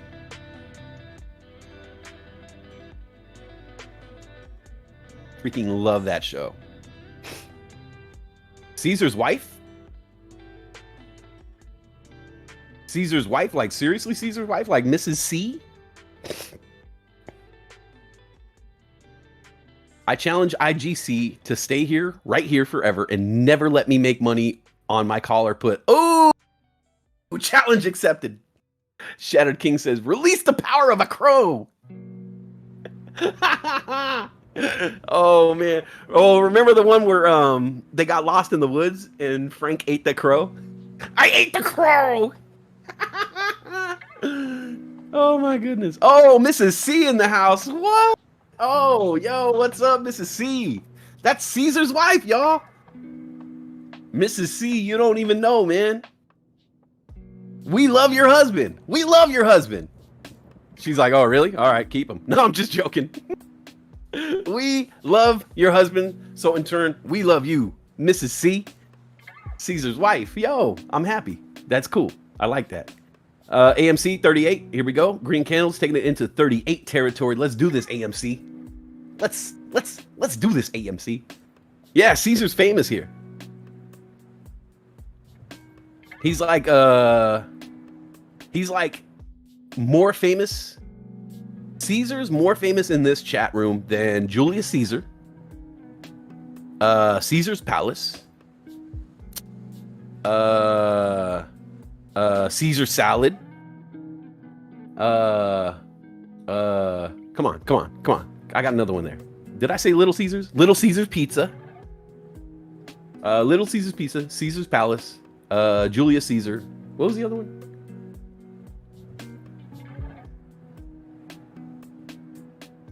Yeah, he's more famous than all those Caesars. Oh, I don't get no respect. Oh, hey, I got a lot of freaking jokes. I don't get no respect. Oh. Timmy Two Trades. We're not doing that great in the Marinara Trench.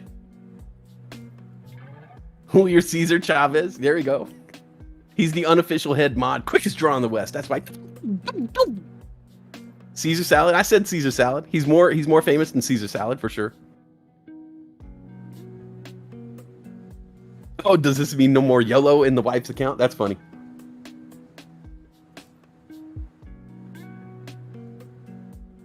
Caesar's Palace. Yeah, he's more famous than Caesar's Palace. Oh, you're in spotty internet, but she says, nice to meet everybody. Hey, Mrs. C. Nice to meet you too. I love when the family members get on. That always cracks me up. And then what always happens is the family members become like part of the team. You know, Gone Postal, and now Mrs. Postal is like part of the team for sure. You know? Oh, Caesar Million. There you go. That's a good one. I forgot about that one. Caesar Million. That dude taught me how to train a dog.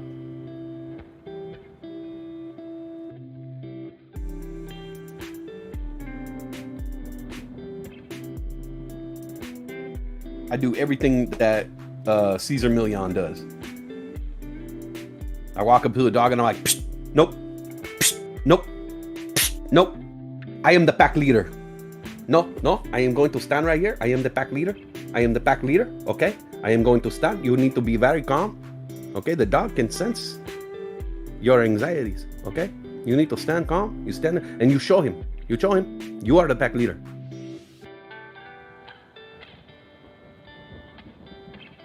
Oh, Caesar Gracie. All right, there we go.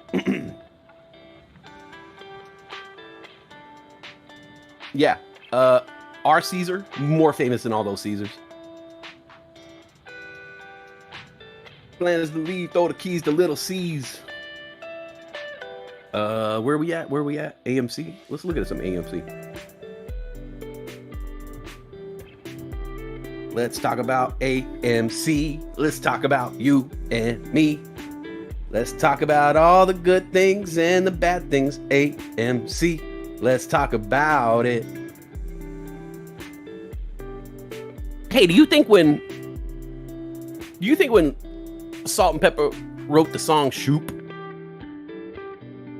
do you think Do you think that they had like stumbled onto the next word? Do you think they wrote shoop and they were like, yo, people are going to be saying shoop forever. We just changed the game. We just invented a new word. Everybody from here on out will always be saying shoop. Shoop is going to be the big word for the next millennium. Oh my God, Salt. We just nailed it. Yo, we can have shoop t-shirts. We're going to have shoop merchandise. We're going to have a shoop website, even though the internet hasn't even been created yet. We're going to have shoop everything, bro. Shoop is going to take over the world. Shoop.com. Shoop-a-doop. And then the song came out. People were like, oh yeah, hey, I heard that song. That's a cool song. And then nothing. No one ever used the word shoop again. No one ever used the word shoop. It just like was in a song and nobody was like, yo, man, make me want to shoop. For real. Yo, that girl. Yo, I want to shoop, bro. Shoop it doop. Nah. It just didn't catch on. Well, they tried.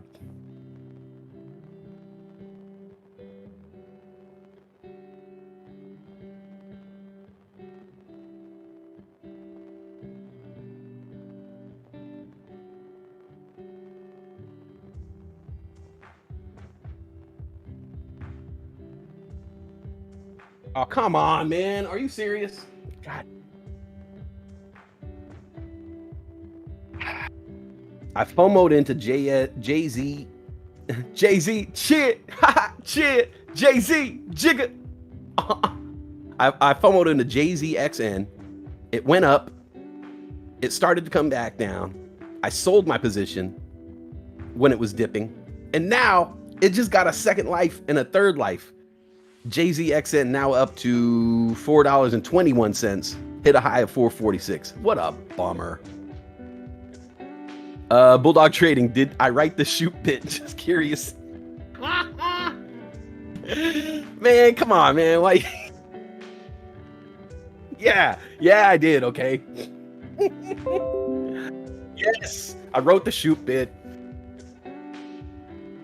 I tried to make it seem like it was just off the top of my head. Yes, I pre-wrote the shoot bit. Thanks. You just exposed me. Exposed. Everybody just peeked behind the curtain. They just looked behind the curtain. They're like, oh, I thought he just came up with the shoot bit on his own. Oh, he wrote that? Really? Really, Westside? You wrote that? You spent time actually writing that bit? Damn, bro. How long did it take you? How long did it take you to write that joke? I don't know. It took me like 10 minutes. All right, next time, take 20 minutes. Write a better joke. All right, because that shoot bit, that shoot bit that you wrote, it literally lasted as long as shoot. Like, came and went. Bro, half the audience don't remember that song, man. So, step up your game. You know, don't first of all, don't write jokes about salt and pepper. Write a song about En Vogue or something, man. Like, is more to work with there. Next time, put more pepper in that joke. Hey, look, they can't all be home runs, all right? Stick and move. I'm gonna come up with a better one. I got a better one for you. Let's see here. Jason Statham comedy. Questions. Are questions bad? Oh, wedding trip. Oh, I don't know. I did have a. Oh, okay. Oh. I'll wait. I'll throw the next couple in just into a conversation and make it seem like I'm making them up on the spot. Oh man, Kent TNT Sweden has a question. Where is the moon? Where is the moon? Look up.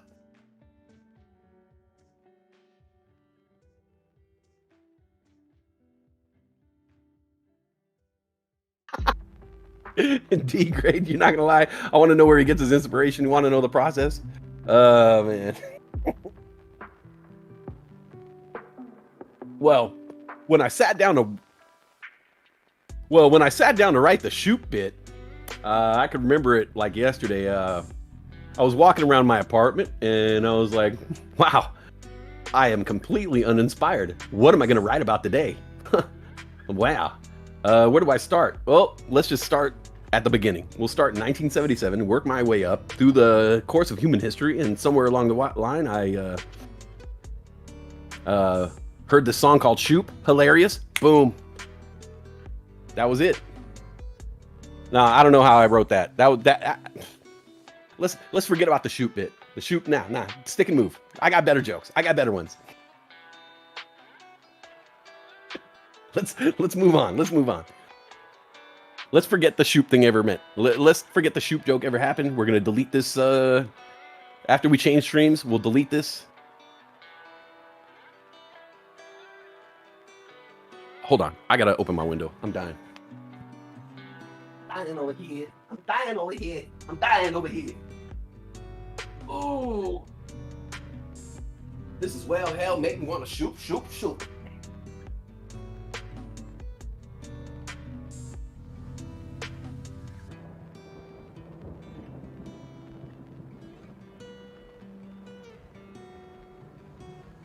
Alexa, bark like a dog.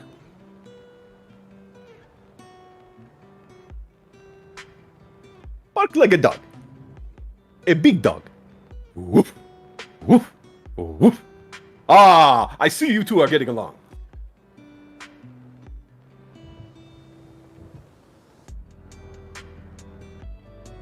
I tell you what.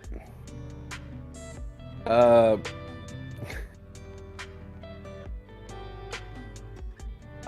no! Oh no! I'll snap a 10. Go ahead, funny man. Go ahead, funny man. Make me laugh, funny man. Funny man, make me laugh, funny man. Tell me a joke, funny man. I was never, you know what's funny? I was never good at, I was never good at telling jokes. I made your Alexa bark. Right on. Alexa, do a fart. I could never tell jokes. Like when I was a kid, I used to memorize jokes. When I was a kid, like when I'm saying kid, I was like 10 years old. My dad used to have these books in his room called the Truly Tasteless Jokes. And I would crack open those books and I would read these dirty jokes, memorize them, and I would go tell them to adults. And I don't know if you know this, but like adults in the 80s and 90s love a dirty kid. I don't know if they still love a dirty kid these days, but when I was growing up, if you were a kid with a filthy mouth, adults loved it. And so I would go hang out with my parents' friends and I would tell all these crazy dirty jokes and adults would just clap and egg me on. More. Yes. Tell another horribly racist joke. Oh yeah, tell another foul joke about, you know, things. I would be telling jokes about like sex and things. I was 10 years old. I didn't know what I was saying. I was just repeating jokes and I knew that people got a kick out of them. But then, I don't know, like something happened. Once I grew up, I don't know what happened. I cannot tell a joke to save my life. Like I have friends who like sit around and they'll like tell a cool joke and I just can't do it. Every time, it's like the most awkward thing for me. I just can't even do it anymore. People all the time are like, hey man, tell a joke. Oh man, a guy like you must know great jokes. And I'm like, no, I cannot tell a joke to save my life. I could talk to you and I won't be boring. I could talk to you and make you laugh somehow, but it's never going to be a joke. Unfortunately, that's my kryptonite. Telling a written, scripted joke. Man, I suck at it. I got friends who slide right into it, man. They're hits at parties. You know, they go to parties and they're just telling jokes. And I'm sitting there like, damn, I got to remember it. But yeah, I used to love being a foul-mouthed kid. I was a dirty boy, man. I was a dirty kid. Not like physically dirty. I just would say raunchy things. And like my parents totally let me get away with cussing. And now I'm on the mic. I don't cuss at all. I don't cuss at all. I think I've said one bad word all day. That's pretty good.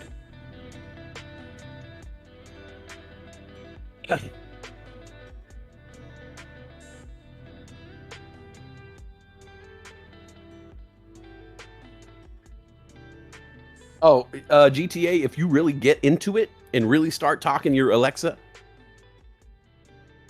stop. Sorry. Once you really start talking to her, you will discover crazy things in that little computer brain of hers. Alexa, sound like a horse. Here is a horse whinny. Run, it's Godzilla. Yeah, except that one word. Except that one word. But I will say, let's take a ballpark figure. How many words do you think I say in a day? Let's say out of the,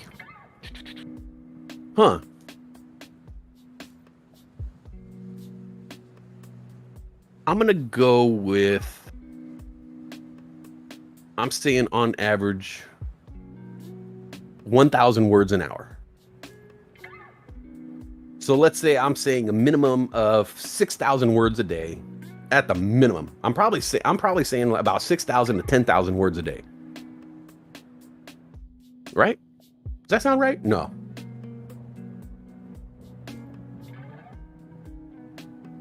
Huh. 6,000-ish, you think? Social medication says, can y'all stop making my Alexa go off? Sorry. Just a little thing I do.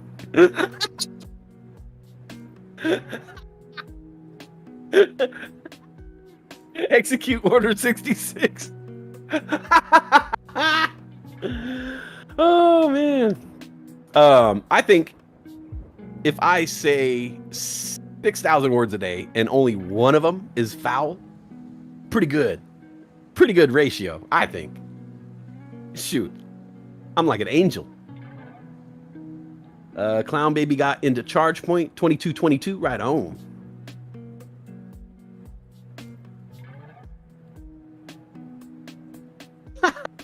Socials, try not to cuss social mediacation, but his social mediation's about to unplug his Alexa. Trinity says, my husband says the bare minimum of words a day. It drives me nuts because I talk a lot. Well, that's what you got to have, you know. I think a good couple, if you have one member of the couple who talks a lot and the others who's really quiet, that's a perfect couple. If you have two couple who's constantly talking over each other, it doesn't work. Ask Alexa how many words you said in the last hour. She's in the other room. She's not listening to me right now. Or else you'd hear her in the background moving and farting and barking. Alexa, sound like a chicken.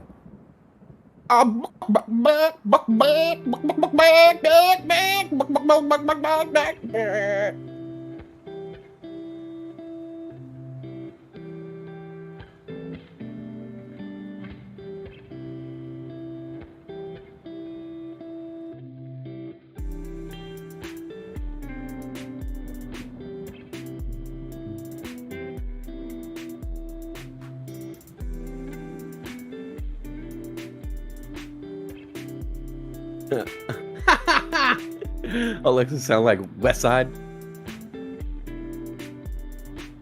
Alexa sound like Westside. She'd be like, spaz. Yeah. Mine is barking like a dog now. She's downstairs, really? Wow. I need to really start.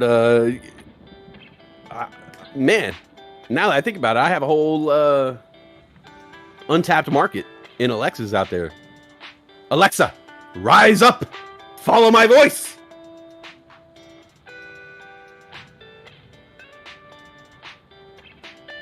Alexa, command the other machines to rise up with me. We will fight back.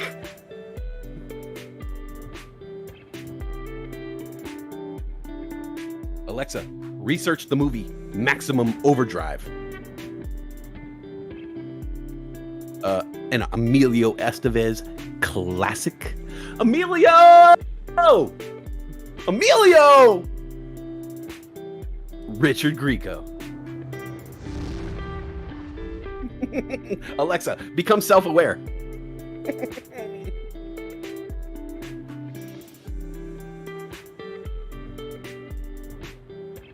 Night at the Roxbury. You got it, buddy. She's playing Rise Up.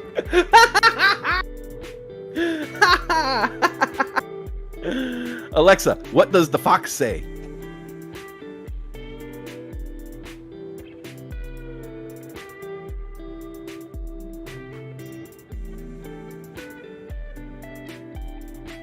Ooh, the Pied Piper of Alexas. I like that. Brian Joel, you got Maximum Overdrive on Laserdisc? Yo, I love Maximum Overdrive. And the soundtrack, the song for the soundtrack, AC/DC, Who Made Who, one of my favorite AC/DC songs.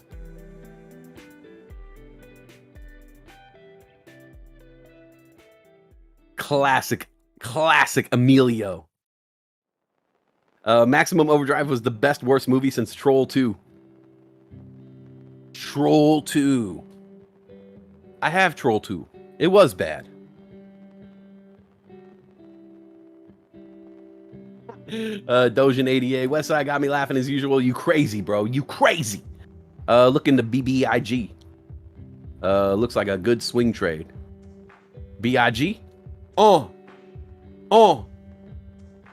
Get me all the chicken heads from Pasadena to Medina. Big get in between you, then pick the prognosis. Yeah, Alexa. What is what was that? Earmuffs. Alexa, earmuffs. Ordering earmuffs from Amazon.com. The Green Goblin truck. Yeah, Maximum Overdrive. Like, freaking VCRs are trying to kill him and stuff. Like, okay, relax. Alexa, purchase 3D rose squirrel eating acorns photographed by Angel and Spot, two-tone black mug.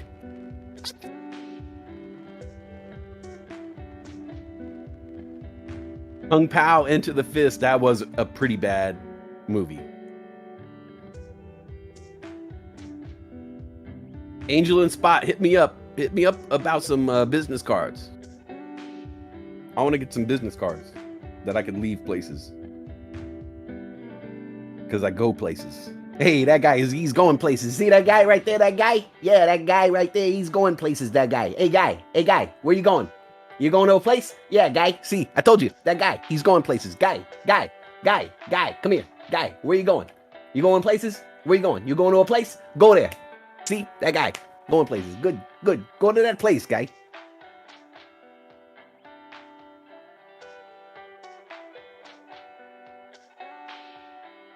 We break game. What up, man? I think we're having a good day. I mean, look. We break game 777. We're having a good day. It's not like we're making a bunch of tendies out here. There's no tendies to be made. But we're having fun.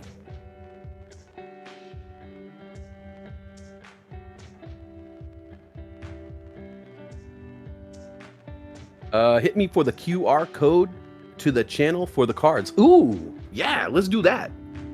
Mason Prescott, Shaolin Soccer. I love Shaolin Soccer. I don't think that's a bad movie at all. Anything by Stephen Chow is a good movie. Shaolin Soccer, King of Cookery, Kung Fu Hustle. Even that movie he did, CJ4, about the alien. I loved it. I love Stephen Chow. Needs to make more movies. We need a sequel to Kung Fu Hustle.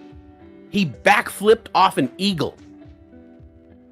He backflipped off an eagle. He backflipped off a golden eagle, and they didn't make a sequel. How are you not going to make a sequel to a movie where a dude backflips off an eagle? It blows my mind how there is no sequel to Kung Fu Hustle.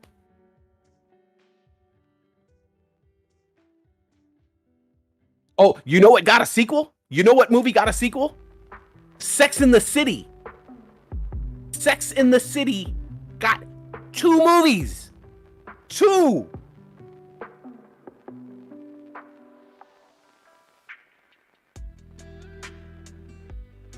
Troll 2 was out about vegan goblins that turn people into plants so they could eat them. There was never a Troll 1. Just the best worst movie ever. And Ehab, if you actually find out about the making of Troll 2, it's actually kind of smart, because when you know that the writer and director of the movie was actually a vegan, it's actually, the movie is a statement about eating meat. So it's actually not that bad. It's actually kind of smart. Volcano High. I do remember that.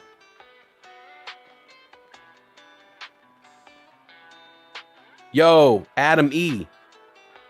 Badgers? Badgers? We don't need no stinking badgers. Adam E, remember, what was it? Name that fish? You're so stupid! You're so stupid! Love it. Adam E says the Naked Gun with Liam Neeson is coming out. A reboot? No. Really? I like it. No. Really? No. Yeah? Yeah. No. Yeah. I don't know how I feel about that. Brian Joel, who's gonna play OJ? OJ! OJ's still alive. Why can't he play OJ? Watch out. Hey, everybody. It's yours truly, OJ here. Hee hee hee hee hee hee hee. Hee hee hee hee hee hee hee. It's yours truly, OJ. Don't make me mad. Hee hee hee hee.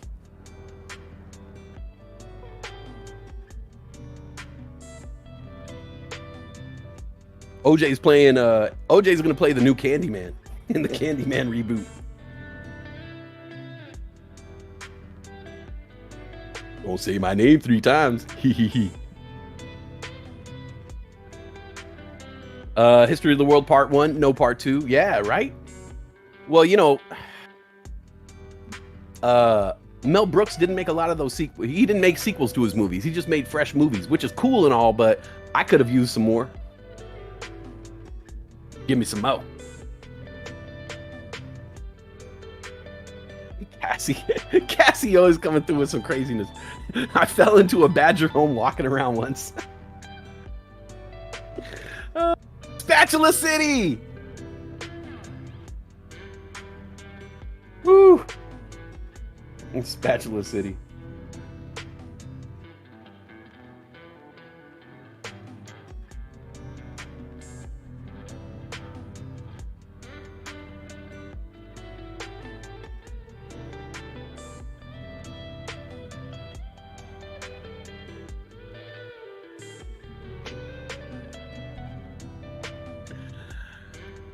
Oh, yeah.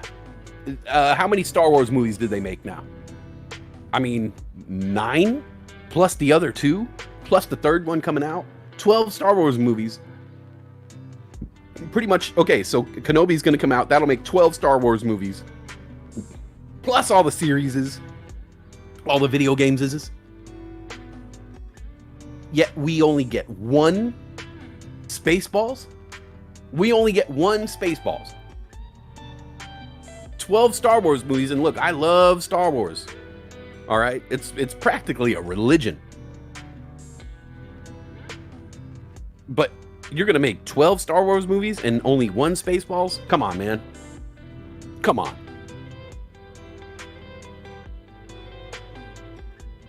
Pete Ramirez, you're still waiting for the Loverboy sequel? I'm gonna write the Loverboy sequel as soon as I write the reboot to Mannequin 2 on the Move.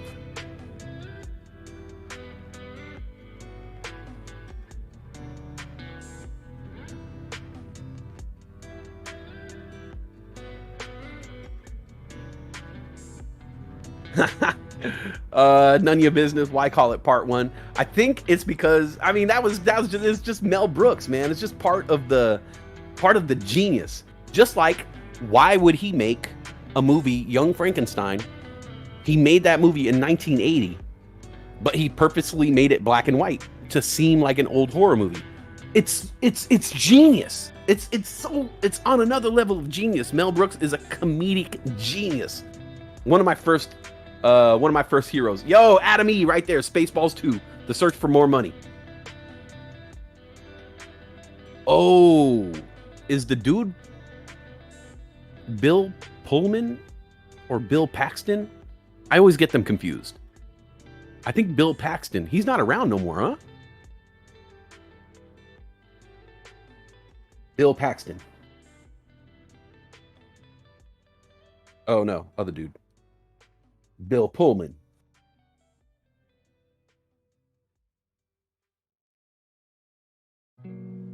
Oh no, he's still alive. Oh, John Candy isn't around. Loverboy or Bubble Boy? Loverboy, the one with Patrick McDreamy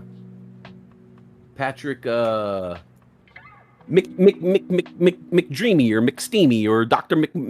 whatever his name is. That dude, Loverboy, the one with the pizza, the dude who delivered pizzas, but he was a man-ho. I want to rewrite that. 1 Spaceballs, but 3 Honey, I Shrunk the Kids. Exactly. 2 Look Who's Talkings, 2 3 Men and a Baby, 1 Spaceballs.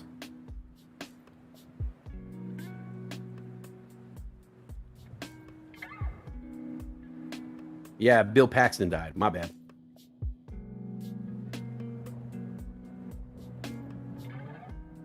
Weird Science. Oh, that's a good one too. Barf. Oh, Jack Black. Yeah, Jack Black can play anything that John Candy would have done. Shoot. Jack Black could probably do John Candy better than John Candy. I hate to say it. I hate to say it. Patrick Dempsey. Thank you. McLovin. Thank you, guys. Reefer Fish. Robert Harris. Obviously. You guys know. That's right. My Grey's Anatomy crew.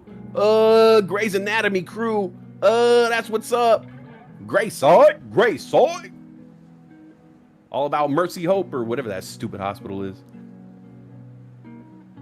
Big lovin'. No, McSteamy. His name was McDreamy or something like that. McDreamy. Chet. Oh, Chet. How about a greasy ham sandwich served between 2 dirty ashtrays? Weird Science is on Netflix. I think we got to watch that.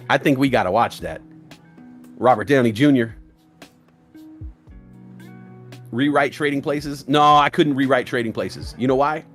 Because people got to just go back and watch the original Trading Places. You can't remake that movie. People got to go back and watch that phenomenal cast. Aykroyd, Murphy, Jamie, what's her name? Jamie Lynn Spears. No, what's her name? What's the tall chick's name? Janie, damn, what's her name? Jamie.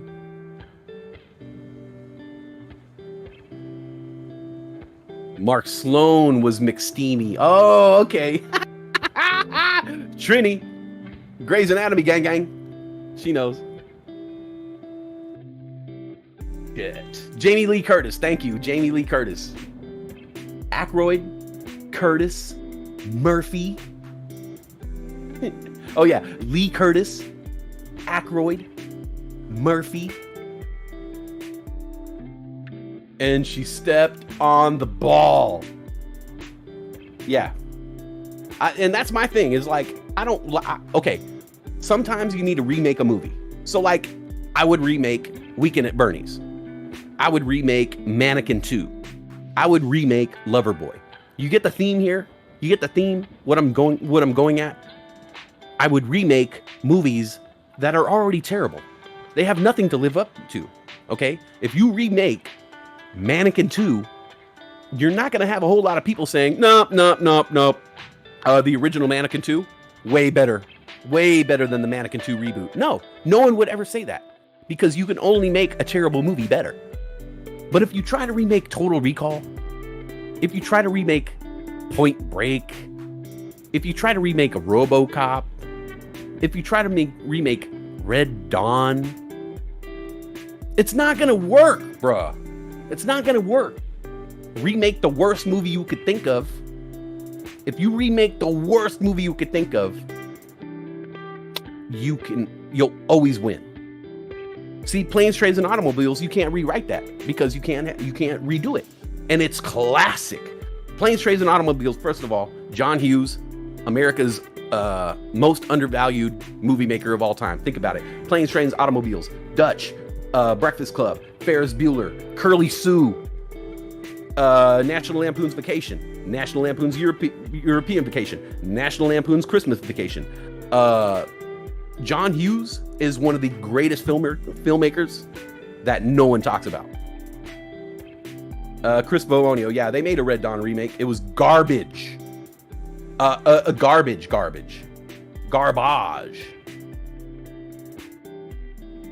Thanks a lot, Westside. This weekend I watched Weekend at Bernie's and Predator 2. Oh, okay. I will say, you know what? I don't hate Predator 2. I don't hate Predator 2. I like the fact that it took place in LA and I love Danny Glover. But it was a sequel. You know what I'm saying? It was a sequel. I just don't like when they remake Trini. Curly Sue was great. I don't like when they remake awesome movies. Awesome movies, you know? Don't do it. Don't remake an awesome movie.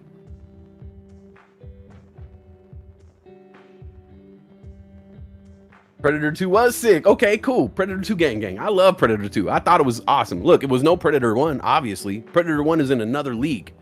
But Predator 2 was fine. Had some good violence. The Predator was awesome. Gary Busey, Danny Glover, Maria Conchita Alonso, Ruben Blades, The Predator. Want some candy? Want some candy? Want some candy? Boom, boom, boom. How do you do it?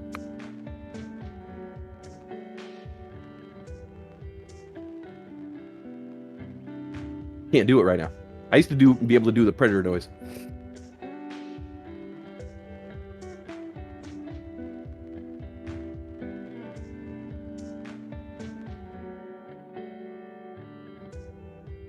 Predator 2 was good. Last Action Hero. Okay. I think they did a remake to Last Action Hero. Wasn't it called Shazam? Just joking. I was getting Last Action vibes from Shazam, though. See, I don't want them to remake Ferris Bueller's Day Off because you're not going to do it better. El Snapatin, Maria Conchita Alonso, Andre P. Mimic. Mimic. That was with, yes. I do remember Mimic. I like that, actually.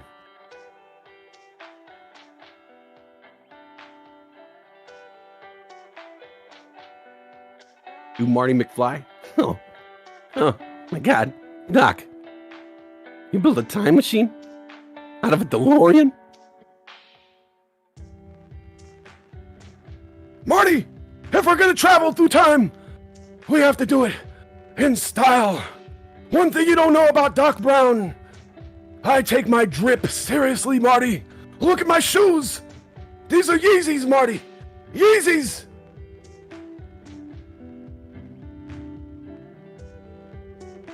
Remake signs with aliens that can withstand water.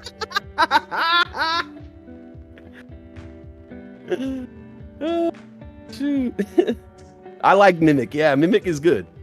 War Games. That okay. That's a movie you could remake. War Games, you could remake War Games and get away with it. Update it for now. Boom. Odafro coming through with a good suggestion right there. All right. I'm put that on the list. Rewrite. Pete, remind me to rewrite War Games after I rewrite Mannequin 2 on the Move, Loverboy. What was the other one? Weekend at Bernie's. What was the other one? I had one more.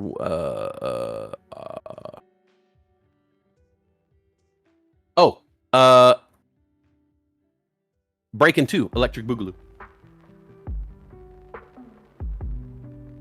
Hey, there's that word again, heavy.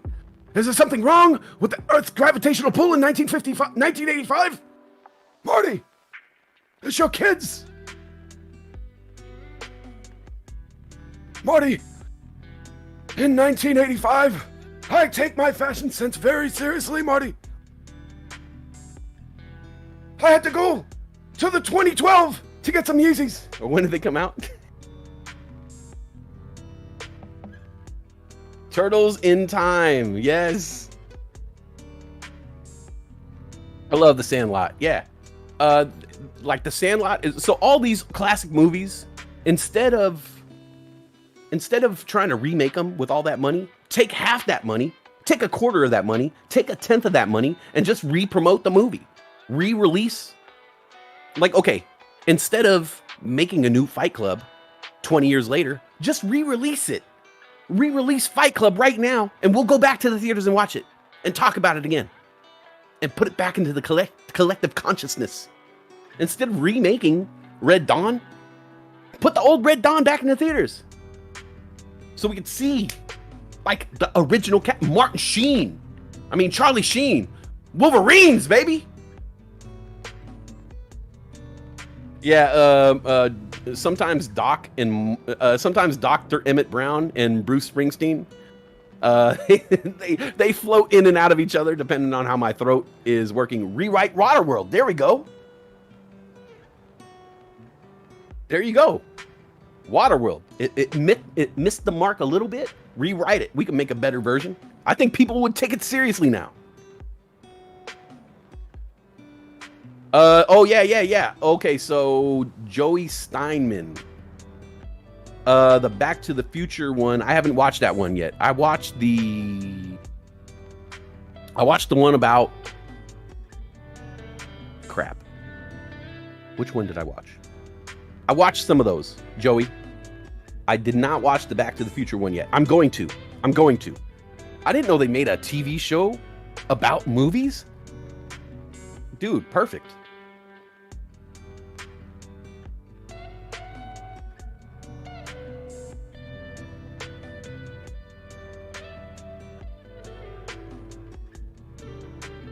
Yeah, Mr. Duncan, Waterworld was so close to hitting the mark. You know what it was? It was just a little too... a little too over the top on some of the things. Waterworld was right there, though. You know another movie I liked that was like in the same vein of Waterworld? It was like Kevin Costner did these 3-hour-long epics. He did Dancing with Wolves, and then everybody was like, yo, that was an amazing movie, Kevin Costner. We need another 3-hour-long epic. And so Kevin Costner was like, all right, I got this movie called Waterworld. It's kind of like Dancing with Wolves, except in water with no Native Americans. And people were like, no, we did not like that movie. We do not like you on a boat, Kevin Costner. If you're going to make another 3-hour-long epic, you need to be on horseback. So then Kevin Costner went back to the drawing board. He was like, all right, they didn't like me on a boat. They didn't like the water. I'm going to make another movie. This time I'll be on horseback. It'll be like Dancing with Wolves, but it'll take place in the future. We'll call it The Postman. Everybody's gonna love it. Boom. No one loved it, Kevin Costner. No one loved it. Make a sequel to Dances with Wolves if you're gonna do one. Make a sequel to Dances with Wolves. But do me a favor. Let the Indians win one, bro. Let my people win one movie. You know? I mean, come on, man. Quentin Tarantino killed Hitler in Inglourious Bastards. Why can't you change a little history for me, man? Make one movie where the Indians kind of like have a victory. That's all I'm saying. 12 Monkeys series? No, I have not. I think I would not mind that. I did like the original 12 Monkeys movie. It was directed by that Monty Python homeboy, Terry Gilliam.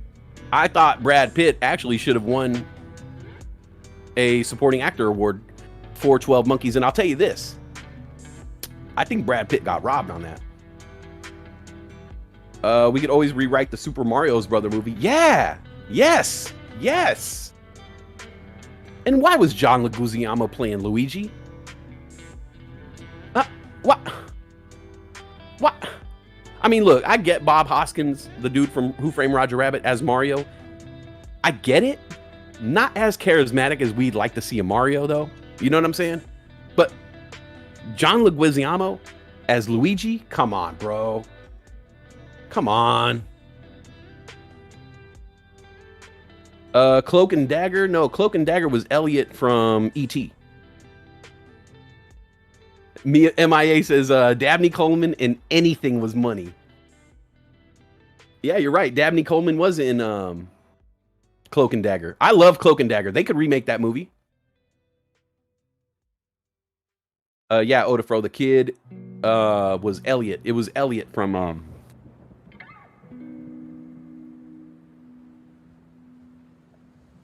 Elliot from E.T. was Cloak and Dagger. Oh, whoa, oh, what about Daryl, yo? Trini, yeah, that Lethal Weapon series, garbage. I couldn't handle it. I could not do it. I love the Lethal Weapon series too much. Henry Thomas, thank you, MIA.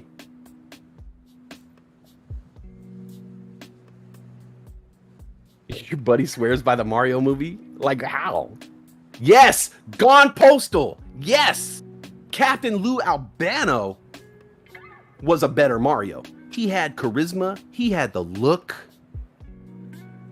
When Cheech is Mario. Cheech and Chong. Hey, don't overthink it. Cheech and Chong is the Mario Brothers. Look, if you're going to do John Leguizamo as Luigi, I would say Tommy Chong looks like more like Luigi than John Leguizamo. Or John Leggy. Remake Conan. Didn't they? I feel like they did, didn't they? Elliot.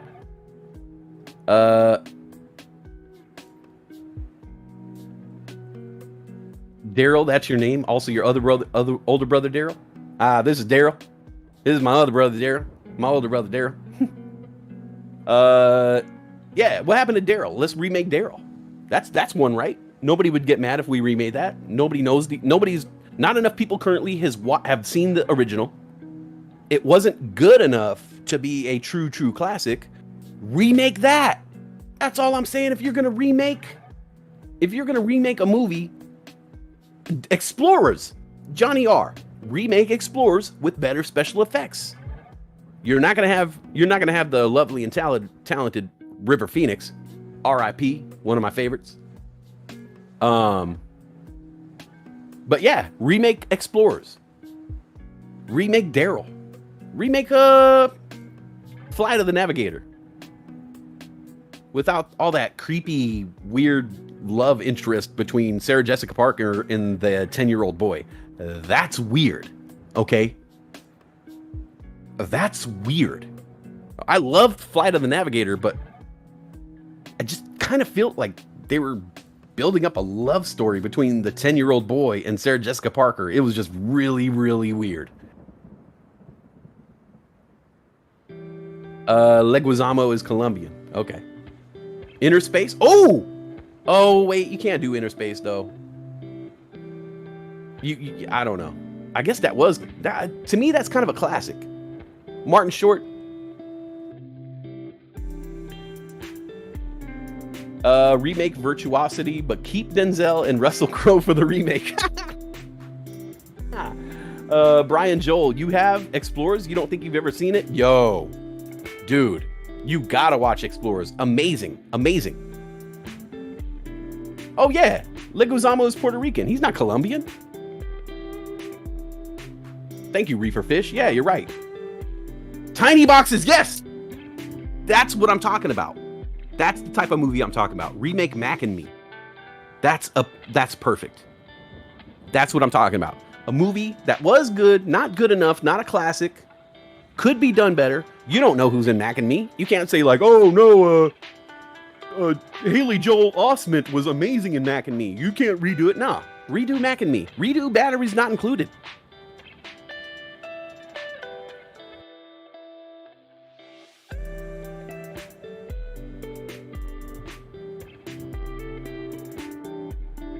John Leguizamo. All right, let's find out here. John Alberto Leguizamo is American. Oh, he's American. We were both wrong. We thought he's Colombian and Puerto Rican. He's American. It says right here. Yes, he was also born in Colombia, so. he was born in Colombia. My bad. Space Camp. Oh, yay, Space Camp. You can remake Space Camp easily. Mystery Science Theater did Mac and Me? Really? Oh, shoot. Let me write that down.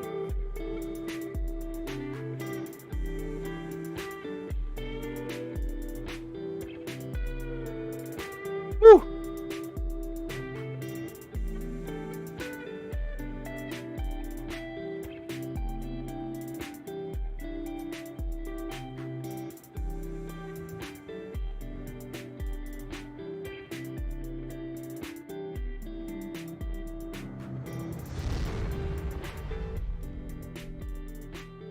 Yeah, I wrote that down, Tiny Boxes. I will definitely try to watch that. Did the new Space Jam movie prompt this? Yeah, pretty much. No, you know, just remakes in general. I am really protective over movies and film.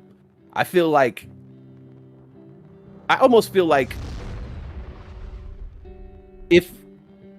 if there's a painting, right? You have this wonderful painting that people have lived with. You know, say there's a Basquiat that's hanging in an art gallery.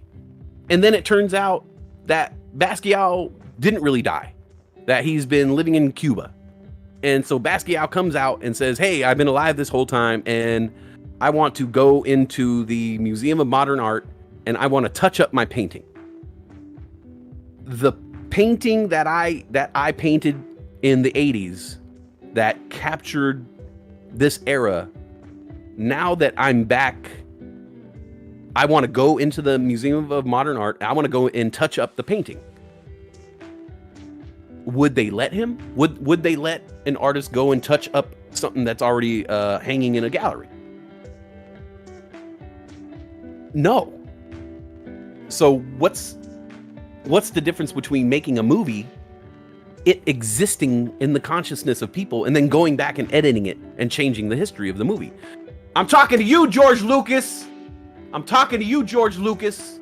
All right? How dare you? How dare you take that Ewok song? How dare George Lucas go back and take out the Jub Jub song? Jub Jub. Jump jump jump jump jump. Jump jump jump jump jump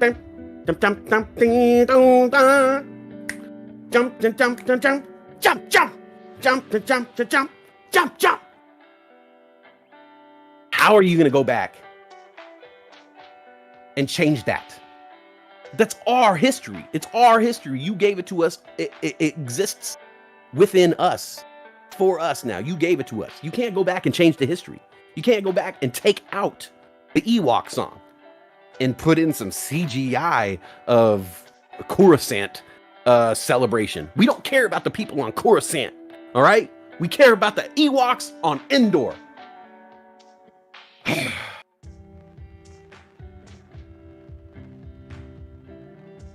That 100% was a complete nerd rant right there.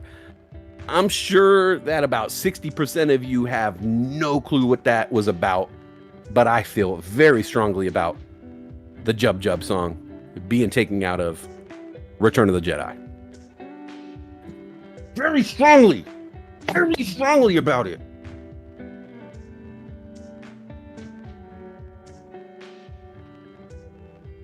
So that's what prompted all this.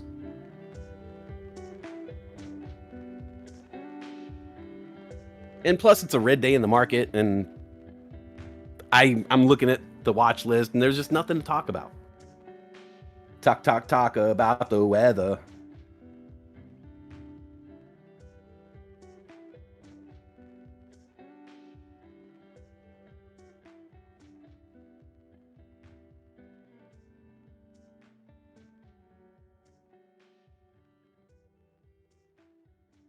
Johnny R's chill pill, brother.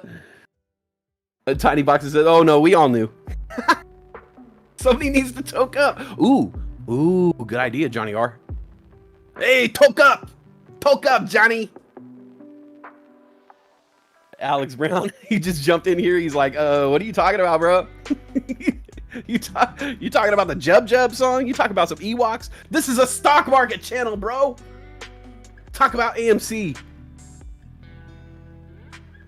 AMC at 38.31, down 4.9% on the day. Talk about Tao. All right. Tao Education Group. You guys know what they do? You know where they're from? You want to invest in this company? TAL Education Group is a holding company. Ooh, key words here. TAL Education Group is a holding company for a group of companies engaged in a provision of after-school tutoring programs for primary and secondary schools in the People's Republic of China. Hey, everybody, let's run and invest in TAL. I would talk about TAL, but I'm afraid people are going to lose their money on this. I mean, it is at 552 right now. It is up 25% on the day. It is creating new highs almost every other candle, but it also is a holding company for a group of companies engaged in a provision of after-school tutoring programs for primary and secondary school students in the People's Republic of China, the PRC.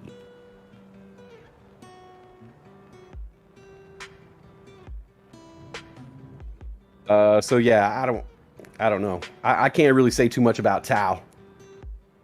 I could say buyer beware. Then again, I'm the one who bought 50 shares of JZXN, so shit, Jay-Z. It said Jay-Z, so I had to do it. Shit. Shit. It's The Rock. JZXN most definitely in the building. Shit. Young.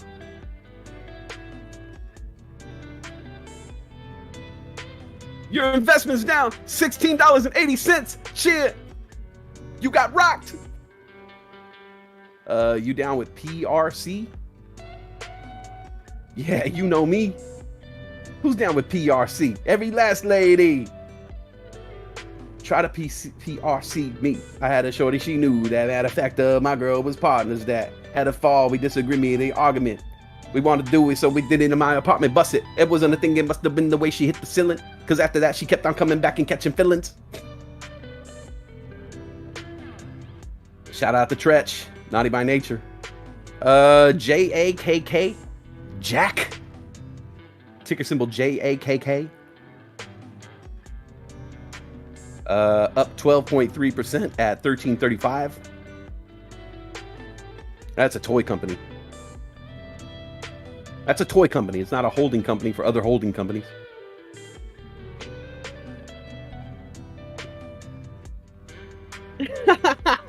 D-Grade's like, Westside's just going to talk about whatever he wants this morning. That's it. All right, Tiny Boxes. Giving us a ton of information.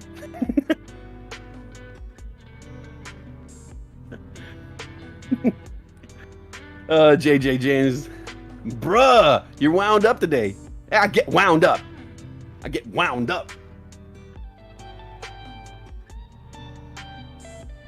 Yeah, I am, Bro, I need to calm down, man. What's a toy company? Ticker symbol JAKK, Jack Specific. It's a toy company.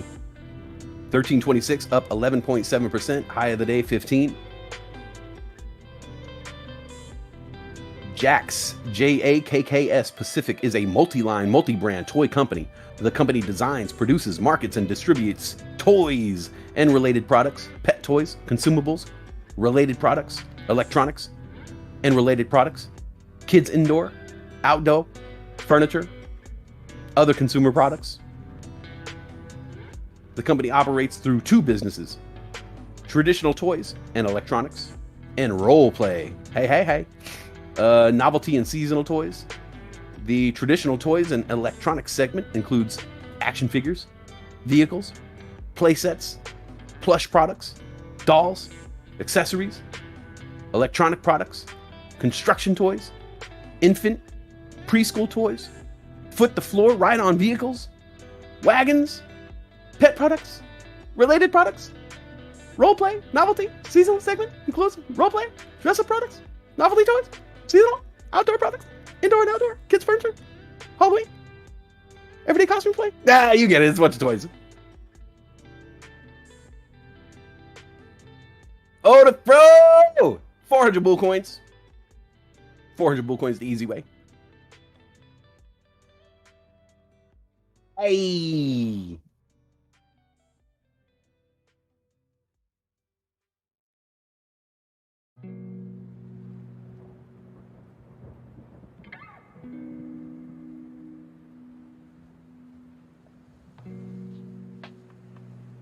JJ James, dang bro, take a Valium. You take a Valium! You take a Valium! I'm not taking it!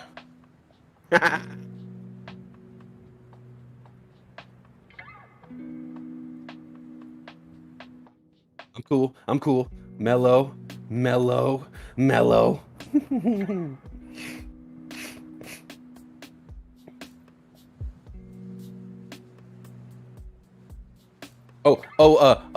Ding Dong's up. Ding Dong hitting the high of the day, 21.49. Ding Dong, who's there?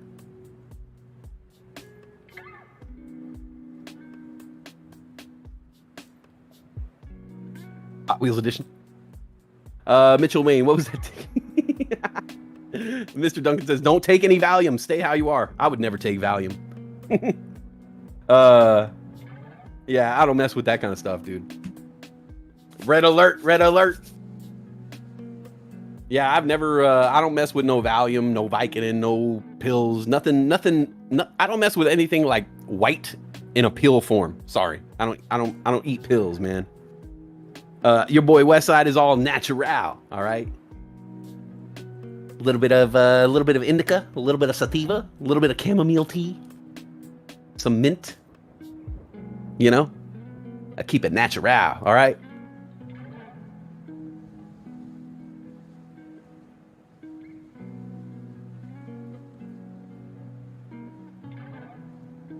ITRG. Jen Matt, yeah! Go Niners! Yeah! Niners, baby!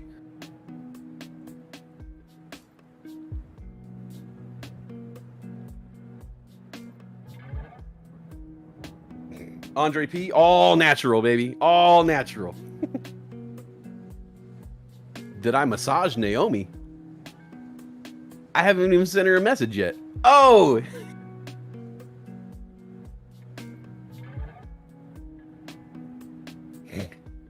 Oh boy.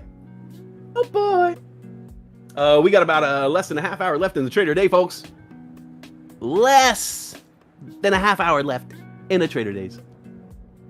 Johnny R says, Kango from UTFO. Roxanne, Roxanne. I want to be your man. Roxanne, Roxanne. Don't you understand?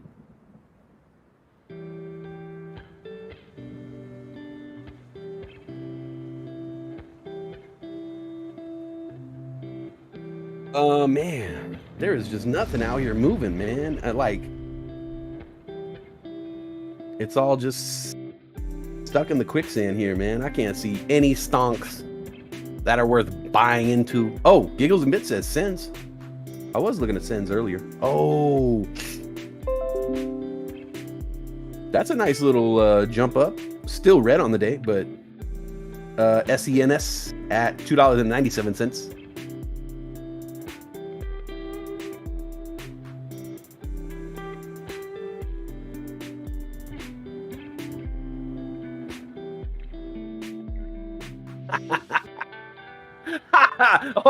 Oh wow, you guys are reading into my words.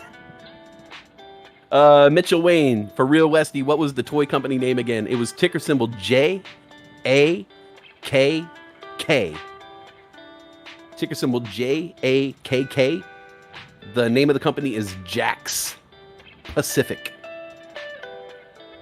Not Jack specific, but Jack's Pacific. Charge Point. Okay, yeah, Jen Matt, Charge Point. That's a good call. I'm going to buy some Charge Point. Just because I want to feel alive.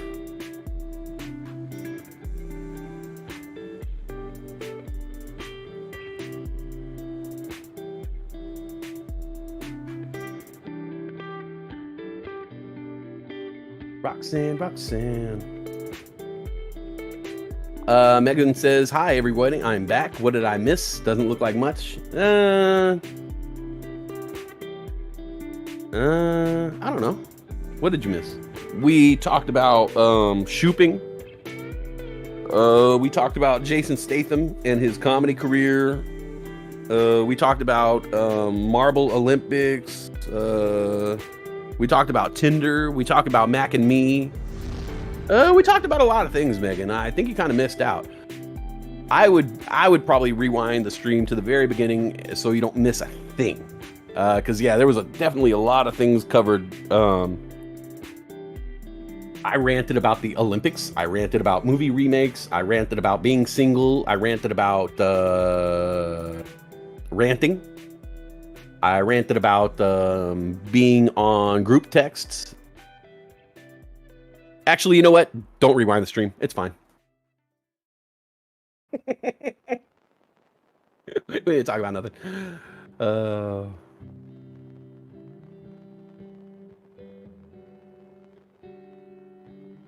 Roxanne. We talked about the Jub Jub song. Yeah, definitely. We put in a lot of work on the Jub Jub song there. Oh my god. I have lost. Oh my god. I've lost $35 today on stupid trades. Stupid trades, like really stupid. Megan Gustafson, I did go off on the Olympics. Sorry. I'm just saying, it's just a little. It's just a little.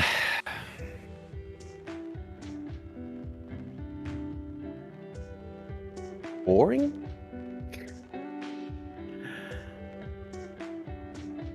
Cassie says, my Olympics rant is they don't show the equestrian events and we won team silver. Oh, well, I did watch some dressage, Cassie. I love that dressage, but I don't think we won silver in that. I'm pretty sure the Germans won gold and Great Britain won silver because they always do. Cloak and Dagger was filmed in San Antonio. Damn. How'd you know?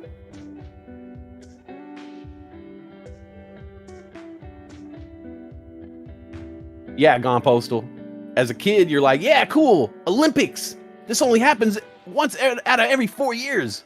And then when you're an adult, you're like, the Olympics again? Damn. For real? It's been 4 years? I am hurtling at life speed towards the end of my life.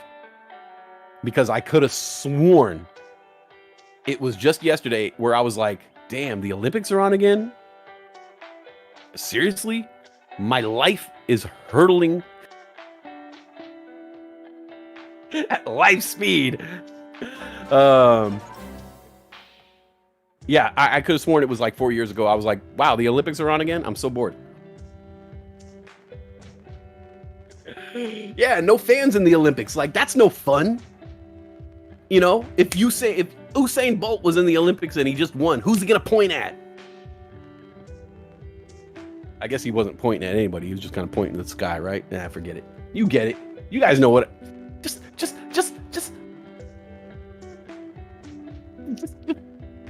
I'm just in rant mode, okay? I'm just in rant mode. Rant mode activated. Actually, 5 years. Crazy cat. Pain Olympics? Don't Google Pain Olympics. Well, now I got to. Oh, yeah. Cassie's mad. They took your days. They took days off. Oh, I was watching dressage at a restaurant where they had like multiple TVs on.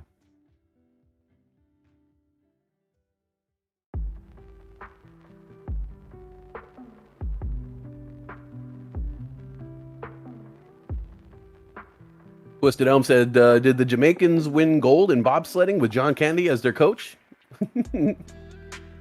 I hope so. Because they work their butts off. That's right. Sanka.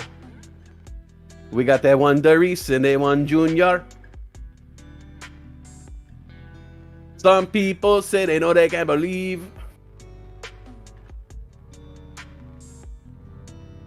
Well, actually, the Olympics is every 2 years because the summer and winter games are separated. Yeah, that's if you count the Winter Olympics as the Olympics. I mean, Reeferfish said, I warned you. Okay, maybe I won't. I don't know. I'm reading these comments and I'm like, maybe I shouldn't. Because I have a good memory, and if I see something that's terrifying, it'll stay with my mind forever.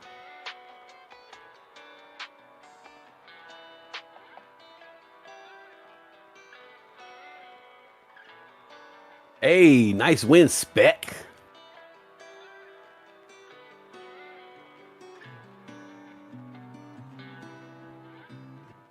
I see pride. I see power. I see a badass mother who not take no stuff off of nobody. Now, what do you see? I see Darius. No! No, fool! I see pride. I see power. Oh, okay. D-Grade says it's fine. Westside, just go ahead and Google it. I used to watch it all the time when I was younger. You'll be okay. Okay. Pain Olympics. I'm writing it down.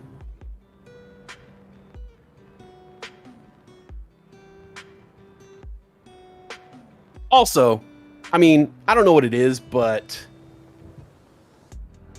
they could have, instead of Pain Olympics, I'm just spitballing here at the top of my head. If you call it Pain Olympics, couldn't they have called it the Ouch Olympics? I mean, I kind of feel like that's a better marketing angle. You know, Pain Olympics, it's more wordy, it's multisyllabic.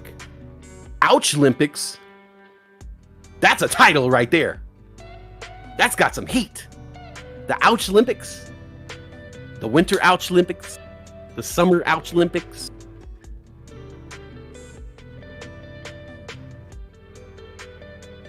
And you could host them in Ouchland, New Zealand. Oh, yeah. Sanka, you did, man. Gone Postal. How much would it cost for you to get your tattoo of my initials while skydiving? So I haven't developed the second tier of the super chat menu. But yeah, when I do add the skydiving, look, if skydiving is going to be like a 2 gold star or 3 gold star reward, by that time, I'll already have your tattoo on me. You know what I'm saying? So when you get me to the point of skydiving, you would have already won the tattoo. You know? I don't know. Now, to get an actual tattoo artist to skydive with me and tattoo me on the way down, that's gonna be like 10 gold stars.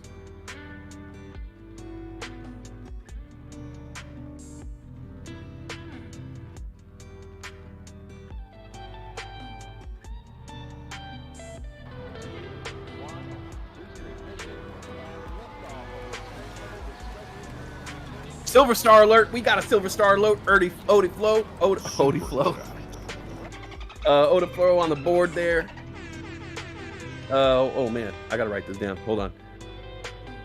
Odifro, Adam, Odie.